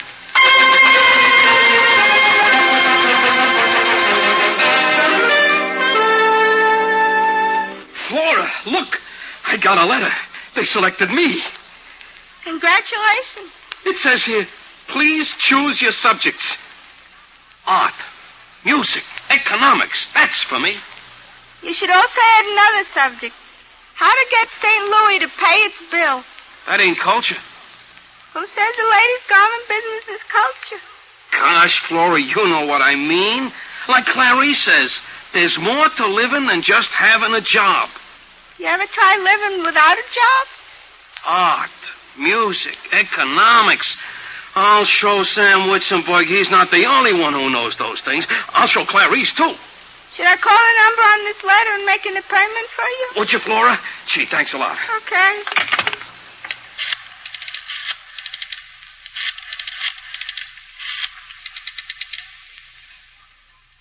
Hello? I'm calling for Mr. Joe Martin. You sent him a letter about... Yeah, that's it. Yeah, he'd like an appointment. Today? Oh, Joe, is today all right? The sooner the better. Mr. Martin is in conference now, but I believe it could be arranged. Yes. Art, music, economics. No, you pick one for today. To him it makes no difference. Yeah. Thank you. Well? Here's the address. After 12 o'clock today, you'll have culture.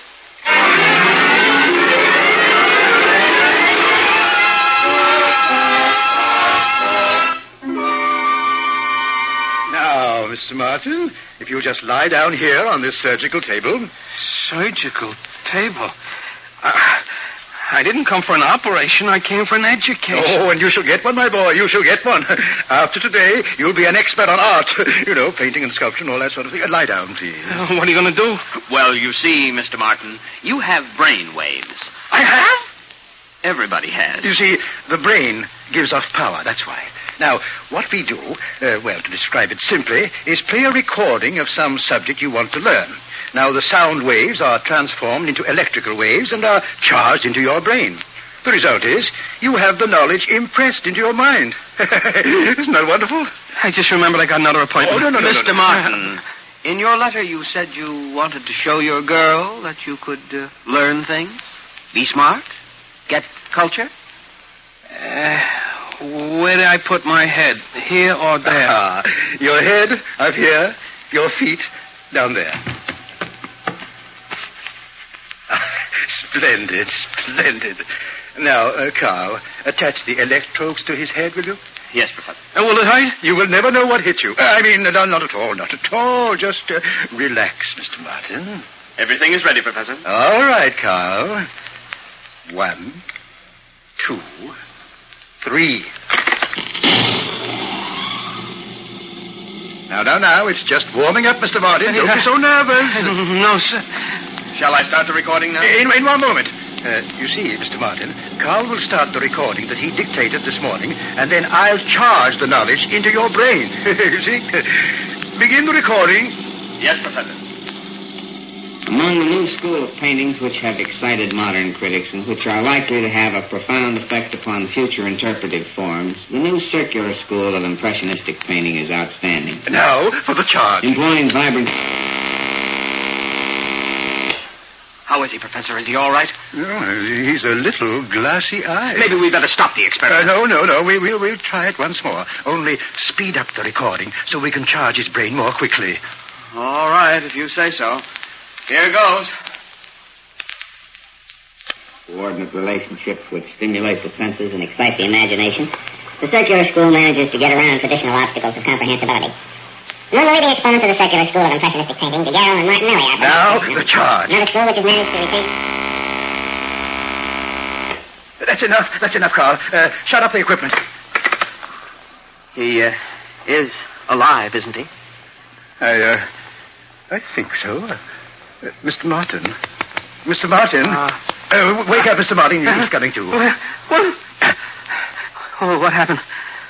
Oh, is it over? Yes, that's all for today. And I got culture? So far as we know, everything seemed to work.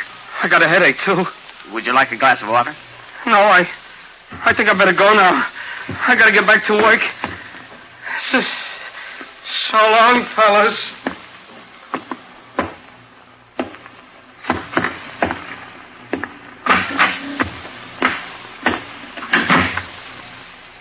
Professor, should we have let him go like that? Let's look out of the window.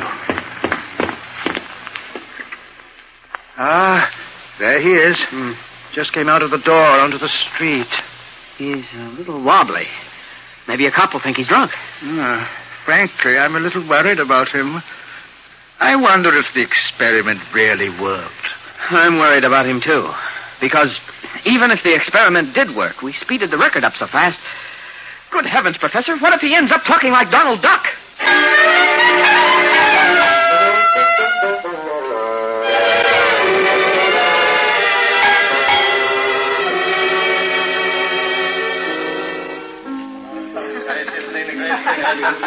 Oh, Sam, you play the piano so beautifully. Sam Witzenberg is not known as the Beethoven of Brooklyn for nothing. I know exactly what you mean.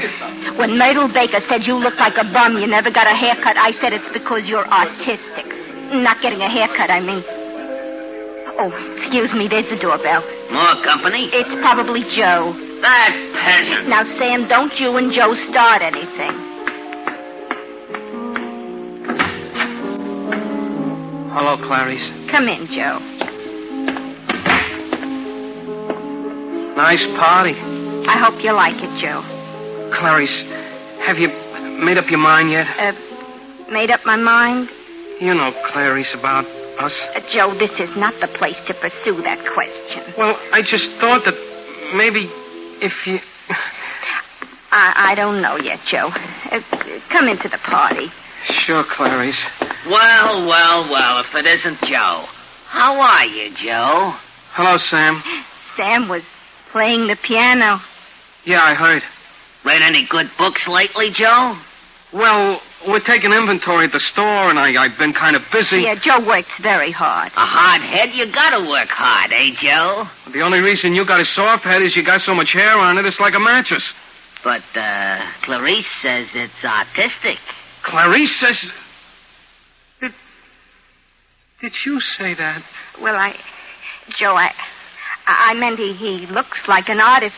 Artists wear long hair. And, speaking of artists, Joe, what do you think of the new circular school of impressionistic painting? Well, do you think the dynamism of the blues is more effective than the interpretive qualities of the vibrant yellows? Well, the real... Sure, Joe. You're absolutely right. By the way, Clarice, how about you and I go to the Arts Institute tomorrow afternoon? Oh, that's very nice, Sam, but... Joe, what's the matter? Sure, go with him to the Art Institute. Maybe he'll get a job. They'll use him as a hair mop to dust the paintings with. Joe! You want to know what I think about the new circular school of impressionistic paintings? I'll tell you. I think the brushwork of Daguerre is infinitely superior to the technique of Martinelli, but that the interpretive approach of both of them is immature. Joe! You're so smart, Sam Witzenberg. Let me ask you a few questions. Why does Gregory Thompson, the British impressionist, conceive all legendary characters in his paintings as cubistic? Why? Well, because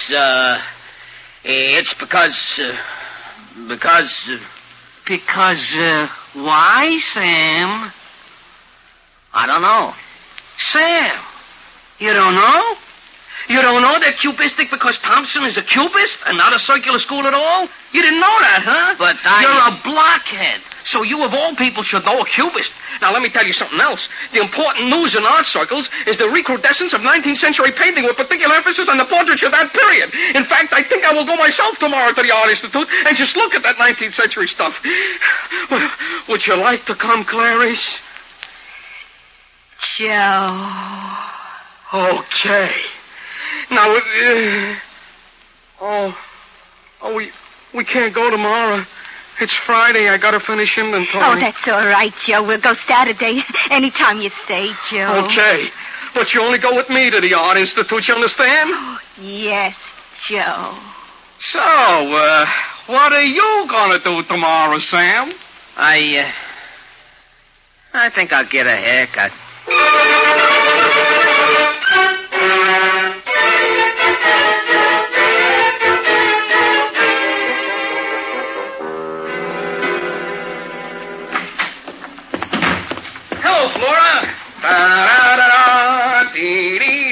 All ready for a morning's work. Where's that file from St. Louis? You feeling all right, Mr. Martin? Great. Like $1 million. All from culture? Flora, you should have been there. I was so smart, the words were so big, even I couldn't understand what I was saying. That's some education you got. Science is wonderful. Imagine those professors doing what they did to me. They shoot me full of brainwaves. 1 minute I'm a dope, and the next minute I'm an expert on Art? Music? Economics? Which one is it? I don't remember. That's not good. Let me think. Sam was there.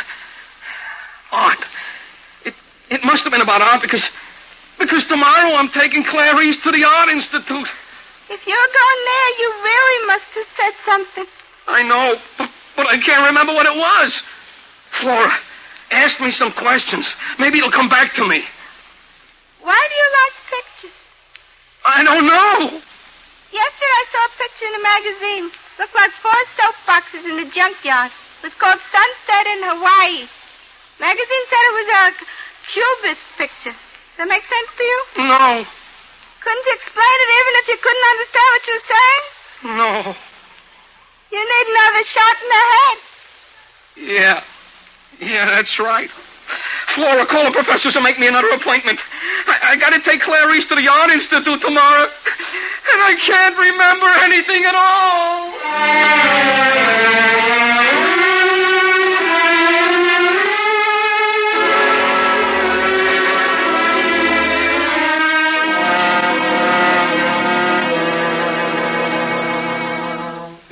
Now, Mr. Martin, please don't be so nervous. Just answer my questions. But she's my girl.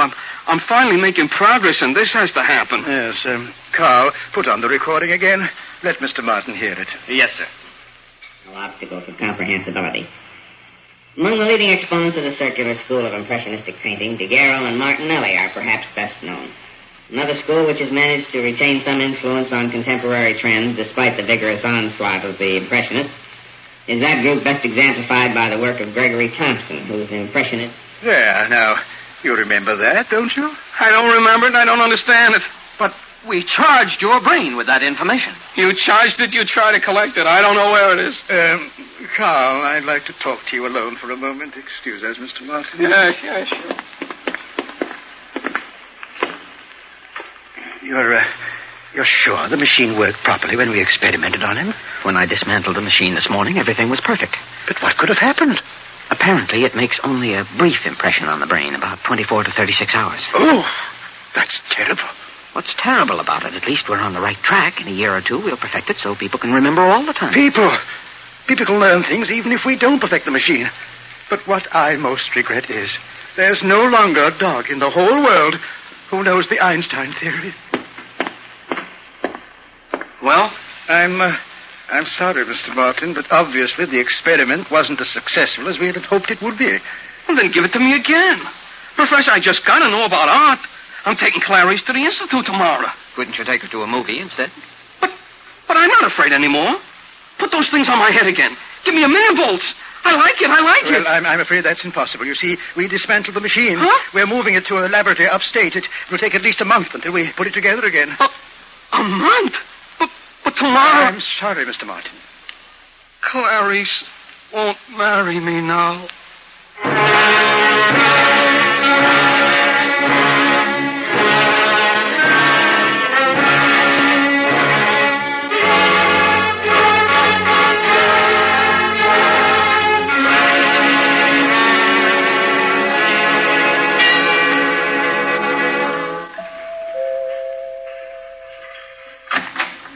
Oh, hello, Joe. You're right on time for our trip to the Institute. Oh, I'm so excited. Come in, Joe.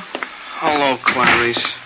We'll see all the pictures and you'll explain them to me, won't you, Joe? Clarice, there's something I want to tell you. Yes, Joe. It's about my culture. About what I said about art the other day. Oh, Joe, you were wonderful. I thought Sam Witzenberger dropped dead. You know what? After you left, he said you knew more about art than anybody he ever knew.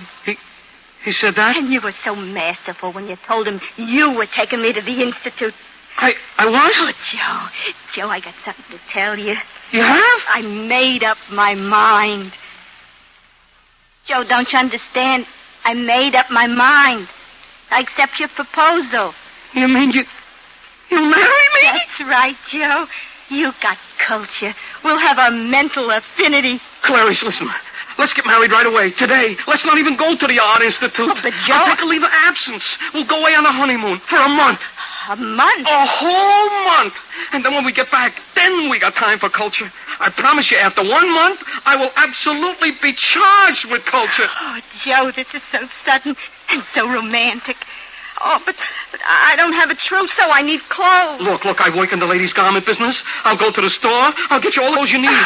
Only let's get married and not go to the Art Institute. Oh, Joe, you're so smart. You think of everything. I do? I'll bet you even know the Einstein theory.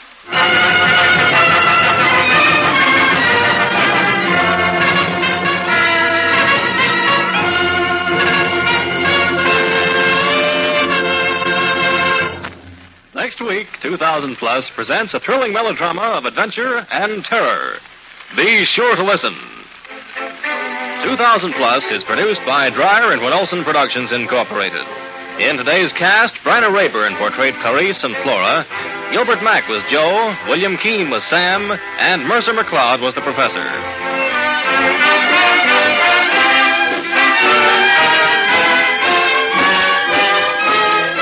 The orchestra was conducted by Emerson Buckley, music composed by Elliot Jacoby.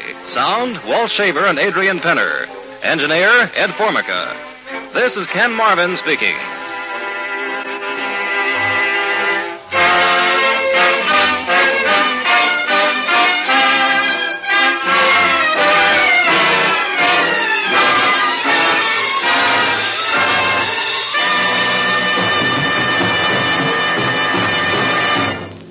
This program came from New York.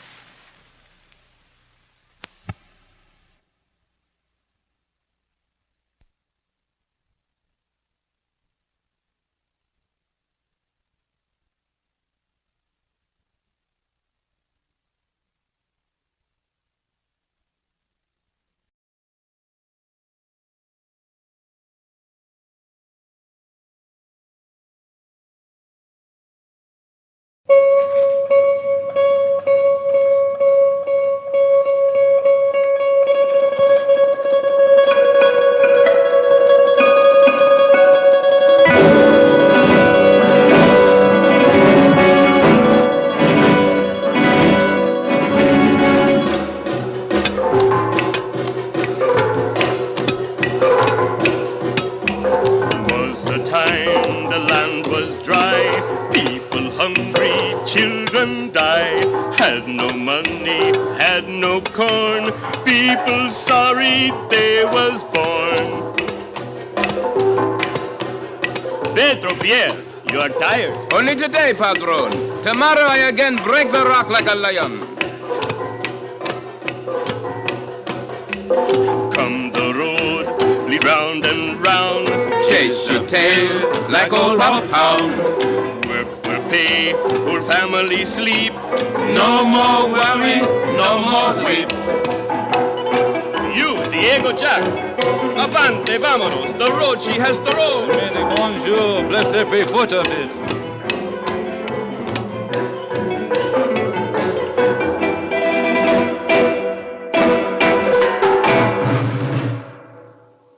The CBS Radio Workshop, dedicated to man's imagination, the theater of the mind. Today, The Endless Road, a fable of a highway which was built to lead nowhere, yet made everybody happy until one day it was linked to the outside world. Swing that hammer, swing that pick. Was a time our people sing. Tamp that pavement smooth and true. People happy, no more blue.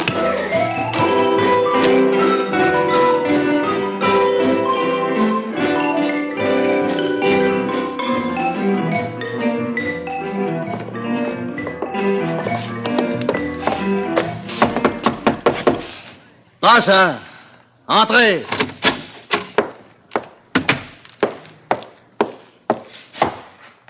The gringos, mi jefe. Pardon, les American. Show them in. Sí, señor. His Excellency, the Commandant of the National Policia, will be pleased to receive you. Thanks. Ah, Mr. and Mrs. Ranson, I believe. Ranson, Chief. I'm glad you speak English. We speak almost any language in this country. Oh, please be seated. Thank you. What can I do for you, senor? Well, it's kind of hard to... our papers. I'm quite certain that these are in order, Mr. Ranson. Ranson. Oh, of course. Well, as I started to say, it's kind of hard to explain, but my wife, Mrs. Ranson here, well, she's pretty active in social work and all that kind of stuff, and she heard somewhere about that experiment you people are conducting down in the valley. Chilcopapan. Ah, yes, Chilcopapan, Saint-Cyril, a beautiful valley. I have a home there myself. You do? Yes, madame. But I regret to say we have no experiment there. Not by authority of this government, in any case. But what about that magnificent road?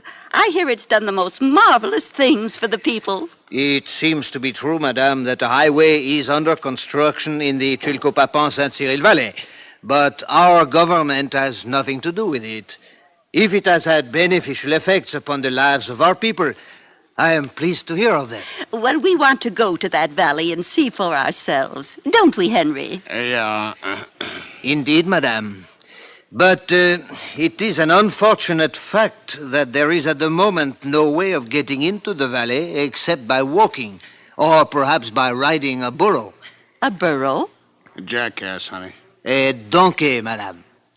The only path leading into the valley is too narrow for vehicles. Me? On a donkey? I tell you, Chief, I'm in the construction business back home. We've licked some pretty tough jobs. We found those helicopters mighty handy. Helicopter? Yeah, are those things with the egg beaters on top? Uh-huh. I could have my company fly one of them down here no time at all if you'll just put the right kind of stamps on my papers over there.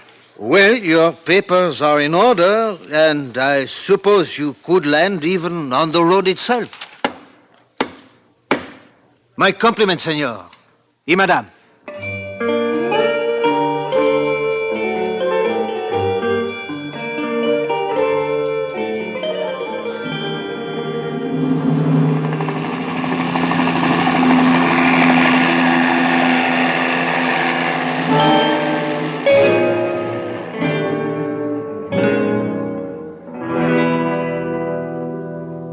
Take that rock right out of ground.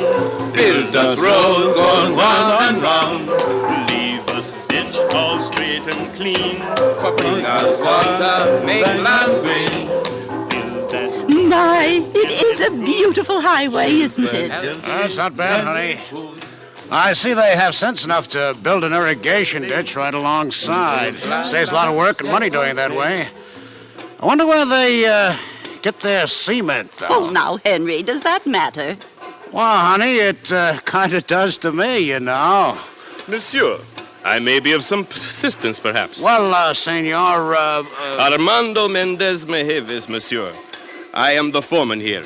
I'm mighty interested in the way you're building this road.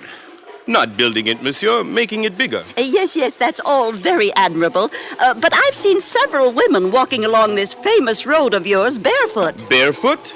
Without shoes. Ah, see.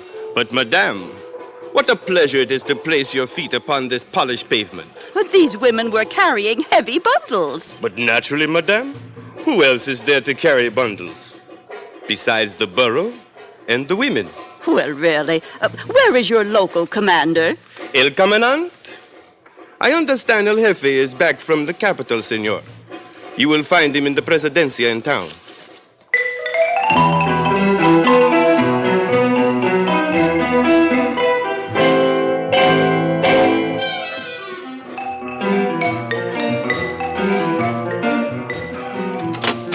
Senor El Commandant. Oh, no.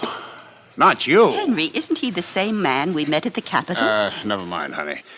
Monsieur El Commandant... You have a retentive memory, Senor Ranson. So this whole thing is your idea. You're the guy they call El Commandant, eh? I thought you were chief of police back in the capital. So I am, Senor Ranson. Yes, but you're also running this valley and this boondoggle road. Which leads nowhere. It leads around the valley, madame. But whoever uses it. Our people use it, madame. And I'm certain that many boroughs find their burdens lightened when they march on its polished pavement. A 4-lane concrete highway for donkeys? No, madame. For our people. Who's paying for it, if it's all right for me to ask? Perfectly all right. I am, senor. With what? With these, monsieur. Uh-huh. Look, they've got his own picture on them. But of course, madame, I print them myself. Ain't that slightly illegal? Illegal? In the capital, perhaps. Here in the valley, as long as the people accept these bills for their work, and as long as the merchants exchange them for their goods, and as long as the local administration then accepts these same bills in payment of taxes, and constructs schools and hospitals and a sanitation system with their aid, who, monsieur, is to say whether they are legal or not? Why, this is preposterous. Is Madame perhaps objecting to my picture on these notes? Does she think perhaps that I am not handsome enough? You're a dictator. Honey, easy. No, that I am not, Madame. I have been honestly elected by my people. I have not even a bodyguard. Still, Mr. Commandant. Yes? You need some things from the outside, like the cement for that road of yours. How are you paying for it? I see, Mr. Ranson, that I shall have to reveal a secret to you, in all confidence, of course. But I happen to know of a modest, although adequate, gold mine. Oh, gold mine, eh? Yes. One of my great-grandfathers discovered it. And you've been using the gold from that mine to pay for your imports, eh? But of course, Mr. Ranson, can you think of any better way in which I could have employed it? All right, Mr. Commandant, I follow you this far, but what's going to happen in the end? In the end, I shall be shot, naturally, as an enemy of the state. But it will have been a man's life. Yes, a man's life. But what about the women? You could give them so much if you'd only let them be civilized. Are you so certain, Signora? Well, if you men don't think so, wait until you hear from the women. That road is going to connect with the outside world. Got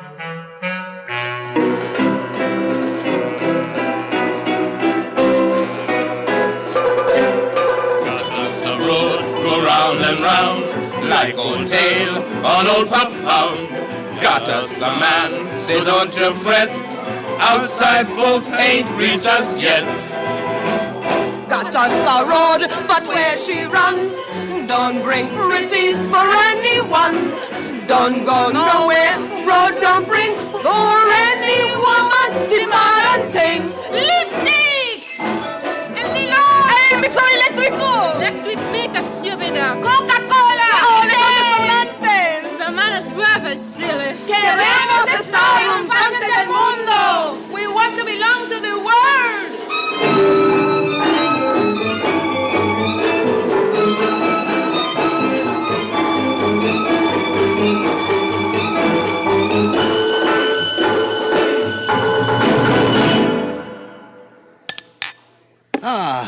I always look forward to this first glass of beer at noon in the shade of the plaza. Senor Ranson, your charming lady has been giving our women ideas. Yes, I know. The people of this valley were content, senor, until you and Madame honored us with your visit. Believe me, Monsieur Commandant, my wife means no harm. I am aware of that. But as of this moment, I can no longer keep my constituents happy without giving them a link to the outside world. Can you build me such a connection? There is a pass, I take it. Yes, one. How far across? About 3 kilometers, I believe. Like 2 miles, eh? Something like that. How steep and how narrow? Not too steep, but very narrow. It is really only a burro trail between cliffs reaching up 200 or 300 feet on either side. Well, I'll probably have to bring some men and equipment down from the States. Give me 3 or 4 months. Agreed. I just wish I knew. Do you really want this job done? No, senor. I don't. But the people of my valley do. And I will give them what they want.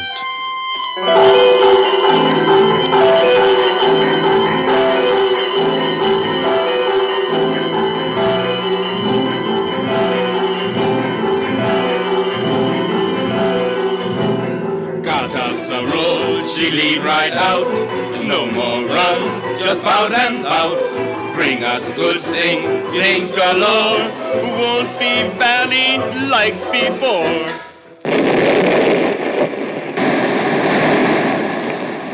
There she goes, the last rock blocking the pass. Oh, I'm so happy I was able to watch this, Henry. Yeah. Hold on to your hat, honey. Here comes civilization.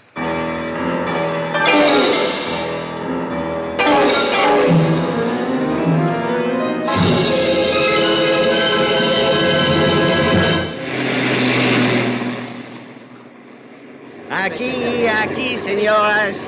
Nylon stockings, beautiful, almost perfect. Only one pair to each lady. Unless you visit us twice, of course. The original Paris lingerie for distinguished ladies. Yes, try a lot. The only place in the valley which guarantees that everybody... Ladies, why wash your family soil clothes with your delicate hands? Why waste your beauty over a tub of hot, sudsy water? See our new washing machine, especially built for you. Only 25 colombinos down. Mesdames, why you soap at all? Our new exclusive product... lose, amigos. You cannot lose. Every client is guaranteed a prize. Hey, Jose, you want to see some pictures? Want a real good address? I guarantee.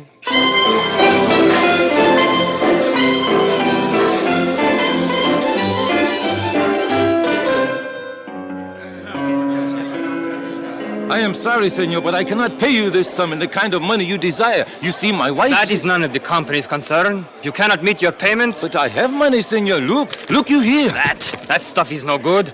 We want government money. But this is from the government. See, it has the picture of El Caminat. It was always good. Well, it isn't anymore. You can bury it in the ground. Money from the capital, or we take your farm. Take my farm? Sure. What do you expect? Why don't you keep your money from your wives? Perhaps, signore, you should control them more closely. Ladrón.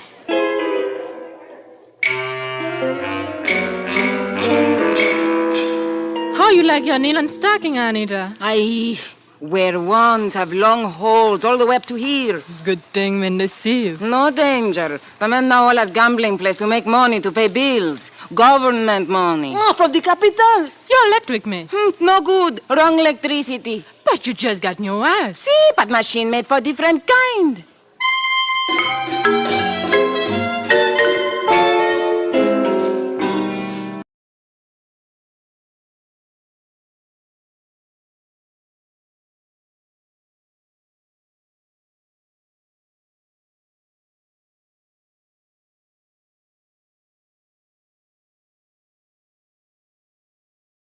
Is a prize, a little teen whistle. It is not tolerable. We should see the Jefe. The Jefe. And what do you expect the El Jefe to do? We have to ask someone what has gone wrong. Whom else but El Caminant? One among us must discuss this matter with El Caminant. Who goes, Armando? Oh, naturally. D'accord. Very well. I will go.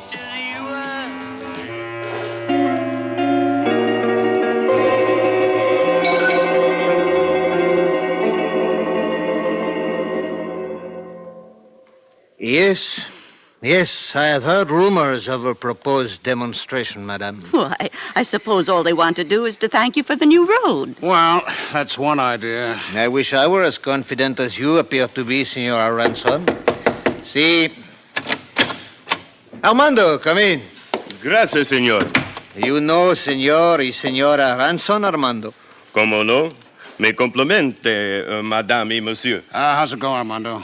No sé. It depends on El Caminant. ¿Se dependiente qué? The valley. The people are not happy, mi jefe. Not as they were before. So I hear, Armando. I have been appointed to speak for them, Senor Jefe. What do they think I can do? You could perhaps give them a few answers, Senor Jefe, about the money, for instance. It is no good. It is the new road that is no good, Armando. But there is nothing I can do about that now.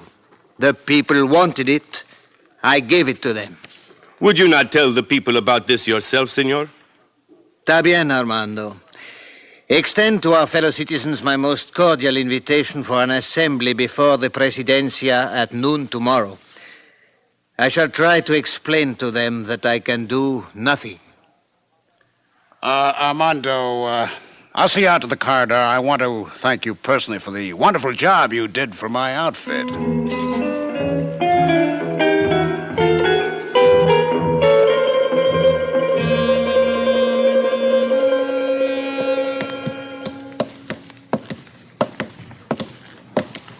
You did do a fine job for me, Armando, especially with the explosives when we were blasting our way through that pass. Gracias, senor. Oh, no, it's no thanks to me. I never could handle dynamite myself. You know, we are due to leave tonight, Mrs. Ranson and I. I regret it, senor. Oh, so do I, in a way. Still, I guess my job is done, for better or for worse. Are the cliffs alongside the pass still as high and steep as they were about 5 months ago, Armando? Si, senor. I'd like to ask you to do me one last favor, Armando. You know, I promised to leave any explosives we didn't use with the Jefe. Would you draw up an inventory tonight? Just write down everything that'll be turned over tomorrow, and then turn your report in here at the Presidencia in the morning? Si, senor. Here are the keys to the Bang Bang Shack. You can leave them with your final inventory tomorrow. Si, senor. Adios, Armando. Adios, senor Ronson. And, Armando, take good care of that dynamite.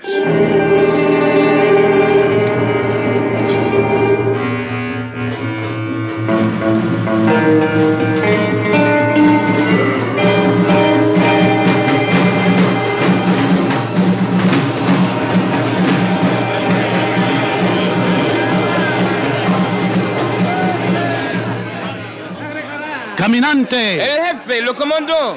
Road, la carretera. No nos gustan los extranjeros. Ladrones. Nuestro camino. Nuestro caminante. Amigos. Mesdames y señoras, caballeros, messieurs y signori, I stand at your service. Senor el jefe, I believe it is the new branch of our road. But you asked for it, mes amis. It seems we were mistaken, Commandant.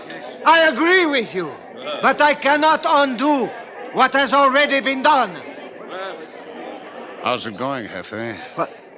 Senor y Senora Ronson, I thought you had left for your own country last night. Well, we figured maybe we'd better stick around for the doings, Commandante. Henry, what was that?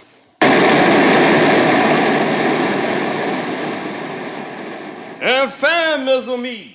Perhaps we do not need to trouble El Commandant with our problems after all.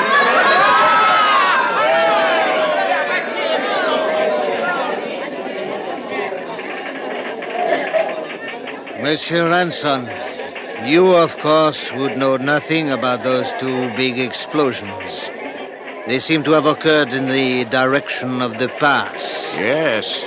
Might have wrecked my new road. Henry. Oh, your new road. You had an interesting farewell conversation with that fellow Armando yesterday, eh? A very capable man. Isn't he? In any case, I appreciate your leaving us whatever explosives are still on hand. We shall appreciate them when we get back to work on our old road. Got us a road, lead round and round. Chase she tail like old Papa. Women back where they belong. No more sad in our song. Got us a road, now all our own. Happy like hound dog with big bone. Got us work and got us food. Dying on to heaven, feeling good.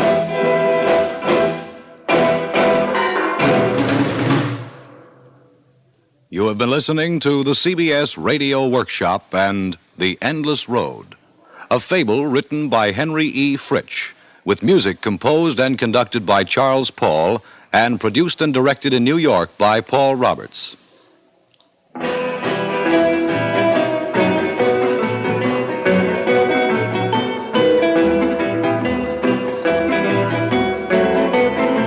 Featured in the cast were Ralph Bell as Ranson, Bert Kelton as Mrs. Ranson, Bob Dryden as the Commandant, and Leslie Scott as Armando. Others included Ruby Dee, Simeon A. Benjamin, Maurice Ellis, Ralph Camargo, Ronald Dawson, Guy Rep, Francis Foster, Daniel Ocko, Richard Shepard, Roscoe Brown, Janine Jabon, and Viney Burrows.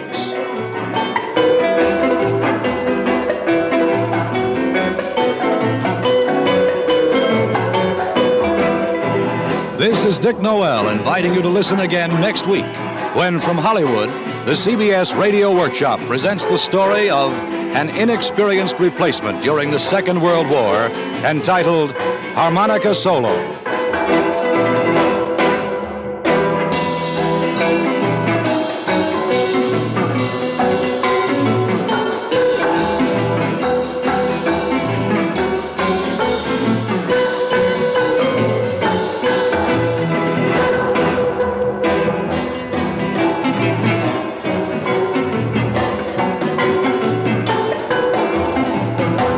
This is the CBS Radio Network.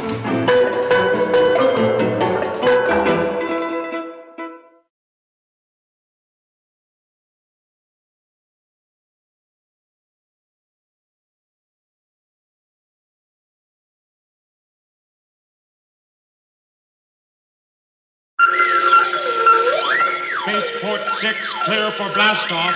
Stand by for final warning. Spaceport 6, clear for blastoff. Stand by for final warning. From the harsh, bright soil of Luna to Saturn's rainbow rings, in the hearts of lonely spacemen is a longing voice that sings. Let the cup I hold be empty. Let there be no joy, no mirth, till it be the day that I'm on my way to the cool green hills of Earth. To the cool green hills of Earth. Final warning. Final warning. Final warning.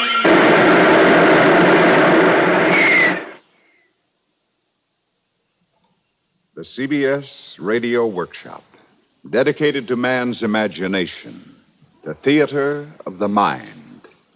Today we challenge that imagination with the Green Hills of Earth. Original story, Robert Heinlein. Radio adaptation, Draper Lewis. Music, Clark Harrington. Star, Everett Sloan.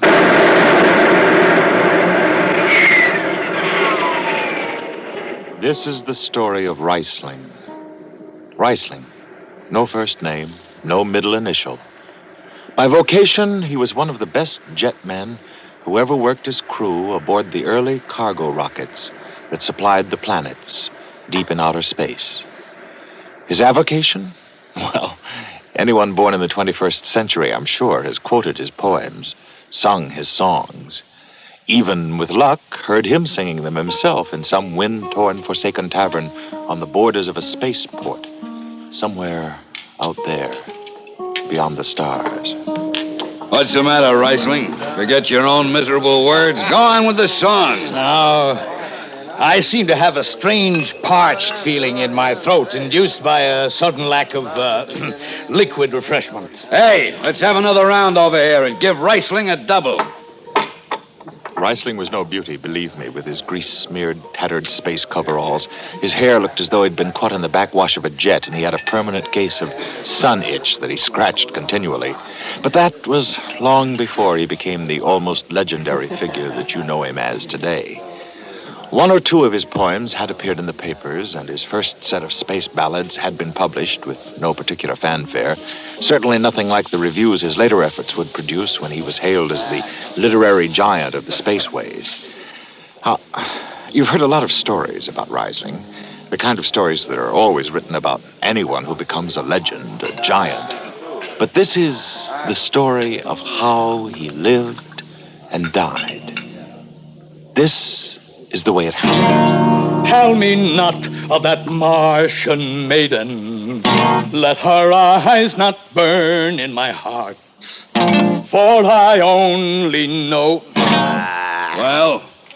Well, what? How does it end? I don't know. I've never been able to finish it. How about that drink you promised? Just take it easy. The poor girl's only got 2 hands. Give her a chance. I'd be delighted to give her a chance. That's strictly hands off, Reisling. It's marked private property, Captain T.D. Davidson. Davidson? Don't make me laugh. He may be a captain when he's aboard the Goshawk, but the minute he sets foot off the spaceport, he's just another company member like you or me or any of the crew here. So she's Davidson's little starburst. Well. I know I wouldn't want to tangle with him.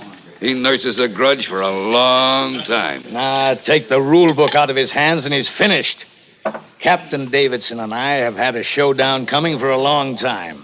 And this time, it's going to be Reisling who'll make the good captain wish we'd never met. Rocket ship Goshawk landing at Spaceport 3. Well, now's as good a time as any, Reisling. Same thought just occurred to me, too. Rocket ship Goshawk landing at Spaceport 3. Let's get out there. Maybe he needs a few new guys on his crew. The way Davidson treats him, he probably needs a whole new crew. Coming, Reisling? I wouldn't miss it for the world. Oh, Greg, lend me your pocket tape machine a minute and tell the dock boss to hold me a job on the Goshawk. He'll do it if you tell him it's for me. And if you run into the stalwart Captain Davidson, tell him... Well, never mind. I'll tell him myself. Now, give me that tape machine. Stand clear for landing. Stand clear for landing.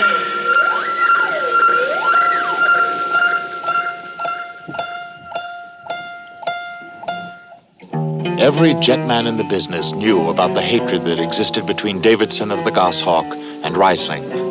A hatred whose origin was buried someplace deep in the history of those first years when cargo rockets began to run between Earth and the solar cities on Mars, on Venus, and Saturn and the Moon. Davidson was a symbol of the company, and Reisling had little or no respect for either one.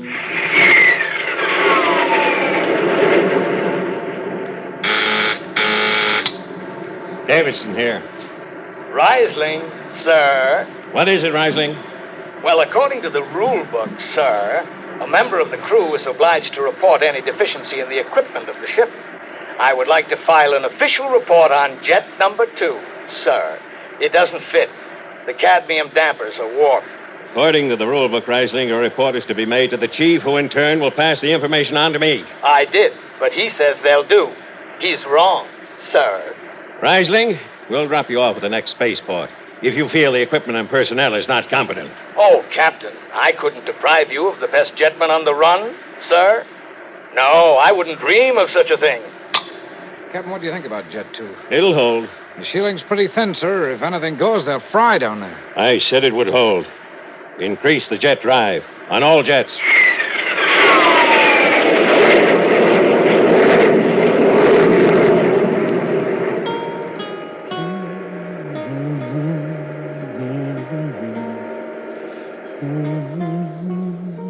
Reisling.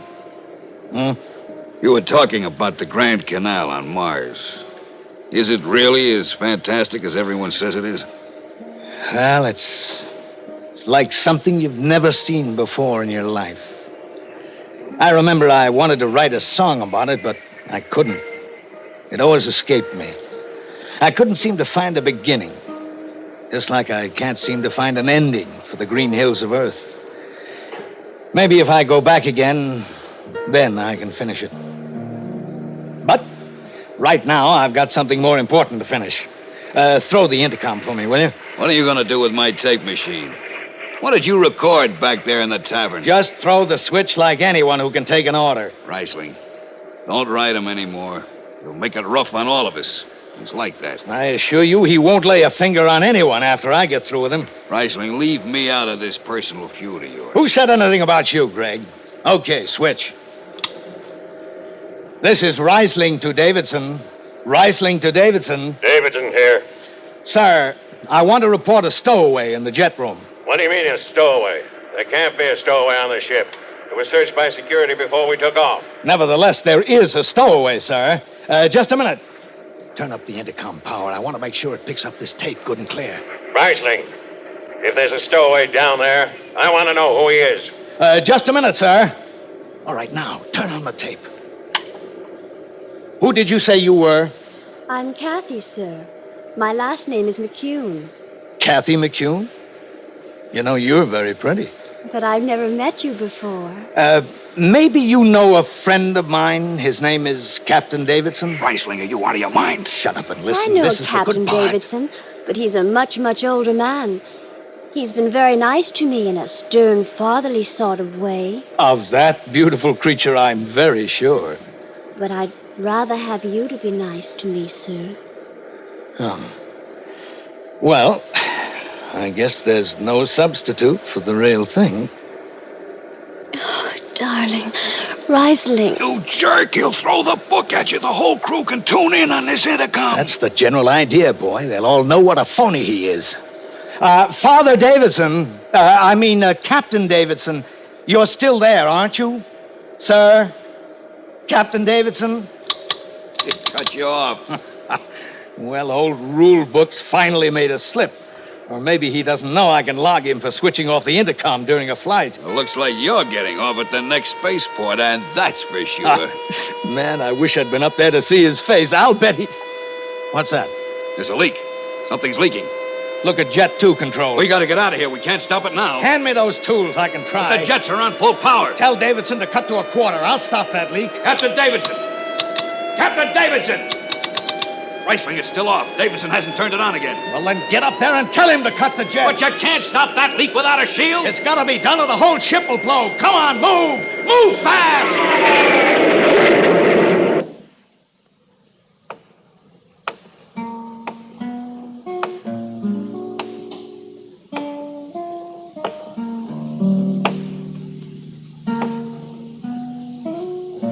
Hello, Reisling. They wouldn't let me into the hospital till now. How's it going? Oh, not bad, Greg. Captain Davidson wanted to come, too. Well, he's really sorry about what happened. Wants to bring a specialist in from Earth. Maybe he hasn't heard the final report. Prognosis negative. Total blindness, resulting from radioactivity. The gas hog's been junked. He has another ship. I'm not interested. I haven't got enough time to worry about people like Captain T.D. Davidson. I have too much to do. Much too much. I don't understand. Well, it's just that I suddenly have so many places I want to see. I want to go to. Remember in the power room? Remember I told you that I couldn't write anything about the Grand Canal? I remember. Well, suddenly it's come into focus. I've been back there a lot of times. Now I really see it. I finally have it in my head, in my heart, in my fingers. As time and space come bending back to shape this star-specked scene, the tranquil tears of tragic joy still spread their silver sheen. Along the Grand Canal still soar the fragile towers of truth. Their fairy grace defends this place of beauty high aloof. Bone-tired the race that raised the towers, their labors time ignores. Long gone the gods who shed the tears that lap these crystal shores. Slow beats the time-worn heart of Mars beneath an icy sky. The thin air whispers voicelessly that all who live must die. Her lacy spires of truth sing beauty's madrigal, and she herself will ever dwell along the Grand Canal. Yes, she herself will ever dwell along the Grand Canal. Well, there it is, Greg boy. Now I can see it. Ironic, isn't it? Thanks, Reisling. Thanks.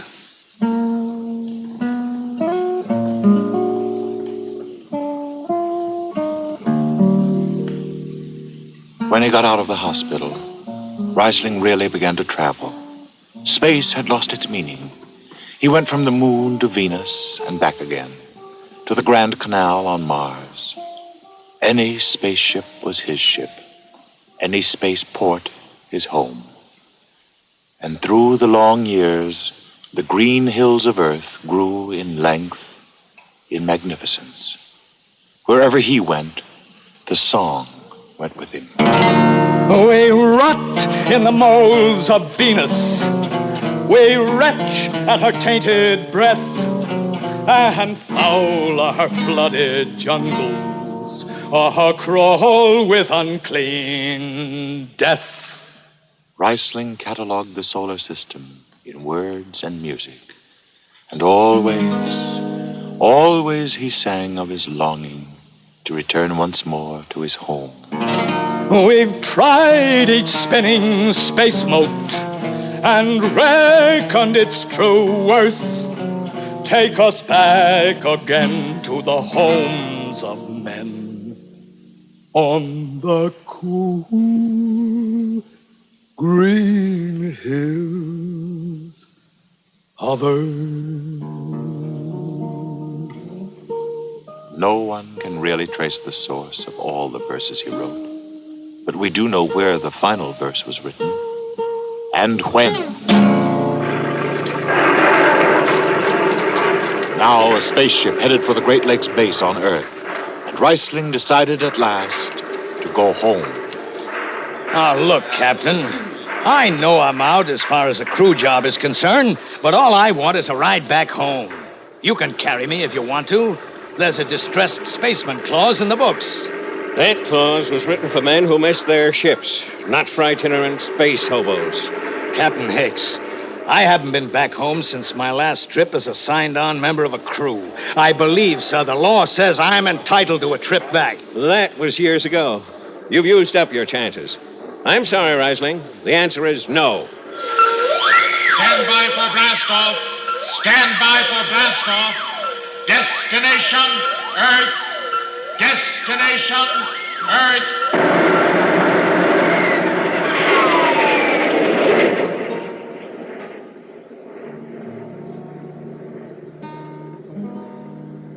Reisling, you comfortable?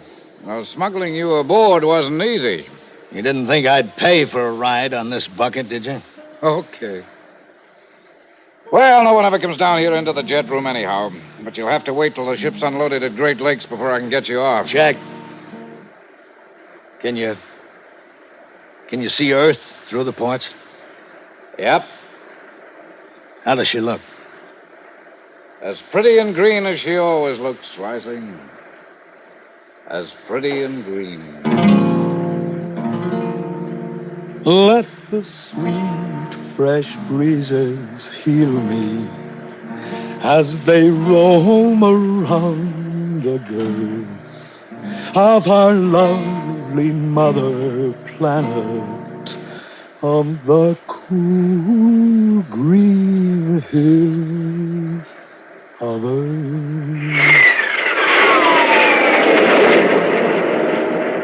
Control room issuing landing order for port 6, sir. We're doing it at 08:45. I'd like to trim an hour off that. The old man would certainly appreciate it, I know. Captain Hicks, we're pulling a heavy load. It doesn't matter with a new ship like this. Let's see what we can do about setting a freight ship record this run. Full power on all jets. Yes, Captain. Full power on all jets. Boy, that's one eager beaver that's feeling his oats. I'll bet he's out to cop some kind of record. Well, I get over that in a year or so. How's your shielding? Best you've seen in a long time. Oh, I forgot. Here. Feel these dials? Power? Huh? Radiation guide? Yep. Direct tap to the pile? Pretty neat. Sure, one man can handle the whole operation. Say, these feel like the old hand-dumping plates we used to have. I'll accept the links. I unshipped them because they hid the dials. You ought to have them shipped. You might need them. They're available if I need them. But I won't. Well, give this bucket another year or so pulling such a heavy load, and she'll start giving at the seams a little. Wait a minute. Isn't that a leak? I thought you'd hear it soon. Now, listen. There you are, another new item. Relines automatically and kills the leak. Control to power, control to power. We're showing a leak up here. Everything's under control. Okay, Jack. The skipper doesn't want to cut power unless it's entirely necessary. Don't worry, sir. The ship can take it. I don't think we'll... Jack! Jack, where is it? I know that sound. Something's gonna blow. Jack! Jack, where is it? Show me where it happened, quick! The door. The safety door. I can get out of here and close it from the outside. Okay, Jack. Don't worry. Control room to power. Control room to power. Right, Jack! You can't stay in here. Jack! The radioactivity will kill you. Get out. That's an order. The captain ordered you to keep me off this bucket, and you didn't obey him. This is Hicks. This is Captain Hicks. Rising. Jack, what's happened down there? Rising, get out of here. That jet's got to be spilled, Jack, or it's going to take the other two with it. Jack, this is Captain Hicks. Just find the control panel. If I can only see. Rising. Rising. Jack! Control calling power room. Control calling power room. Power room. This Control, Hicks speaking. Spilling jet 3. Emergency. Is this McDougal? McDougal is dead. This is Reisling. Reisling? I ordered you off this ship. This'll mean jail for the rest of your life. Keep all safety doors closed, sir. This place is hot. I'm spilling jet 3. Reisling, there are gloves and a suit in the locker near the door. Can you hear me? I don't need a suit, sir. Just my hands. Keep the crew out of their quarters. The jet blew while the door was open. And don't let anyone ever tell you that hand dumping is old-fashioned. Reisling, I'm sending the doctor down. He'll be waiting to take you into decon. And we'll have an ambulance waiting at Captain Hicks, stop it, will you? I've been around. I know what's happened to me. Reisling, I'm sorry. I'm glad you're aboard. Captain Hicks, do me a favor, will you? Anything, Reisling. The tape recorder started rolling. It's on, Reisling. What else? Send this along to a friend of mine. You'll find his name in my instrument case in the crew quarters. He'll know what to do with it. I'll take care of it, Reisling. Let the sweet, fresh breezes heal me as they roll around the girth of our lovely mother planet, of the cool green hill of earth. We pray for one last landing on the globe that gave us birth. Let us rest our eyes on the fleet skies Reisling. Reisling. and the cool green hill of earth, and the cool green hill of earth.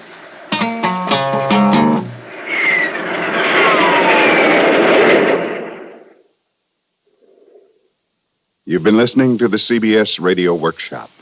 Today's presentation, The Green Hills of Earth. Our star, Everett Sloan, sang and acted the part of Reisling. Our narrator, Barry Kroger. The cast, Jackson Beck, Danny Ocko, Ian Martin, Louis Volkman, Bill Lipton. The program originated in New York, was produced and directed by D. Engelbach. This is the CBS Radio Network.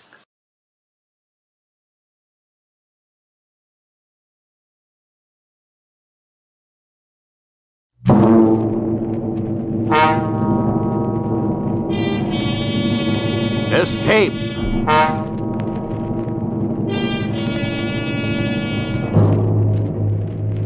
You were rushing forward through time, far into the future, trying desperately to flee the clutching fingers of a band of night creatures, a dreamlike horror from which there seems no escape.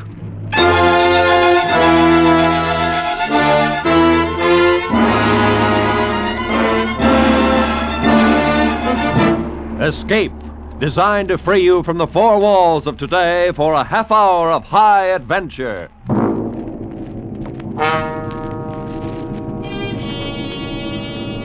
Tonight we escape to the year 100,080, and to a world where beauty and terror live side by side, as H.G. Wells described it in his immortal story, The Time Machine.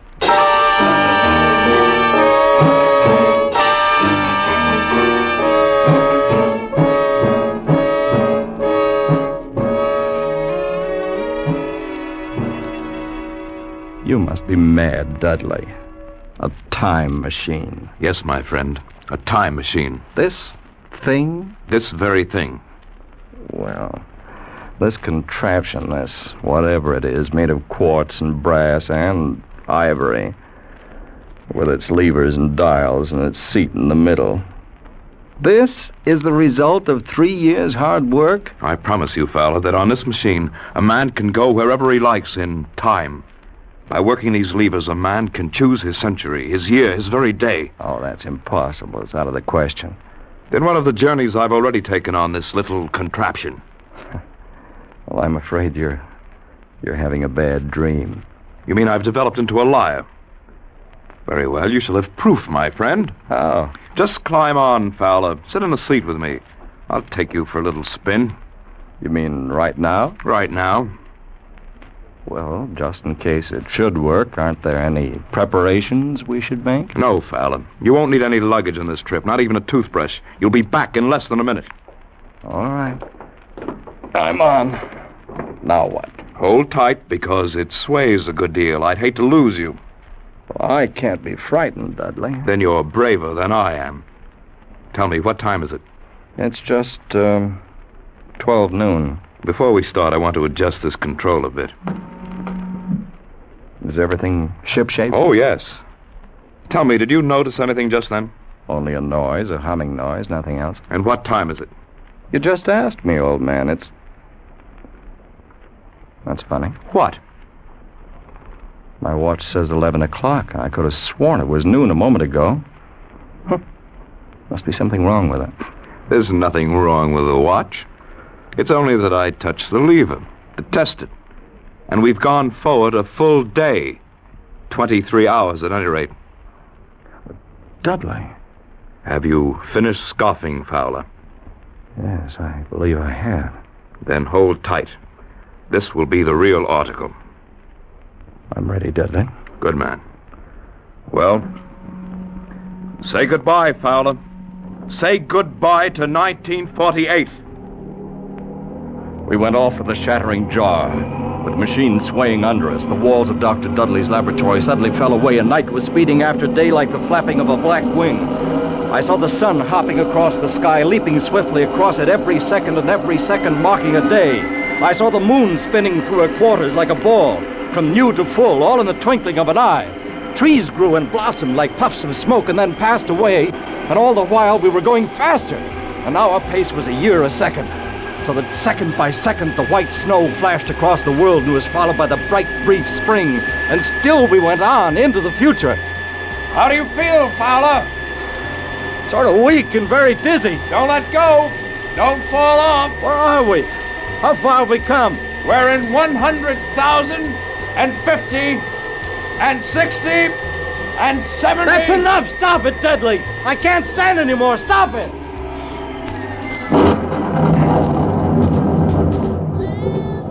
Fowler, are you all right? I believe so.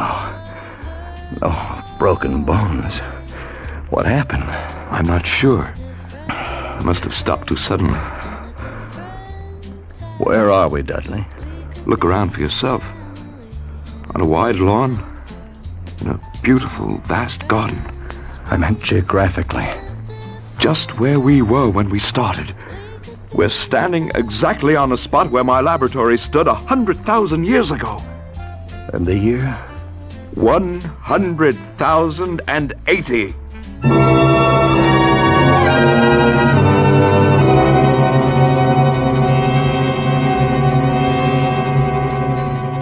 It seemed absolutely incredible. A dream, but a pleasant one. For the garden in which we found ourselves was beautiful and summery and inviting.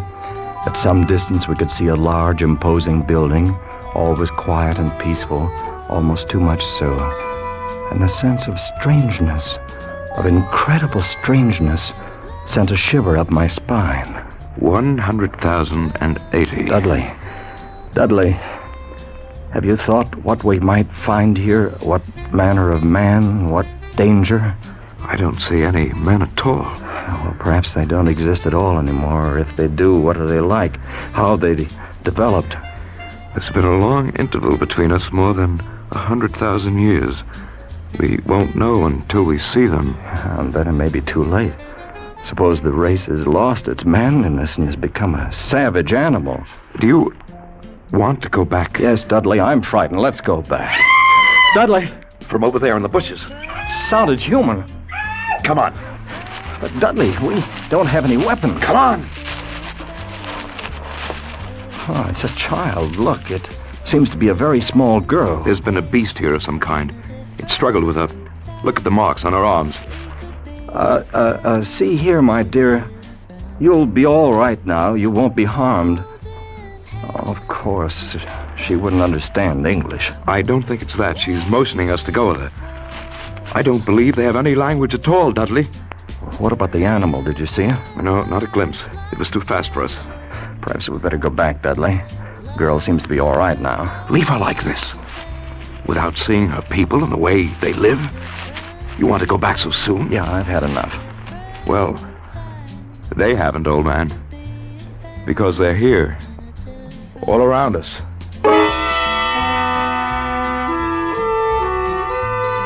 They had crept up on soundless feet to surround us, the little people of this era. And the girl we'd saved was not a child, but a full-grown woman. For they all stood 4 feet high, dressed in simple tunics, beautiful creatures, but terribly frail, with a plump, soft kind of frailty. Their mouths were small, and their little chins ran to a point, and they made no sound. They were like eerie figures in a dream, and all we could hear was the heavy rustling of their clothes as they surged happily around us, their faces wreathed in smiles. Why, they're not savage at all. They're very loving and gentle little people. Yes, but there's something terribly wrong with them. How do you mean? They seem to have the minds of 5-year-olds. This one over here has been trying to talk to me with gestures. Look at him. He seems to be asking me if I've come from the sun or a thunderstorm. How'd you expect him to be? Far ahead of us, of course. Incredibly ahead of us in knowledge and in science. And look at them. Children. Oh, they seem happy in this huge garden of theirs. That's something. I've changed my mind, Dudley. Maybe we shall enjoy spending a few days with our little friends. The little people led us home into their valley. They lived in colossal buildings, sleeping all together in one huge hall, eating in another, playing and frolicking together in the sunshine, and Dudley and I lived with them for days in utter contentment. One afternoon, we walked together along the banks of the great river. There's no apparent difference among the sexes. They all wear the same clothes, have the same soft, hairless skin, same feminine roundness of limbs. Yeah. I wonder if it's because they're vegetarians. Well, they're vegetarians because they have to be. You haven't run across any horses or dogs or cattle of any kind, have you? No, now that you mention it. With good reason. They're all extinct by now. Just as the dinosaur is with us. Dudley, there's something very strange here. Something hidden away and silent. You may be right. Anyway, I've taken the precaution of removing the controls from the machine. I don't much fancy the idea of someone riding away with it into another century and leaving us here for the rest of our lives. Dudley, do you recognize this bit of ground? Why, yes, this is where we landed. I thought so. I wasn't sure. Why do you ask? Can't you see? Look around. It's empty. What's happened to the machine? They've taken it away. They've stolen it. Where, Dudley? Where? Look. See the tracks where they've dragged it? Over here. Come along. Right here. By this monument, the end of the trail. Those are brass doors in the base, and they're locked. The machine, it must be in there inside. We must get it. Break down the doors. How? How can we? Here, we use the levers.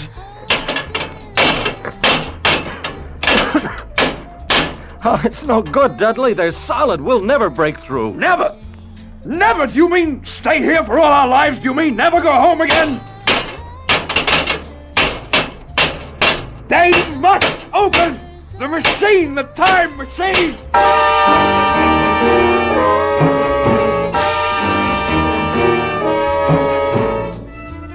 The time machine was gone. The brass doors of the monument held. Our retreat was cut off, a thin line by which we could make our way back home, back to our own time and our own people. But there seemed nothing we could do. We had no way of communicating with the little people, of asking what they had done with the machine and why and how to get it back. They merely stood around and watched our vain efforts. There was nothing hostile in their attitude. They were more like simple, wondering children. Only one, the young woman, Weena, whose life we had saved on our first day, had become really friendly. She went with us wherever we walked and brought us presents of garlands of flowers, slept near us at night in the hall, and we in turn had taught her a few words of English. Now, we redoubled our efforts, like men racing against a clock, so that we might speak to her and discover the secret of our immense loss. No, not these, Dudley. No. How can you be so sure that your people didn't steal the machine? Aren't there any thieves among them? Are they all perfect? That's a lot, Dudley. You'll waken them. Besides, she doesn't understand. But the thief must be sleeping somewhere in this hall. Weena, they take machine. No, Dudley. No. Who then? Who? We are friends. Yes, friends. We must have machine. Yes, Dudley. Yes. Who took machine? Are there other people? Not yours. Others? What about those doors, Weena? Doors. Open. No. Oh, no. Weena, machine in there must open. No, not open. All right, my dear. Go to sleep. Get some rest. Yes, Dudley. Sleep. You too, fella. Try anyway. Yeah, I've tried. It's no good. What's to become of us, Val? Are we caught here in this century?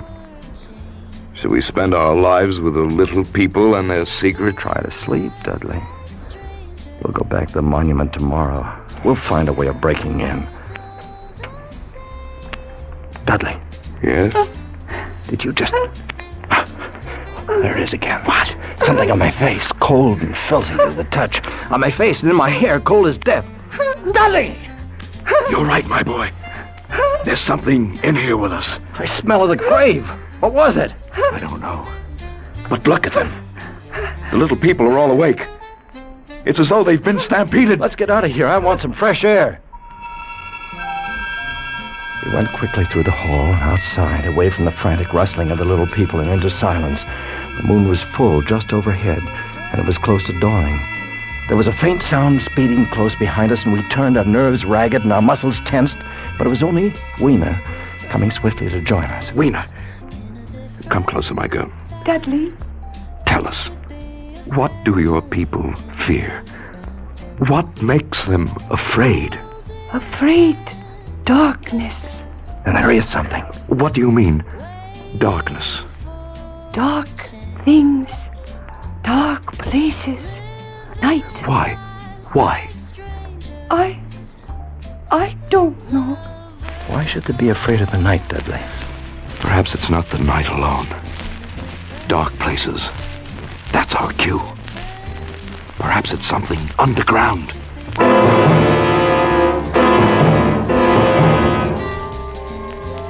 By now it was light, another day. We had wandered into a lovely wooded place, about a mile from the community. Suddenly, Weena screamed. We stopped short. A pair of glaring eyes was fixed upon us. As we stood there petrified, the thing, a little ape-like figure, rushed across our path and disappeared in a clearing about 30 yards away. What was it? I couldn't see it too well. It seemed to be dull white, with white hair in its head and down its back. Looked like a small ape. That's because it was running on all fours, with its arms held very low. Weena, what's the matter? Morlocks. They are Morlocks. Who are the Morlocks? What are they? Weena, tell me. No, go away. Let's go over there and see where it disappeared.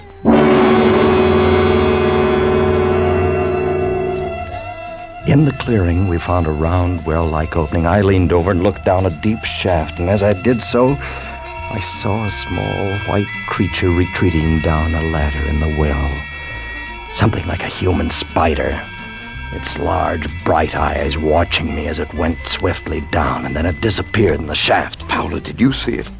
Like an ape? Yeah, but like a man. So there are two species of men in this world. Hey, fella. Yes. The little people above the ground, and this obscene thing, this bleached monster below. Two races of men in this country. That white look. It's common to animals that live in the dark, like huge rats, like worms that are cold to the touch. I know because they've touched me. You can feel air being sucked down into the shaft. Yes. The earth must be tunneled enormously here under our feet. And these monsters live in the tunnels. I think we know now who stole our time machine. Yes, I'm sure of it. Then we'll go down and have a look. No, don't go. Why not, Weena? Morlocks, you never come back. We've got to have our machine, my dear. You wait for us here. No.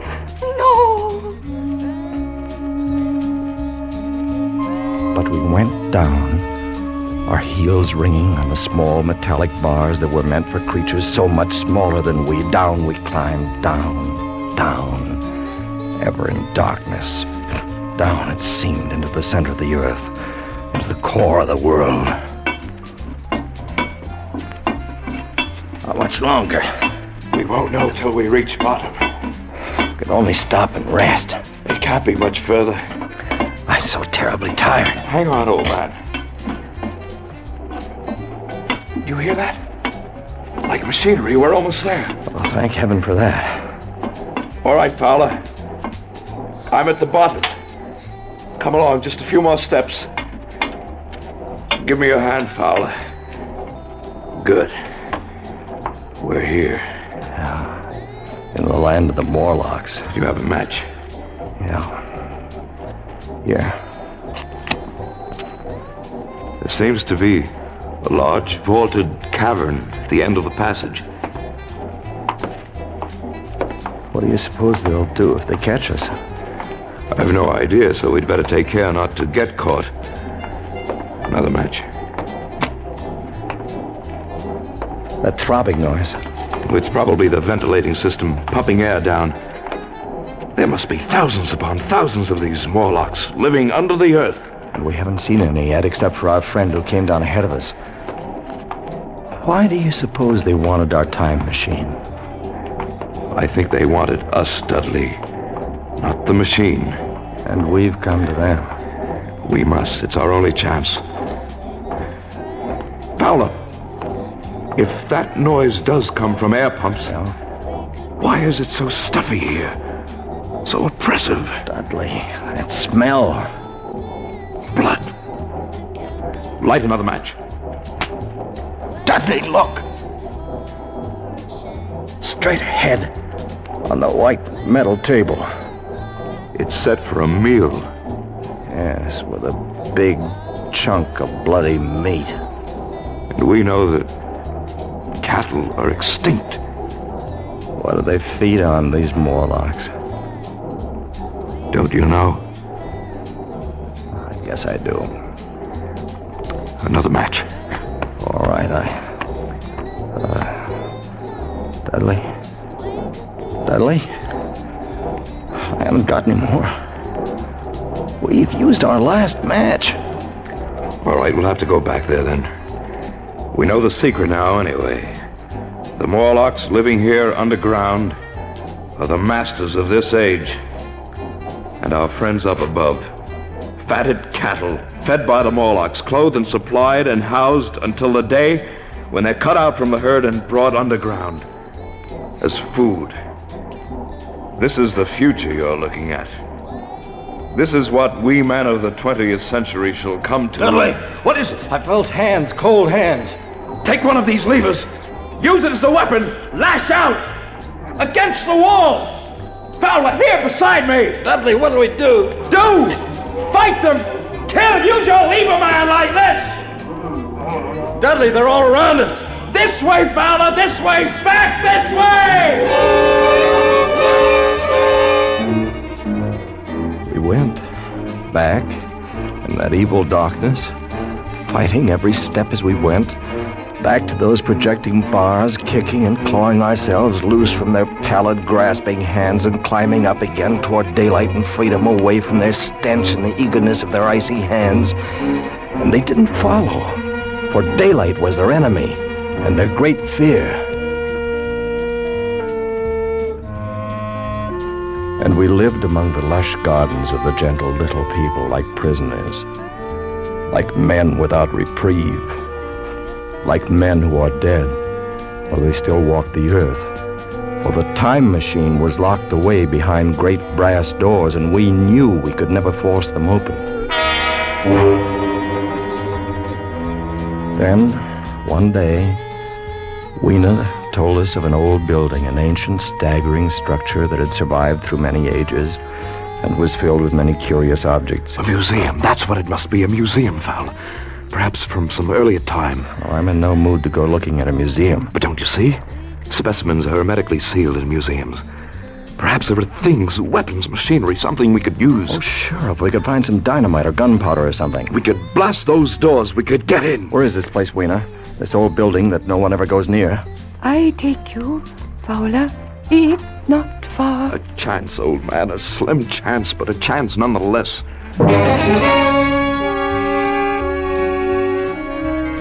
All day we wandered through the great ruined halls. The building had been deserted and in disuse for perhaps a century. The childlike men of that time had long since ceased to care about anything but their own personal comforts. It was late afternoon and growing dark when we came upon the chemical section. We'd found nothing useful to us until then. And now came the worst disappointment of all. And it's dust, all of it. It's been dust for centuries. Another dead end. It's hopeless. We were out of our heads to hope that nitrates would retain their form for 100,000 years. We better go, if nothing here. Oh, wait just a moment.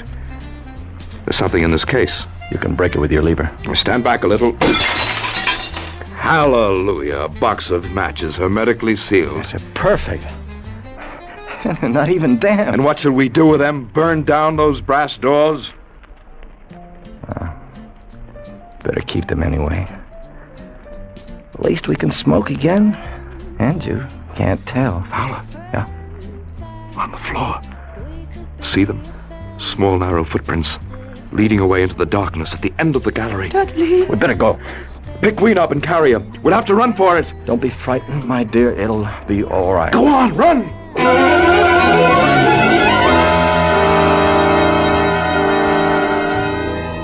We came out of the gloom of that place into the deeper gloom of dusk. Suddenly, we saw we were trapped. All around us were the Morlocks. They were there by the thousand, surrounding us and coming closer, a long, even line of deathly white, their eyes blinking in the half-light, and their tiny mouths alive with appetite. The matches, Dudley. Light a fire. Here, the forest is dry. Good. We'll have an inferno here in a minute, and our little friends don't like light or heat. The fire leaped high to the heavens and the countryside was ablaze. The Morlocks turned in fear, blinded by the glare. Some of them burned into the middle of the raging flames, and the rest faded away like a fog. Dudley had left a narrow passageway for our retreat, and we fled down a long corridor of leaping flames and blistering heat. We fled to safety.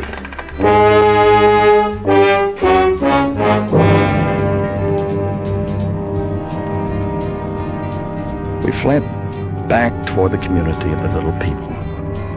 And as we ran, we passed the huge monument with its great bronze doors that were locked tight on our time machine. And suddenly, in the glare of the distant fires, we saw something that stopped us short. They're open! Fowler, the doors are open! No, not go in, Dudley, no! It's a trap. They're ready for us inside. Ready or not, we're going in. Dudley, it's suicide. It'll take me about 1 minute to screw the levers in again. Then I touch them and we're away. All right. I'll try to give you your 1 minute. Good boy. No, go, not leave me. You, my dear, you hold tight around my neck. You're coming home with us. All right, let's go.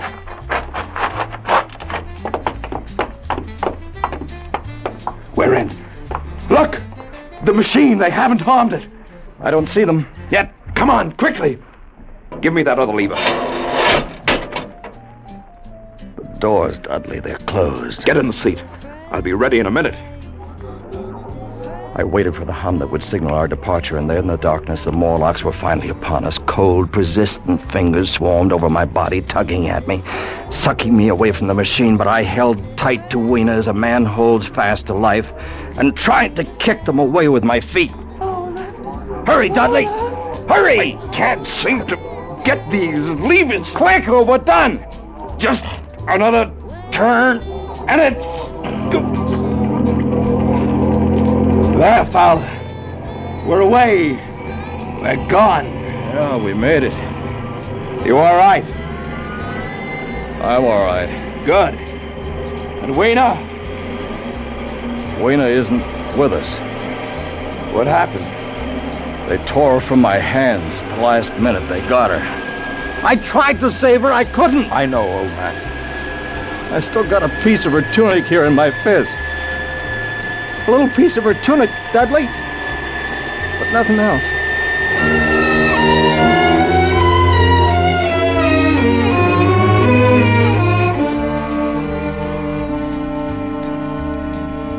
And so we came home again. Back into the very minute from which we had left. Back into 12 noon, May 9th, 1948. We were in Dudley's laboratory again, motionless, sitting on the ridiculous contraption which he called a time machine. Was it all a dream? A mad and feverish dream? Did any of it happen? Could any of it happen? No, of course not. How stupid. But then, what's this? What of this jagged piece of thick green silk I hold in my hand? What does that mean?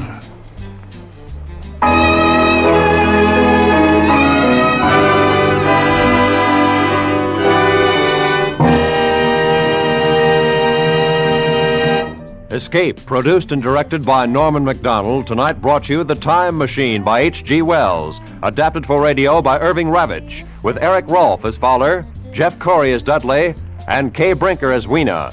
The musical score was conducted by Wilbur Hatch. Next week. You are wandering in a vast white solitude, torn by the icy blast of Arctic wind. Your strength ebbing and frozen death creeping up on you, and behind you a man with a gun from whom there is no escape.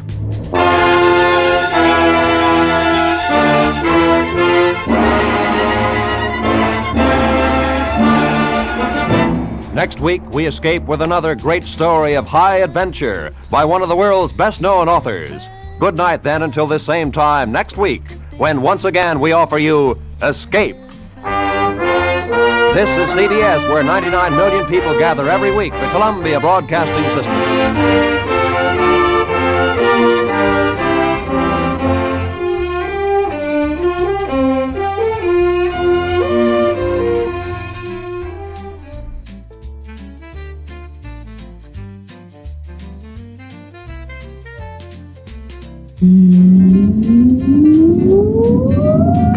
blastoff. X minus 5, 4, 3, 2, X minus 1, fire.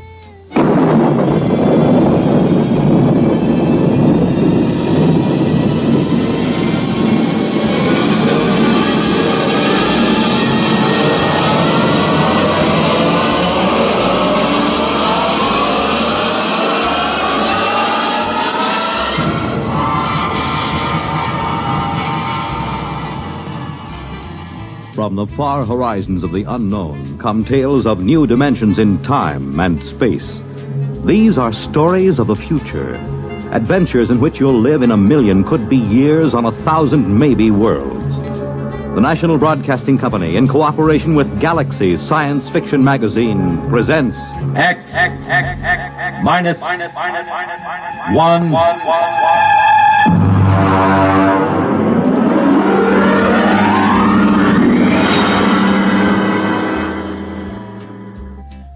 Tonight, The Trap by Finn O'Donovan.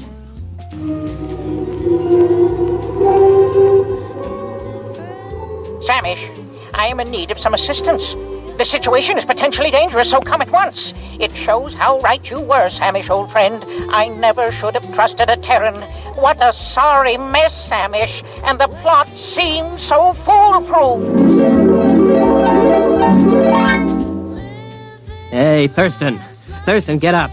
Get up, come on. Why? What's the matter? Why? Come on, it's daybreak. Now, there's good news.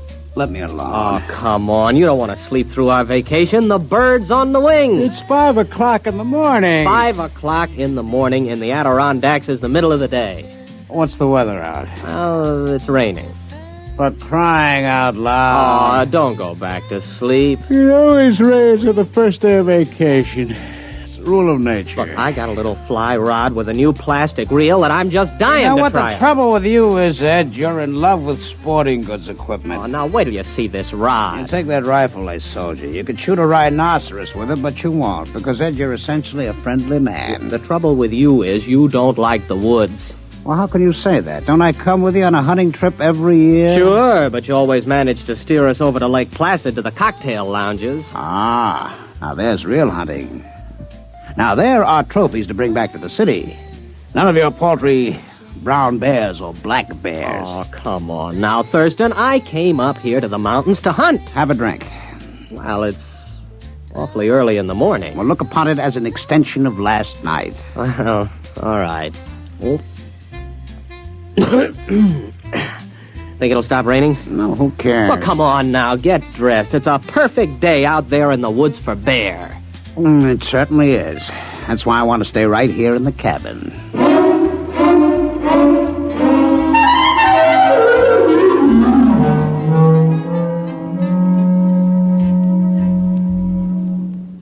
Ed. What? Pass the canteen? It's empty. Well, open up one of the bottles and pour it in. Why don't you take it straight from the bottle? What, on a camping trip? Pour it into the canteen. Okay.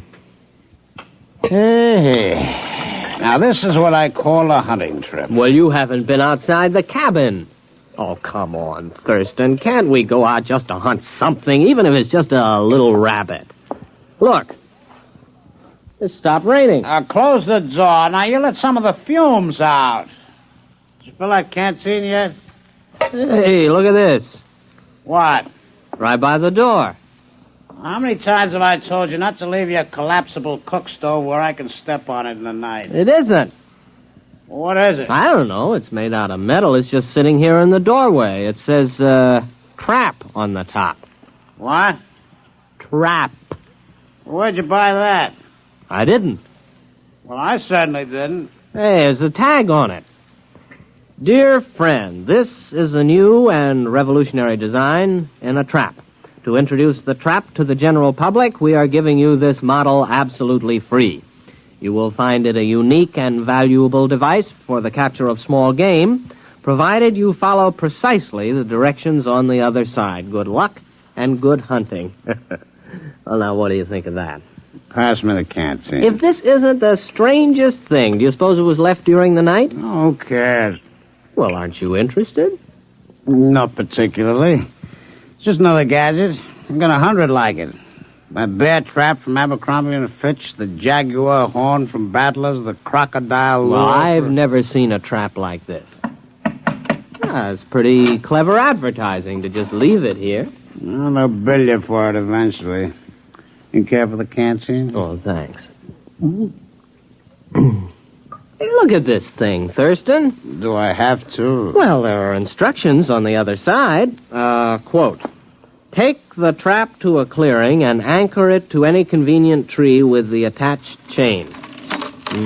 Here's the chain, all right. Press button 1 on the base. This primes the trap. Wait 5 seconds and press button 2. This activates the trap.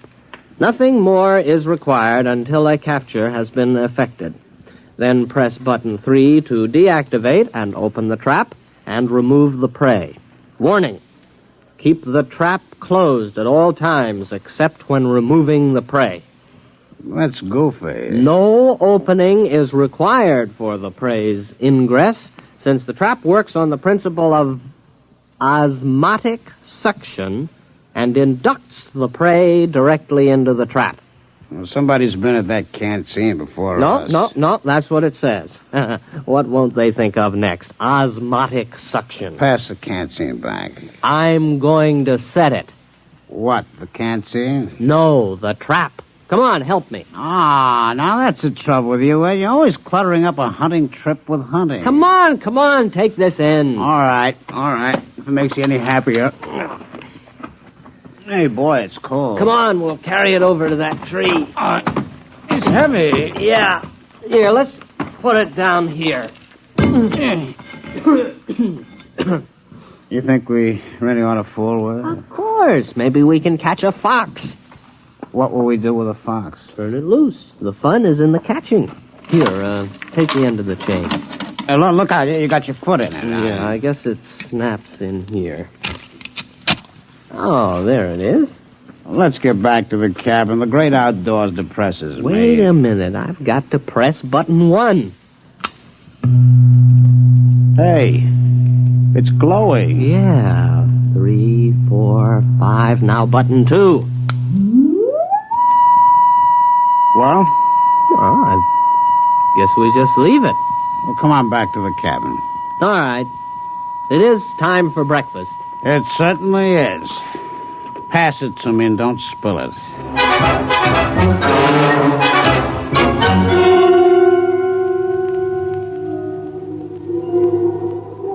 Samish, where are you? You are my oldest friend. I have already beamed you the beginning of my story. The Terrans accepted my trap as a trap, nothing more, and they began using it at once with no thought as to the consequences. I had counted on this. The fantastic curiosity of the species is well known.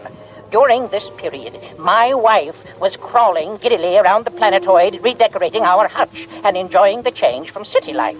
Everything was going well. Ed. What? It's your turn. Okay, here we go. Ready on the right. Ready on the left. The flag is up. The flag is waving. Target's up. You missed. Oh, Thurston, couldn't we just pull the cork out instead of trying to shoot off the neck? Oh, certainly not. This is a hunting trip. You can pull a cork off in the city. I have often corked off in the city. Ed, why don't you shut your trap? Trap. Why don't... Thurston, the trap. What about it? Maybe we caught something. Come on. Where you going? The trap. There, look. We got something. We've caught something. Come on, look inside. What is it, huh? It's a rabbit. You sure? Well, look at it. That is not exactly a rabbit, Ed. It's the size of a rabbit. But it's bright green. Ed, no more rum before breakfast. No, siree. Starting tomorrow, hand me the canteen. What do you think it is?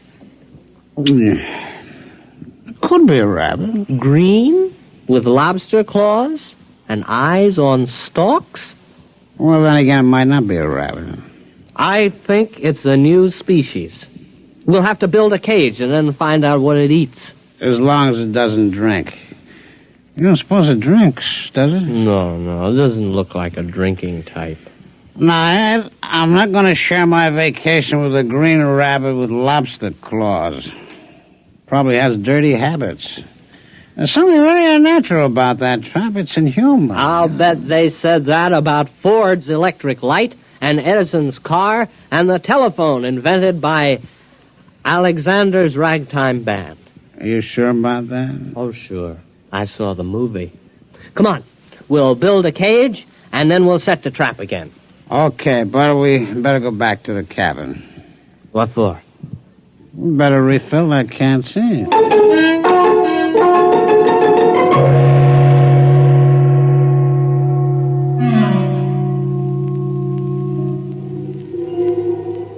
Why haven't you come yet? Samish, don't you appreciate the seriousness of my situation? Think of your old friend. Think of the lustrous-skinned Freegal for whose sake I got into this mess. Communicate with me, at least.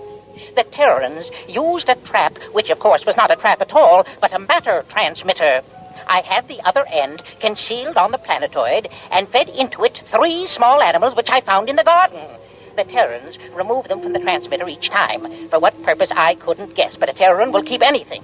After the 3rd beast passed through and had not been returned, I knew that was all, and that everything was in readiness, so I prepared for the 4th and final sending, the all-important one, for which all else was mere preparation.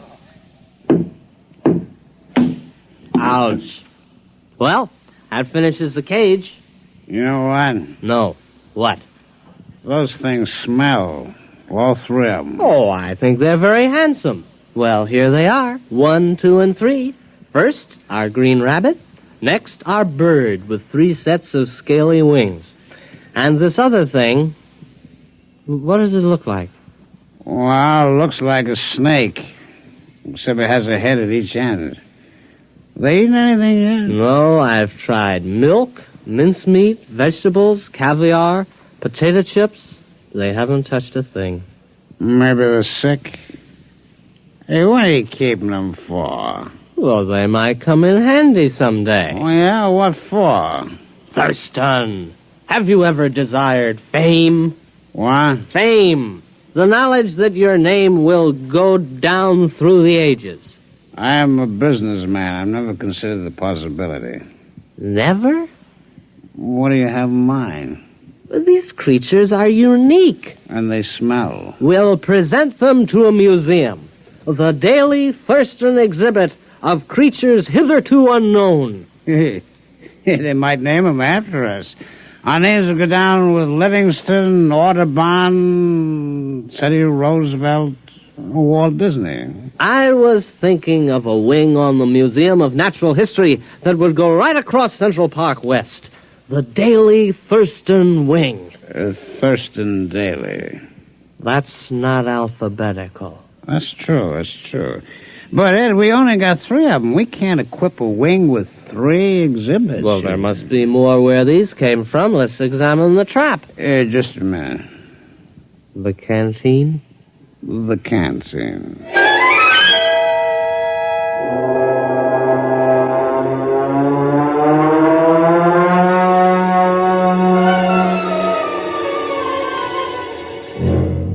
We've got something. There it is. Look, it's about 3 feet tall, a big one.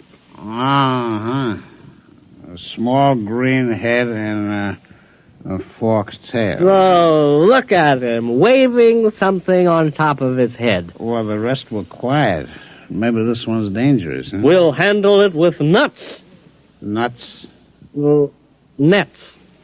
Oh, nuts. All right. And then we'll have to get in touch with the museum. Thurston, take a telegram. All righty. Museum of Natural History. Dear sir. Or madam. Have discovered at least 4 animals, which I suspect to be new species. Stop. Have you room for suitable exhibit? Stop. Signed, your friend Ed. Wasn't that signature pretty informal? You're right.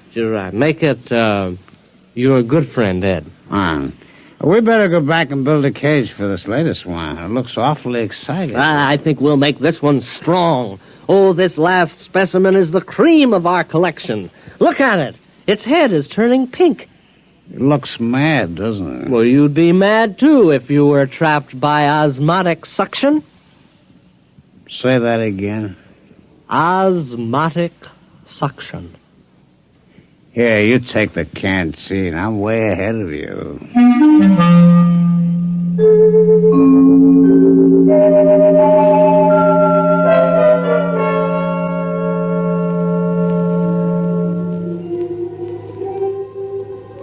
What, Samish? The rest of the story? Well, it's obvious enough. After 3 animals had passed through the transmitter, I knew I was ready. Now was the time to tell my wife. Accordingly, I asked her to crawl into the garden with me. Tell me, dear, she said, has something been bothering you of late? Have I displeased you? My dear, I said, you have tried your best, but it just isn't good enough. I'm going to take a new mate. She stood motionless, her cilia swaying in confusion. Then she exclaimed, Freagle! Yes, I told her, the glorious Freagle has consented to share my hutch, and with a clever shove, I pushed her into the matter transmitter. Samish, you should have seen her expression. Her cilia wreathed, and she screamed and was gone. I was free at last, free to mate with the splendid Freagle. Now you can appreciate the full perfection of the scheme. It was necessary to secure the Terran's cooperation, since a matter transmitter must be manipulated at both ends. I had disguised it as a trap, because Terrans will believe anything. And, as a master stroke, I sent them my wife. Let them try to live with her. I never could. Foolproof. Absolutely foolproof. No one could prove a thing. And then, Samish, then it happened.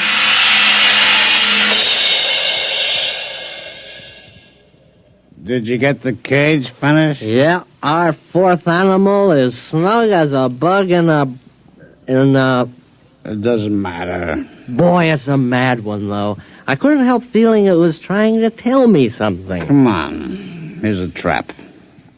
It's empty. But it is. It's empty. You suppose something's wrong with it? Well, maybe there's nothing else to capture. Oh, that's silly. Why would it capture 4 animals and then stop? I've pressed all the buttons in the right way. Maybe the battery's down. Osmotic suction doesn't work on batteries. How do you know? Did you ever hear of osmotic suction working on batteries? No. You see? There you are. Well, you got something there. Oh, I know. What? Let's go to Lake Placid and forget the whole thing. No, this thing's got to work. It's got to. The Thurston Daily wing of the American Museum of Natural History is at stake. Would you want that vast edifice across Central Park West to remain empty? No. Would you want the Daily Thurston wing to be rented for a garage? Or a roller skating rink? Oh, horrors, no. It's got to work again. I'm going to open the top. Hey, look out. No, let's just see what's inside here. My hand. It's gone. My hand. No, it isn't. It's right there on the end of your arm. Oh, well, when I put it in the trap, my hand disappeared. You know what would do you a lot of good? A little rest in Lake Placid. I know a fine, restful cocktail lounge. No, look, I'll try it again with both arms. Look, no hands. Very clever. I see how it works. Thurston, those animals didn't come from the Adirondacks at all. You mean they're imposters? They came from wherever my hand is. Where's your hand? I don't know. Do you realize there's a lot more where they come from? Thurston, the future of the Daily Thurston wing is assured. Give me a hand up. Ed, what are you going to do? I'm climbing into the trap. Oh, don't do it, Ed. You don't know what's in there. Here I go. There goes my feet. Hey, wait a minute. Here's a canteen. Let's have one for the road. Huh? All right. Wish me luck. I still don't think you should do it. I do it for science and the Daily Thurston wing. Why do you hold your nose? I got sinus. Here I go!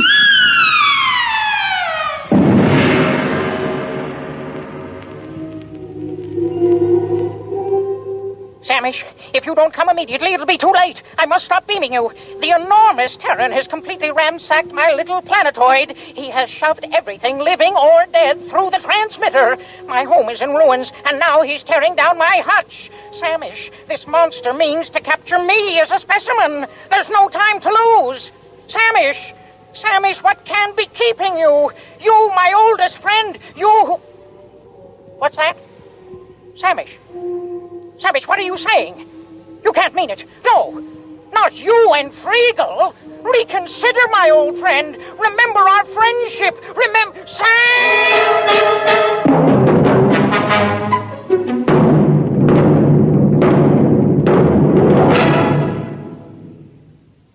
You have just heard X-1, presented by the National Broadcasting Company in cooperation with Galaxy Science Fiction Magazine, which this month features The Deep One by Neil P. Ruzick, a story which tells of a single mistake in the plan for survival, the biggest possible mistake.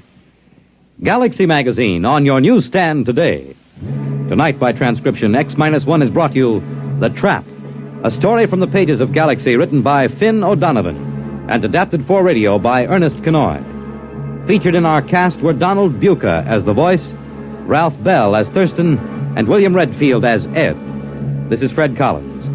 X-1 was directed by Daniel Sutter and is an NBC Radio Network production.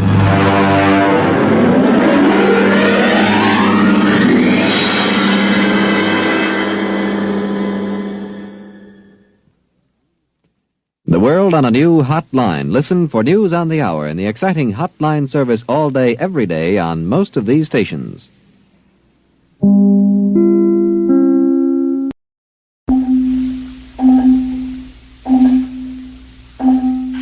This is Christopher Isherwood. The story you're about to hear was written by Aldous Huxley and myself. It's based on a true incident, and it has never before been told. It concerns a man who had a gift greater than he could understand, a gift so unique that when it was shared by others, it destroyed them.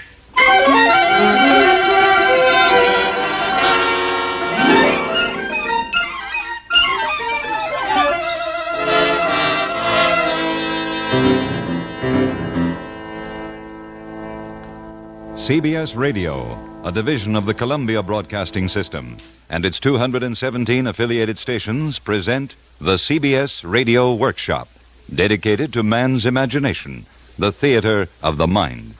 Tonight, Jacob's Hands, an original news story by Aldous Huxley and Christopher Isherwood. We are proud to have Mr. Isherwood as our narrator. Original music composed and conducted by Jerry Goldsmith.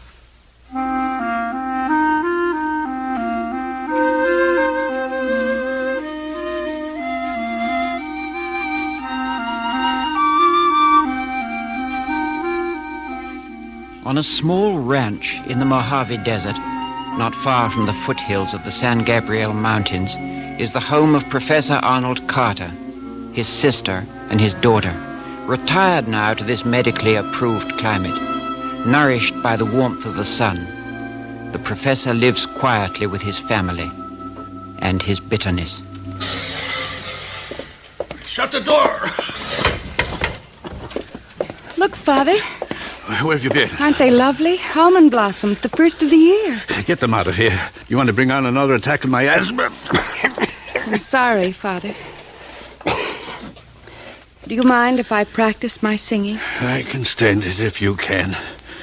Where were you at lunchtime, Sharon? Outside, looking for flowers. With Jacob, I'll wager. Good afternoon, Aunt Annie. Were you with Jacob, Sharon? What's wrong with that? Jacob wouldn't hurt a flea. Jacob is a hired hand.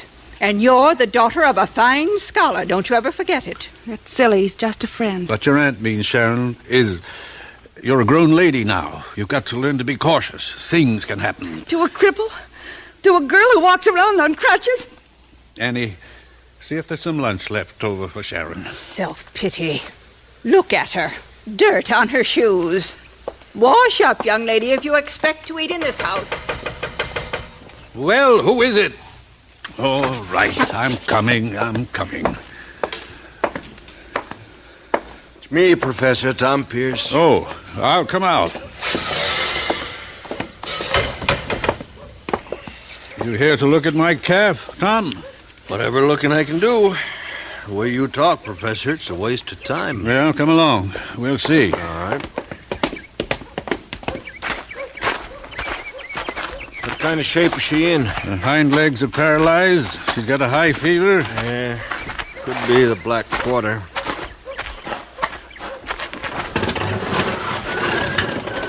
She's over here, Tom. Tried to keep her away from the other animals. We never can be sure. Jacob! What are you doing with that calf? Just looking after her, Professor. Didn't I tell you to leave her alone? The disease might be contagious. Here, let me have a look, Jacob.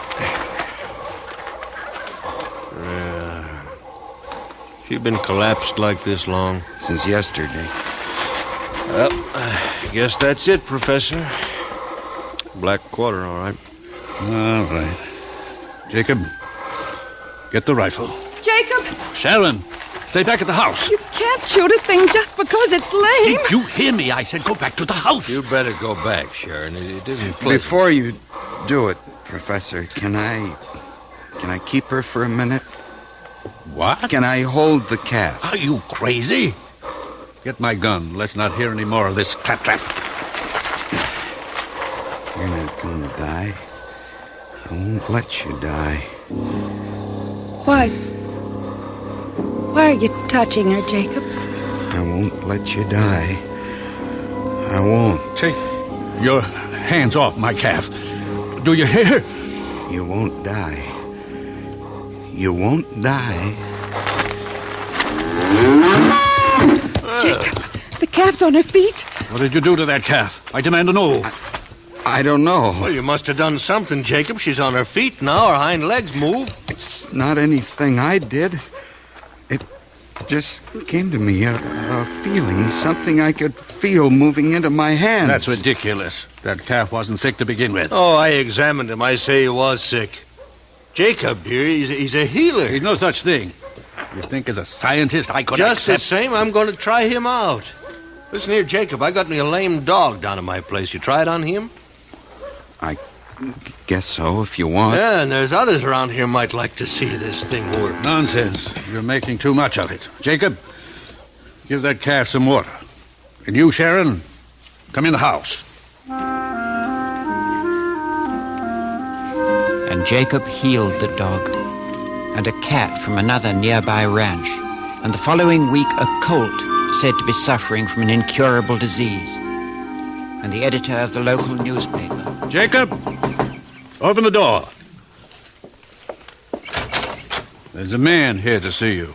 Ed Burton from the paper. I'd like to speak to you, Mr. Erickson.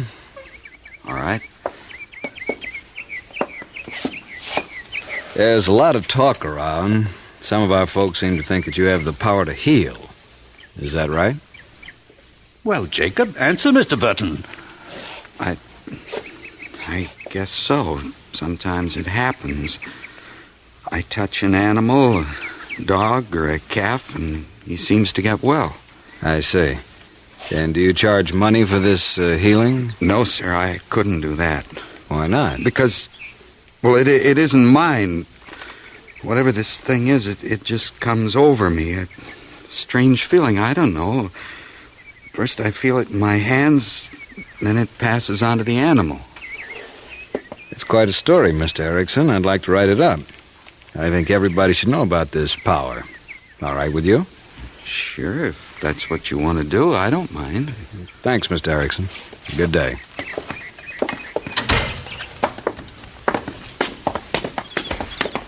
I'm going to write some friends of mine in L.A. to drive up. Prominent doctors, both of them. I think they could settle this whole business once and for all. A good idea. I'd like to do a follow-up piece when they get here. Ed, do you really believe in this nonsense?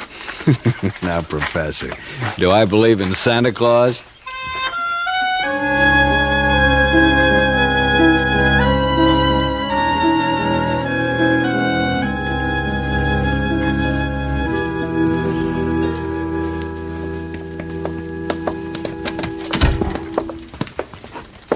Jacob, this is Dr. Marlowe and Dr. Carruthers. How do you do, Mr. Erickson? Pleased to meet you. Now, Jacob, these gentlemen merely want to talk to you. As doctors, they're naturally curious about your power to heal. We certainly are, Mr. Erickson. Dr. Carruthers is an outstanding psychiatrist. My field is neuropathology. Professor Carter and I were at Chicago University together. Before the loss of my health, I was professor of biology at Chicago. You didn't know that, did you, Jacob? No, sir. Mr. Erickson, I'm frankly skeptical about so-called miracle cures. Have to be in my profession. I'm sure you understand that.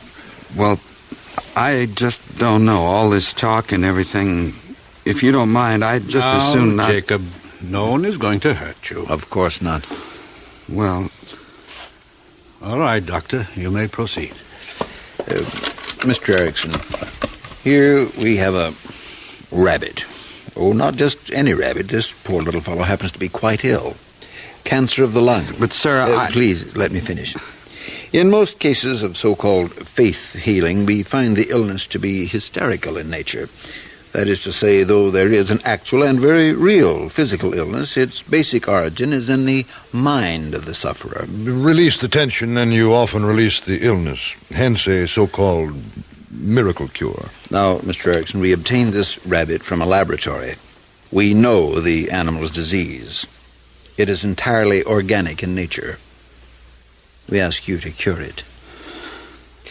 But I don't cure things. It's this feeling that comes into my hands. Yes, we understand all that, Jacob, but whatever it is, you seem to impress some people of our neighborhood. Why not let these two gentlemen in on it? They're men of science, Jacob. Yes, sir. Only I don't know if anything will happen. Sometimes it doesn't. There was a hen last week up at Tillman's, and We understand, Mr. Erickson. You just do it any way you like. We have plenty of time. Here you are, Mr. Erickson. Go ahead, Jacob. Talk to it. You're going to get well. You're going to get well. I won't let you die. I won't let you. Well, Jacob? You're going to get well. You're going to get well. I won't let you die. I won't let you die. I won't. Gentlemen? May I examine the rabbit, Mr. Erickson? Yes, sir. Thank you. It's very interesting how you stroke the back of the animal. You have a great gentleness in your hands. Everyone around here says Jacob is a very talented young man. They believe in him. And if there is any difference, I can't detect it. Of course, we'll have to dissect the animal when we get back to L.A. to be sure, but it appears... Well, you're not going to cut him open. Naturally. We want to be absolutely sure before we pass judgment. But to kill the rabbit just to find out... Mr. Erickson, the rabbit will die anyway. Well, Arnold, we appreciate your letting us in on this. Yes, it was a wonderful opportunity. You don't often get to test these things firsthand. Well, we'd better be getting back. Long drive, you know. I certainly do appreciate your coming out. It's been a real pleasure for me. And I feel a lot better. Yes, I'm sure you do. You boys go on out to the car. I'll join you in just a moment. Jacob? Yes, sir? I think you'd better pack your things. You're fired.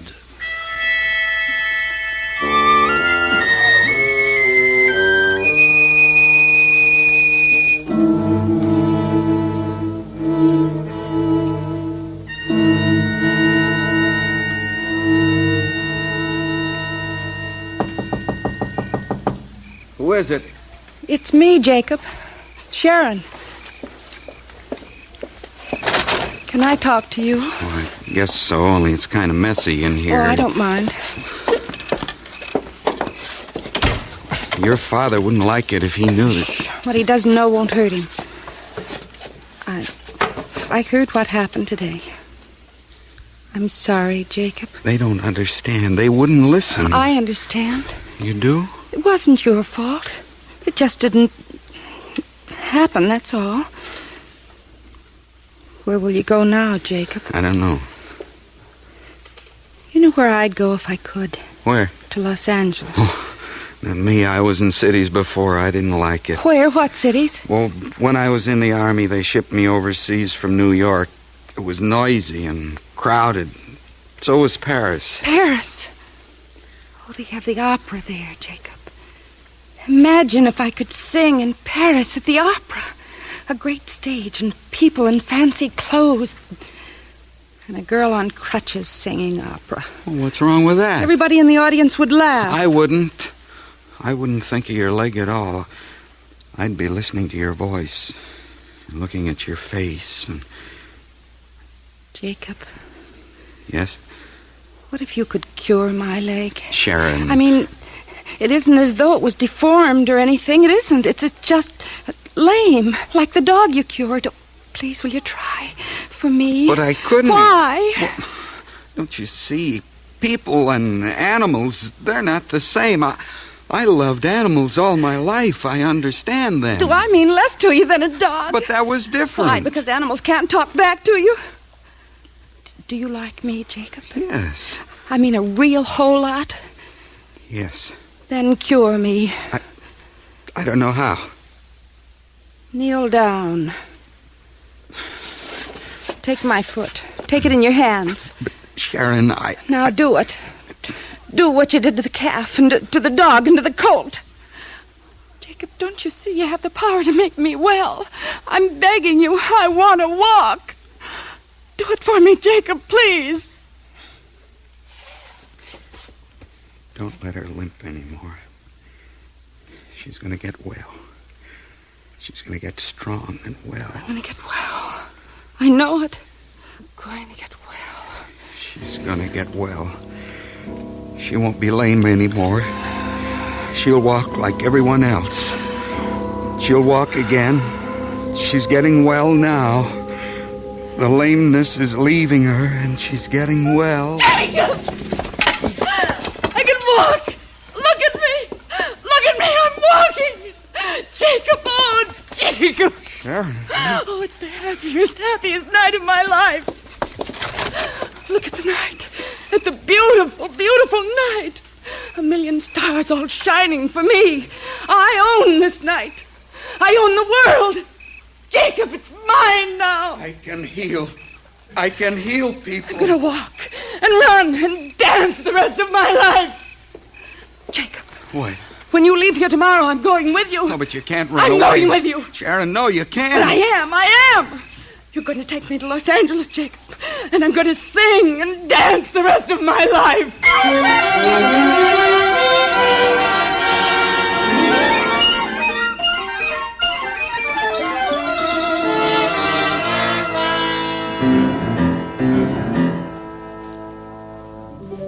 And Sharon and Jacob left together for Los Angeles. But once there, they went their separate ways. For Sharon had only one goal, the opera. The weeks passed, and audition followed audition, and the response was always the same. Well, it's a pleasant enough voice, but a bit light for our needs. Why don't you try the popular field? And at the broadcasting and recording companies, audition followed audition, and the response was always the same. Yeah, okay, Miss Carter, thank you very much. Yeah, we'll call you if something turns up.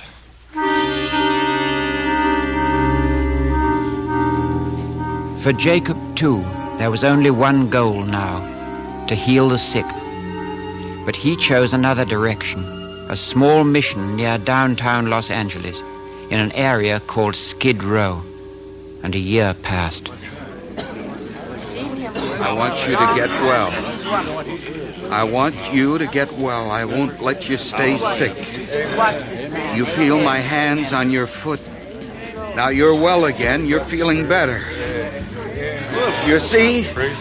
Now you can walk. Well, what do you think of that, huh? Hello? Doc, that boy's got an act. He's for us, ain't he, Lo? Would that pull him into the art theater? Would that pull him in? I tell you, we should hire that guy. You put him on top of the bill. After Flossie does a strip number, we got it made. Lou, you crazy or something? We'd pack the house. This boy's too big for a barbecue house. No, I got other plans for him. Such as? Doc, we're gonna go into the healing business in a big way. You and me and this here boy Jacob. Now listen, you go up there after this bit is over with and you bring that guy back to the theater with you, see? I don't care if you have to rope and tie him, but you bring him.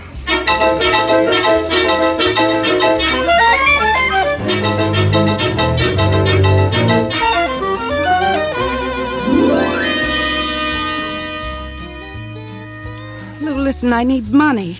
Honest, I'm broke, I tell you. Baby, you're always broke. Will you stop trying to make like a diva or whatever? I got dames who can sing better and live on the salary, you Lou, know? please. I gotta have the money.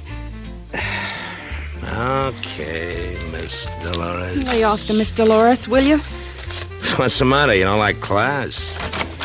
Okay, Lou, here he is. Wow, well, Mr. Jacob. Are we ever glad to see you? Step right in. Jacob! Oh, Jacob! Sharon, what are you doing here? Do you know this broad? Old homeway. Jacob, it's really you. I didn't recognize you.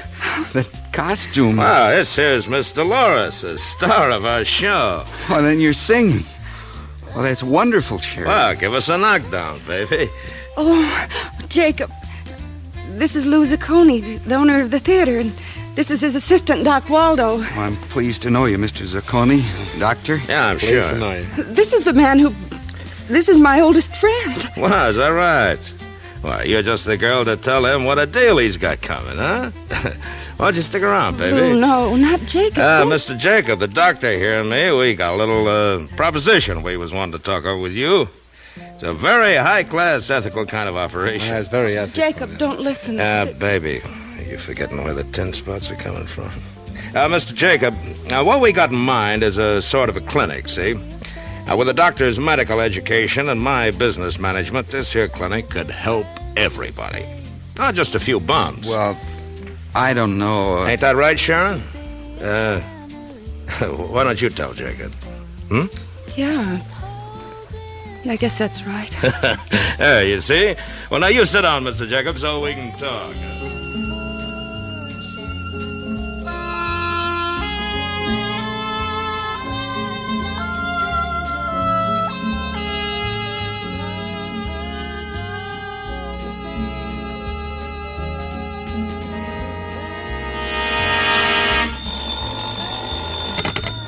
Psychomagnetic Medical Center. Mr. Erickson? I'm sorry, he can be seen by appointment only. Yes. Thank you for calling. Where's Mr. Erickson? Oh, isn't he in his office, Doctor? No, he ain't, isn't. There's half a dozen patients waiting to see him. Well, shall I try to locate him, Dr. Waldo? Call the art theater on Main Street. Ask for Miss Dolores. She might know. Jacob, for heaven's sake, where you been? Don't you know there's people waiting to see you? Good afternoon, Doctor. Miss Reed. Good afternoon, Mr. Erickson. And now listen, we're putting our blood, sweat, and tears into this operation, Lou and me. You treat it like you couldn't be bothered. Come on into the office. Now sit down and listen. I want to talk to you, Doc. Yeah, well, I said listen. Lou and me sunk a bundle into this place. We hocked the art theater up to our ears. Now it's beginning to pay off, and big. You're in on the take. Am I, Doc? You got 10% of the joint, haven't you? And you didn't put up a stinking dime. Doc, today I sat in the park and a man came up to me. A man who'd seen me at the mission. He was sick, Doc. And I asked him to come to me and I'd help him. And do you know what he said to me, Doc? What'd he say? He said, I came to you, Jacob, but they wouldn't let me in. I didn't have enough money. Yeah? That right? Doc, didn't we have an agreement anybody could come to the clinic? Anybody? Now, don't get on your high horse. Didn't we agree to charge only people who had the money to pay? Oh, sure, Jacob. It must have been a slip-up. And this man who'd seen me at the mission said others have been coming here, too. Others who couldn't pay and that they were turned away. Now, is that right, Doc? You answer me, Doc. Well, after all, Lou and Answer me. Well, sometimes it depends. It doesn't depend. I've lived with this until my heart can't stand it any longer. I've seen goodness turn to sin. I've seen Doc, break out the bottle. This is a celebration. Ixnay, This is one grand celebration. Hi, Jacob. Hello, Jacob. We're here to celebrate, kids. This is... Well, Jacob's not feeling very well, Lou. Some other time. Some maybe. other time. You're out of your mind. Today, right now. You want to tell him, baby, or you want me to? Lou, you and the doc. go on out. What? I want to talk to Jacob alone for a minute. What? You heard me. Well, now, listen, kid, this ain't no secret. Get out. Both of you. Okay, but watch it, baby. I bruise easy. Come on, Doc. Jacob, Yes, Sharon. I've always believed in you, Jacob. I want you to know that.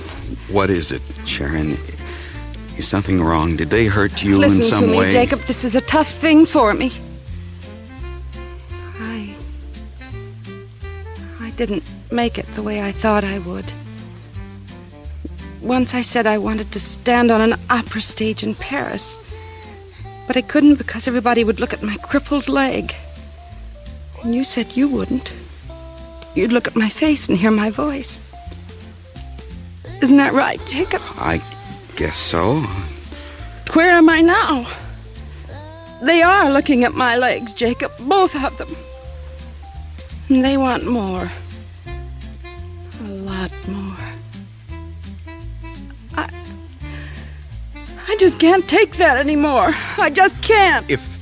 If I had money, Sharon, you could have it. You could always have it. Your money? You give it back to the patients, don't you, Jacob? They shouldn't I've known have that to for a pay. long time, Jacob. I'm going to marry Lou. What? I'm going to marry Lou. Lou Zacconi? I've got to, don't you see? There's nowhere else I can go. There's nothing else I can do. Sharon, if you'd have me... Spend the rest of my life without a dime, living in flop houses, watching you get taken by every sucker. Now, don't say that. Well, isn't it the truth? Isn't that what you are, Jacob? A sucker for every con man who ever came along? I was the first one. I got you here, then Doc, and then Lou. You always took care of the other guy, Jacob, but what did you ever do for yourself? But I thought you understood. I do. That's why I've got to marry Lou. He's made a lot of money out of this place. And I need money, Jacob. I'm through with flop houses and cheap clothes. Jacob, wait! Hey, what's up, Jacob? You sore or something? Jacob, Hey, now listen, this is going too far. Jacob, take it easy. All of it! Destroy it! Destroy it! It's sinful, don't you see? What I've been doing is sinful. I was wrong. I did do these things. I'm to blame. It's not your fault, any of you. I did it. These hands are mine. Doc, get the police. Lou, no. Let him alone. He built it. He can tear it down if he wants to.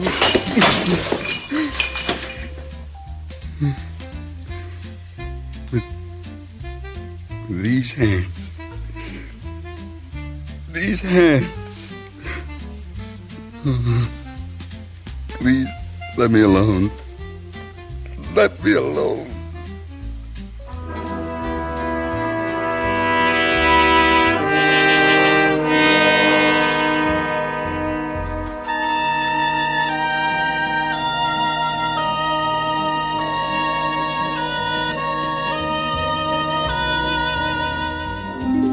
Jacob returned to a ranch in the Mojave Desert to work that he knew.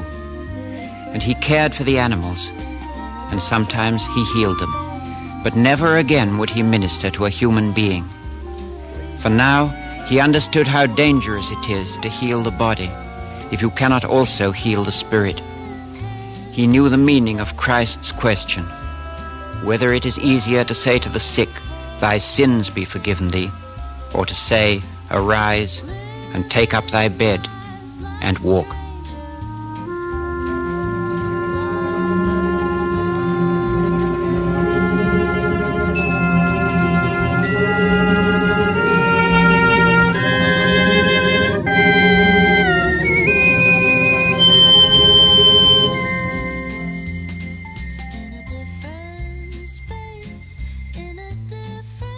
Tonight, the CBS Radio Workshop has presented Jacob's Hands, an original news story by Aldous Huxley and Christopher Isherwood, with Mr. Isherwood as our narrator. Jacob's Hands was adapted for radio and directed by William Frug.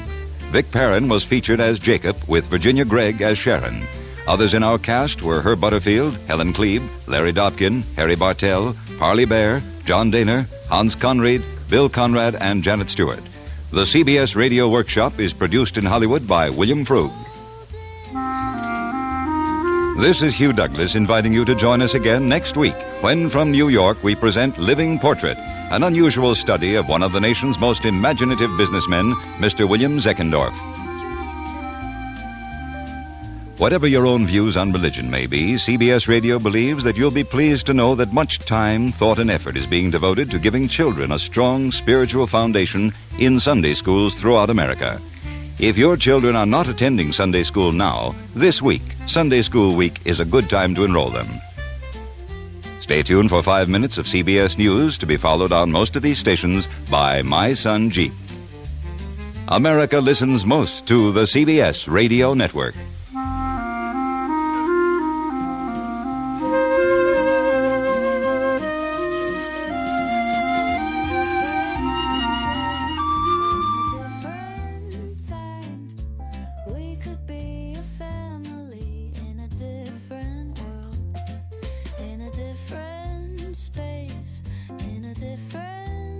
From Hollywood, the CBS Radio Workshop.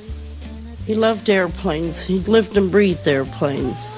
His heaven was in the sky. It was just airplanes. He was building a model the morning he died. CBS Radio presents the CBS Radio Workshop, dedicated to man's imagination, the theater of the mind. The Empyrean is no longer empty. Where Apollo once drove his fiery chariot across the firmament, the afterburners of supersonic jets blast the stratosphere. As the airplane has shrunk the Earth, so has the air in which it flies been shrunk. A 500-mile-an-hour plane needs space in which to fly, more space than exists above our crowded land. And with tragic frequency, modern Icarus is learning that what goes up sometimes comes down in flames. Not quite 4 months ago, death fell without warning on a little California community. Fell into a crowded schoolyard from a peaceful sky. You are about to hear what happened that day in the words of those to whom it happened, those who live beneath our shrinking air. The CBS Radio Workshop presents a human document, Heaven is in the Sky, produced and directed by William N. Robeson. At 10:15 a.m., January 31st, flight engineer Waldo Adams grasped the 4 throttle knobs in his right hand and slowly pushed them forward. Pilot William Carr, responding to the mighty pull of the engines, eased the wheels slowly back, keeping his feet steady on the rudder pedals, and the latest DC-7B took off from Santa Monica Airport on its first functional flight after manufacture.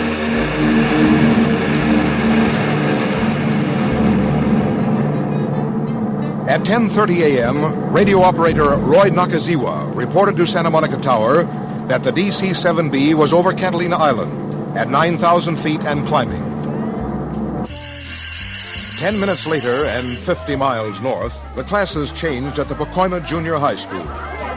And the boys of the 7th grade streamed into the schoolyard for 45 minutes of fun and games.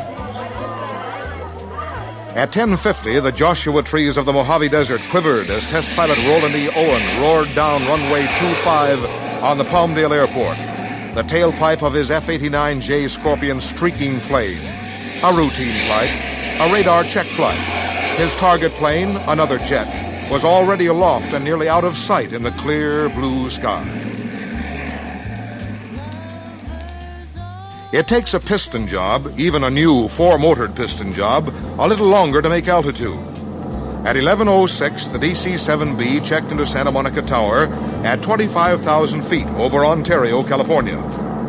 Some 50 miles northeast, the Scorpion was already at 25,000, making a radar fix on its target plane 8,000 feet higher. Somewhere between them, somewhere 5 miles beneath them, the boys of the 7th grade Pacoima Junior High were discharging their energy, teenage energy.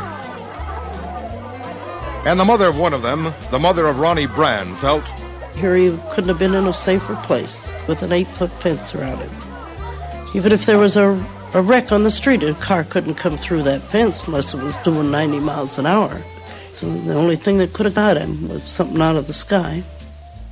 draw a line northwest from Ontario. Draw another southwest from Palmdale. They will intersect above the San Fernando Valley, one of the fastest growing areas in the world.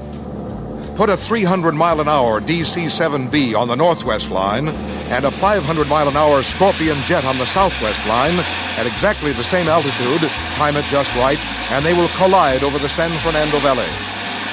At 11:18 a.m., January 31st, they did.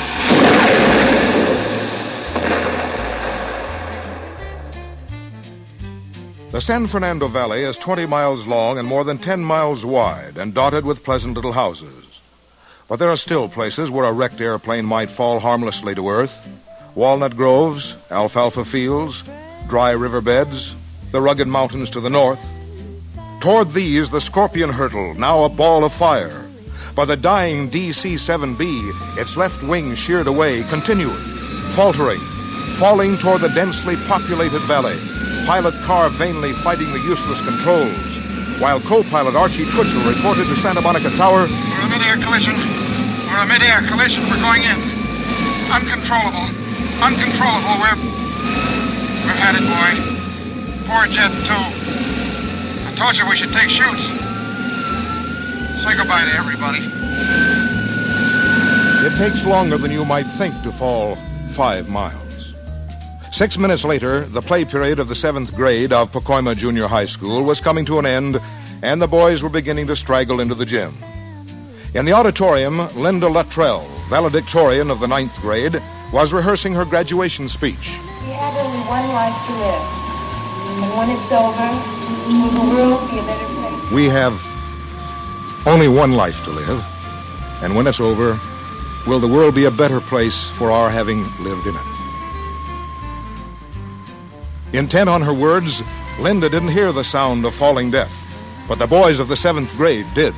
We was out on the gym field playing, and then we heard this high whistle, and everybody looked up. I saw the whole plane just coming down. It was going around and around. It was on fire, and pieces were flying from it, and groups of metal were coming down together. We all started running, and I says, well, I'm with you, and we started running.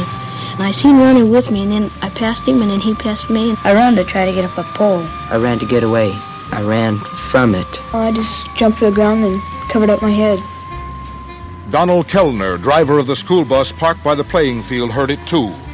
While I was in my bus, I was making out a routine report, and I heard this screaming noise, just like a plane out of control. And I stepped out of my bus and looked up, and here was this DC-7. Then it exploded.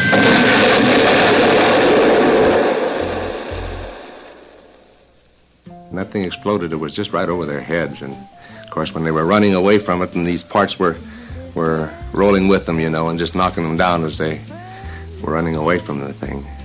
They were trying so hard to get away from it, you know. They were just running. I was running, and if I hadn't stopped real fast, I'd have probably got it, because there's a great big piece about 5 feet long come sliding across in front of me.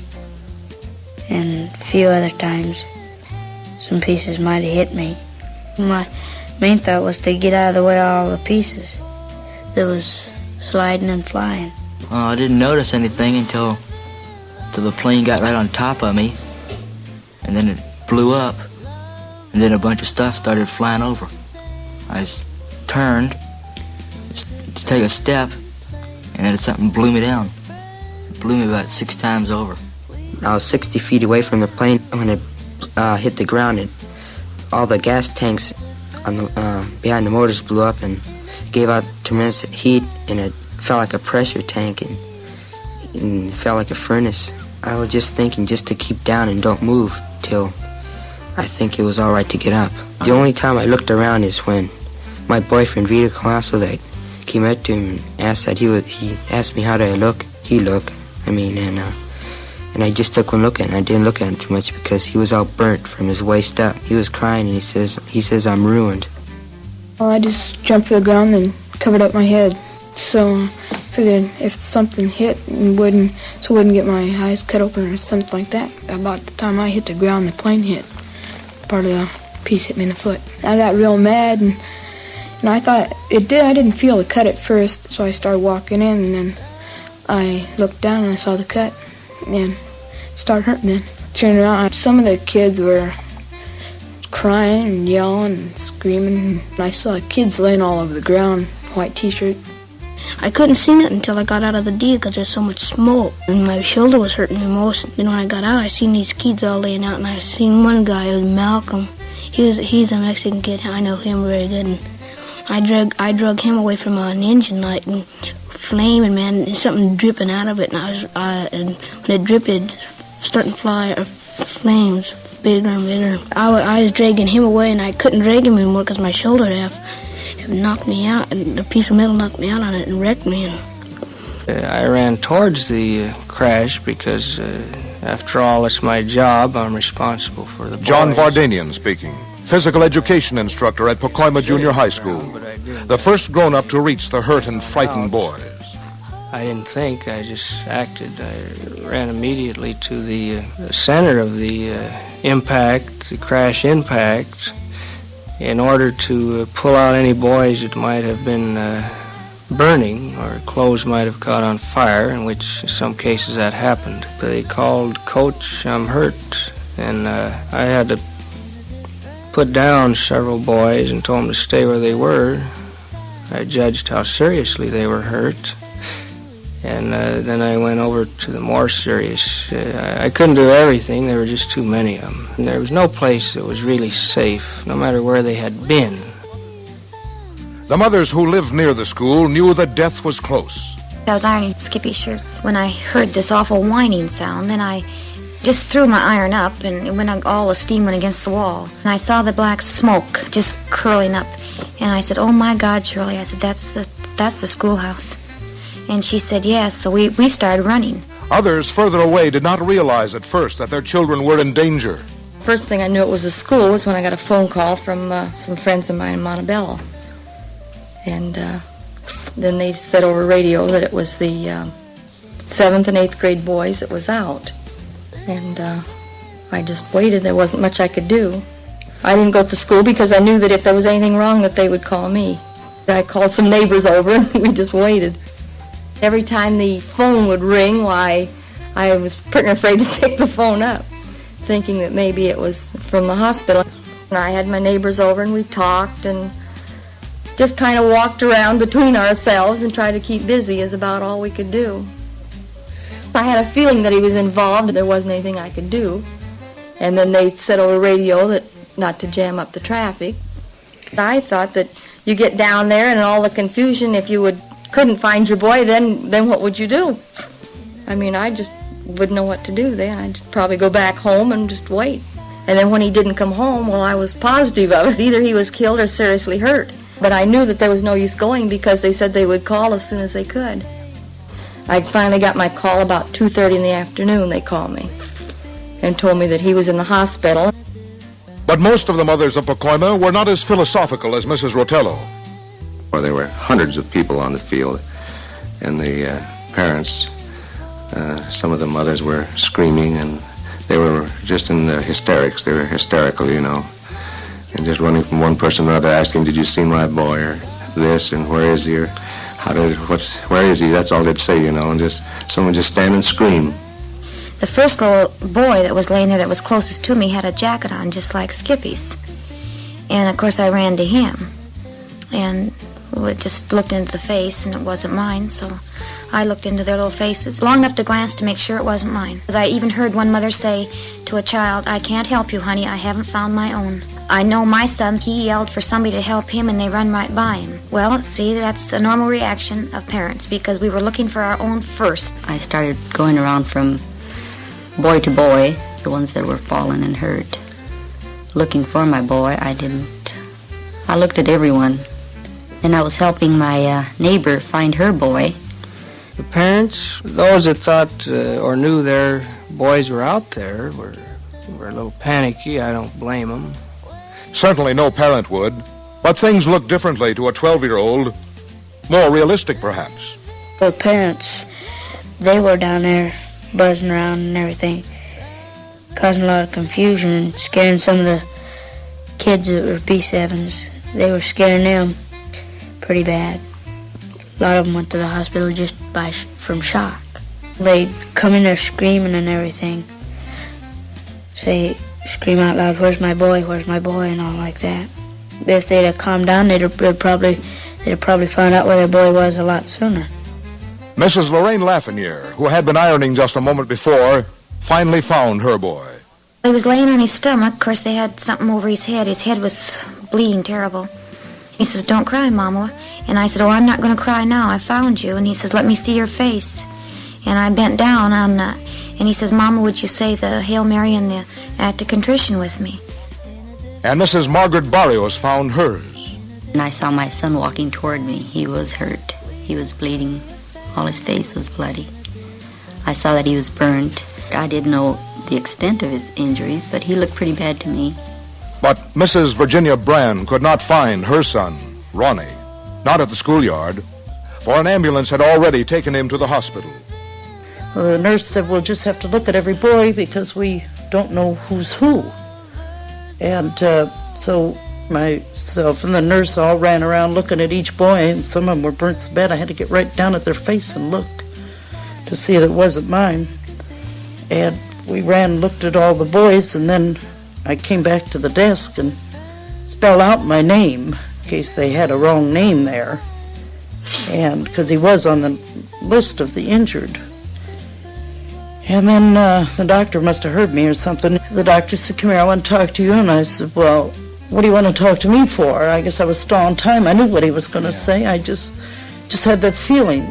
The minute I drove in the hospital, I realized that the whole thing... These are the words of Ronnie Brand's father. A number of cars parked, and I don't know, I just was kind of numb, I guess, and...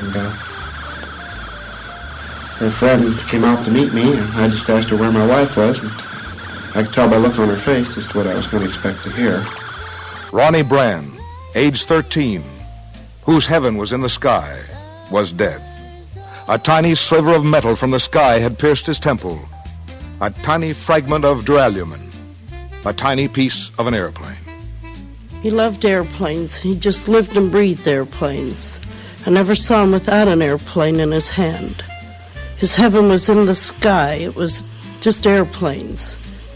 He was building a model the morning he died. I was getting ready for work and keeping after him, and he was just sitting there building this model.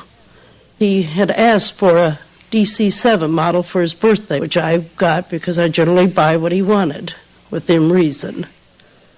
And that just happened to be that type of plane that killed him. All this money he's been making, this $2 a week, he went for model airplanes, and he just mentioned that he had $47 worth of models. And he has them setting all over his room. I haven't been able to go out to his room.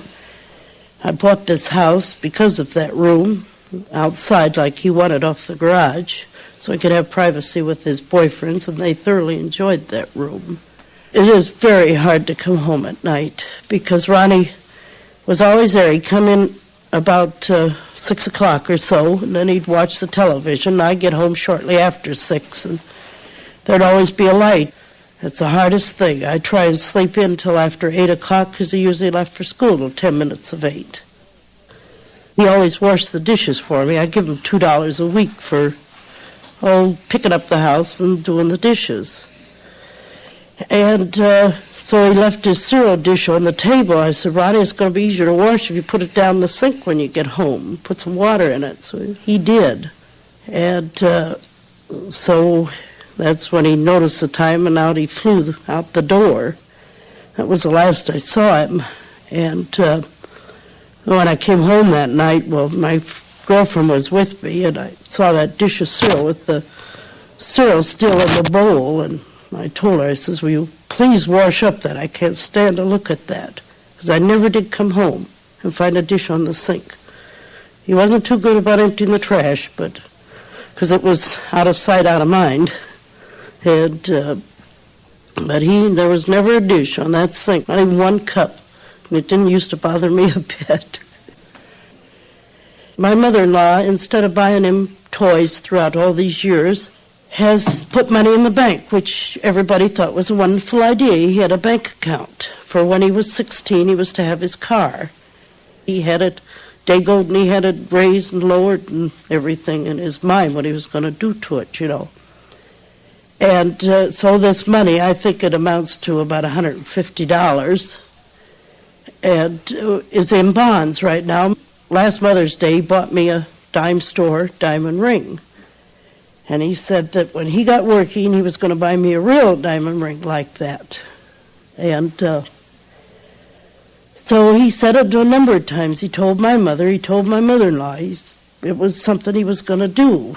So I'm going to use that money and buy myself a diamond ring that he was going to buy me. A week after Ronnie Brand died, he would have been 14.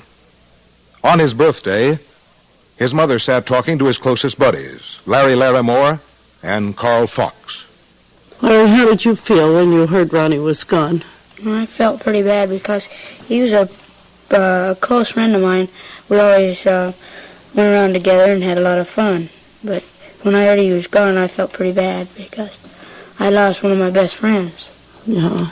And it wouldn't be the same without him. Well, you're pretty close then at school. I'm sorry I didn't know you before this, you know. And I'm sorry I didn't know you before this, but we had a lot of fun together.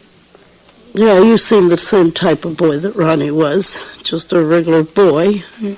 You're not a sissy, you're not a toughie, you're just a boy. And how do you feel, Carl, since he's gone out of the neighborhood? I didn't even eat dinner that night, and I didn't hardly sleep any that night neither. I was thinking about that. And after it's all over, but every day I get out of the deal, we meet, Ronnie and me usually meet at this one place at brunch, and it's at these tables. And now I always go back to them tables, and I look over there, and I don't see Ronnie, but then I go someplace else. I know just what you mean. I always get out of the same, probably by the same period, and I always go over by the tables and look over, and then I remember it, he's gone, and I walk over and find some other guy. I never see you kids out playing anymore in the neighborhood like I used to always see you out there flying the airplanes. Last Sunday was the first time I'd seen you since this all happened. I never saw one that I didn't see. The four of you are usually always together. I know we can't find each other anymore. Guess you really miss Ronnie then in the neighborhood and at school, everything. I never did lose a chum like that throughout my life. I never knew anybody that got killed like that one.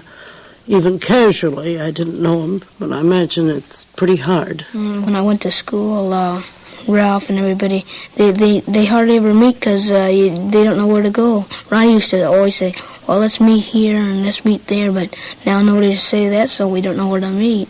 I sure appreciate all you boys being pallbearers because I know that's what Ronnie would have done. And that's why I didn't want you to dress up, because I figured it was the birthday party that Ronnie should have had tonight. That's why your father wanted to get you all suits. And I said, no, just whatever you clean up in. Because Ronnie would know you kids all in suits.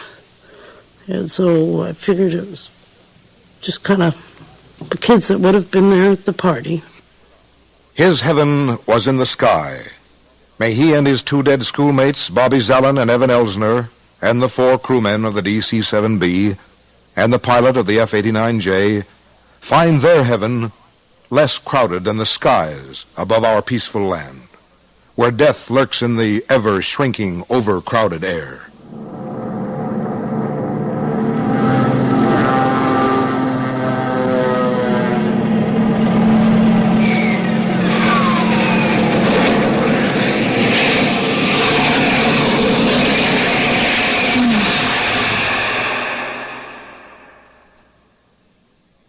The CBS Radio Workshop has presented Heaven is in the Sky with Frank Goss as narrator.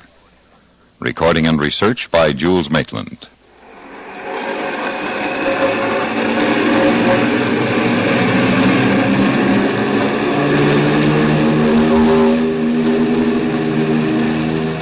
Next week from New York, the workshop presents I Have Three Heads, a study of the techniques, possibilities, and improbabilities of tape recording. A visit backstage in broadcasting, where things happen that are stranger, more exciting, and more fun than anything Alice ever discovered behind the looking glass. Next week at the same time, I Have Three Heads. Now stay tuned for Suspense, which follows immediately over most of these same stations.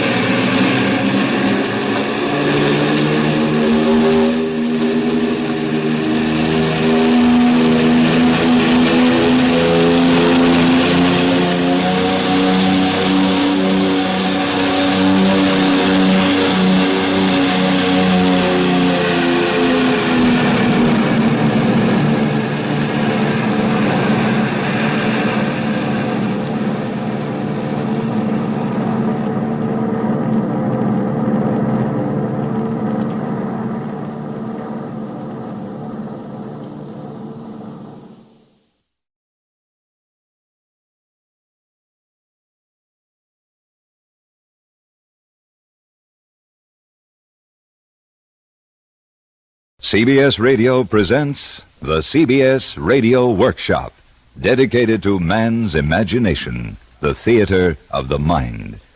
Tonight's presentation, The Little Prince, by the late Antoine de Saint-Exupéry.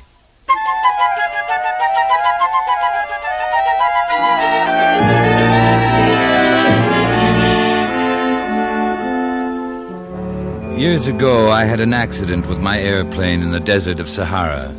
Something was broken in my engine. Being alone, I set myself to attempt the difficult repairs. It was a question of life or death. I had only enough drinking water to last about a week. The first night, I went to sleep on the sand 1,000 miles from any human habitation. You can imagine my amazement when at sunrise I was awakened by an odd little voice. If you please, draw me a sheep. What? Draw me a sheep. I jumped to my feet, completely thunderstruck. I saw a most extraordinary small person who stood examining me with great seriousness. He seemed neither to be fainting from fatigue or hunger, or thirst or fear. When I was able to speak, I said, "What are you doing here?" If you please, draw me a sheep. I don't know how to draw. That doesn't matter. Draw me a sheep.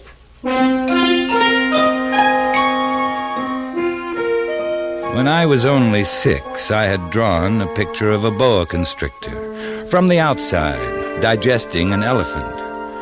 The grown-ups couldn't understand it. They told me it looked like a hat. They advised me to lay aside my drawing and devote myself to geography, history, arithmetic, and grammar. I did because it's tiresome for children to be always and forever explaining things to them. Would you please draw me a sheep? The little fellow was so insistent, I took out my pen and some paper. Since I had never drawn a sheep, I drew for him my picture of the boa constrictor that looked like a hat. No, no, no. I do not want an elephant inside a boa constrictor. A boa constrictor is very dangerous, and an elephant is cumbersome. Where I live, everything is very small. What I need is a sheep. Please draw me one. I made several attempts.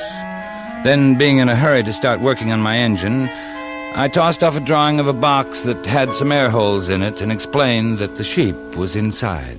That is exactly the way I wanted it. Do you think this sheep will require a great deal of grass? Oh, there will surely be enough. It's a very small sheep I've given you. Not so small. Look through the air hole. My sheep has gone to sleep.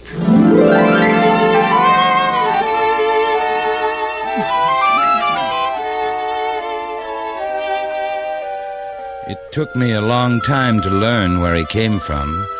It was only from words dropped by chance that little by little everything was revealed to me. I learned, for example, that the little prince came from another planet, and that his planet was scarcely any larger than a house. I should remind the grown-ups that in addition to the great planets, there are hundreds of others, some too small to be seen through telescopes. called asteroids, which are designated by numbers. The planet the little prince came from is asteroid B612.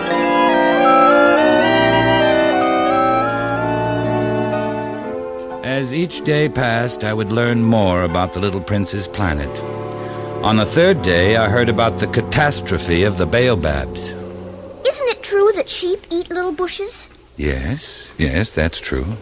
Then it follows they also eat baobabs. Baobabs? But it would take a herd of elephants to eat anything as gigantic as a baobab. Before they grow so big, don't baobabs start out by being little? Entirely correct. But why do you want the sheep to eat the little baobabs? I knew a planet inhabited by a lazy man. He neglected 3 little bushes. What happened? Catastrophe. The baobabs spread over the entire planet, bored clear through it with their roots, split it in pieces. So you must be careful. It is a question of discipline. I must attend to my planet each morning, as I do myself. It's tedious. I need the sheep.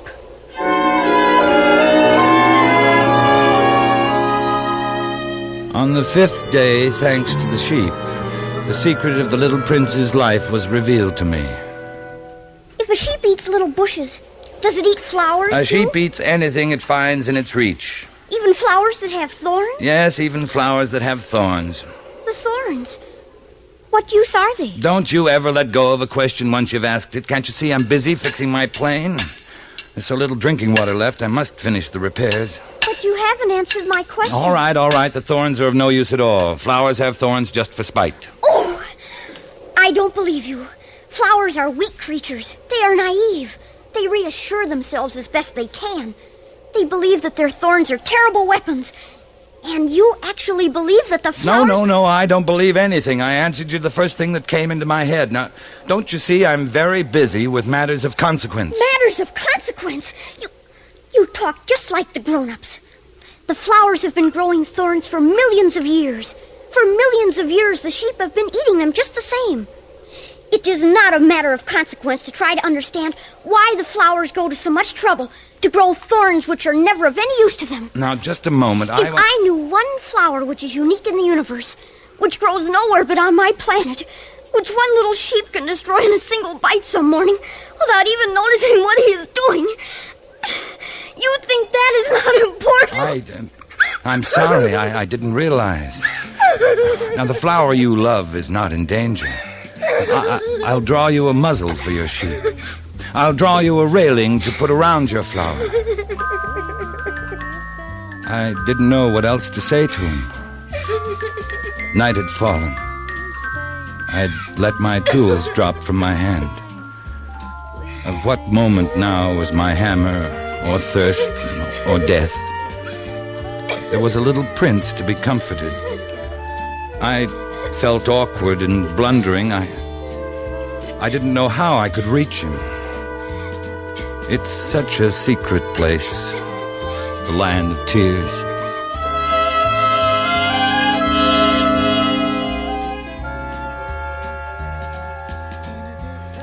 So that's why you left your tiny home on asteroid B612. It was love. Love for a flower unique in all the universe. At first I was captivated by her beauty.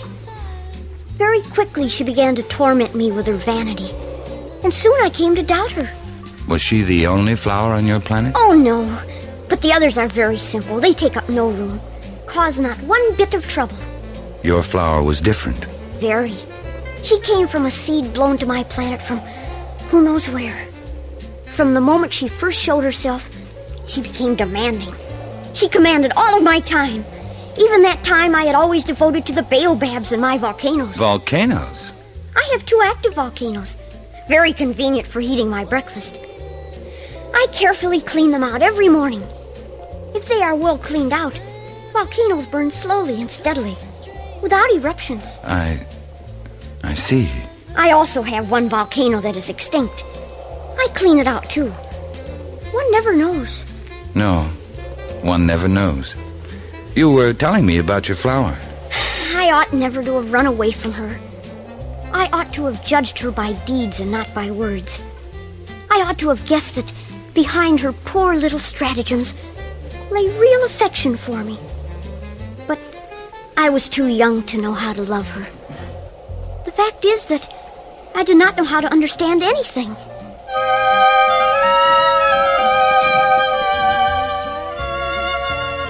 And so it was that the little prince fled from the proud flower he loved but could not understand. To escape from his planet, the little prince took advantage of the migration of a flock of wild birds. He found himself in the neighborhood of asteroids number 325, 326, 27, 28, and 329. He began to visit them in order to add to his knowledge. The first asteroid was inhabited by a king clad in a royal purple and ermine who was seated upon a magic throne. The king was elated when he saw the little prince coming. Ah, a subject. Approach so that I may see you better. The king felt consumingly proud of being at last king over somebody. The little prince looked everywhere for a place to sit down, but the entire planet was crammed and obstructed by the king's magnificent robe. So he remained standing. Since he was tired, he yawned. It is contrary to etiquette to yawn in the presence of a king. I forbid you to do so. I can't help it. I have come on a long journey and have had no sleep. Ah, then I order you to yawn. Come now, yawn again. That's an order. That frightens me. I cannot anymore. Well, then I order you sometimes to yawn and sometimes not to. Look here, I insist that my authority be respected. I tolerate no disobedience. I am an absolute monarch. However, I always make my orders reasonable. That is very wise. Oh, of course. If I offered a general to change himself into a seabird and he did not, it would be my fault, not his. May I sit down? Yeah, I order you to do so. Here, I shall move my robe. Sire, I beg that you will excuse my asking a question. I order you to ask me a question. Sire, you are alone here. This planet is tiny. Over what do you rule? Over everything. Over everything? You mean the other planets and all the stars? Oh, over all that. Oh, that's marvelous. You can see a sunset whenever you wish. Oh, sire, I should like to see a sunset. Do me that kindness. Order the sun to set. If I ordered a general to fly from one flower to another like a butterfly, or write a tragic drama, or change himself into a seabird, and if he did not, which of us would be wrong? You. Exactly. One must require from each one only the duty he can perform. I have the right to require obedience because my orders are reasonable. But my sunset? You shall have it. I shall command it. When, sire? Well, I shall consult my almanac. Here we are. That will be this evening about 20 minutes to 8. And when I give the order, you see how well I'm obeyed. I see. Oh, I have nothing more to do here, so I shall set out on my way again. Oh, do not go. Do not go. I'll make you a minister. Minister of what? Minister of Justice. Yeah, that's it, Minister of Justice. But there is nobody here to judge. Well, then you shall judge yourself. It's far more difficult to judge oneself than to judge others. I can judge myself anywhere. I have good reason to believe that somewhere on my planet there is an old rat. You can judge this old rat, and from time to time you will condemn him to death. You will have to pardon him on each occasion. He must be treated thriftily. He's the only one we have. I wouldn't like that. I think I will go on my way. Oh, no. I am ready to depart. If your majesty wishes to be promptly obeyed, he should be able to give me a reasonable order. Very well. I order you to be gone by the end of 1 minute. The conditions seem favorable. And hear this. I make you my ambassador. The grown-ups are very strange.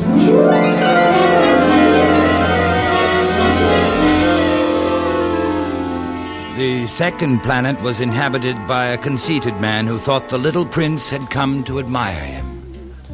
Ah, I am about to receive a visit from an admirer. Good morning. That is a queer hat you are wearing. It is a hat for salutes.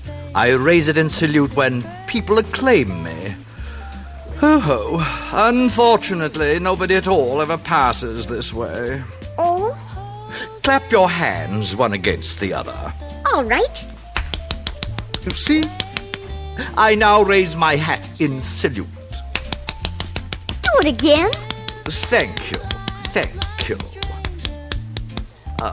Wouldn't you like to applaud me again? Well, no. But you really do admire me. What do you mean? Well, you regard me as the handsomest, the best dressed, the richest, and most intelligent man on this planet. But you're the only man on your planet. Well, do me this kindness. Admire me just the same. Very well. I admire you. Ah, thank you. Thank you, and goodbye. Now, what is there in that to interest him so much? The grown-ups are certainly very odd.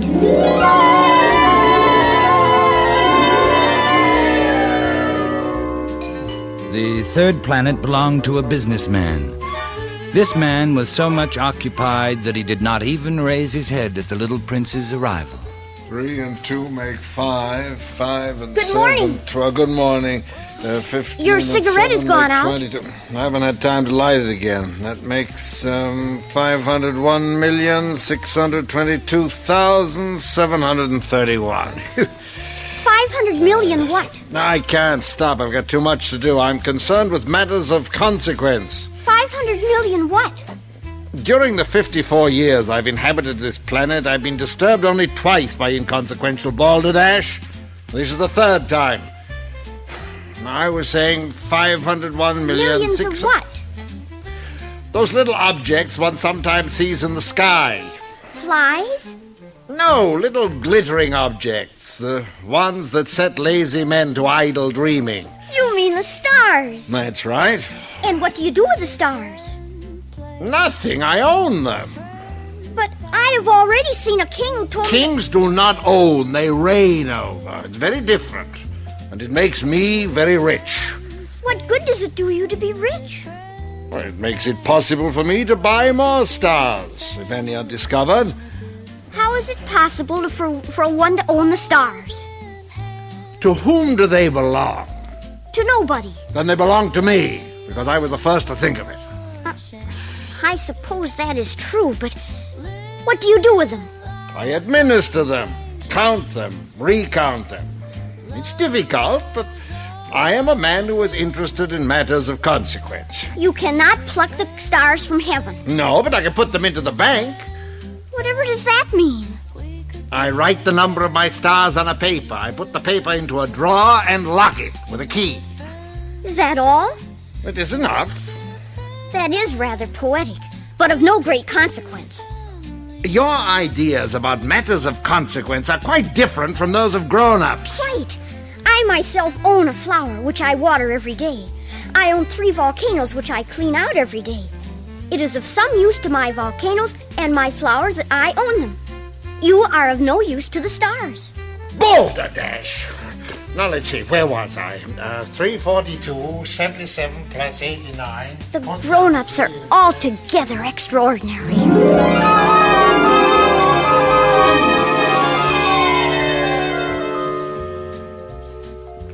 Tell me, how did you come to visit this planet, the Earth?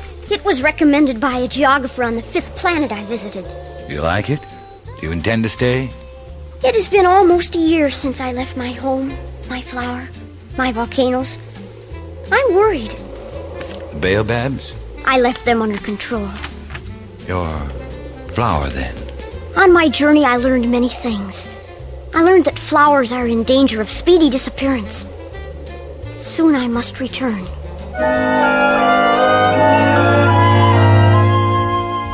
It had been 8 days since my accident in the desert. The last drop of my water supply was gone. The little prince seemed not to guess the danger. A little sunshine was all he seemed to need. He was recounting some of his experiences after coming to our planet. I met a friend. He was a fox. My dear little man, this is no longer a matter that could have anything to do with a fox. Why not? I am about to die of thirst. I'll tell you about it as we go, then. Come, let us look for a well. It's absurd to look for a well at random in the immensity of the desert. When arrived on the Earth, I was surprised not to see any people. It was explained to me that I had landed on the desert. Your friend the fox told you this? No, it was a little gold-colored snake. A funny little animal. No thicker than a finger. A little yellow snake, but they're deadly. Not deadly, but more powerful than the finger of a king. He could have struck you fatally. He told me he could help me someday. If I grew too homesick for my planet. He told me all I need do is come back to the place where I descended. He would meet me there. Are you so homesick then? It is very close to the anniversary of my arrival. At that time, my planet will be right overhead. I shall be unhappy if you go. That is what the fox said. It was his fault. He wanted me to tame him. Tame him? It was when I wandered into a garden filled with flowers. There were thousands of them, precisely alike. They called themselves roses. I was broken-hearted. Because of the roses? They were all exactly like my flower. A flower I thought to be unique in all the universe. Oh. The fox made me understand, to have hope again. He wanted me to tame him because it would establish ties and make him different from all the other foxes. I'm beginning to understand. I looked again at the roses. They were beautiful, but one would not die for them. My rose is more important than all the others because it is she that I have watered. It is she I have put under a glass globe, sheltered from the wind behind a screen. Listened to when she grumbled or boasted. She is my rose.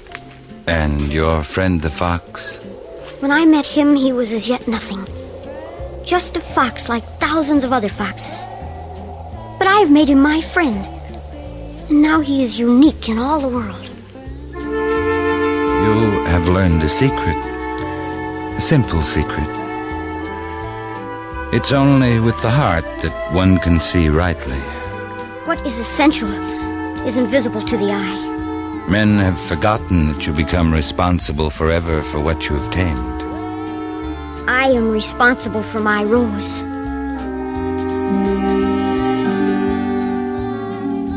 When we had trudged along for several hours in silence, the darkness fell and the stars came out. The little prince dropped off to sleep. I took him in my arms and set out walking once more. I felt the need of protecting him as if he himself were a flame that might be extinguished by a little puff of wind. I walked on, and I found the well at daybreak. Now, you must keep your promise, you know. The muzzle for my sheep. I remember.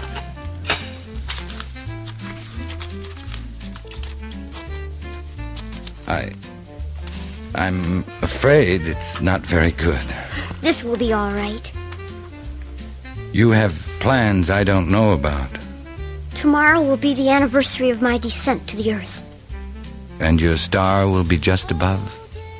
You must return to your work on the engine now. I will be waiting here. Come back tomorrow evening. I'm a little frightened. Remember the fox.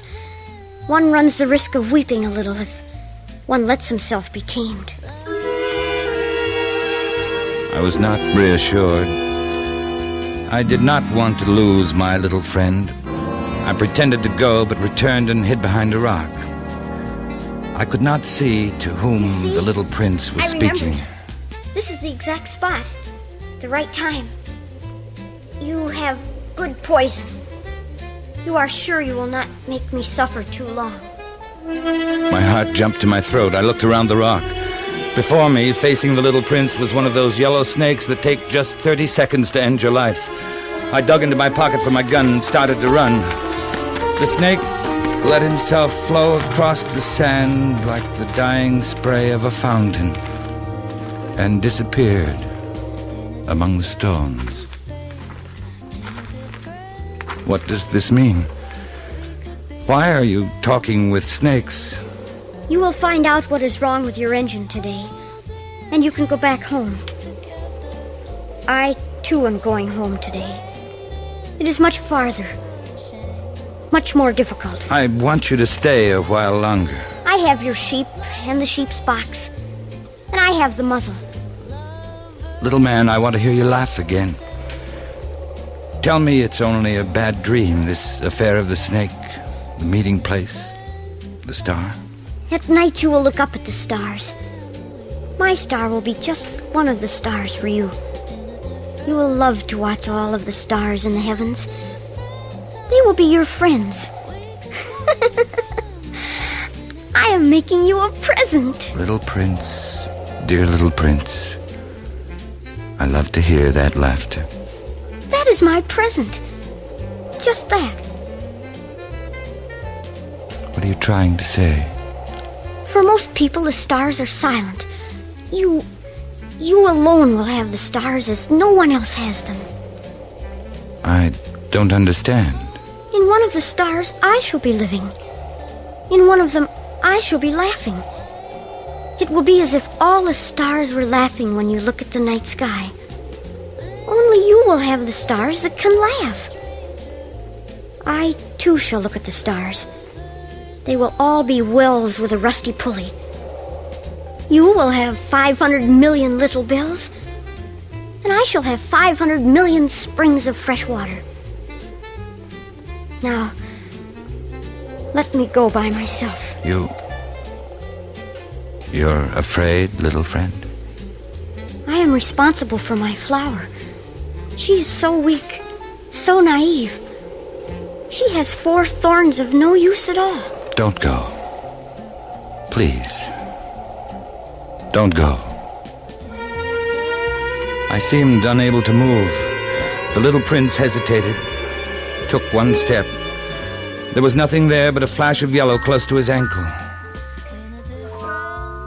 He remained motionless for an instant. He did not cry out. He fell gently as a tree falls. There wasn't even any sound because of the sand.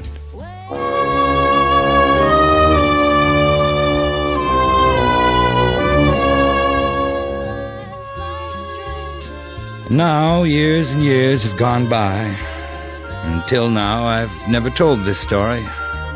My sorrow is comforted a little. Not entirely, but I know he did go back to his planet. His body was not there at daybreak. At night, I love to listen to the stars. It's like 500 million little bells. But there is one extraordinary thing. When I drew the muzzle for the little prince, I forgot to add the leather strap to it. He will never have been able to fasten it on his sheep. So now I keep wondering what's happening on his planet. Perhaps the sheep has eaten the flour and the little bells are changed to tears. Here then is a great mystery. Nothing in the universe can be the same if somewhere a sheep that we have never seen has, yes or no, eaten a rose.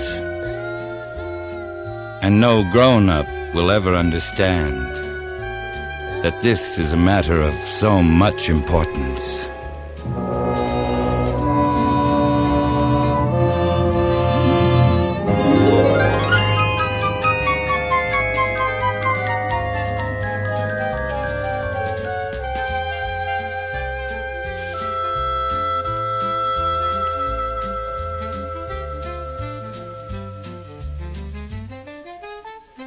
The CBS Radio Workshop has presented The Little Prince by Antoine de Saint-Exupéry, produced and directed by Anthony Ellis. The script was adapted for radio by Frank Tausig. Richard Beals was heard as the Little Prince, with Raymond Burr as our narrator. Featured in the cast were Ben Wright, Joseph Kearns, and Hans Conried. Music for tonight's workshop was composed by René Garrigank and conducted by Wilbur Hatch. This is Hugh Douglas inviting you to join us again next week when from New York we present H.L. Mencken, the story of a journalist. That's next week on the CBS Radio Workshop.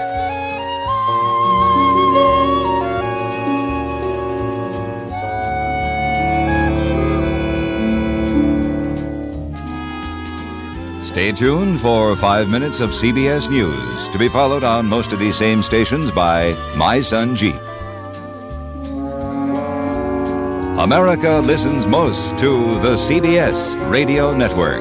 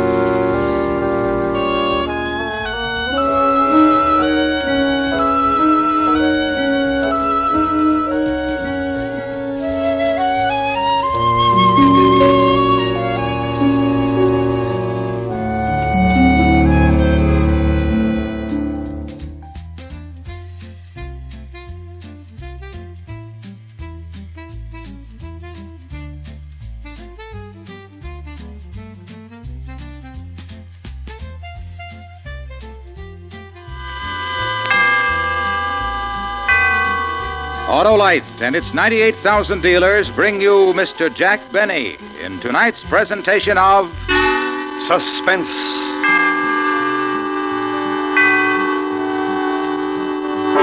Tonight, Autolite, following a popular trend, anticipates the strange disappearance of experimental rocket ship Y-272B. The time, the year 2053.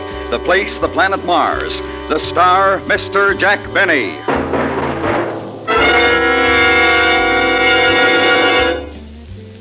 Say, Hap, that was quite a speech you made last night. You were as dynamic as an Autolite Stay-Full battery. Oh, that's flattery, Harlow. And what a battery it is, Hap.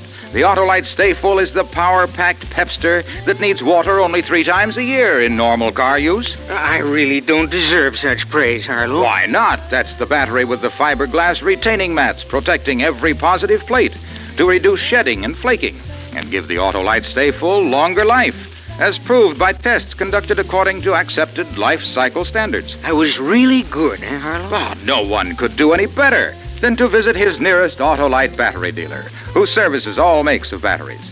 To quickly locate him, just call Western Union by number and ask for operator 25. I'll tell you the name of your nearest Autolite battery dealer, where you can get an Autolite Stay-Full. The battery that needs water only 3 times a year in normal car use. And remember, from bumper to tail light, you're always right with Autolite. And now, Autolite presents transcribed Plan X, starring Mr. Jack Benny, hoping once again to keep you in suspense.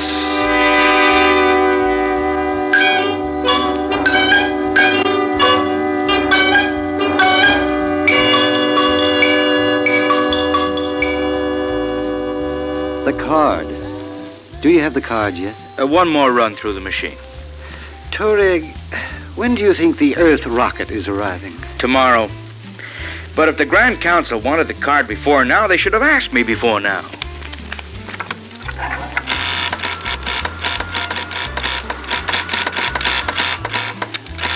Is that it?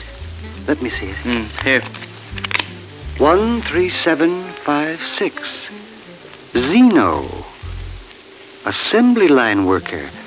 Atomic escalator factory. Touareg, this is the man for the job? He has the specifications called for. An assembly line worker.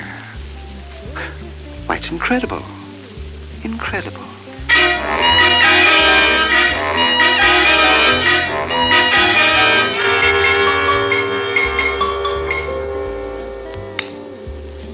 Yes? Yes? Right away. You may go in now, Zeno. The Grand Council is ready for you.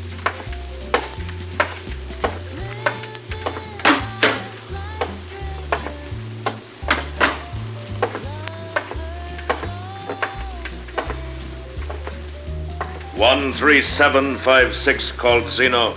Come forward. Yes, sir. Zeno, the Grand Council of Mars has a mission for you to perform.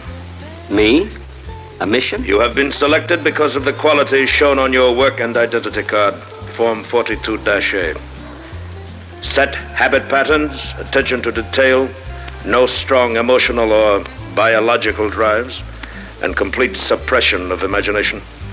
Well, I always pride myself Do not that speak unless questioned, Zeno. The Grand Council has other important matters of state. Of course, of course. You have heard the telephone broadcast that an armed rocket from the planet Earth is approaching Mars? Oh, I did hear something about it, yes. Their course has been plotted as bringing them to a landing on the plain outside the city at 10:14 tomorrow morning. 10:14. You know, I wouldn't mind seeing that. You will see it, Citizen Zeno.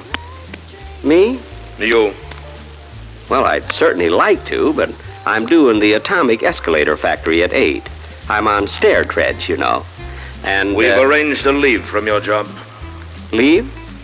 Well, I'm not arguing with the Grand Council, but I've got a pretty important job there, and... 13756, you've been selected to meet and deal with the Earth rocket. Me? You will put Plan X into operation. Plan X?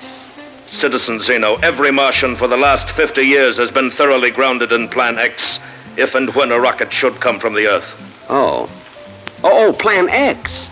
Oh, you see, I thought you said Plan X, of course. Then you understand and accept the responsibility. Oh, anything to help out. Those assisting you on the mission will be in contact with you. Good. Have the other council members any questions? I don't believe so. 13756 called Zeno. You are now officially operating under the provisions of Plan X. Well, thank you.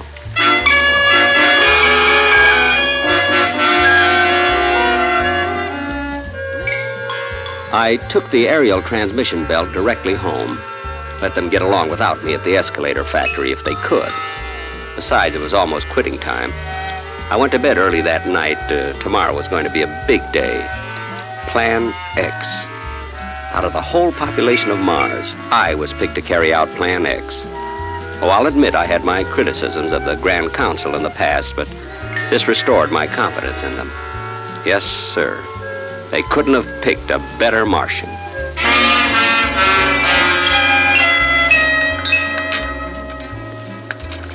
I think I'll have a second cup of ostrich, Mother. Zeno, you haven't time. You'll be late for the factory as it is. As I told you, Mother, I'm on leave. Orders of the Grand Council. Oh, yes, of course, Plan X. But will the Grand Council care if you don't get your job back? There won't be any trouble. They couldn't replace me in stair treads, and they know it.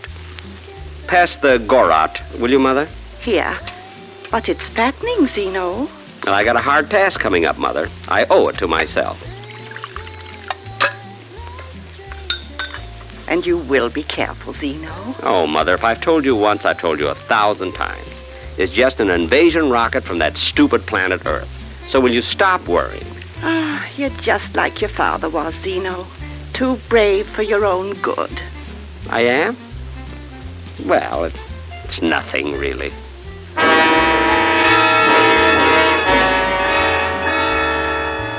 I took my time going over to the field where the Earth rocket was to land. I got there at 10, with not another soul around. Another few minutes, and I had my pocket radar screen working. Yep, the rocket was coming in, right on time. Then I could hear it out in space, and soon after that I could see it, bearing our first visitors from Earth. Gee, I was thinking they must be a brave crew. I almost felt sorry for them.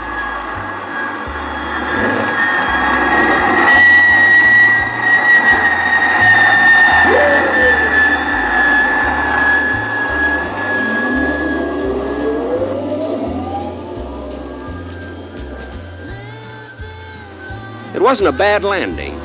Not the greatest, but not bad. After another 10 minutes, a port in the side of the rocket started to swing open, and I walked over.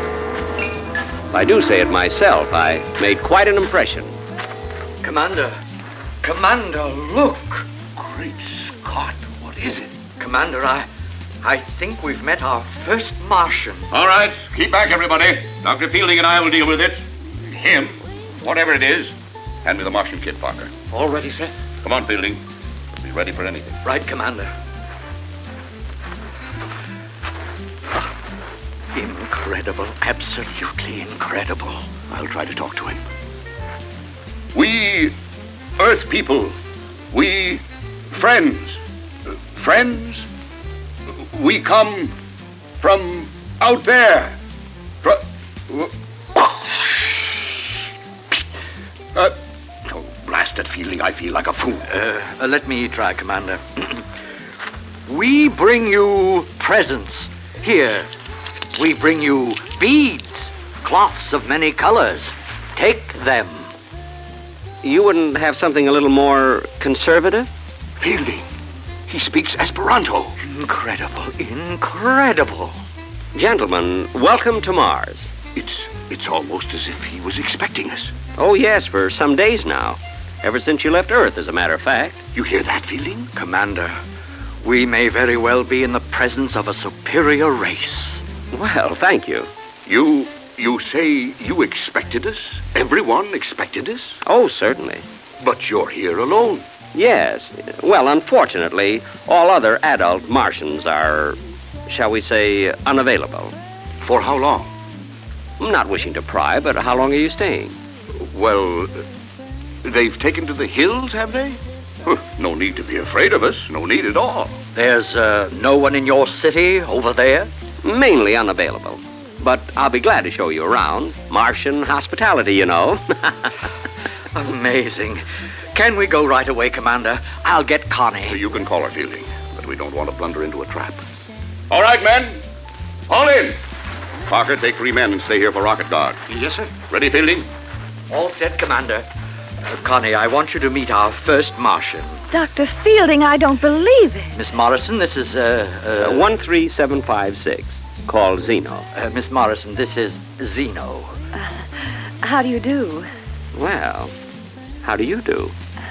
Incredible. But he's almost handsome in a strange way. And he speaks our language. Maybe a trick of some kind. Expedition force, on to... It's a little difficult to pronounce. On to the city!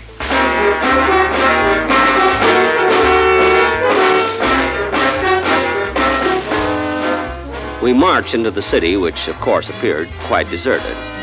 Plan X. I showed them a few of the sights, the canals, the Og factory, and the hall of the Grand Council. I was walking alongside of Connie, Miss Morrison, who was most unlike the women of Mars. I caught myself showing off, riding the aerial transmission belt with one hand. Finally, I took them all to the art museum. Oh, Commander, this place, this civilization, it's fantastic, fantastic. Look at this sculpture, Dr. Fielding. The line, the detail. I've never seen anything so beautiful. It's nothing, really. Zeno, you don't mean that you... Well, no. You see, I work at an atomic escalator factory. I'm in stair treads. Everybody, over here. Look at this. Oh, what is it? Wait, isn't that what... Why, Zeno, is this what I think it is? I'll have to read the nameplate. Oh, yes, a flying saucer. From 1952, your calendar. 100 years old. 1952, the year of the flying saucers. Then they did come from Mars. Oh, yes. But none of them ever landed on Earth. Why? It just didn't seem worthwhile. Nothing personal, of course. I just can't get over this planet. It's so different from anything we imagined. Now, here's something you might be interested in. Right over here. What? Looks like a weapon of some kind. Oh, yes. Yeah, you see, it's a paralyzer ray. It's 300 years old. But why do you have it in a museum? You don't mean that weapons like this are 300 years obsolete? Well, you might say that, yes. You see, no adult Martian has carried a weapon for hundreds of years. Well, why not? Why should we? But to defend yourself. Well, we just have no aggressive impulses, that's all. Well, if someone struck you, wouldn't you strike back? I couldn't. But it doesn't matter. No one could strike me. No Martian, that is. Yes. We've never had any trouble. Zeno, you're in the diplomatic service? The escalator game. Yet you were delegated to meet us. Yes, by the Grand Council. You see, we stopped having diplomats handle our important missions years ago. Again, nothing personal, of course. I see. But you are empowered to deal with us. Deal with you? I certainly am. Good. Now, it seems logical to me that we should work out a mutual defense pact. Not right now, of course. Mr. Zeno! Mr. Zeno! Who's that? It looks like children. We have to see him, Mr. Zeno. Just some little friends of mine. Oh, they're darling. What's the problem, Ormy? We're building something, and we're all out of uranium. We need some right away, and... Zeno, does he mean real uranium? Oh, of course, Dr. Fielding. Oh, it won't hurt them a bit. We have to have it right away, Mr. Zeno. We just have to have it. The city was deserted. Where did these children come from? Oh, you know how it is with kids when they get to playing. You'll get the uranium for us, won't you, Mr. Zeno? Will you? Fascinating. What are they playing, Zeno? Yes. What's the game? I don't think you've heard of it, Commander. It's called Plan X.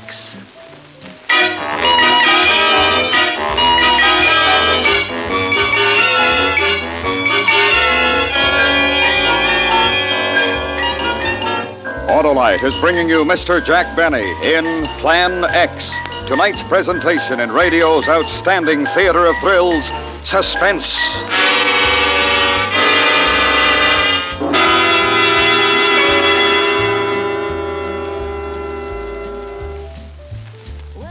Say, Harlow, do you like to make speeches? Sure, Hap, especially about the Autolite Stay Full battery. Friends, Romans, motorists, lend me your ears while I praise the greatest of the great, the incomparable Autolite Stay Full. The battery that needs water only 3 times a year in normal car use.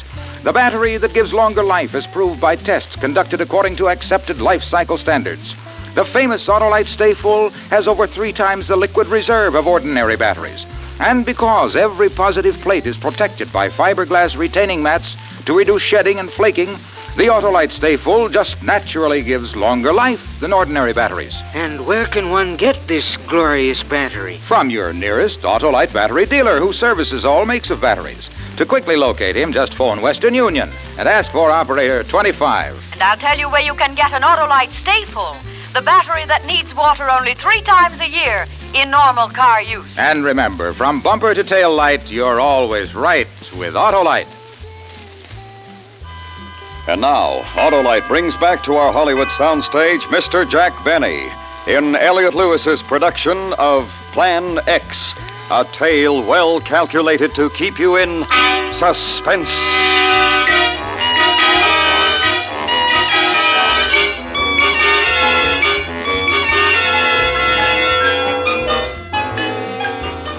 For the next week, I showed the Earth expedition around the city, signed a few treaties, and had several long conversations with Miss Morrison.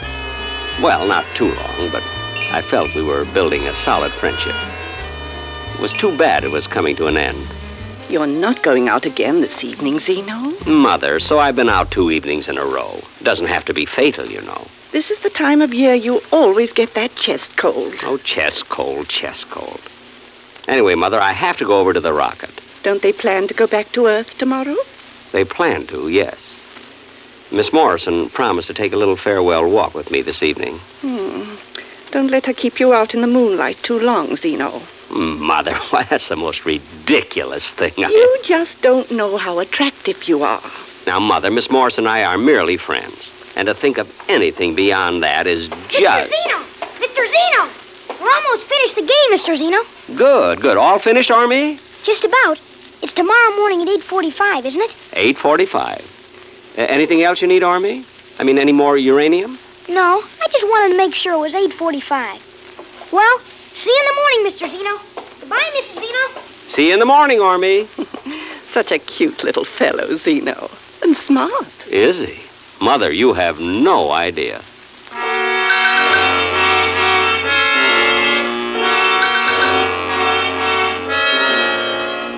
The Earth expedition was camped beside their rocket, getting ready for takeoff the next day. Connie, Miss Morrison, waved when she saw me coming. I waved back, and then she smiled at me, and I smiled back. It was a beautiful evening. We walked out over the plain, Connie and I, and then we sat down quite close. Connie lit a cigarette, and I opened up a package of Gurkhag. Zeno. Yes, Connie. Miss Morrison. Connie. How is it you're not married, Zeno? Don't Martians believe in it? Oh, definitely. But there's Mother and... And what? Connie, you don't find me a little bit strange? You mean because you're a Martian? Not exactly. You see, even to Martian girls, I'm a little bit strange. I find you very attractive, Zeno. Really? You're from a superior race. Well... The commander may not see it, but Dr. Fielding does, and I do. Your civilization, your culture, and you. Actually, I'm... What are the other Martians like? You know, I seem to feel there are people all around, watching, waiting, and yet we've seen only you. And the children, of course. Yes, and the children. They've been playing around the rocket all day. Yes, yes. Zeno, what'll happen to this planet, this beautiful planet, when the next Earth rocket comes? And the next one? Connie. I'd almost like to stay here. Or I wish we'd never come. None of us. Connie, there's something I... What, Zeno? What is it? It's just that it's getting cold. Maybe we better go back.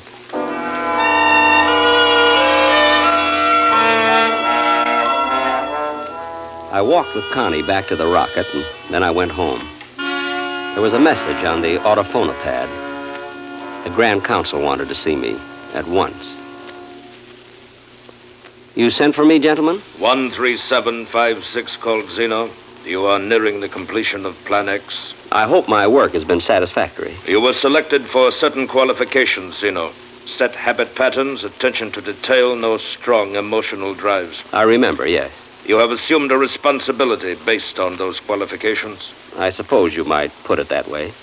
Are you still prepared to discharge that responsibility?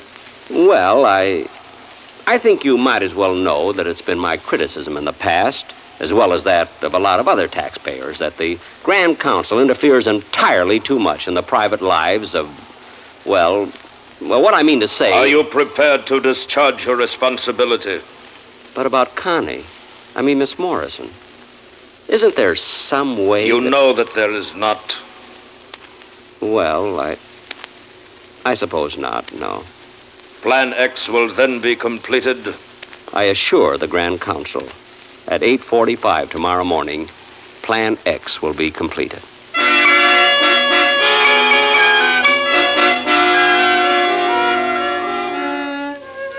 I didn't sleep well that night, and Mother was worried when I hadn't any appetite in the morning.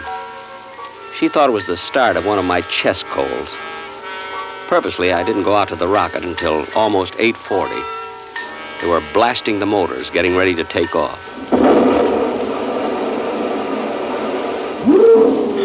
Zeno, I thought you weren't coming.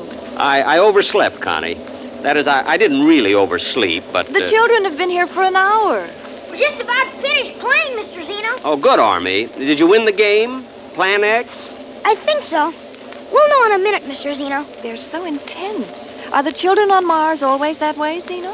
Well, not always, no. Ah, come to see us off, did you, Zeno? Good boy. We counted on you. Well, thank you. Come over here, Fielding. Yes, Commander. Connie, Fielding, Zeno here has been so helpful to us that I've come to a decision. That's very nice of you, but I'm pretty well stocked up on beads right now. A different kind of a present. Zeno, I've decided to invite you to come with us to Earth. To Earth? How about it, Zeno? We're taking off in 16 minutes at 9 o'clock. How about it? Well, it's not that I don't appreciate your thinking of me, but Mother would worry and... You see, we need you, Zeno. That's not true. Well, I'm afraid it is. You see, I think Zeno is a much more important man than a worker in an elevator factory. Escalator. I'm in stair trams. And if we have Zeno along the next time we come back to Mars, we'd be much less likely to run into, well, an ambush. I'm afraid he's right, Connie. He's not right. How about it, Zeno? Thanks, but no. Commander, those kids, they've got some sort of a ray gun set up. Fielding. Is it real, Fielding? Why, it looks like it, Commander. Get Zeno over in front of us, quick. Now they can't shoot without hitting him. Get your gun out, Parker. You mean the kids, Commander? If we have to, yes. Tell them not to fire on us, Zeno. I'm sorry, Connie. really sorry. Oh, it's all right, Zeno. Do what you have to do. Shall we shoot, Mr. Zeno? Have your gun ready, Parker. It wouldn't do any good, Commander. All right, Army. Plan X.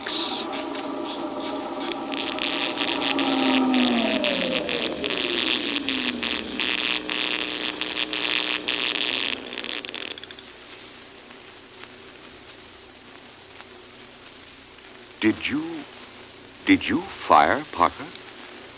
Me, sir? Fire a gun? Why, I couldn't. I couldn't do a thing like that. No, of course you couldn't. I don't know what made me ask. The rocket, its motors have stopped. Its motors have stopped, Commander. Well, we aren't going anywhere, are we? Someone said something about going back to Earth. Back to Earth? Oh, no. Of course not. Of course not. Everybody all right? What happened, Commander? What happened? Nothing, really. It's just that Ormy and his little friends built a maturity ray. It takes people who are, shall we say, less advanced and increases their IQ by several thousand years. That's amazing. Child's play. Zeno, do you mean to say... Commander, Dr. Fielding, Parker, Connie, permit me to congratulate you as fellow Martians. Utterly amazing. Connie. Look, here come the Martians. Our fellow Martians, thousands of them. They're coming to welcome us. Connie. Oh, look at them. Oh, they look so handsome, so intelligent, so... Connie. Yeah, excuse me, Zeno. I'll be back, Commander. I have to go to them. I'll be back.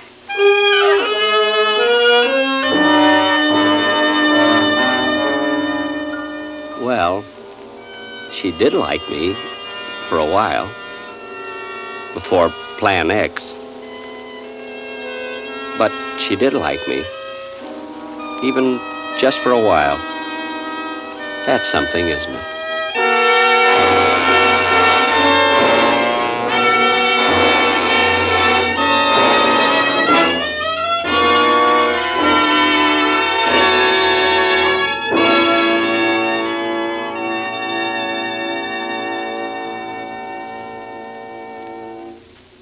Suspense, presented by Autolite. Tonight's star, Mr. Jack Benny. This is Harlow Wilcox again, speaking for Autolite, world's largest independent manufacturer of automotive electrical equipment. Autolite is proud to serve the greatest names in the industry. That's why, during the early months of 1953, as we did last year, the Autolite family will join in saluting the leading car manufacturers who install Autolite products as original equipment.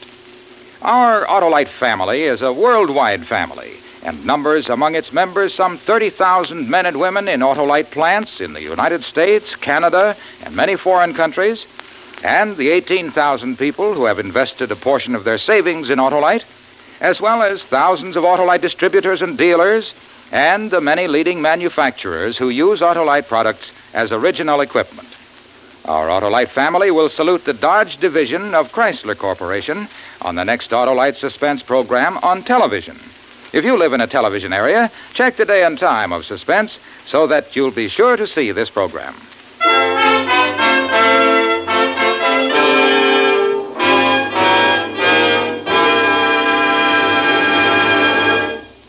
Next week, the dramatic report of a man's desperate race for freedom. A true story with names and places changed in order to protect the lives of the principals. The story is called The Man Who Cried Wolf. Our star, Mr. Jeff Chandler. That's next week on Suspense.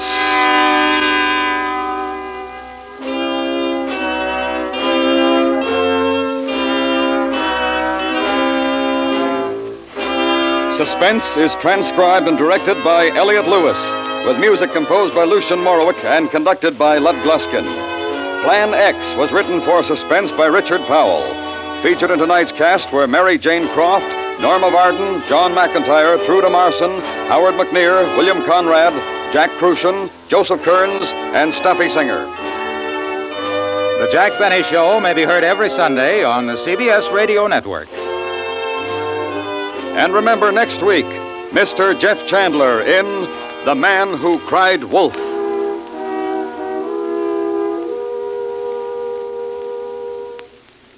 The 1953 March of Dimes has nearly passed by.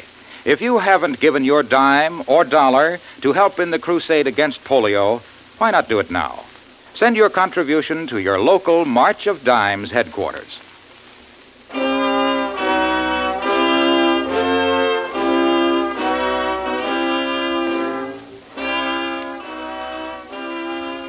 This is the CBS Radio Network.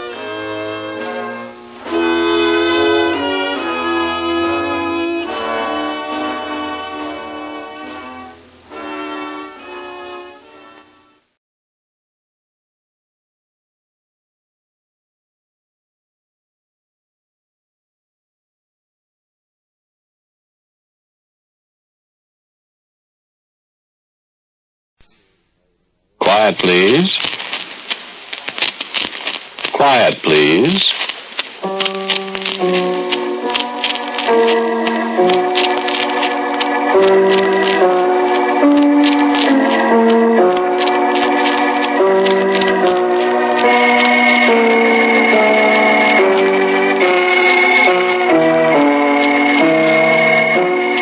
The American Broadcasting Company presents Quiet, Please, which is written and directed by Willis Cooper, and which features Ernest Chappell. Quiet Please for tonight is called The Oldest Man in the World.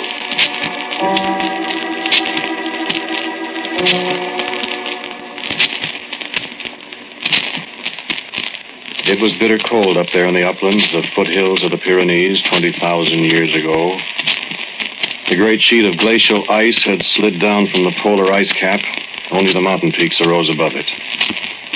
There were reindeer in southern France. Reindeer and the great shaggy bison.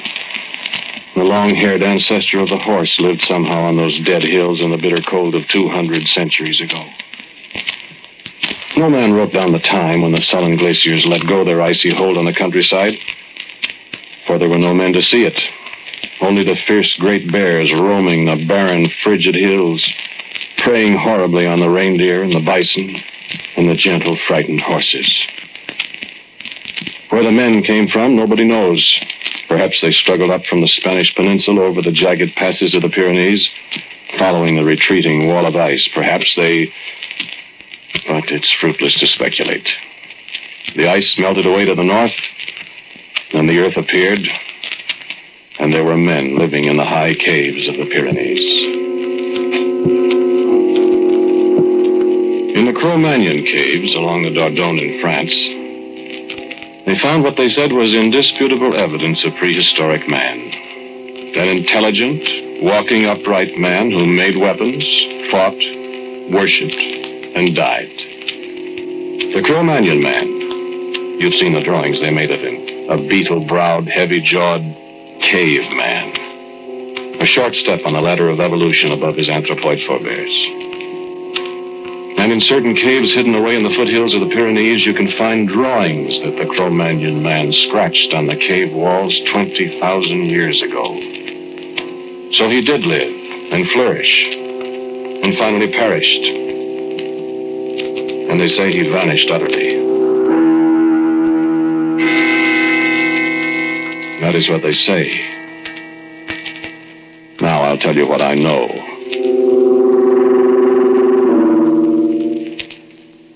Why, I think I ought to tell Lucas. I know the story even better. Did you hear that? Did you hear a voice speaking to you? I thought I heard a voice. I thought I heard Harry's voice. Listen. It couldn't be Harry's voice, could it? Not Harry's voice. Harry's dead. Harry... And the last time I saw Harry alive was 27 years ago this coming August. Listen. It can't be. I wonder if Harry's bicycle is still up there beneath a clump of bushes. They'd be trees now. Up there at the mouth of the cave on the road. The lonesome road that leads past the ruins of the castle of Moutspan. The frame will be rusty, and the tires will be in shreds, and the shiny leather will be weather-worn and mildewed. If some village boy from Moutspan didn't find the bicycle and ride it away many years ago. But I doubt anybody found it. Nobody found the mouth of that cave. Not for 20,000 years.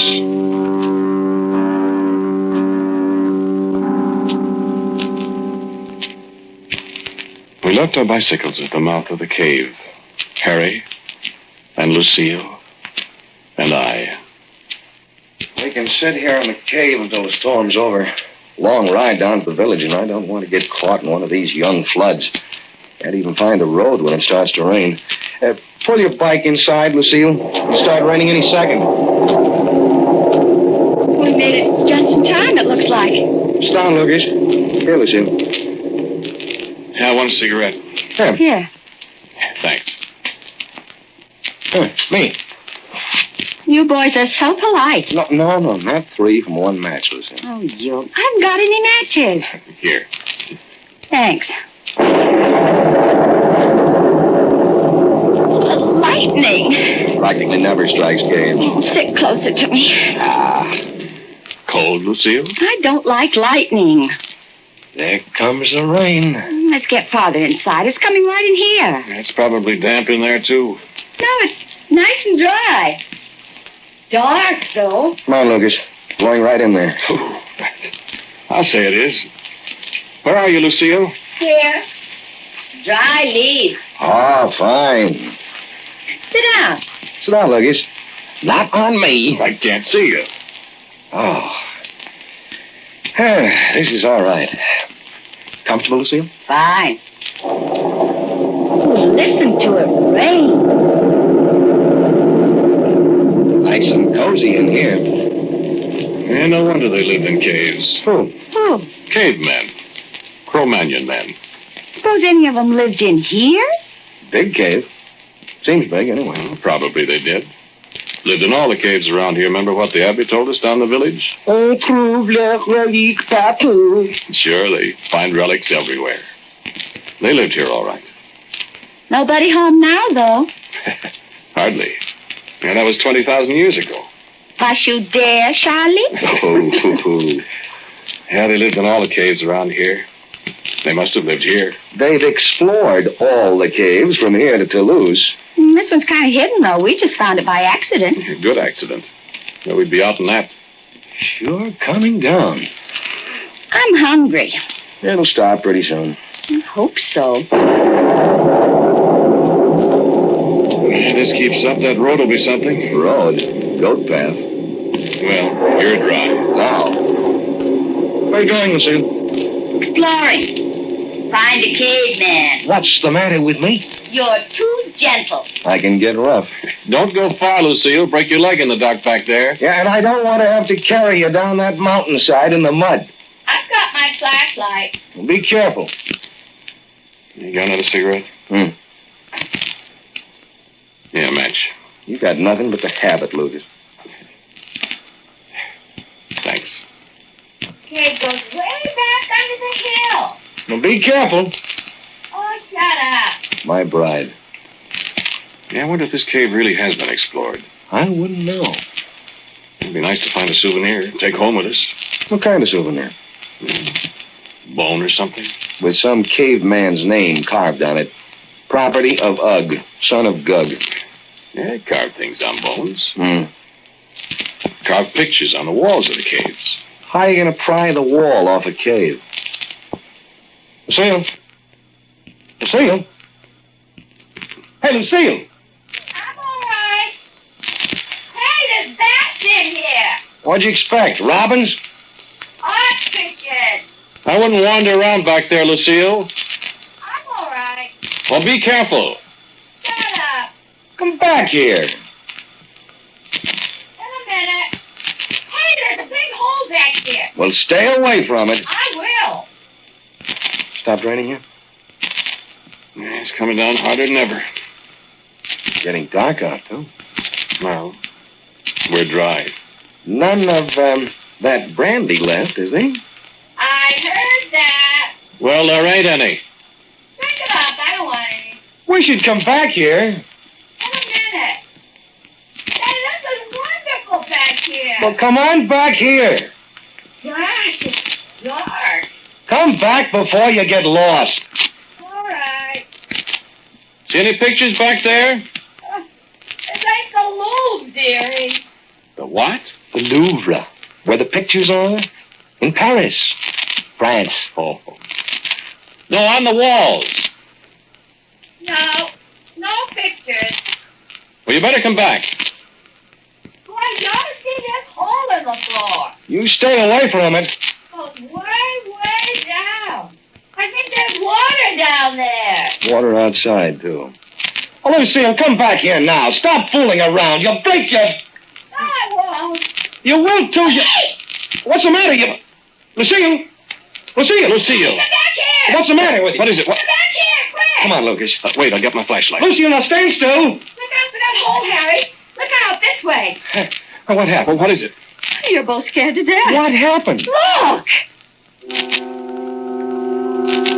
What? A footprint. A caveman's footprint. Well, let's see. In the solid rock. How did it get there? Yeah. A caveman put it there. 20,000 years ago. In the solid rock? Well, that was soft mud 20,000 years ago. And a man, a beetle-browed, heavy-jawed Cro-Magnon man, left it there in the soft limestone mud. And the mud is hardened through all those 200 times 100 years, and it looks as if he just walked away from it. And the man that made it, he's not even a dead man anymore. He died. He was a skeleton somewhere in here in the bowels of the earth. The centuries went on and on. He's not even dust, the man that made that footprint. It scares me. You don't need to be afraid of him, Lucille. Listen. Harry. Thunder. Thunder, that's all. Hold my hand, Harry. I'm scared all of a sudden. There's nothing to be afraid of. Harry. I know there's nothing to be afraid of, Lucas, but... Let's get out of here. I'm scared. Come on, dear. Let's go back where we were and not wander around till the rain stops. Over this way, Harry.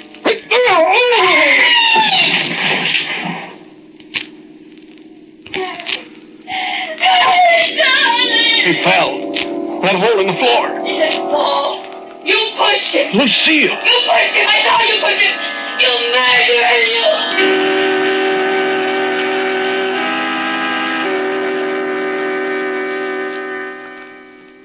Well, I pushed him. His eyes were on the footprint on the yellow limestone floor of the cave as he took a backward step directly toward the yawning hole that led to... And I pushed him into. Just the lightest touch on his arm, just enough to take his balance away from him on that glaze of ancient crystalline limestone. Just the lightest push. And Lucille saw it. Of course. Lucille had promised to marry me. That was before Harry's time. Lucille loved me. That was before Harry's time.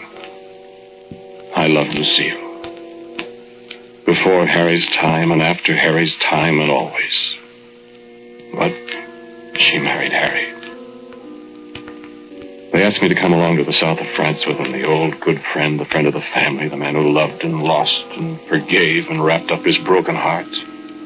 Lucas the unjealous. Lucas the good loser, the good fellow, good old Lucas. And at last the storm sent opportunity deep in the cave where the oldest man in the world had lived. He would forget the man who died of an accident in that ancient place. And in time the good friend would take up his role as the lover. A role he had never forgotten. But Lucille saw what I did. I remember the thoughts that raced through my mind as we stood beside that pit there in the brief lights from our paltry flashlights. I'll have to do something. I'll have to try. Have to make it look as if I was only trying to save him from falling. He's dead down there. He hit his head on the rocks as he fell, or he's drowned in those black waters down there. I have to do something to convince her. Look, there at the side of the pit. Why, a man could climb down there.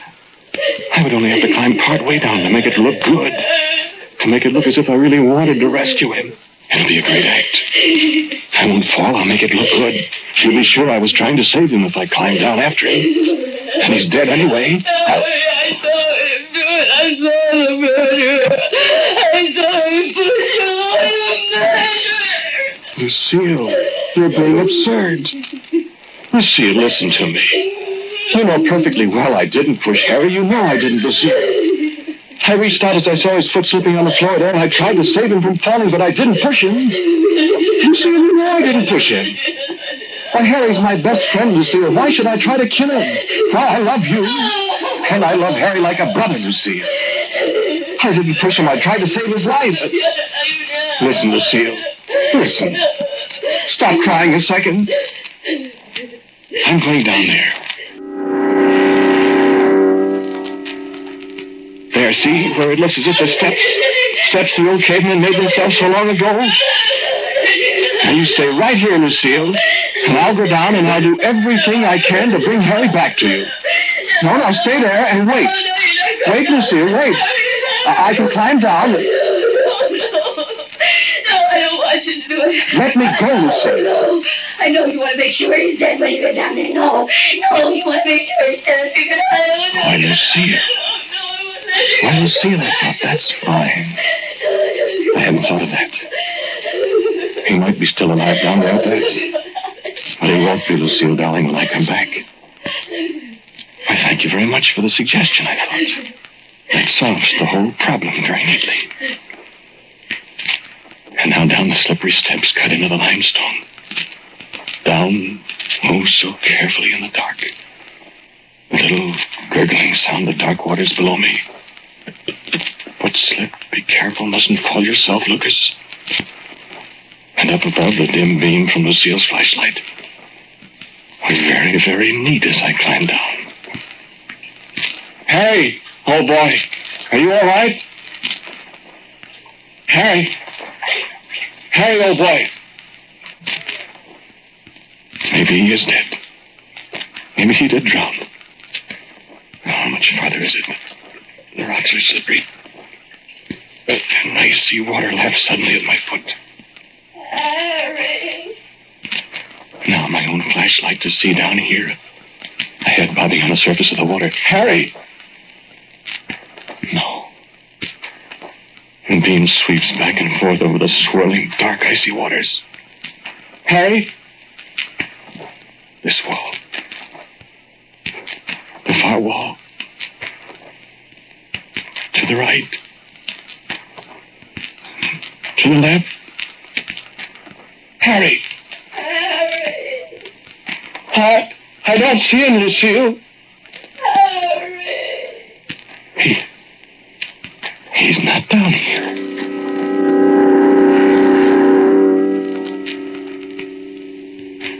Lucas!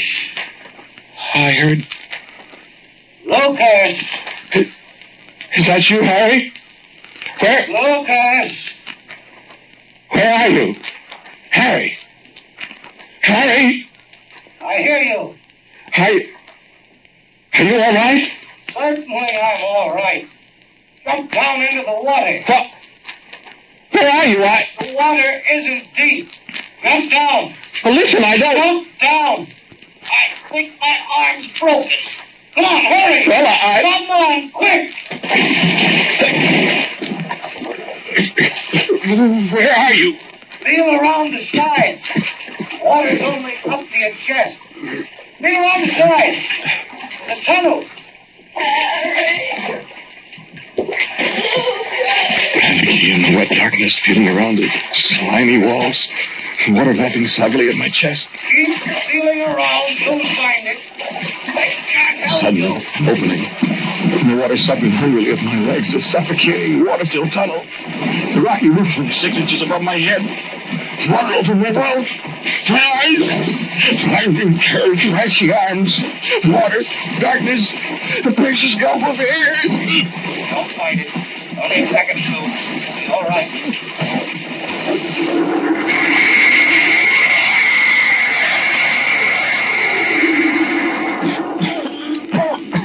Harry. You're all right. I don't... It's a tunnel that comes out of that hole I fell into. Underground river or something. Kind of a beach here. Lie still. You're all right. Are you? I think I broke my arm when I fell. I tried to get back through the tunnel, but the current's too strong. You'll have to help me, Lucas. Wait. Matter? Not scared, are you? Well, this is another cave. Not afraid of the cavemen, are you? Where are you? Right here. It's so dark. Can't see a thing. Try your flashlight, unless it's got waterlogged. Does work. Stalactites. 100 feet long, hanging dismally from a ceiling so far away. A silent, rushing underground river, and a shore of yellow crystallized limestone. Beside me, a wall deep scratched with giant drawings that I recognize in the feeble light as the great shaggy bison of the Ice Age. Rude drawings in red and black of the gentle little horses that roamed the countryside above me one day. A rude altar. And ancient, terrifying marks scratched into the solid rock in the days when it was soft mud. Marks that the cavemen's high priests must have made there in their holy of holies in the ancient cave. Beside me, the incredibly old statue of the great ice bear, looming horribly in the little light. The marks of the ritual stone spears clear in its hulking sides after 20,000 years. Look. The squat, menacing figure of an almost man. Beetle-browed, heavy-browed, heavy-jawed, glaring horribly at me over Harry's shoulder. He won't hurt you, Lucas. He's a statue, too. Now you know, don't you, what the oldest man in the world looked like? Nobody's ever seen anything like that, Harry. Better save that light. We'll need it if we're going to get out of here to tell anybody about it. No, it's all right. This is a fresh battery. Harry. It's incredible. Look at his face. Solid limestone. Scare you, old boy? Come on, I want to get out of here. Can we... Oh, wait, Harry, I want to... Listen. I want to get out. That's the sound of the water. The river there. I thought I heard... The sound of the water. Back there in the shadow. Nothing. There is, too, something back there. The cavemen? The Cro-Magnon men alive after 20,000 years, Lucas? There's something. I can hear... Whatever it is, old man. Harry. What? You said you broke your arm. I said so. I said I couldn't get back through the passage with a broken arm, didn't I?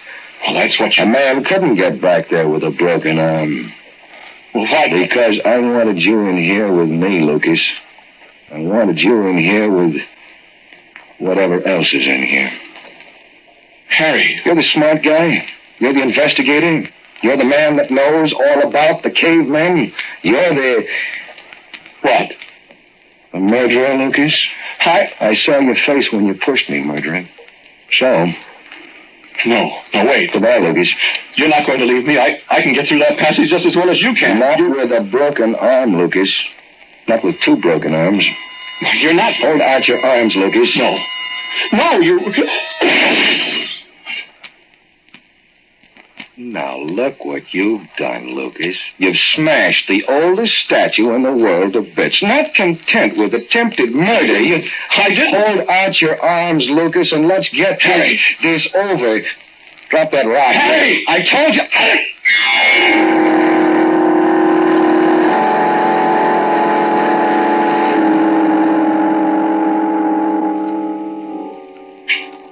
made my way back through the passage. How, I'll never know, but I made it. I made the climb up the slippery limestone walls of that dreadful pit up to the floor of the cave. I don't know how I did that.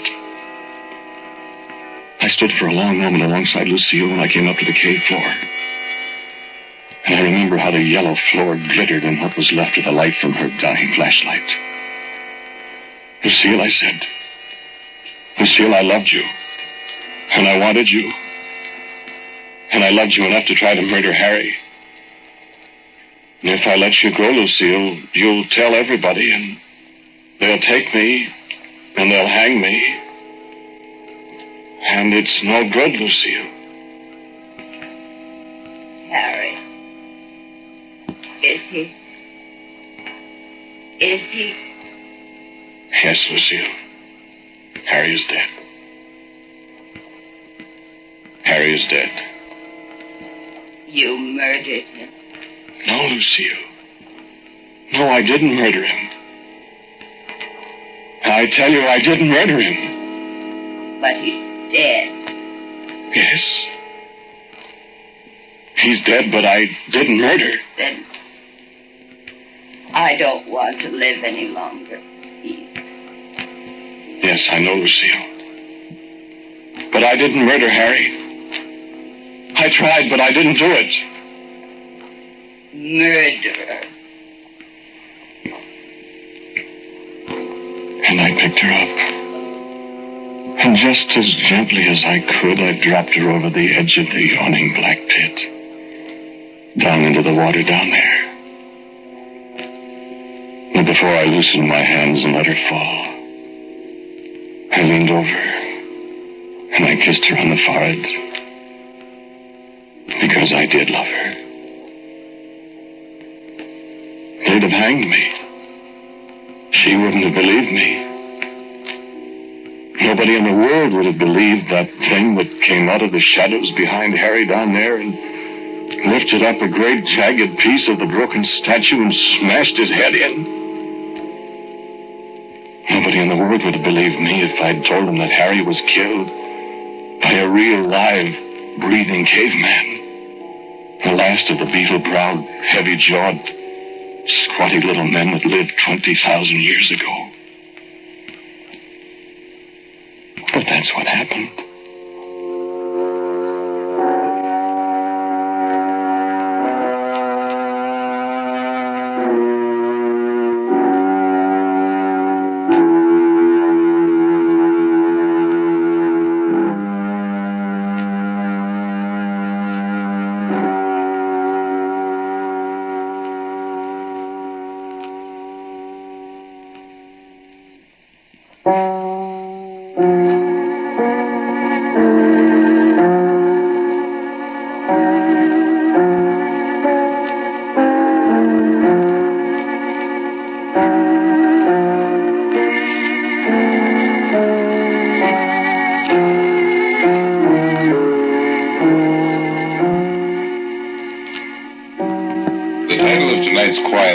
Story is The Oldest Man in the World.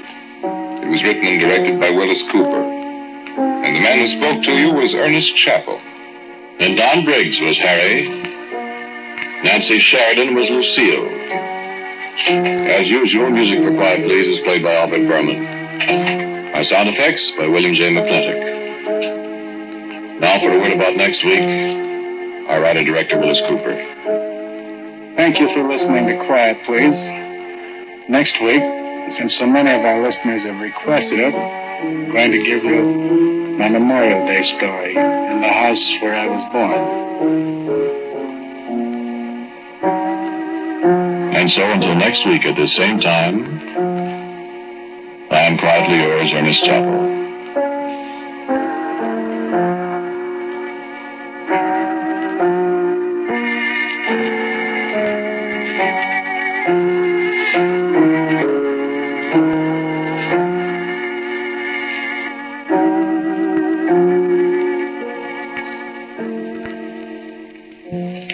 This is ABC, the American Broadcasting Company.